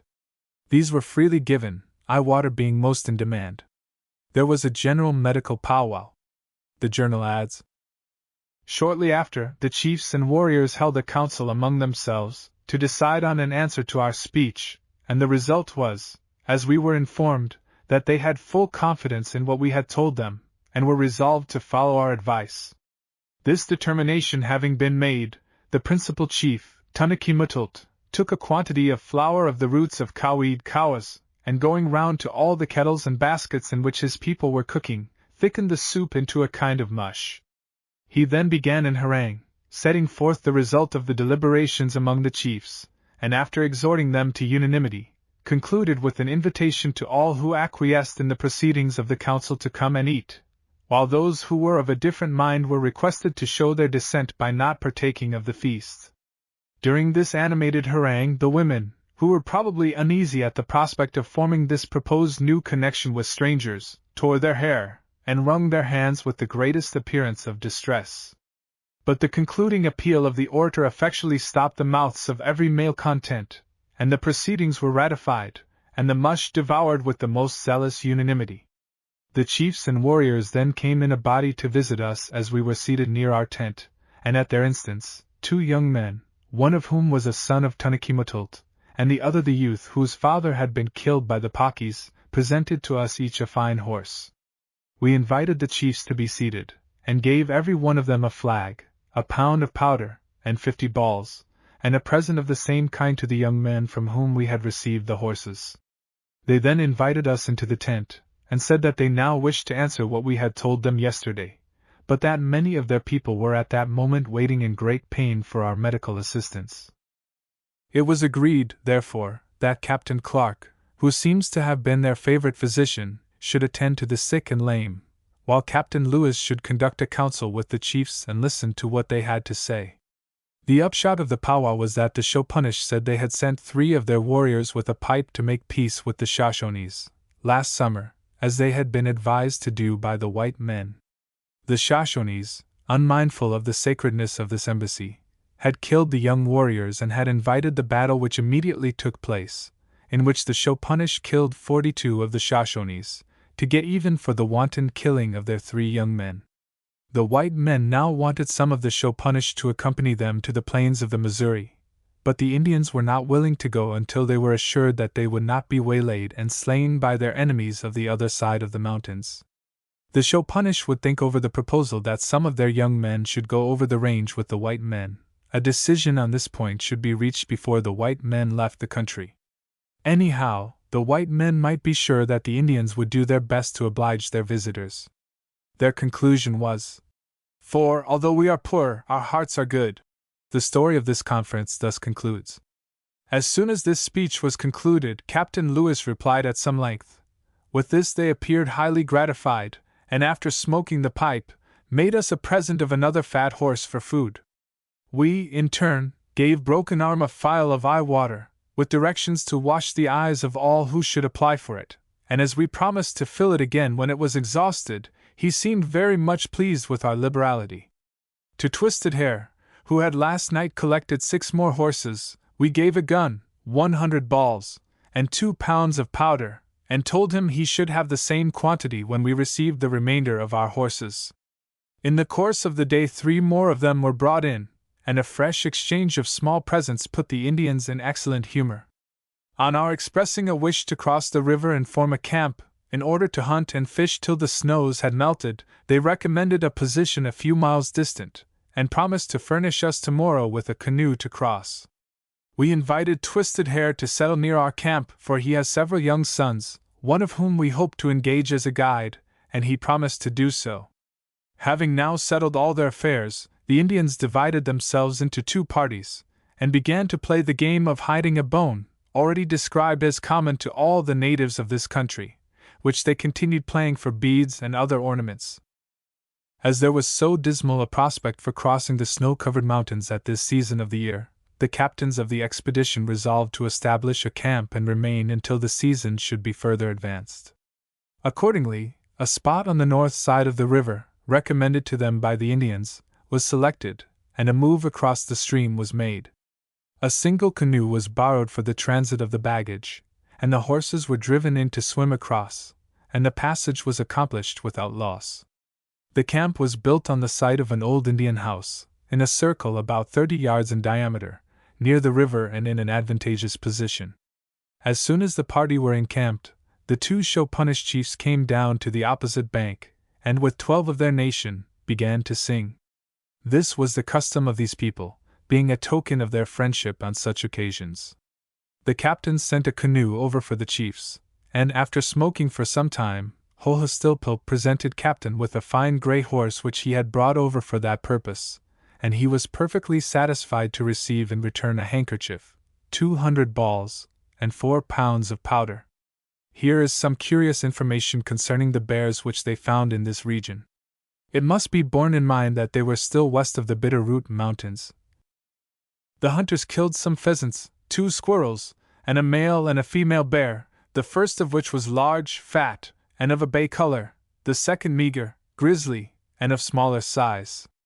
They were of the species Ursus horribilis, common to the upper part of the Missouri, and might well be termed the variegated bear, for they are found occasionally of a black, grizzly, brown, or red color. There is every reason to believe them to be of precisely the same species. Those of different colors are killed together, as in the case of these two, and as we found the white and bay associated together on the Missouri, and some nearly white were seen in this neighborhood by the hunters. Indeed, it is not common to find any 2 bears of the same color, and if the difference in color were to constitute a distinction of species, the number would increase to almost 20. Soon afterward the hunters killed a female bear with 2 cubs. The mother was black, with a considerable intermixture of white hairs and a white spot on the breast. One of the cubs was jet black, and the other of a light reddish-brown or bay color. The hair of these variegated bears is much finer, longer, and more abundant than that of the common black bear, but the most striking differences between them are that the former are larger and have longer tusks, and longer as well as blunter talons, that they prey more on other animals, that they lie neither so long nor so closely in winter quarters, and that they never climb a tree, however closely pressed by the hunters. These variegated bears, though specifically the same with those we met on the Missouri, are by no means so ferocious, probably because the scarcity of game and the habit of living on roots may have weaned them from the practices of attacking and devouring animals. Still, however, they are not so passive as the common black bear, which is also to be found here, for they have already fought with our hunters, though with less fury than those on the other side of the mountains. A large part of the meat we gave to the Indians, to whom it was a real luxury, as they scarcely taste flesh once in a month. They immediately prepared a large fire of dried wood, on which was thrown a number of smooth stones from the river. As soon as the fire went down and the stones were heated, they were laid next to each other in a level position, and covered with a quantity of pine branches, on which were placed flitches of the meat, and then boughs and flesh alternately for several courses, leaving a thick layer of pine on the top. On this heap they then poured a small quantity of water, and covered the whole with earth to the depth of 4 inches. After remaining in this state for about 3 hours, the meat was taken off, and was really more tender than that which we had boiled or roasted, though the strong flavor of the pine rendered it disagreeable to our palates. This repast gave them much satisfaction, for, though they sometimes kill the black bear, they attack very reluctantly the fierce variegated bear, and never except when they can pursue him on horseback over the plains, and shoot him with arrows. Chapter 22. Camping with the Nez Perces. Soon after they had fixed their camp, the explorers bade farewell to their good friend Tunnekee-Mutult and his young men, who returned to their homes farther down the river. Others of the Nez Perce, or Chopunish, nation visited them, and the strangers were interested in watching the Indians preparing for their hunt. As they were to hunt the deer, they had the head, horns, and hide of that animal so prepared that when it was placed on the head and body of a hunter, it gave a very deceptive idea of a deer.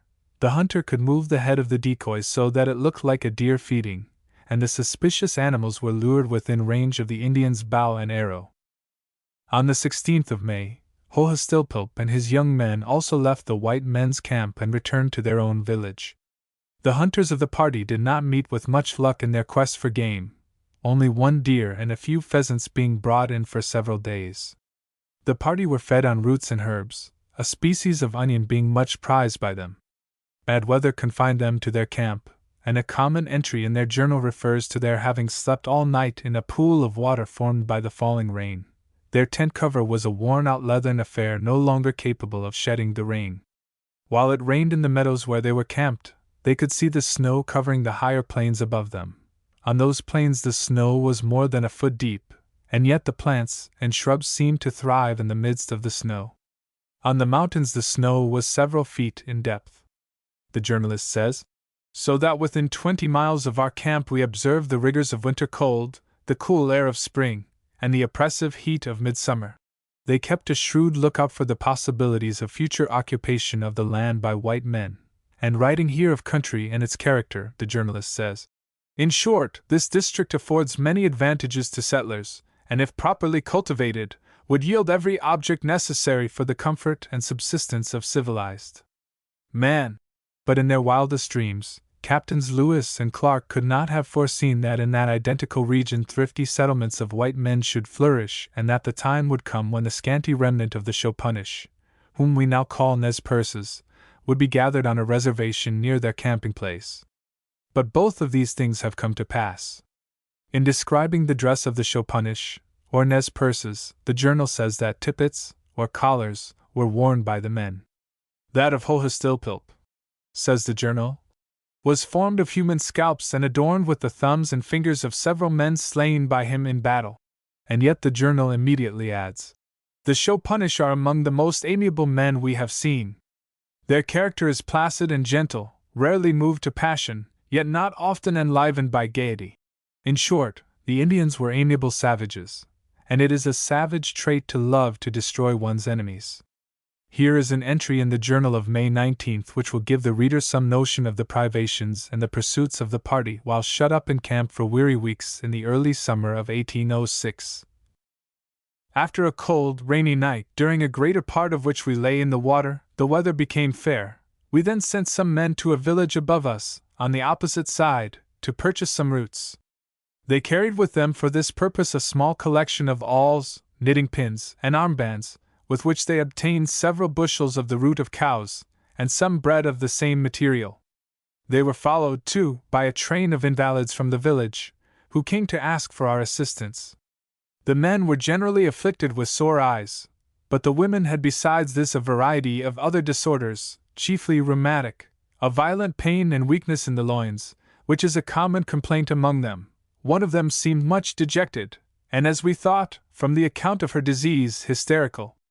We gave her 30 drops of laudanum, and after administering eye water, rubbing the rheumatic patients with volatile liniment, and giving cathartics to others, they all thought themselves much relieved and returned highly satisfied to the village.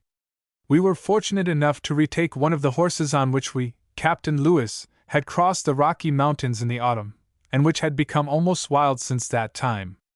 A day or two later, the journal has this significant entry.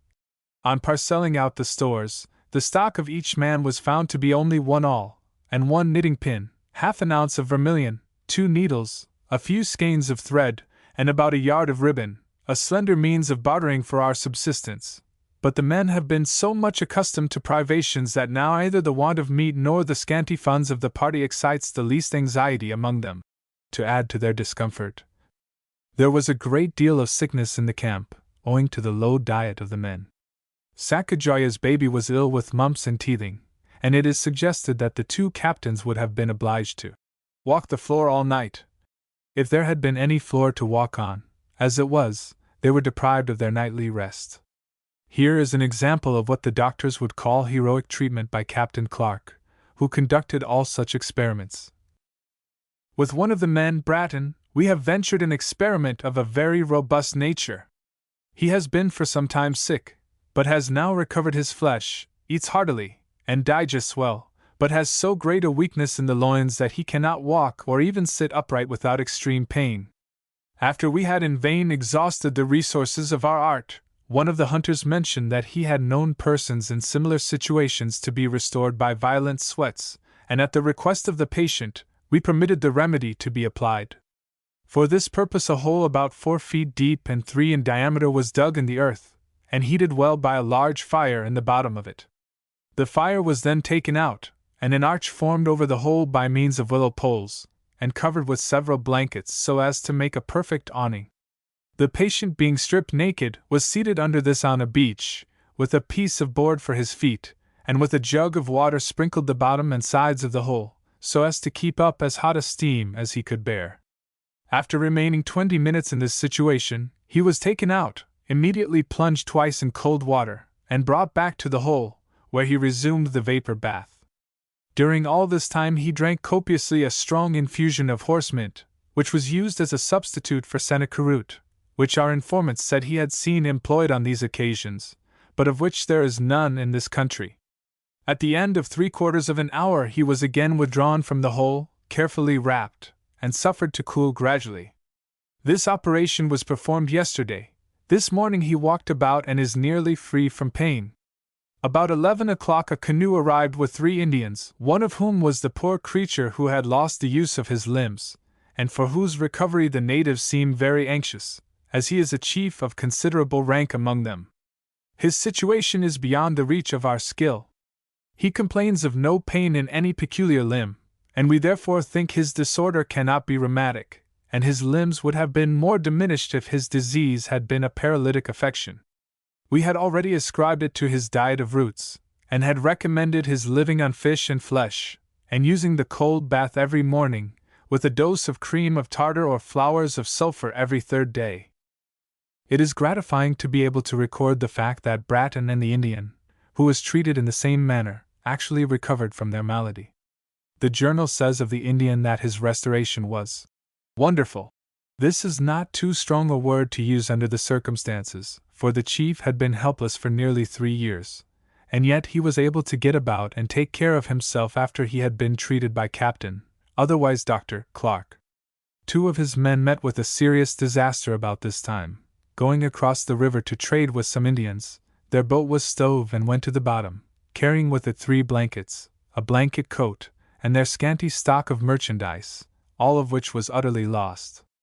Another disaster, which happened next day, is thus recorded. 2 of our men, who had been up the river to trade with the Indians, returned quite unsuccessful.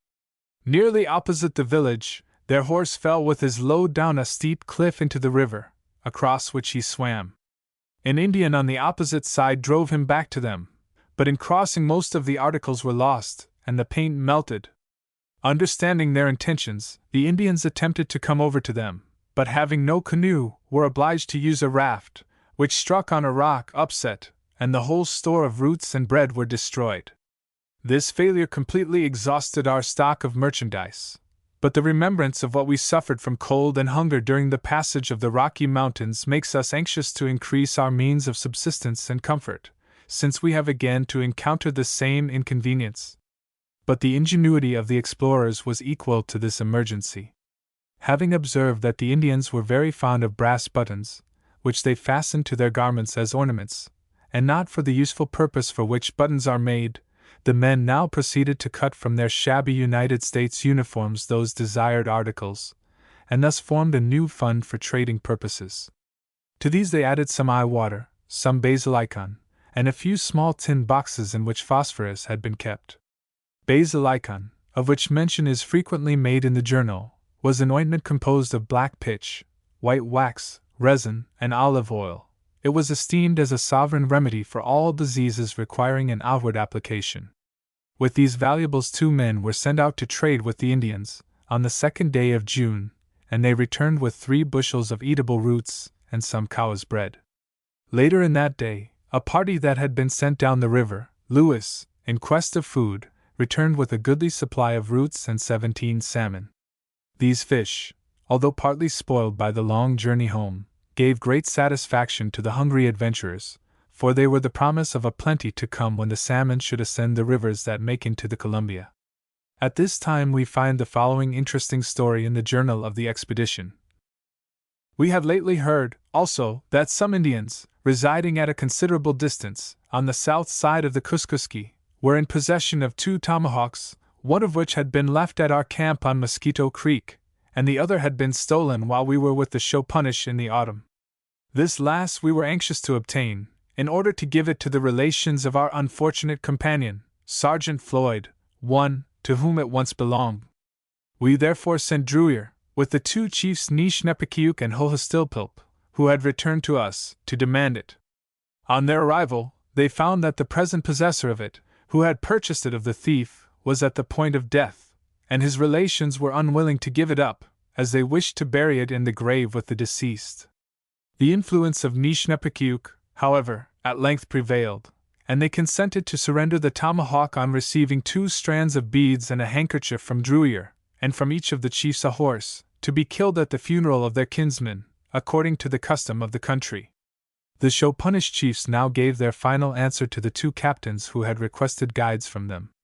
The chiefs said that they could not accompany the party, but later in the summer they might cross the Great Divide and spend the next winter on the headwaters of the Missouri.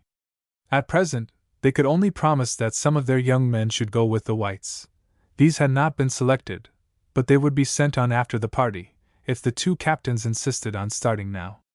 This was not very encouraging, for they had depended upon the Indians for guidance over the exceedingly difficult and even dangerous passages of the mountains.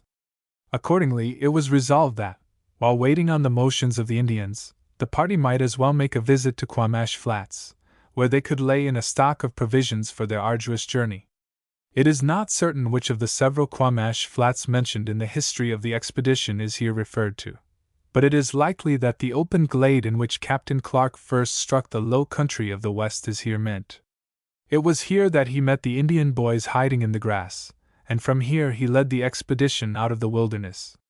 For Quamash read Camas, an edible root much prized by the Nez Perces then and now. While they lingered at their camp, they were visited by several bands of friendly Indians. The explorers traded horses with their visitors, and with what they already had, they now found their band to number 65, all told. Having finished their trading, they invited the Indians to take part in the games of prisoners' base and foot racing. In the latter game the Indians were very expert, being able to distance the fleetest runner of the white men's party. At night the games were concluded by a dance. The account of the expedition says that the captains were desirous of encouraging these exercises before they should begin the passage over the mountains, as several of the men are becoming lazy from inaction. On the 10th of June the party set out for Quamash Flats, each man well mounted and leading a spare horse which carried a small load. To their dismay, they found that their good friends, the Shopunish, unwilling to part with them, were bound to accompany them to the hunting grounds. The Indians would naturally expect to share in the hunt and to be provided for by the white men. The party halted there only until the 6th of June, and then, collecting their horses, set out through what proved to be a very difficult trail up the creek on which they were camped, in a northeasterly direction. There was still a quantity of snow on the ground, although this was in shady places and hollows. Vegetation was rank, and the dogtooth violet, honeysuckle, bluebell, and columbine were in blossom. The pale blue flowers of the Quamash gave to the level country the appearance of a blue lake.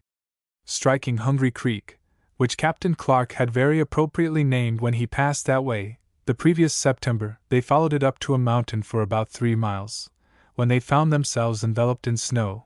Their limbs were benumbed, and the snow, from 12 to 15 feet deep, so paralyzed their feet that further progress was impossible.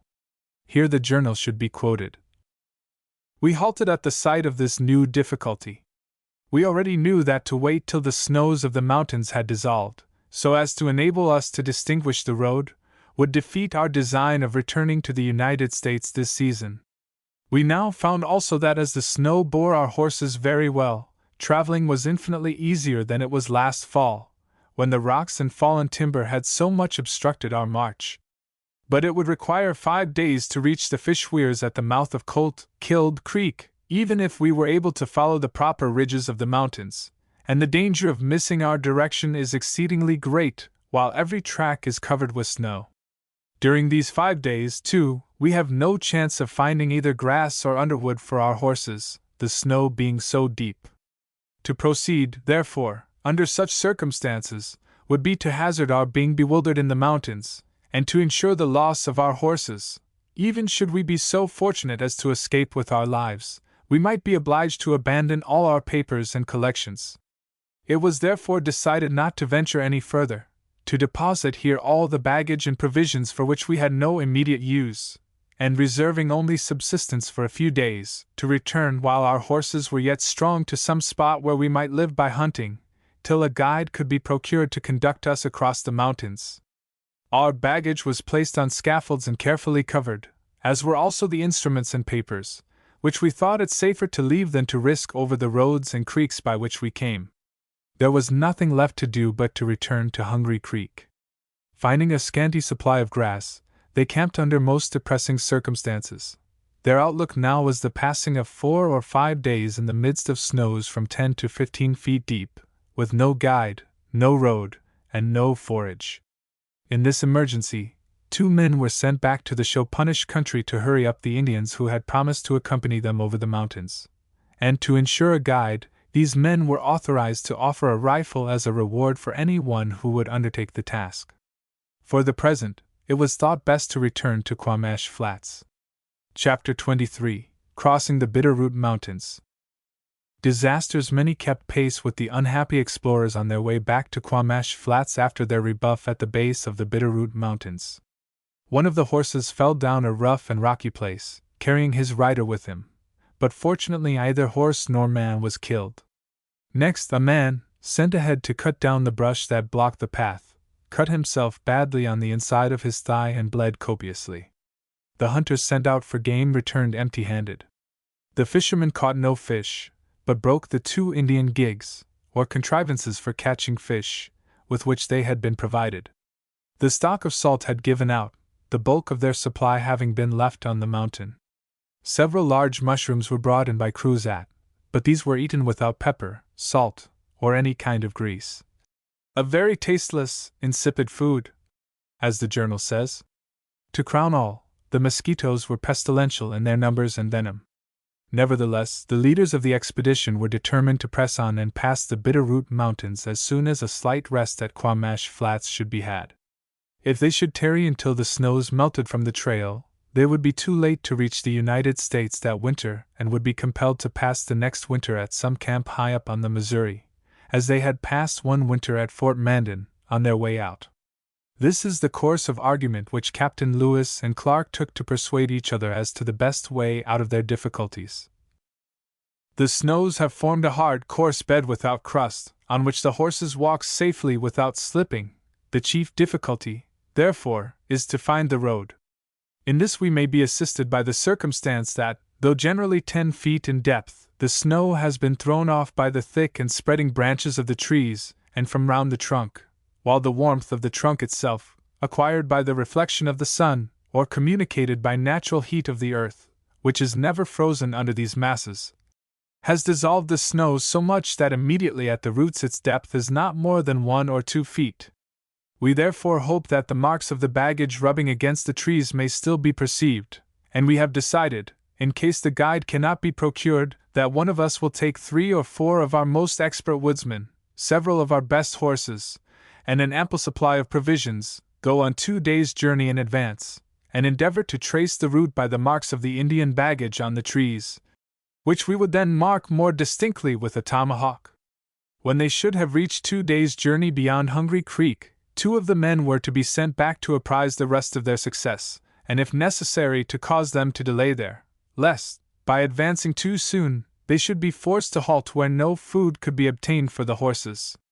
If the traces of the baggage be too indistinct, the whole party is to return to Hungry Creek, and we will then attempt the passage by ascending the main southwest branch of Lewis River through the country of the Shoshones, over to Madison or Gallatin River.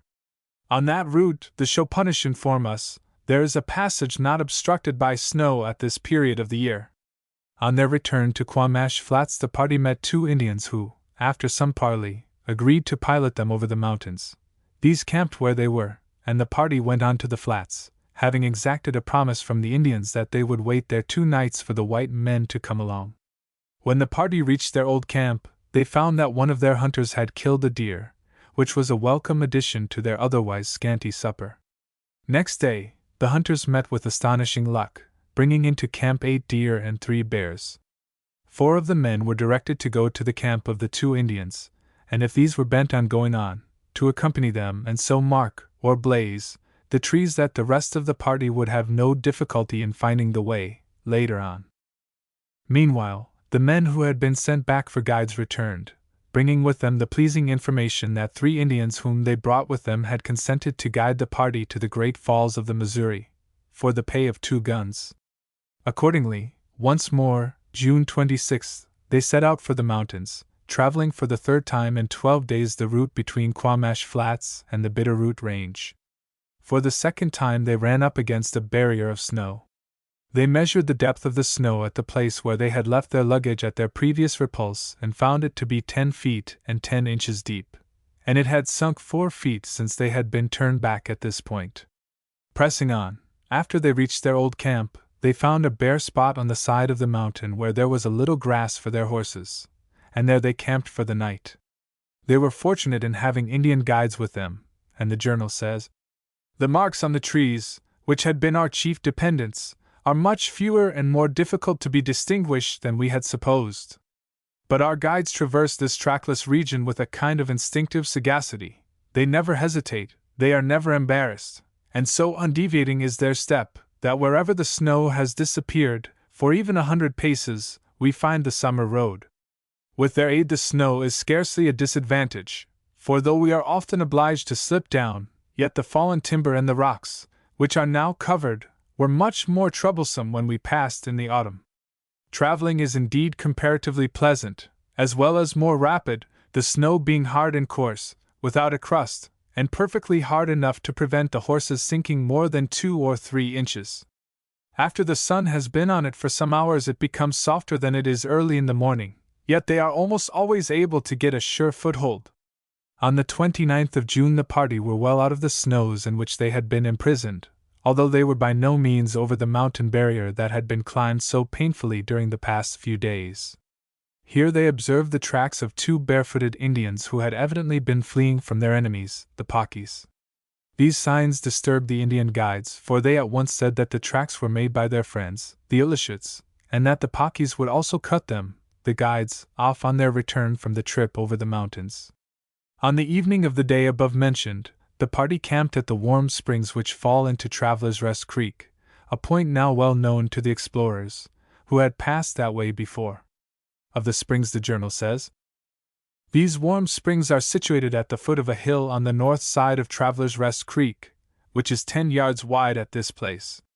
They issue from the bottoms, and through the interstices of a gray freestone rock, which rises in irregular masses round their lower side. The principal spring, which the Indians have formed into a bath by stopping the run with stone and pebbles, is about the same temperature as the warmest bath used at the hot springs in Virginia. On trying, Captain Lewis could with difficulty remain in it 19 minutes, and then was affected with a profuse perspiration. The 2 other springs are much hotter, the temperature being equal to that of the warmest of the hot springs in Virginia. Our men, as well as the Indians, amused themselves with going into the bath, the latter, according to their universal custom, going first into the hot bath, where they remain as long as they can bear the heat, then plunging into the creek, which is now of an icy coldness, and repeating this operation several times, but always ending with the warm bath. Traveler's Rest Creek, it will be recollected, is on the summit of the Bitterroot Mountains, and the expedition had consequently passed from Idaho into Montana, as these states now exist on the map, but they were still on the Pacific side of the Great Divide, or the backbone of the continent. Much game was seen in this region, and after reaching Traveler's Rest Creek, the hunters killed 6 deer. Great numbers of elk and bighorn were also seen in this vicinity. On the 30th of July the party were at their old camp of September 9th and 10th, 1805, having made 156 miles from Quamash Flats to the mouth of the creek where they now camped. Here a plan to divide and subdivide the party was made out as follows.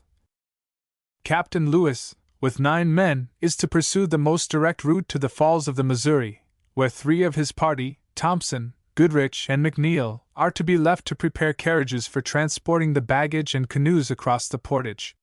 With the remaining 6, he will ascend Maria's River to explore the country and ascertain whether any branch of it reaches as far north as latitude 50 feet 0 inches, after which he will descend that river to its mouth. The rest of the men will accompany Captain Clark to the head of Jefferson River, which Sergeant Ordway and a party of 9 men will descend, with the canoes and other articles deposited there.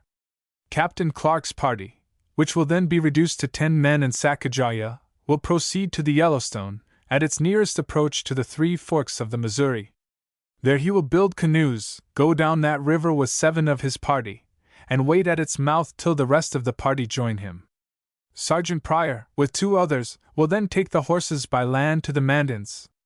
From that nation he will go to the British posts on the Assiniboine with a letter to Mr. Alexander Henry, to procure his endeavors to prevail on some of the Sioux chiefs to accompany him to the city of Washington. The Indians who had accompanied us intended leaving us in order to seek their friends, the Illicits, but we prevailed on them to accompany Captain Lewis a part of his route, so as to show him the shortest road to the Missouri, and in the meantime amuse them with conversation and running races, on foot and with horses, in both of which they proved themselves hardy, athletic, and active. To the chief Captain Lewis gave a small medal and a gun, as a reward for having guided us across the mountains. In return the customary civility of exchanging names passed between them, by which the former acquired the title of Yomkalik, of white bearskin unfolded. Chapter 24. The Expedition Subdivided. On the 3rd of July, accordingly, Captain Lewis, with 9 of his men and 5 Indians, proceeded down the valley lying between the Rocky and the Bitter-Root ranges of mountains, his general course being due northwest of Clark's Fork of the Columbia River. Crossing several small streams that make into this river, they finally reached and crossed the Missoula River from west to east, below the confluence of the St. Mary's and Hellgate rivers, or creeks, for these streams hardly deserve the name of rivers. The party camped for the night within a few miles of the site of the present city of Missoula, Montana. Here they were forced to part from their good friends and allies, the Indians, who had crossed the range with them. These men were afraid that they would be cut off by their foes, the Pockies, and they wanted to find and join some band of the Indian nation with whom they were on terms of friendship. The journal gives this account of the parting. We now smoked a farewell pipe with our estimable companions, who expressed every emotion of regret at parting with us, which they felt the more, because they did not conceal their fears of our being cut off by the Pockies. We also gave them a shirt, a handkerchief, and a small quantity of ammunition. The meat which they received from us was dried and left at this place, as a store during the homeward journey. This circumstance confirms our belief that there is no route along Clark's River to the Columbian Plains so near or so good as that by which we came. For, though these people mean to go for several days' journey down that river, to look for the Chalets, Illishits, yet they intend returning home by the same pass of the mountains through which they have conducted us. This route is also used by all the nations whom we know west of the mountains who are in the habit of visiting the plains of the Missouri, while on the other side, all the warpaths of the Pockies which fall into this valley of Clark's River concenter at Travelers' Rest, beyond which these people have never ventured to the west. During the next day or two, Captain Lewis kept on the same general course through a well-watered country, the ground gradually rising as he approached the base of the mountains. Tracks of Indians, supposed to be Pockies, became more numerous and fresh. On the 7th of July, the little company went through the famous pass of the Rocky Mountains, now properly named for the leaders of the expedition. Here is the journal's account of their finding the Lewis and Clark Pass. At the distance of 12 miles we left the river, or rather the creek, and having for 4 miles crossed 2 ridges in a direction north 15 degrees east, again struck to the right, proceeding through a narrow bottom covered with low willows and grass, and abundantly supplied with both deer and beaver.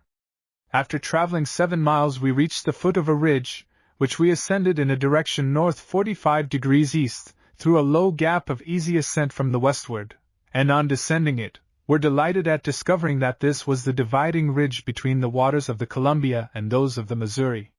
From this gap Fort Mountain is about 20 miles in a northeastern direction. We now wound through the hills and mountains, passing several rivulets which ran to the right, and at the distance of 9 miles from the gap encamped, having made 32 miles. We procured some beaver, and this morning saw tracks of buffalo, from which it appears that those animals do sometimes penetrate a short distance among the mountains. Next day the party found themselves in clover, so to speak.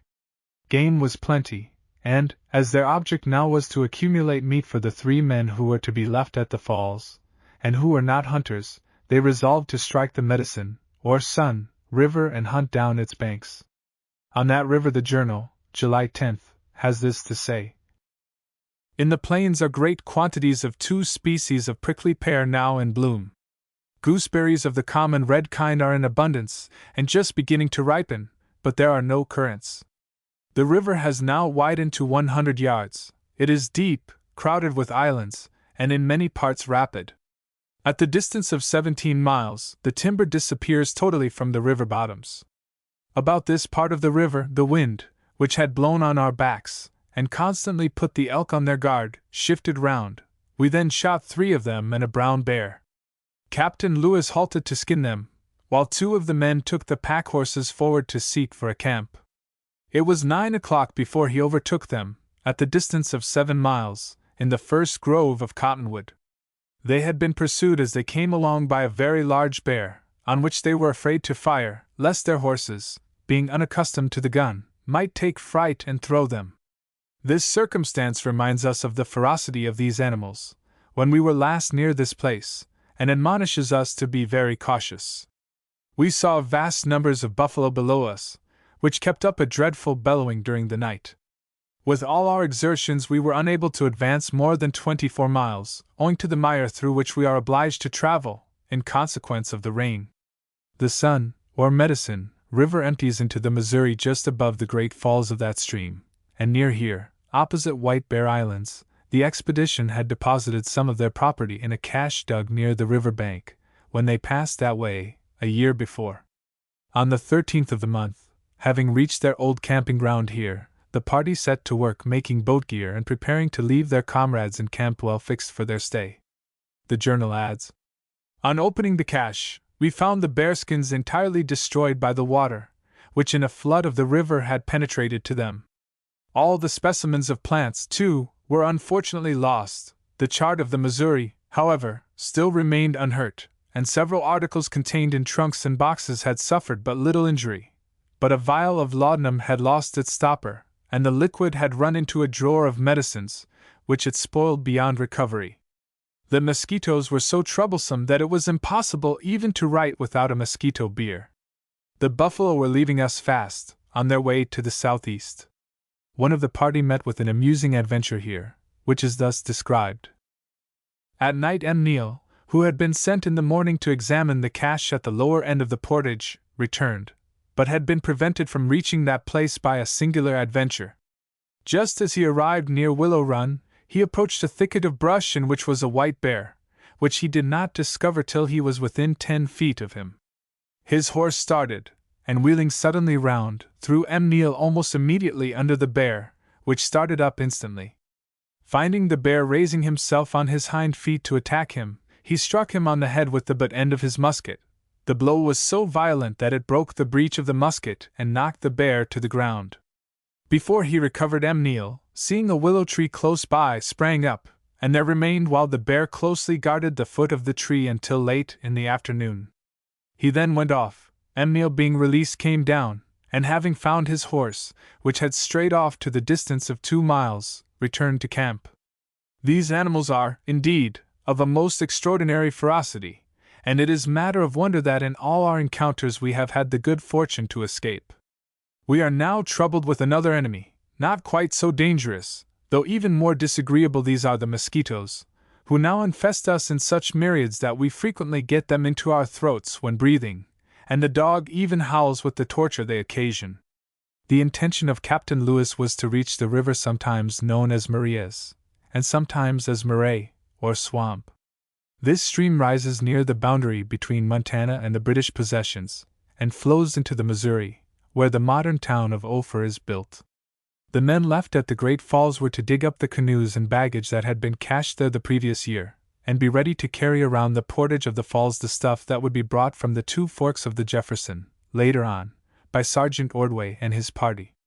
It will be recollected that this stuff had also been cached at the forks of the Jefferson, the year before.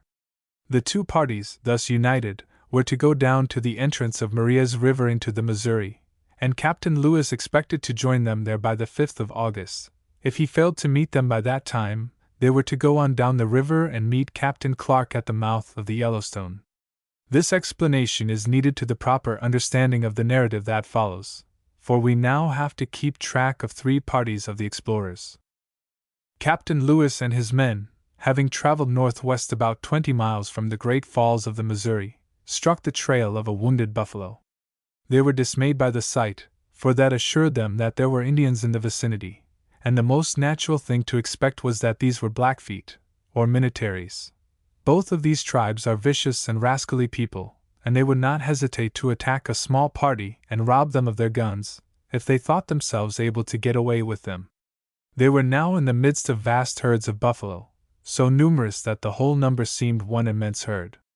Hanging on the flanks were many wolves, hares and antelope were also abundant. On the fourth day out, Captain Lewis struck the north fork of Maria's River, now known as Cutbank River, in the northwest corner of Montana. He was desirous of following up the stream, to ascertain, if possible, whether its fountainhead was below or above the boundary between the United States and the British possessions. Bad weather and an accident to his chronometer prevented his accomplishing his purpose, and on the 26th of July, he turned reluctantly back, giving the name of Cape Disappointment to his last camping place. Later in that day, as they were traveling down the main stream, Maria's River, they encountered the Indians whom they had hoped to avoid. Let us read the story as it is told in the journal of the party. At the distance of 3 miles we ascended the hills close to the river side, while Drouillard pursued the valley of the river on the opposite side. But scarcely had Captain Lewis reached the high plain when he saw, about a mile on his left, a collection of about 30 horses. He immediately halted, and by the aid of his spyglass discovered that one half of the horses were saddled, and that on the eminence above the horses several Indians were looking down toward the river, probably at Drouillard. This was a most unwelcome sight. Their probable numbers rendered any contest with them of doubtful issue. To attempt to escape would only invite pursuit, and our horses were so bad that we must certainly be overtaken, besides which, Drouillard could not yet be aware that the Indians were near, and if we ran he would most probably be sacrificed. We therefore determined to make the most of our situation, and advance toward them in a friendly manner. The flag which we had brought in case of any such accident was therefore displayed, and we continued slowly our march toward them. Their whole attention was so engaged by Drouillard that they did not immediately discover us. As soon as they did see us, they appeared to be much alarmed and ran about in confusion. Some of them came down the hill and drove their horses within gunshot of the eminence, to which they then returned, as if to await our arrival. When we came within a quarter of a mile, one of the Indians mounted and rode at full speed to receive us, but when within 100 paces of us, he halted.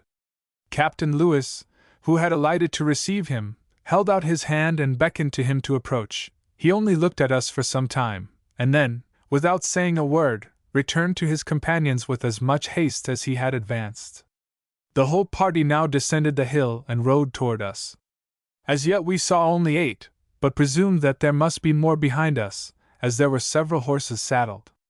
We however advanced, and Captain Lewis now told his 2 men that he believed these were the militaries of Fort de Prairie, who, from their infamous character, would in all probability attempt to rob us, but being determined to die rather than lose his papers and instruments, he intended to resist to the last extremity, and advised them to do the same, and to be on the alert should there be any disposition to attack us. When the 2 parties came within 100 yards of each other, all the Indians, except one, halted.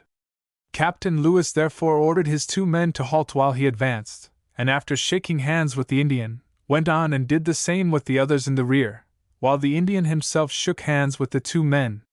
They all now came up, and after alighting, the Indians asked to smoke with us.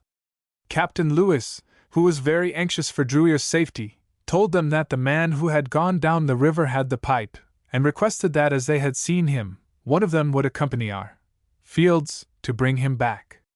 To this they assented, and Fields went with a young man in search of Drouillard. Captain Lewis now asked them by signs if they were militaries of the North, and he was sorry to be told in reply that they were. He knew them to be a bad lot. When asked if they had any chief among them, they pointed out 3. The captain did not believe them, but, in order to keep on good terms with them, he gave to one a flag, to another a medal, and to the third a handkerchief. At Captain Lewis' suggestion, the Indians and the white men camped together, and in the course of the evening the red men told the captain that they were part of a big band of their tribe, or nation. The rest of the tribe, they said, were hunting further up the river, and were then in camp near the foot of the Rocky Mountains. The captain, in return, told them that his party had come from the great lake where the sun sets, and that he was in hopes that he could induce the militaries to live in peace with their neighbors and come and trade at the posts that would be established in their country by and by. He offered them 10 horses and some tobacco if they would accompany his party down the river below the Great Falls. To this they made no reply. Being still suspicious of these sullen guests, Captain Lewis made his dispositions for the night, with orders for the sentry on duty to rouse all hands if the Indians should attempt to steal anything in the night. Next morning trouble began. Says the journal. At sunrise, the Indians got up and crowded around the fire near which J. Fields, who was then on watch, had carelessly left his rifle near the head of his brother, who was still asleep. One of the Indians slipped behind him, and, unperceived, took his brother's and his own rifle, while at the same time 2 others seized those of Drouyer and Captain Lewis. As soon as Fields turned, he saw the Indian running off with the rifles.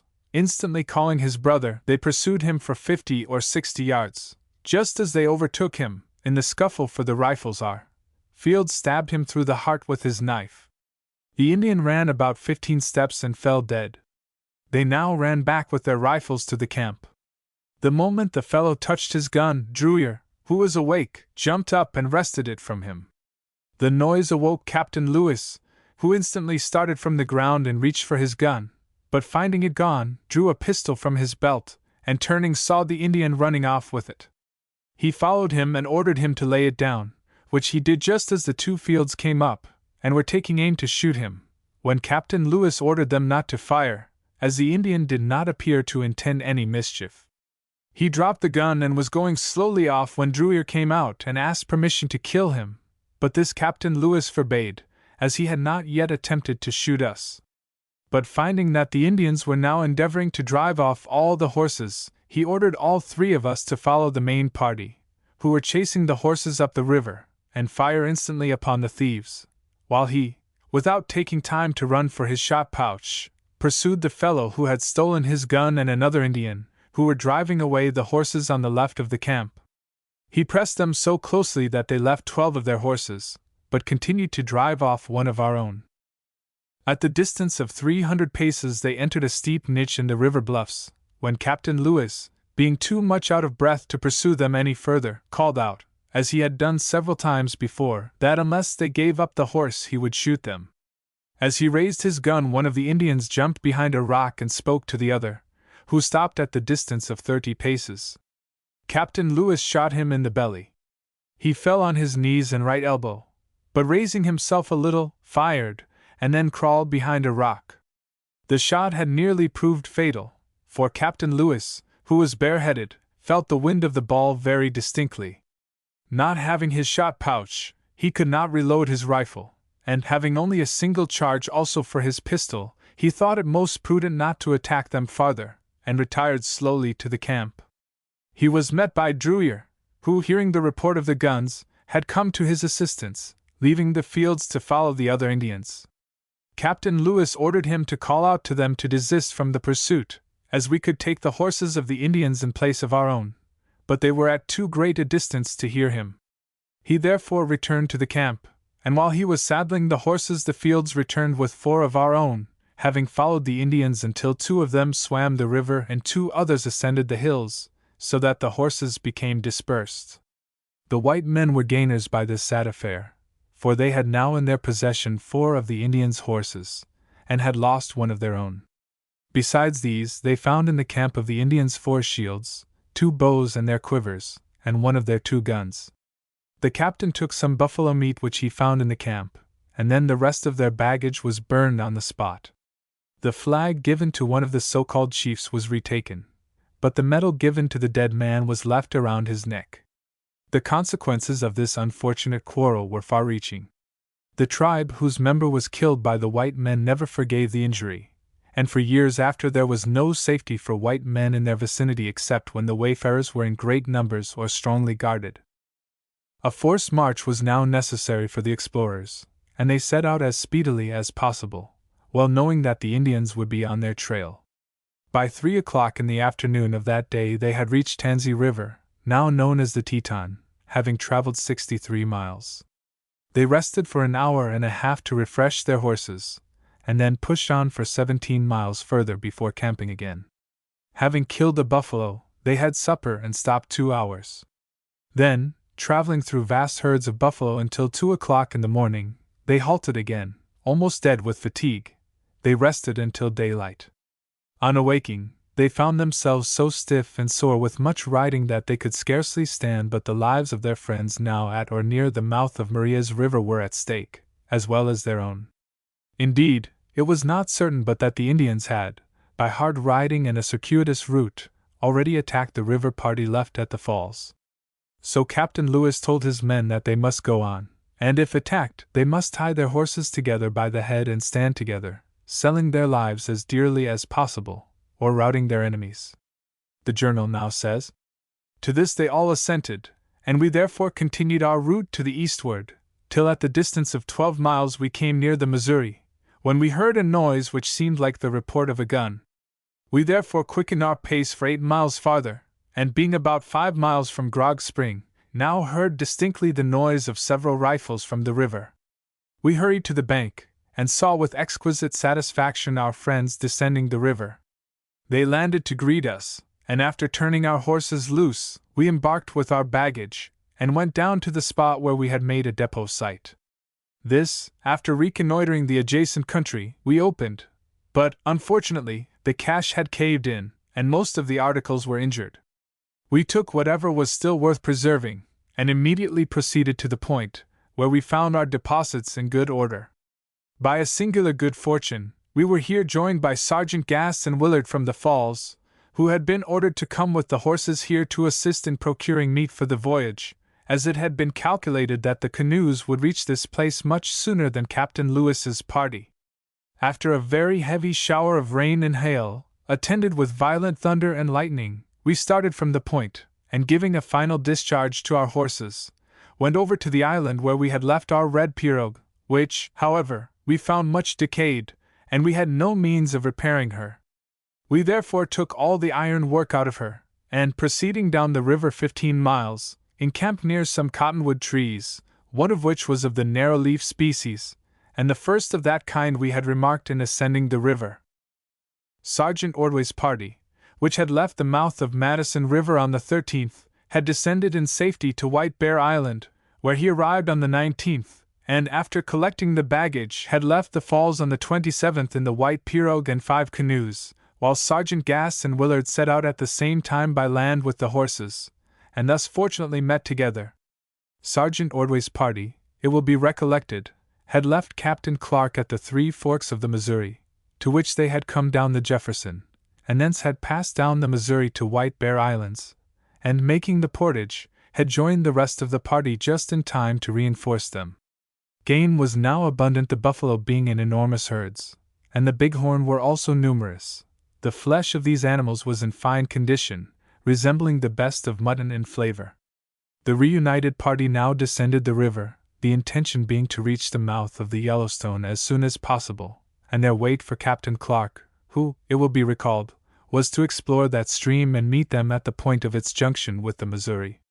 The voyage of Captain Lewis and his men was without startling incident, except that Cruzat accidentally shot the captain, one day, while they were out hunting. The wound was through the fleshy part of the left thigh, and for a time was very painful. As Cruzat was not in sight when the captain was hit, the latter naturally thought he had been shot by Indians hiding in the thicket. He reached camp as best he could, and telling his men to arm themselves, he explained that he had been shot by Indians. But when Cruzat came into camp, mutual explanations satisfied all hands that a misunderstanding had arisen and that Cruzat's unlucky shot was accidental. As an example of the experience of the party about this time, while they were on their way down the Missouri, we take this extract from their journal. We again saw great numbers of buffalo, elk, antelope, deer, and wolves, also eagles and other birds, among which were geese and a solitary pelican, either of which can fly at present, as they are now shedding the feathers of their wings. We also saw several bears, one of them the largest, except one, we had ever seen, for he measured 9 feet from the nose to the extremity of the tail. During the night a violent storm came on from the northeast with such torrents of rain that we had scarcely time to unload the canoes before they filled with water. Having no shelter, we ourselves were completely wet to the skin, and the wind and cold air made our situation very unpleasant. On the 12th of August, the Lewis party met with 2 traders from Illinois. These men were camped on the northeast side of the river. They had left Illinois the previous summer, and had been coming up the Missouri hunting and trapping. Captain Lewis learned from them that Captain Clark was below, and later in that day the entire expedition was again united, Captain Clark's party being found at a point near where Little Knife Creek enters the Missouri River. We must now take up the narrative of Captain Clark and his adventures on the Yellowstone. Chapter 25, Adventures on the Yellowstone. The route of Captain Clark from the point where he and Captain Lewis divided their party was rather more difficult than that pursued by the Lewis detachment. But the Clark party was larger, being composed of 20 men and Sacagawea and her baby. They were to travel up the main fork of Clark's River, sometimes called the Bitter Route, to Ross's Hole, and then strike over the great continental divide at that point by way of the pass which he discovered and which was named for him. Thence he was to strike the headwaters of Wisdom River, a stream which this generation of men knows by the vulgar name of Big Hole River. From this point he was to go by the way of Willard's Creek to Shoshone Cove and the 2 forks of the Jefferson, and thence down that stream to the 3 forks of the Missouri, up the Gallatin, and over the divide to the Yellowstone and down that river to its junction with the Missouri, where he was to join the party of Captain Lewis. This is the itinerary that was exactly carried out. The very first incident set forth in the journal is a celebration of Independence Day, as follows. Friday, July 4th, early in the morning 3 hunters were sent out. The rest of the party having collected the horses and breakfasted, we proceeded at 7 o'clock up the valley, which is now contracted to the width of from 8 to 10 miles, with a good proportion of pitch pine, though its low lands, as well as the bottoms of the creeks, are strewn with large stones. We crossed 5 creeks of different sizes, but of great depth, and so rapid that in passing the last several of the horses were driven down the stream, and some of our baggage was wet. Near this river we saw the tracks of 2 Indians, whom we supposed to be Shoshones. Having made 16 miles, we halted at an hour for the purpose of doing honor to the birthday of our early country's independence. The festival was not very splendid, for it consisted of a mush made of cows and a saddle of venison, nor had we anything to tempt us to prolong it. We therefore went until at the distance of a mile we came to a very large creek, which, like all those in the valley, had an immense rapidity of descent. We therefore proceeded up for some distance, in order to select the most convenient spot for fording. Even there, however, such was the violence of the current that, though the water was not higher than the bellies of the horses, the resistance made in passing caused the stream to rise over their backs and loads. After passing the creek we inclined to the left, and soon after struck the road which we had descended last year, near the spot where we dined on the 7th of September, 1805. Along this road we continued on the west side of Clark's River, till at the distance of 13 miles, during which we passed 3 more deep, large creeks, we reached its western branch, where we camped, and having sent out 2 hunters, dispatched some men to examine the best ford across the west fork of the river. The game today consisted of 4 deer, though we also saw a herd of ibex, or bighorn. 2 days later they were high up among the mountains, although the ascent was not very steep. At that height they found the weather very cool, so much so that on the morning of the 6th of July, after a cold night, they had a heavy white frost on the ground. Setting out on that day, Captain Clark crossed a ridge which proved to be the dividing line between the Pacific and the Atlantic watershed. At the same time he passed from what is now Missoula County, Montana, into the present county of Beaver Head, in that state. Beaver Head, the reader will recollect, comes from a natural elevation in that region resembling the head of a beaver. These points will serve to fix in one's mind the route of the first exploring party that ever ventured into those wilds. Descending the ridge on its eastern slope, the explorers struck Glade Creek, one of the sources of the stream then named Wisdom River, a branch of the Jefferson, and the Jefferson is one of the tributaries of the mighty Missouri. Next day the journal has this entry. In the morning our horses were so much scattered that, although we sent out hunters in every direction to range the country for 6 or 8 miles, 9 of them could not be recovered. They were the most valuable of all our horses, and so much attached to some of their companions that it was difficult to separate them in the daytime. We therefore presumed that they must have been stolen by some roving Indians, and accordingly left a party of 5 men to continue the pursuit, while the rest went on to the spot where the canoes had been deposited. We set out at 10 o'clock and pursued a course S, 56 feet 0 inches E, across the valley, which we found to be watered by 4 large creeks, with extensive low and miry bottoms, and then reached, and crossed, Wisdom River, along the northeast side of which we continued, till at the distance of 16 miles we came to its 3 branches. Near that place we stopped for dinner at a hot spring situated in the open plain. The bed of the spring is about 15 yards in circumference, and composed of loose, hard, gritty stones, through which the water boils in great quantities. It is slightly impregnated with sulfur, and so hot that a piece of meat about the size of 3 fingers was completely done in 25 minutes. Next day, July 8th, the party reached the forks of the Jefferson River, where they had cached their goods in August 1805. They had now traveled 164 miles from Traveler's Rest Creek to that point. The men were out of tobacco, and as there was some among the goods deposited in the cache, they made haste to open the cache.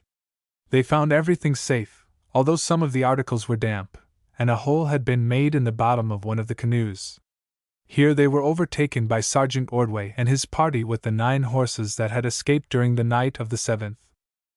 That night the weather was so cold that water froze in a basin to a thickness of 3/4 of an inch, and the grass around the camp was stiff with frost, although the month of July was nearly a week old. The boats taken from the cache were now loaded, and the explorers were divided into 2 bands, one to descend the river by boat and the other to take the same general route on horseback, the objective point being the Yellowstone. The story is taken tip here by the journal in these lines. After breakfast, July 10th, the 2 parties set out, those on shore skirting the eastern side of Jefferson River, through Service, Berry, Valley and over Rattlesnake Mountain, into a beautiful and extensive country, known among the Indians by the name of Hunahapapsha, or Beaverhead Valley, from the number of those animals to be found in it, and also from the point of land resembling the head of a beaver. The valley extends from Rattlesnake Mountain as low as Frazier's Creek, and is about 50 miles in length in direct line, while its width varies from 10 to 15 miles, being watered in its whole course by Jefferson River and 6 different creeks. The valley is open and fertile. Besides the innumerable quantities of beaver and otter with which its creeks are supplied, the bushes of the low grounds are a favorite resort for deer, while on the higher parts of the valley are seen scattered groups of antelopes, and still further, on the steep sides of the mountains, are observed many bighorns, which take refuge there from the wolves and bears. At the distance of 15 miles the 2 parties stopped to dine, when Captain Clark, finding that the river became wider and deeper, and that the canoes could advance more rapidly than the horses, determined to go himself by water, leaving Sergeant Pryor with 6 men to bring on the horses. In this way they resumed their journey after dinner, and camped on the eastern side of the river, opposite the head of 3,000-Mile Island. The beaver were basking in great numbers along the shore. There were also some young wild geese and ducks. The mosquitoes were very troublesome during the day, but after sunset the weather became cool and they disappeared. 3,000-Mile Island was so named by the explorers, when they ascended these streams, because it was at a point exactly 3,000 miles from the mouth of the Missouri. But no such island exists now. It has probably been worn away by the swift rushing current of the river.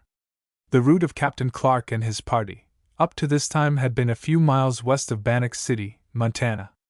As the captain was now to proceed by land to the Yellowstone, again leaving the canoe party, it is well to recall the fact that his route from the 3 forks of the Missouri to the Yellowstone follows pretty nearly the present line of the railroad from Gallatin City to Livingston, by the way of Bozeman Pass.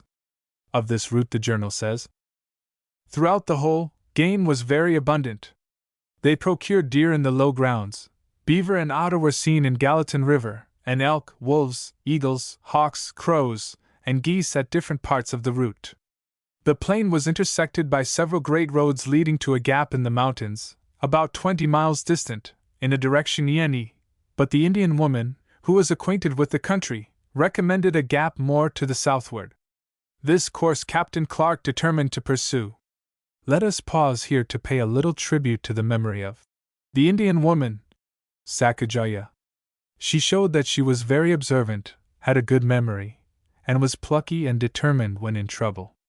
She was the guide of the exploring party when she was in a region of country, as here, with which she was familiar. She remembered localities which she had not seen since her childhood. When their pirogue was upset by the carelessness of her husband, it was she who saved the goods and helped to right the boat. And with her helpless infant clinging to her, she rowed with the men, guiding them with unerring skill through the mountain fastnesses and lonely passes which the white men saw for the first time when their salient features were pointed out to them by the intelligent and faithful Sacagawea. The Indian woman has long since departed to the happy hunting grounds of her fathers. Only her name and story remain to us who follow the footsteps of the brave pioneers of the western continent. But posterity should not forget the services which were rendered to the white race by Sacagawea.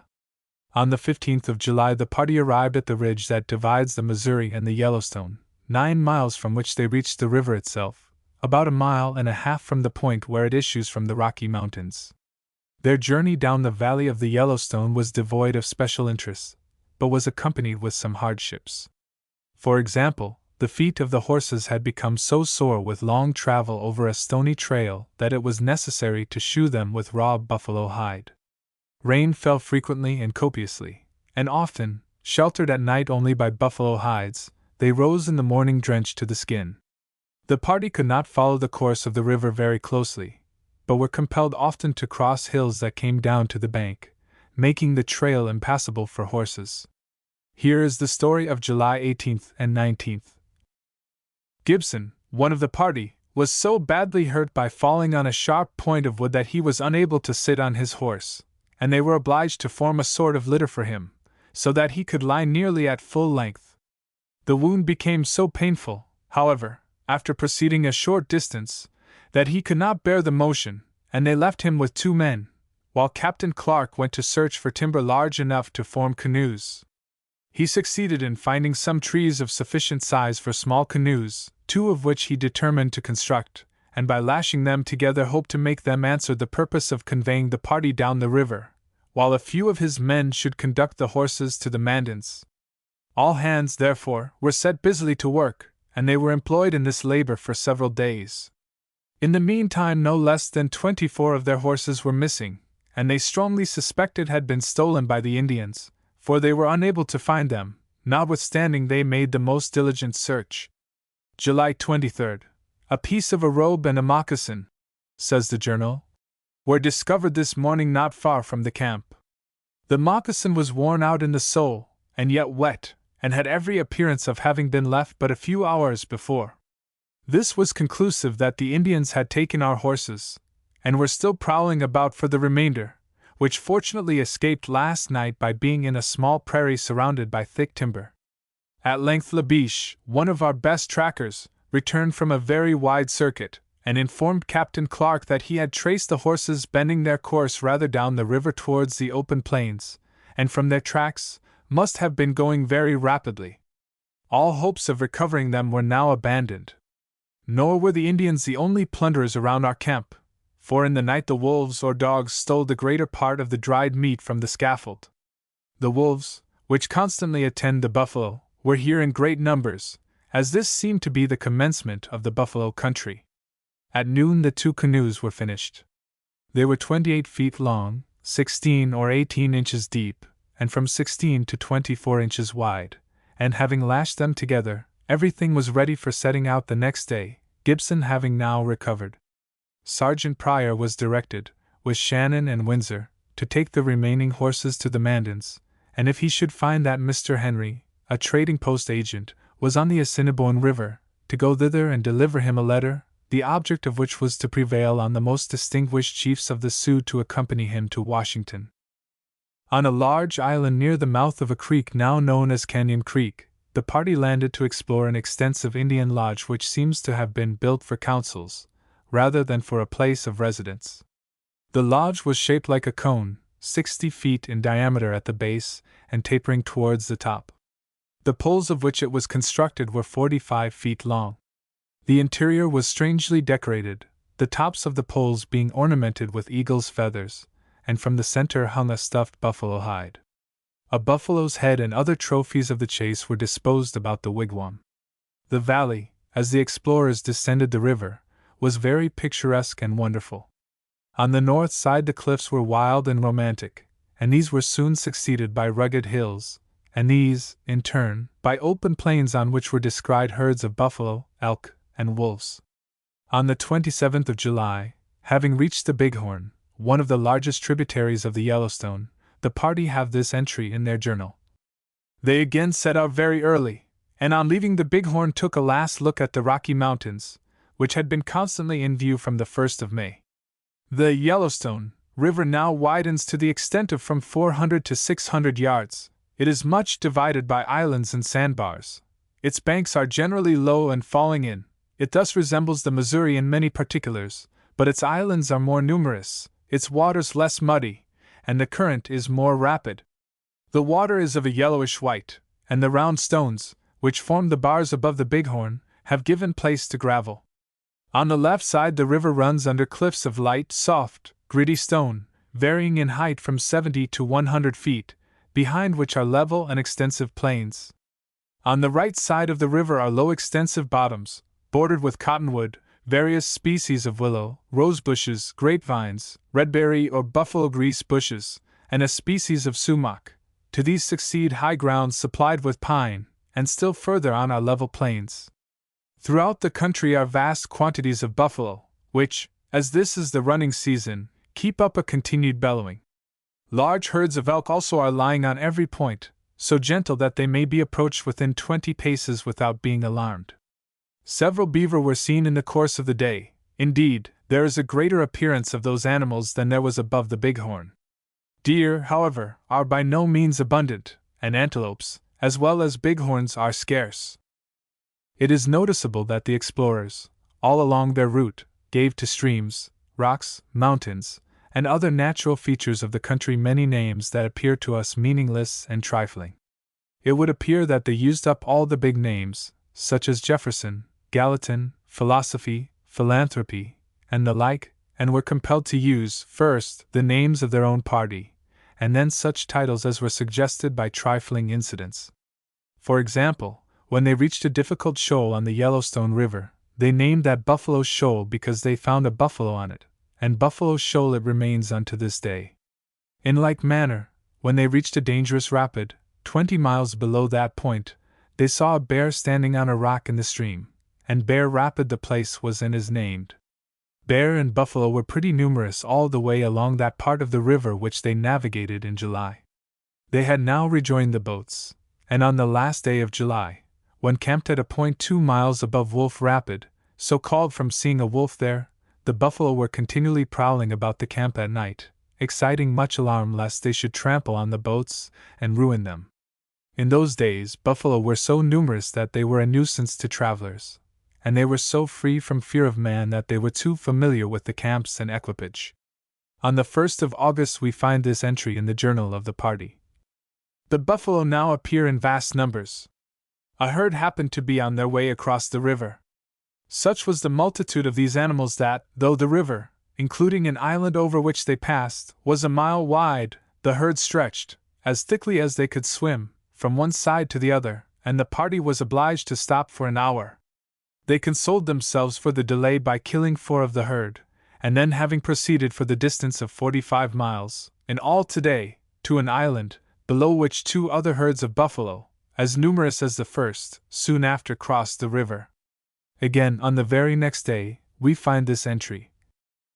The river was now about a mile wide, less rapid, and more divided by islands, and bars of sand and mud than heretofore. The low grounds, too, were more extensive, and contained a greater quantity of cottonwood, ash, and willows.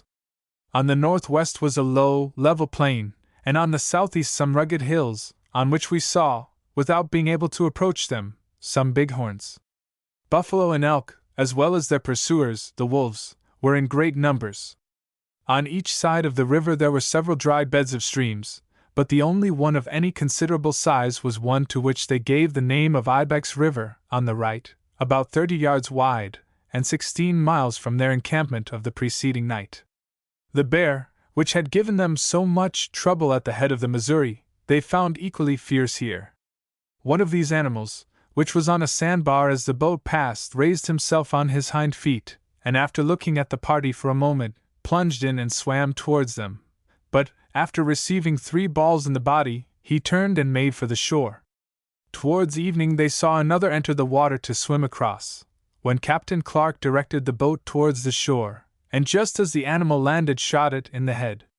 It proved to be the largest female they had ever seen, and was so old that its tusks were worn quite smooth. The boats escaped with difficulty between 2 herds of buffalo that were crossing the river, and came near being again detained by them. Among the elk of this neighborhood they saw an unusual number of males, while higher up the herds consisted chiefly of females. It is almost incredible that these wild animals should have been so nearly exterminated by hunters and other rovers of the plains, very soon after travel set in across the continent. The writer of these lines, who crossed the plains to California so lately as 1856, saw buffalo killed for the sake of their tongues, or to give rifle practice to the wayfarers. After the overland railroad was opened, passengers shot buffalo from the car windows, well knowing that they could not get their game, even if they should kill as they flew by a herd. There are no buffalo nor elk where millions once roamed almost unmolested. Early in the afternoon of August 3rd, the party reached the junction of the Yellowstone and the Missouri, and camped on the same spot where they had pitched their tents on the 26th of April 1805. They were nearing the end of their long journey. But their troubles thickened as they drew near the close of their many miles of travel. The journal for August 4th has this record. The camp became absolutely uninhabitable in consequence of the multitude of mosquitoes. The men could not work in preparing skins for clothing, nor hunt in the timbered low grounds. There was no mode of escape, except by going on the sandbars in the river, where, if the wind should blow, the insects do not venture, but when there is no wind, and particularly at night, when the men have no covering except their worn-out blankets, the pain they suffer is scarcely to be endured. There was also a want of meat, for no buffalo were to be found, and though elk are very abundant, yet their fat and flesh is more difficult to dry in the sun, and is also much more easily spoiled than the meat or fat of either deer or buffalo. Captain Clark therefore determined to go on to some spot which should be free from mosquitoes and furnish more game. Having written a note to Captain Lewis, to inform him of his intention, and stuck it on a pole at the confluence of the 2 rivers, he loaded the canoes at 5 in the afternoon, proceeded down the river to the second point, and camped on a sandbar. But here the mosquitoes seemed to be even more numerous than above. The face of the Indian child was considerably puffed up and swollen with their bites. The men could procure scarcely any sleep during the night, and the insects continued to harass them next morning, as they proceeded. On one occasion Captain Clark went on shore and ascended a hill after one of the bighorns, but the mosquitoes were in such multitudes that he could not keep them from the barrel of his rifle long enough to take aim. About 10 o'clock, however, a light breeze sprung up from the northwest, and dispersed them in some degree. Captain Clark then landed on a sandbar, intending to wait for Captain Lewis, and went out to hunt. But not finding any buffalo, he again proceeded in the afternoon, and having killed a large white bear, camped under a high bluff exposed to a light breeze from the southwest, which blew away the mosquitoes. About 11 o'clock, however, the wind became very high and a storm of rain came on, which lasted for 2 hours, accompanied with sharp lightning and loud peals of thunder. The party rose, next day, very wet, and proceeded to a sandbar below the entrance of White Earth River. Just above this place the Indians, apparently within 7 or 8 days past, had been digging a root which they employ in making a kind of soup. Having fixed their tents, the men were employed in dressing skins and hunting. They shot a number of deer, but only 2 of them were fat, owing probably to the great quantities of mosquitoes which annoyed them while feeding. On the 11th of August the Clark party came up with the 2 white traders from Illinois, of whom we have already made mention as having been met by the Lewis party on their way down the river. These were the first white men they had seen, except themselves, since they parted with the 3 French trappers, near the Little Missouri, in April 1805. From them the wayworn voyagers received the latest news from the United States. From them they also had some unfavorable tidings. The journal says, "These men had met the boat which we had dispatched from Fort Mandan, on board of which, they were told, was a Ricara chief on his way to Washington, and also another party of Yankton chiefs, accompanying Mr. Durian on a visit of the same kind. We were sorry to learn that the Mandans and Minnetarees were at war with the Ricaras, and had killed 2 of them. The Assiniboines too are at war with the Mandans. They have, in consequence, prohibited the Northwestern Company from trading to the Missouri, and even killed 2 of their traders near Mouse River. They are now lying in wait for Mr. Mackenzie of the Northwestern Company, who has been for a long time among the Minnetarees. These appearances are rather unfavorable to our project of carrying some of the chiefs to the United States, but we still hope that, by effecting a peace between the Mandans, Minnetarees, and Ricaras, the views of our government may be accomplished. Next day, August 12, 1806, the party, slowly descending the river, were overjoyed to see below them the little flotilla of Captain Lewis and his men. But they were alarmed when they discovered that Lewis was not with them. As the boats landed at the shore, the captain was not to be seen.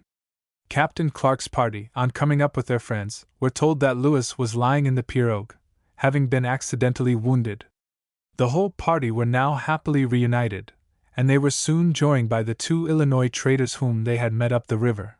These men wished to accompany the expedition down the river as far as the Mandan nation, for the purpose of trading.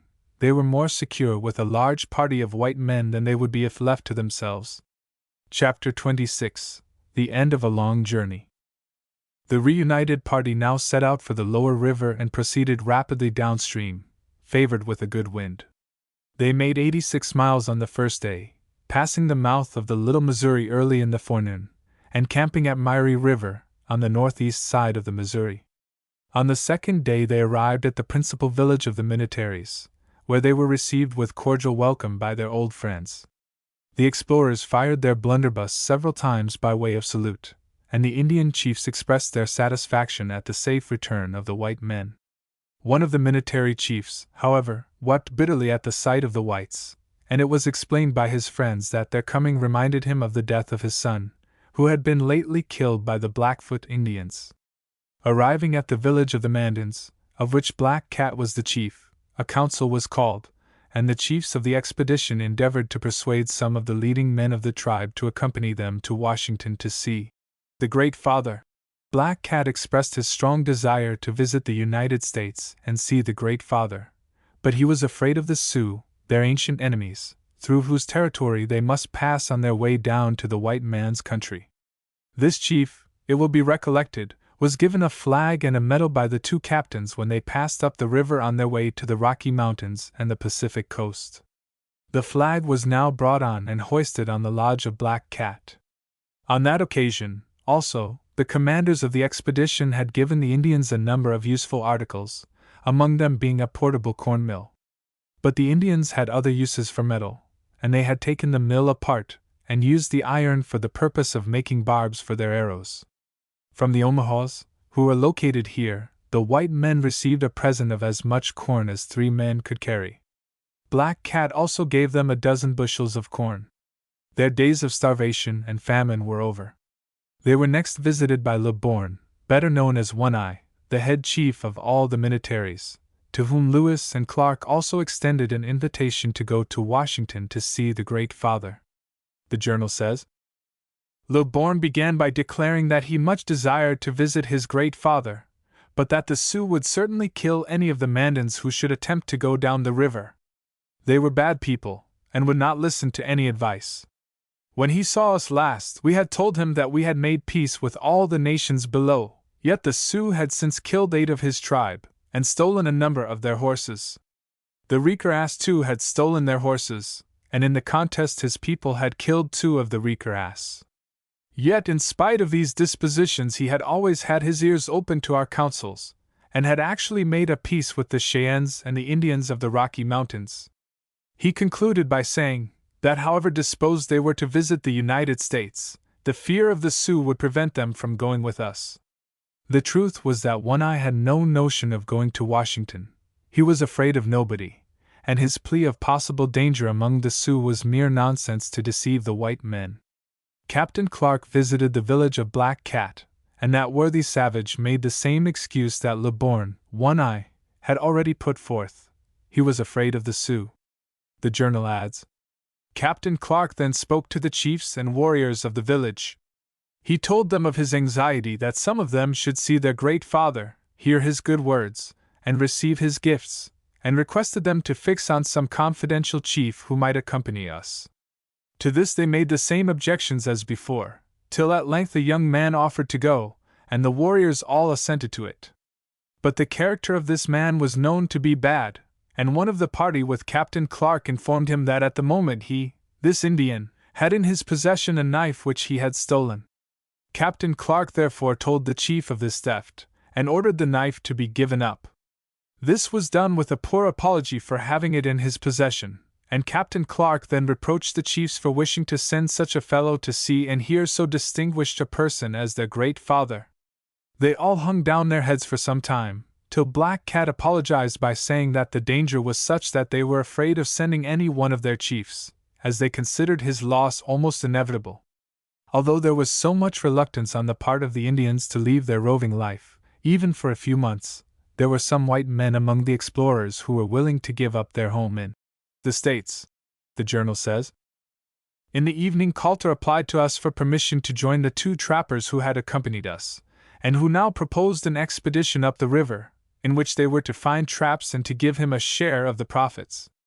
The offer was a very advantageous one, and as he had always performed his duty, and his services could be dispensed with, we consented to his going upon condition that none of the rest were to ask or expect a similar indulgence.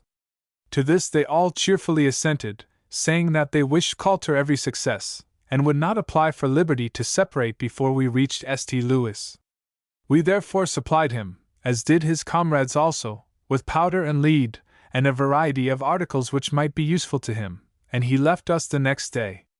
The example of this man shows how easily men may be weaned from the habits of civilized life to the ruder, though scarcely less fascinating, manners of the woods. This hunter had now been absent for many years from the frontiers, and might naturally be presumed to have some anxiety, or at least curiosity, to return to his friends and his country. Yet, just at the moment when he was approaching the frontiers, he was tempted by a hunting scheme to give up all those delightful prospects, and to go back without the least reluctance to the solitude of the wilds. The 2 captains learned here that the militaries had sent out a war party against the Shoshones, very soon after the white men's expedition had left for the Rocky Mountains, notwithstanding their promise to keep peace with the surrounding tribes. They had also sent a war party against the Reekerass, 2 of whom they killed. Accordingly, the white chiefs had a powwow with the Indian chiefs, at which the journal says these incidents occurred. We took this opportunity of endeavoring to engage Le Borgne in our interests by a present of the swivel, which is no longer serviceable, as it cannot be discharged from our largest pirogue. It was loaded, and the chiefs being formed into a circle round it, Captain Clark addressed them with great ceremony. He said that he had listened with much attention to what had yesterday been declared by Le Borgne, whom he believed to be sincere, and then reproached them with their disregard of our counsels, and their wars on the Shoshones and Reekerass. Little Cherry, the old military chief, answered that they had long stayed at home and listened to our advice, but at last went to war against the Sioux because their horses had been stolen and their companions killed, and that in an expedition against those people they met the Reekerass, who were on their way to strike them, and a battle ensued. But in future he said they would attend to our words and live at peace. Le Borgne added that his ears would always be open to the words of his good father, and shut against bad counsel. Captain Clark then presented to Le Borgne the swivel, which he told him had announced the words of his great father to all the nations we had seen, and which, whenever it was fired, should recall those which we had delivered to him. The gun was discharged, and Le Borgne had it conveyed in great pomp to his village. The council then adjourned. After much diplomacy and underhand scheming, one of the Mandan chiefs, Big White, agreed to go to Washington with the expedition. But none of the militaries could be prevailed upon to leave their tribe, even for a journey to the Great Father, of whose power and might so much had been told them. The journal, narrating this fact, says further: the principal chiefs of the militaries now came down to bid us farewell, as none of them could be prevailed on to go with us. This circumstance induced our interpreter, Chaboneau, to remain here with his wife and child, as he could no longer be of use to us, and although we offered to take him with us to the United States, he declined, saying that there he had no acquaintance, and no chance of making a livelihood, and preferred remaining among the Indians. This man had been very serviceable to us, and his wife was particularly useful among the Shoshones. Indeed, she had borne with a patience truly admirable the fatigues of so long a route, encumbered with the charge of an infant, who was then only 19 months old. We therefore paid him his wages, amounting to $500.33, including the price of a horse and a lodge purchased of him, and soon afterward dropped down to the village of Big White, attended on shore by all the Indian chiefs, who had come to take leave of him. We found him surrounded by his friends, who sat in a circle smoking, while the women were crying. He immediately sent his wife and son, with their baggage, on board, accompanied by the interpreter and his wife, and 2 children, and then, after distributing among his friends some powder and ball which we had given him, and smoking a pipe, he went with us to the river side. The whole village crowded about us, and many of the people wept aloud at the departure of their chief. Once more embarked, the party soon reached Fort Mandan, where they had wintered in 1804. They found very little of their old stronghold left except a few pickets and one of the houses. The rest had been destroyed by an accidental fire. 18 miles below, they camped near an old Ricara village, and next day, as they were about to resume their voyage, a brother of Big White, whose camp was farther inland, came running down to the beach to bid Big White farewell. The parting of the 2 brothers was very affectionate, and the elder gave the younger a pair of leggings as a farewell present. The Indian chief was satisfied with his treatment by the whites, and interested himself to tell them traditions of localities which they passed.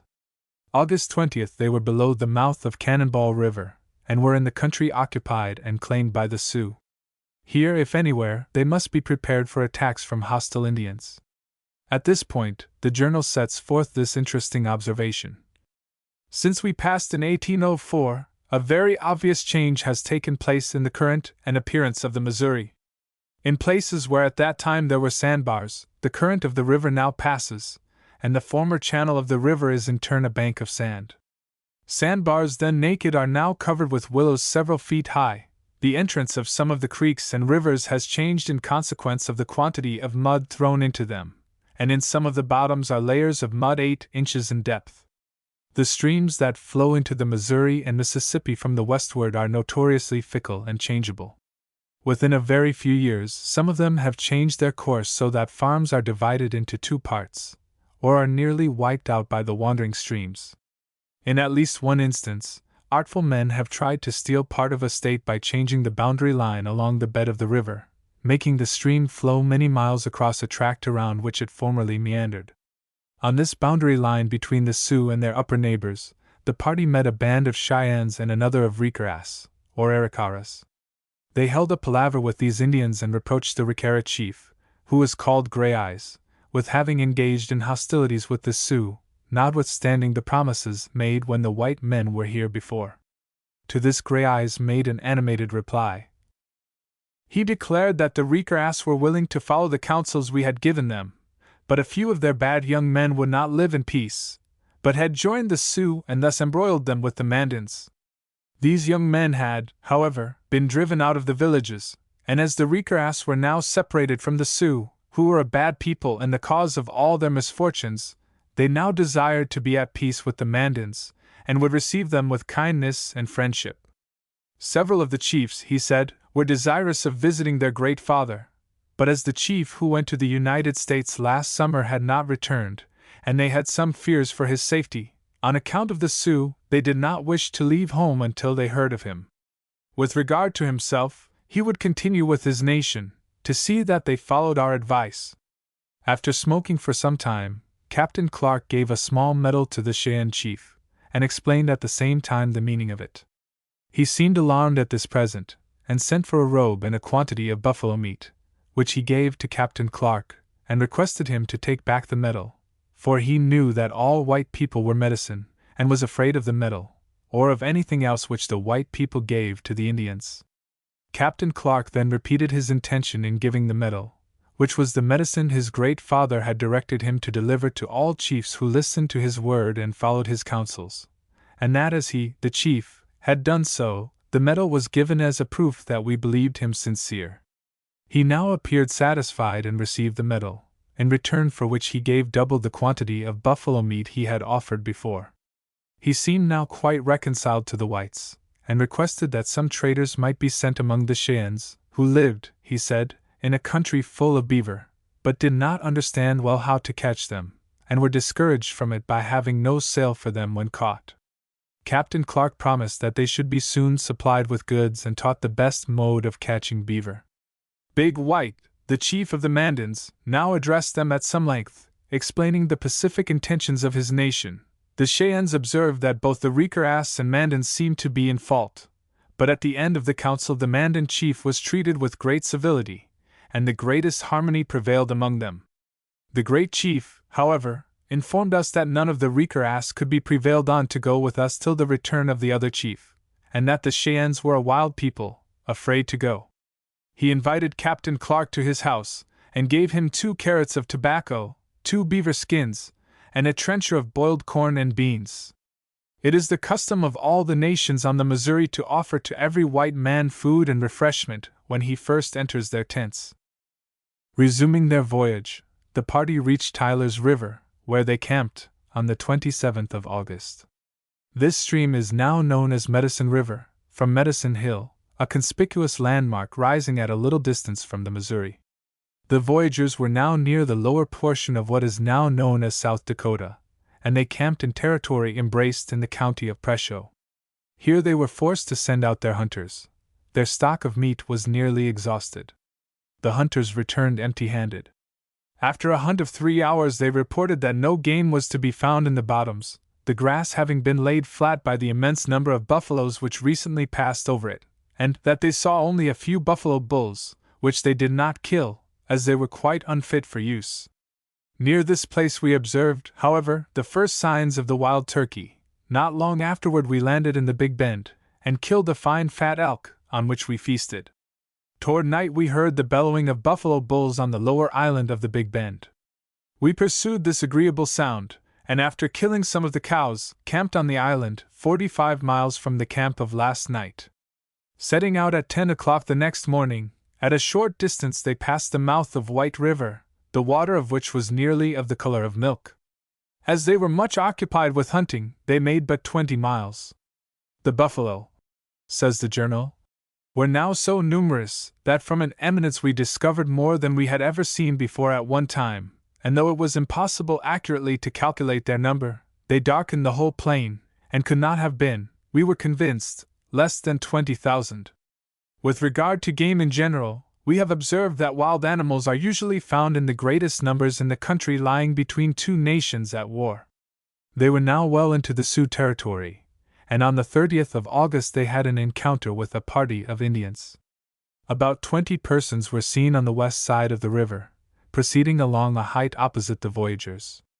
Just as these were observed, another band, numbering 80 or 90, came out of the woods nearer the shore. As they had a hostile appearance, the party in the canoes made preparations to receive them. They were suspected to be Teton Sioux, although they might be Yanktons, Pawnees, or Omahas. The journal adds, in order, however, to ascertain who they were, without risk to the party, Captain Clark crossed, with 3 persons who could speak different Indian languages, to a sandbar near the opposite side, in hopes of conversing with them. 8 young men soon met him on the sandbar, but none of them could understand either the Pawnee or Maha interpreter. They were then addressed in the Sioux language, and answered that they were Tetons, of the band headed by Black Buffalo, Tadakasaba. This was the same who had attempted to stop us in 1804, and being now less anxious about offending so mischievous a tribe, Captain Clark told them that they had been deaf to our counsels, had ill-treated us 2 years ago, and had abused all the whites who had since visited them. He believed them, he added, to be bad people, and they must therefore return to their companions, for if they crossed over to our camp we would put them to death. They asked for some corn, which Captain Clark refused. They then requested permission to come and visit our camp, but he ordered them back to their own people. He then returned, and all our arms were prepared, in case of an attack, but when the Indians reached their comrades, and informed their chiefs of our intention, they all set out on their way to their own camp, though some of them halted on a rising ground and abused us very copiously, threatening to kill us if we came across. We took no notice of this for some time, till the return of 3 of our hunters, whom we were afraid the Indians might have met. But as soon as they joined us we embarked, and to see what the Indians would attempt, steered near their side of the river. At this the party on the hill seemed agitated. Some set out for their camp, others walked about, and one man walked toward the boats, and invited us to land. As he came near, we recognized him to be the same who had accompanied us for 2 days in 1804, and was considered a friend of the whites. Unwilling, however, to have any intercourse with these people, we declined his invitation, upon which he returned to the hill, and struck the earth 3 times with his gun, a great oath among the Indians, who consider swearing by the earth as one of the most solemn forms of imprecation. At the distance of 6 miles we stopped on a bleak sandbar, where we thought ourselves secure from any attack during the night, and also safe from the mosquitoes. We had made but 22 miles, but in the course of the day had killed a mule deer, an animal we were very anxious to obtain. About 11 in the evening the wind shifted to the northwest, and it began to rain, accompanied by thunder and lightning, after which the wind changed to the southwest, and blew with such violence that we were obliged to hold fast the canoes, for fear of their being driven from the sandbar. Still, the cables of 2 of them broke, and 2 others were blown quite across the river. Nor was it till 2 o'clock that the whole party were reassembled, waiting in the rain for daylight. The party now began to meet white men in small detachments coming up the river. On the 3rd of September, for example, they met the first men who were able to give them news of home. This party was commanded by a Mr. James Ayres, or Ayres, from Mackinaw, by the way of Prairie du Chien and St. Louis. He had 2 canoes loaded with merchandise which he was taking up the river to trade with the Indians. Among the items of news gathered from him, according to the private journal of one of the Lewis and Clark party, was that General James Wilkinson was now governor of Louisiana Territory, and was stationed at St. Louis. This is the Wilkinson who fought in the American Revolution, and was subsequently to this time accused of accepting bribes from Spain and of complicity with Aaron Burr in his treasonable schemes. Another item was to this effect. Mr. Burr and G.N.L. Hamilton fought a duel, the latter was killed. This brief statement refers to the unhappy duel between Aaron Burr and Alexander Hamilton, at Weehawken, New Jersey, July 11, 1804. This interesting entry shows with what feelings the long-absent explorers met Mr. Ayres. After so long an interval, the sight of anyone who could give us information of our country was peculiarly delightful, and much of the night was spent in making inquiries into what had occurred during our absence. We found Mr. Ayres a very friendly and liberal gentleman. When we proposed to him to purchase a small quantity of tobacco, to be paid for in St. Louis, he very readily furnished every man of the party with as much as he could use during the rest of the voyage, and insisted on our accepting a barrel of flour. This last we found very agreeable, although we have still a little flour which we had deposited at the mouth of Maria's River. We could give in return only about 6 bushels of corn, which was all that we could spare. 3 days later, the voyagers met a trading boat belonging to Mr. Augustus Choteau, the founder of a famous trading house in St. Louis. From this party the captains procured a gallon of whiskey, and with this they served out a dram to each of their men. This, says the journal, is the first spirituous liquor any of them have tasted since the 4th of July, 1805. From this time forward, the returning explorers met trading parties nearly every day, and this showed that trade was following the flag far up into the hitherto unexplored regions of the American continent. The explorers, hungry for news from home, would have tarried and talked longer with their newfound friends, but they were anxious to get down to civilization once more. Their journal also says, "The Indians, particularly the squaws and children, are weary of the long journey, and we are desirous of seeing our country and friends." This quotation from the journal gives us our first intimation that any Indians accompanied Big White to the United States. He appears to have had a small retinue of followers, men, women, and children, with him. Below the mouth of the Platte, September 12, Lewis and Clark met Gravelines, the interpreter who was sent to Washington from Fort Mandan, in 1805, with dispatches, natural history specimens, and a Ricara chief. The chief had unfortunately died in Washington, and Gravelines was now on his way to the Ricara with a speech from President Jefferson and the presents that had been given to the chief. He also had instructions to teach the Ricara in agriculture. It is interesting to note how that the explorers, now tolerably well acquainted with the Indian character since their long experience with the red men, had adopted a very different bearing from that which they had when coming up the river in 1805. Here is an extract from their journal, September 14th. We resumed our journey. This being a part of the river to which the Kansas resort, in order to rob the boats of traders, we held ourselves in readiness to fire upon any Indians who should offer us the slightest indignity, as we no longer needed their friendship, and found that a tone of firmness and decision is the best possible method of making proper impressions on these freebooters. However, we did not encounter any of them, but just below the old Kansas village met 3 trading boats from St. Louis, on their way to the Yanktons and Mahas. 30 miles below the island of Little Osage Village, the party met Captain McClellan, formerly of the United States Army. He informed Captain Lewis that the party had been given up for lost, people generally believing that they would never again be heard from, but, according to the journal of one of the party, the President of the U.S. yet had hopes of us. The last news received in the U.S. from the explorers was that sent from Fort Mandan by Gravelines in 1805.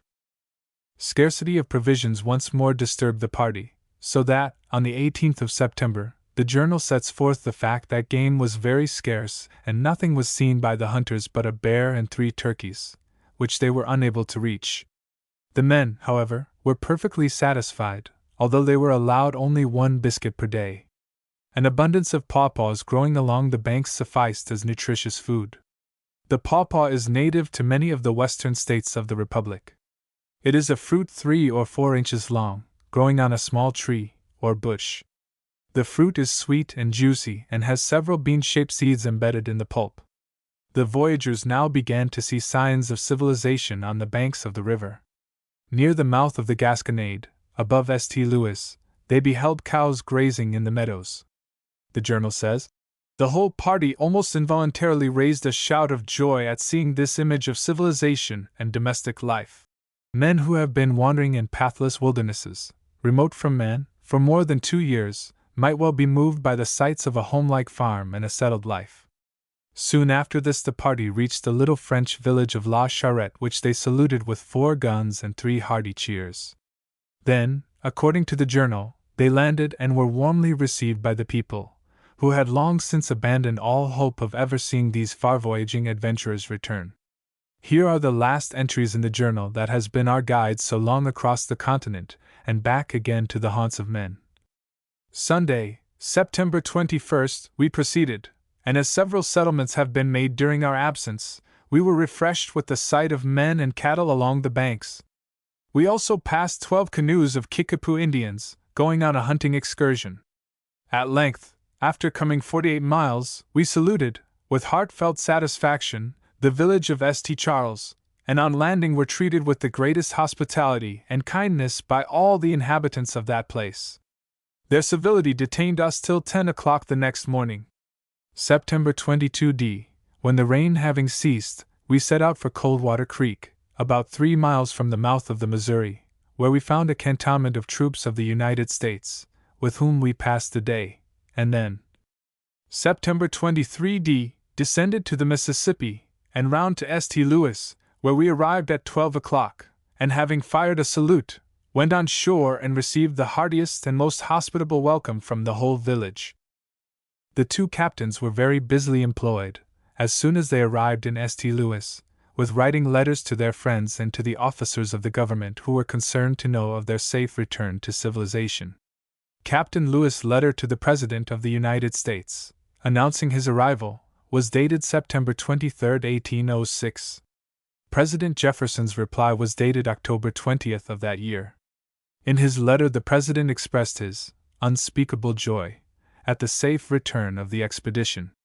He said that the unknown scenes in which they had been engaged and the length of time during which no tidings had been received from them had begun to be felt awfully. It may seem strange to modern readers familiar with the means for rapid travel and communication that no news from the explorers, later than that which they sent from the Mandan country, was received in the United States until their return, 2 years and 4 months later. But mail facilities were very scanty in those far-off days, even in the settled portions of the Mississippi Valley, and few traders had then penetrated to those portions of the lower Missouri that had just been traveled by Lewis and Clark. As we have seen, white men were regarded with awe and curiosity by the natives of the regions which the explorers traversed in their long absence. The first post office in what is now the great city of St. Louis was not established until 1808. Mails between the Atlantic seaboard and that village required 6 weeks to pass either way.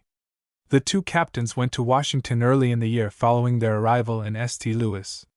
There is extant a letter from Captain Lewis, dated at Washington, February 11, 1807.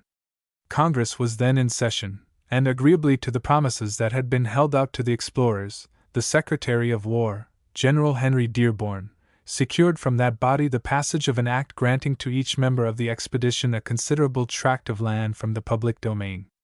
To each private and non-commissioned officer was given 300 acres, to Captain Clark 1,000 acres, and to Captain Lewis 1,500 acres. In addition to this, the two officers were given double pay for their services during the time of their absence. Captain Lewis magnanimously objected to receiving more land for his services than that given to Captain Clark. Captain Lewis resigned from the army, March 2, 1807, having been nominated to be governor of Louisiana Territory a few days before. His commission as governor was dated March 3 of that year. He was thus made the governor of all the territory of the United States west of the Mississippi River. About the same time, Captain Clark was appointed a general of the territorial militia and Indian agent for that department. Originally, the territory acquired from France was divided into the District of New Orleans and the District of Louisiana, the first named being the lower portion of the territory and bounded on the north by a line which now represents the northern boundary of the state of Louisiana, and all above that line was known as the District of Louisiana. In 1812, the upper part, or Louisiana, was named the Territory of Missouri, and Captain Clark, otherwise General, was appointed governor of the territory, July 1, 1813, his old friend and comrade having died a few years earlier. The end of Captain, otherwise Governor, Lewis was tragical and was shadowed by a cloud. Official business calling him to Washington, he left St. Louis early in September, 1809, and prosecuted his journey eastward through Tennessee, by the way of Chickasaw Bluffs, now Memphis, of that state. There is a mystery around his last days. On the 11th of October, he stopped at a wayside log inn, and that night he died a violent death, whether by his own hand or by that of a murderer, no living man knows. There were many contradictory stories about the sad affair, some persons holding to the one theory and some to the other. He was buried where he died, in the center of what is now Lewis County, Tennessee. In 1848, the state of Tennessee erected over the last resting place of Lewis a handsome monument, the inscriptions on which duly set forth his many virtues and his distinguished services to his country. The story of the expedition of Lewis and Clark is the foundation of the history of the great Northwest and the Missouri Valley. These men and their devoted band of followers were the first to break into the world-old solitudes of the heart of the continent, and to explore the mountain fastnesses in which the mighty Columbia has its birth. Following in their footsteps, the hardy American emigrant, trader, adventurer, and home-seeker penetrated the wilderness, and building better than they knew, laid the foundations of populous and thriving states. Peaceful farms and noble cities, towns and villages, thrilling with the hum of modern industry and activity, are spread over the vast spaces through which the explorers threaded their toilsome trail, amid incredible privations and hardships, showing the way westward across the boundless continent which is ours. Let the names of those two men long be held in grateful honor by the American people. Index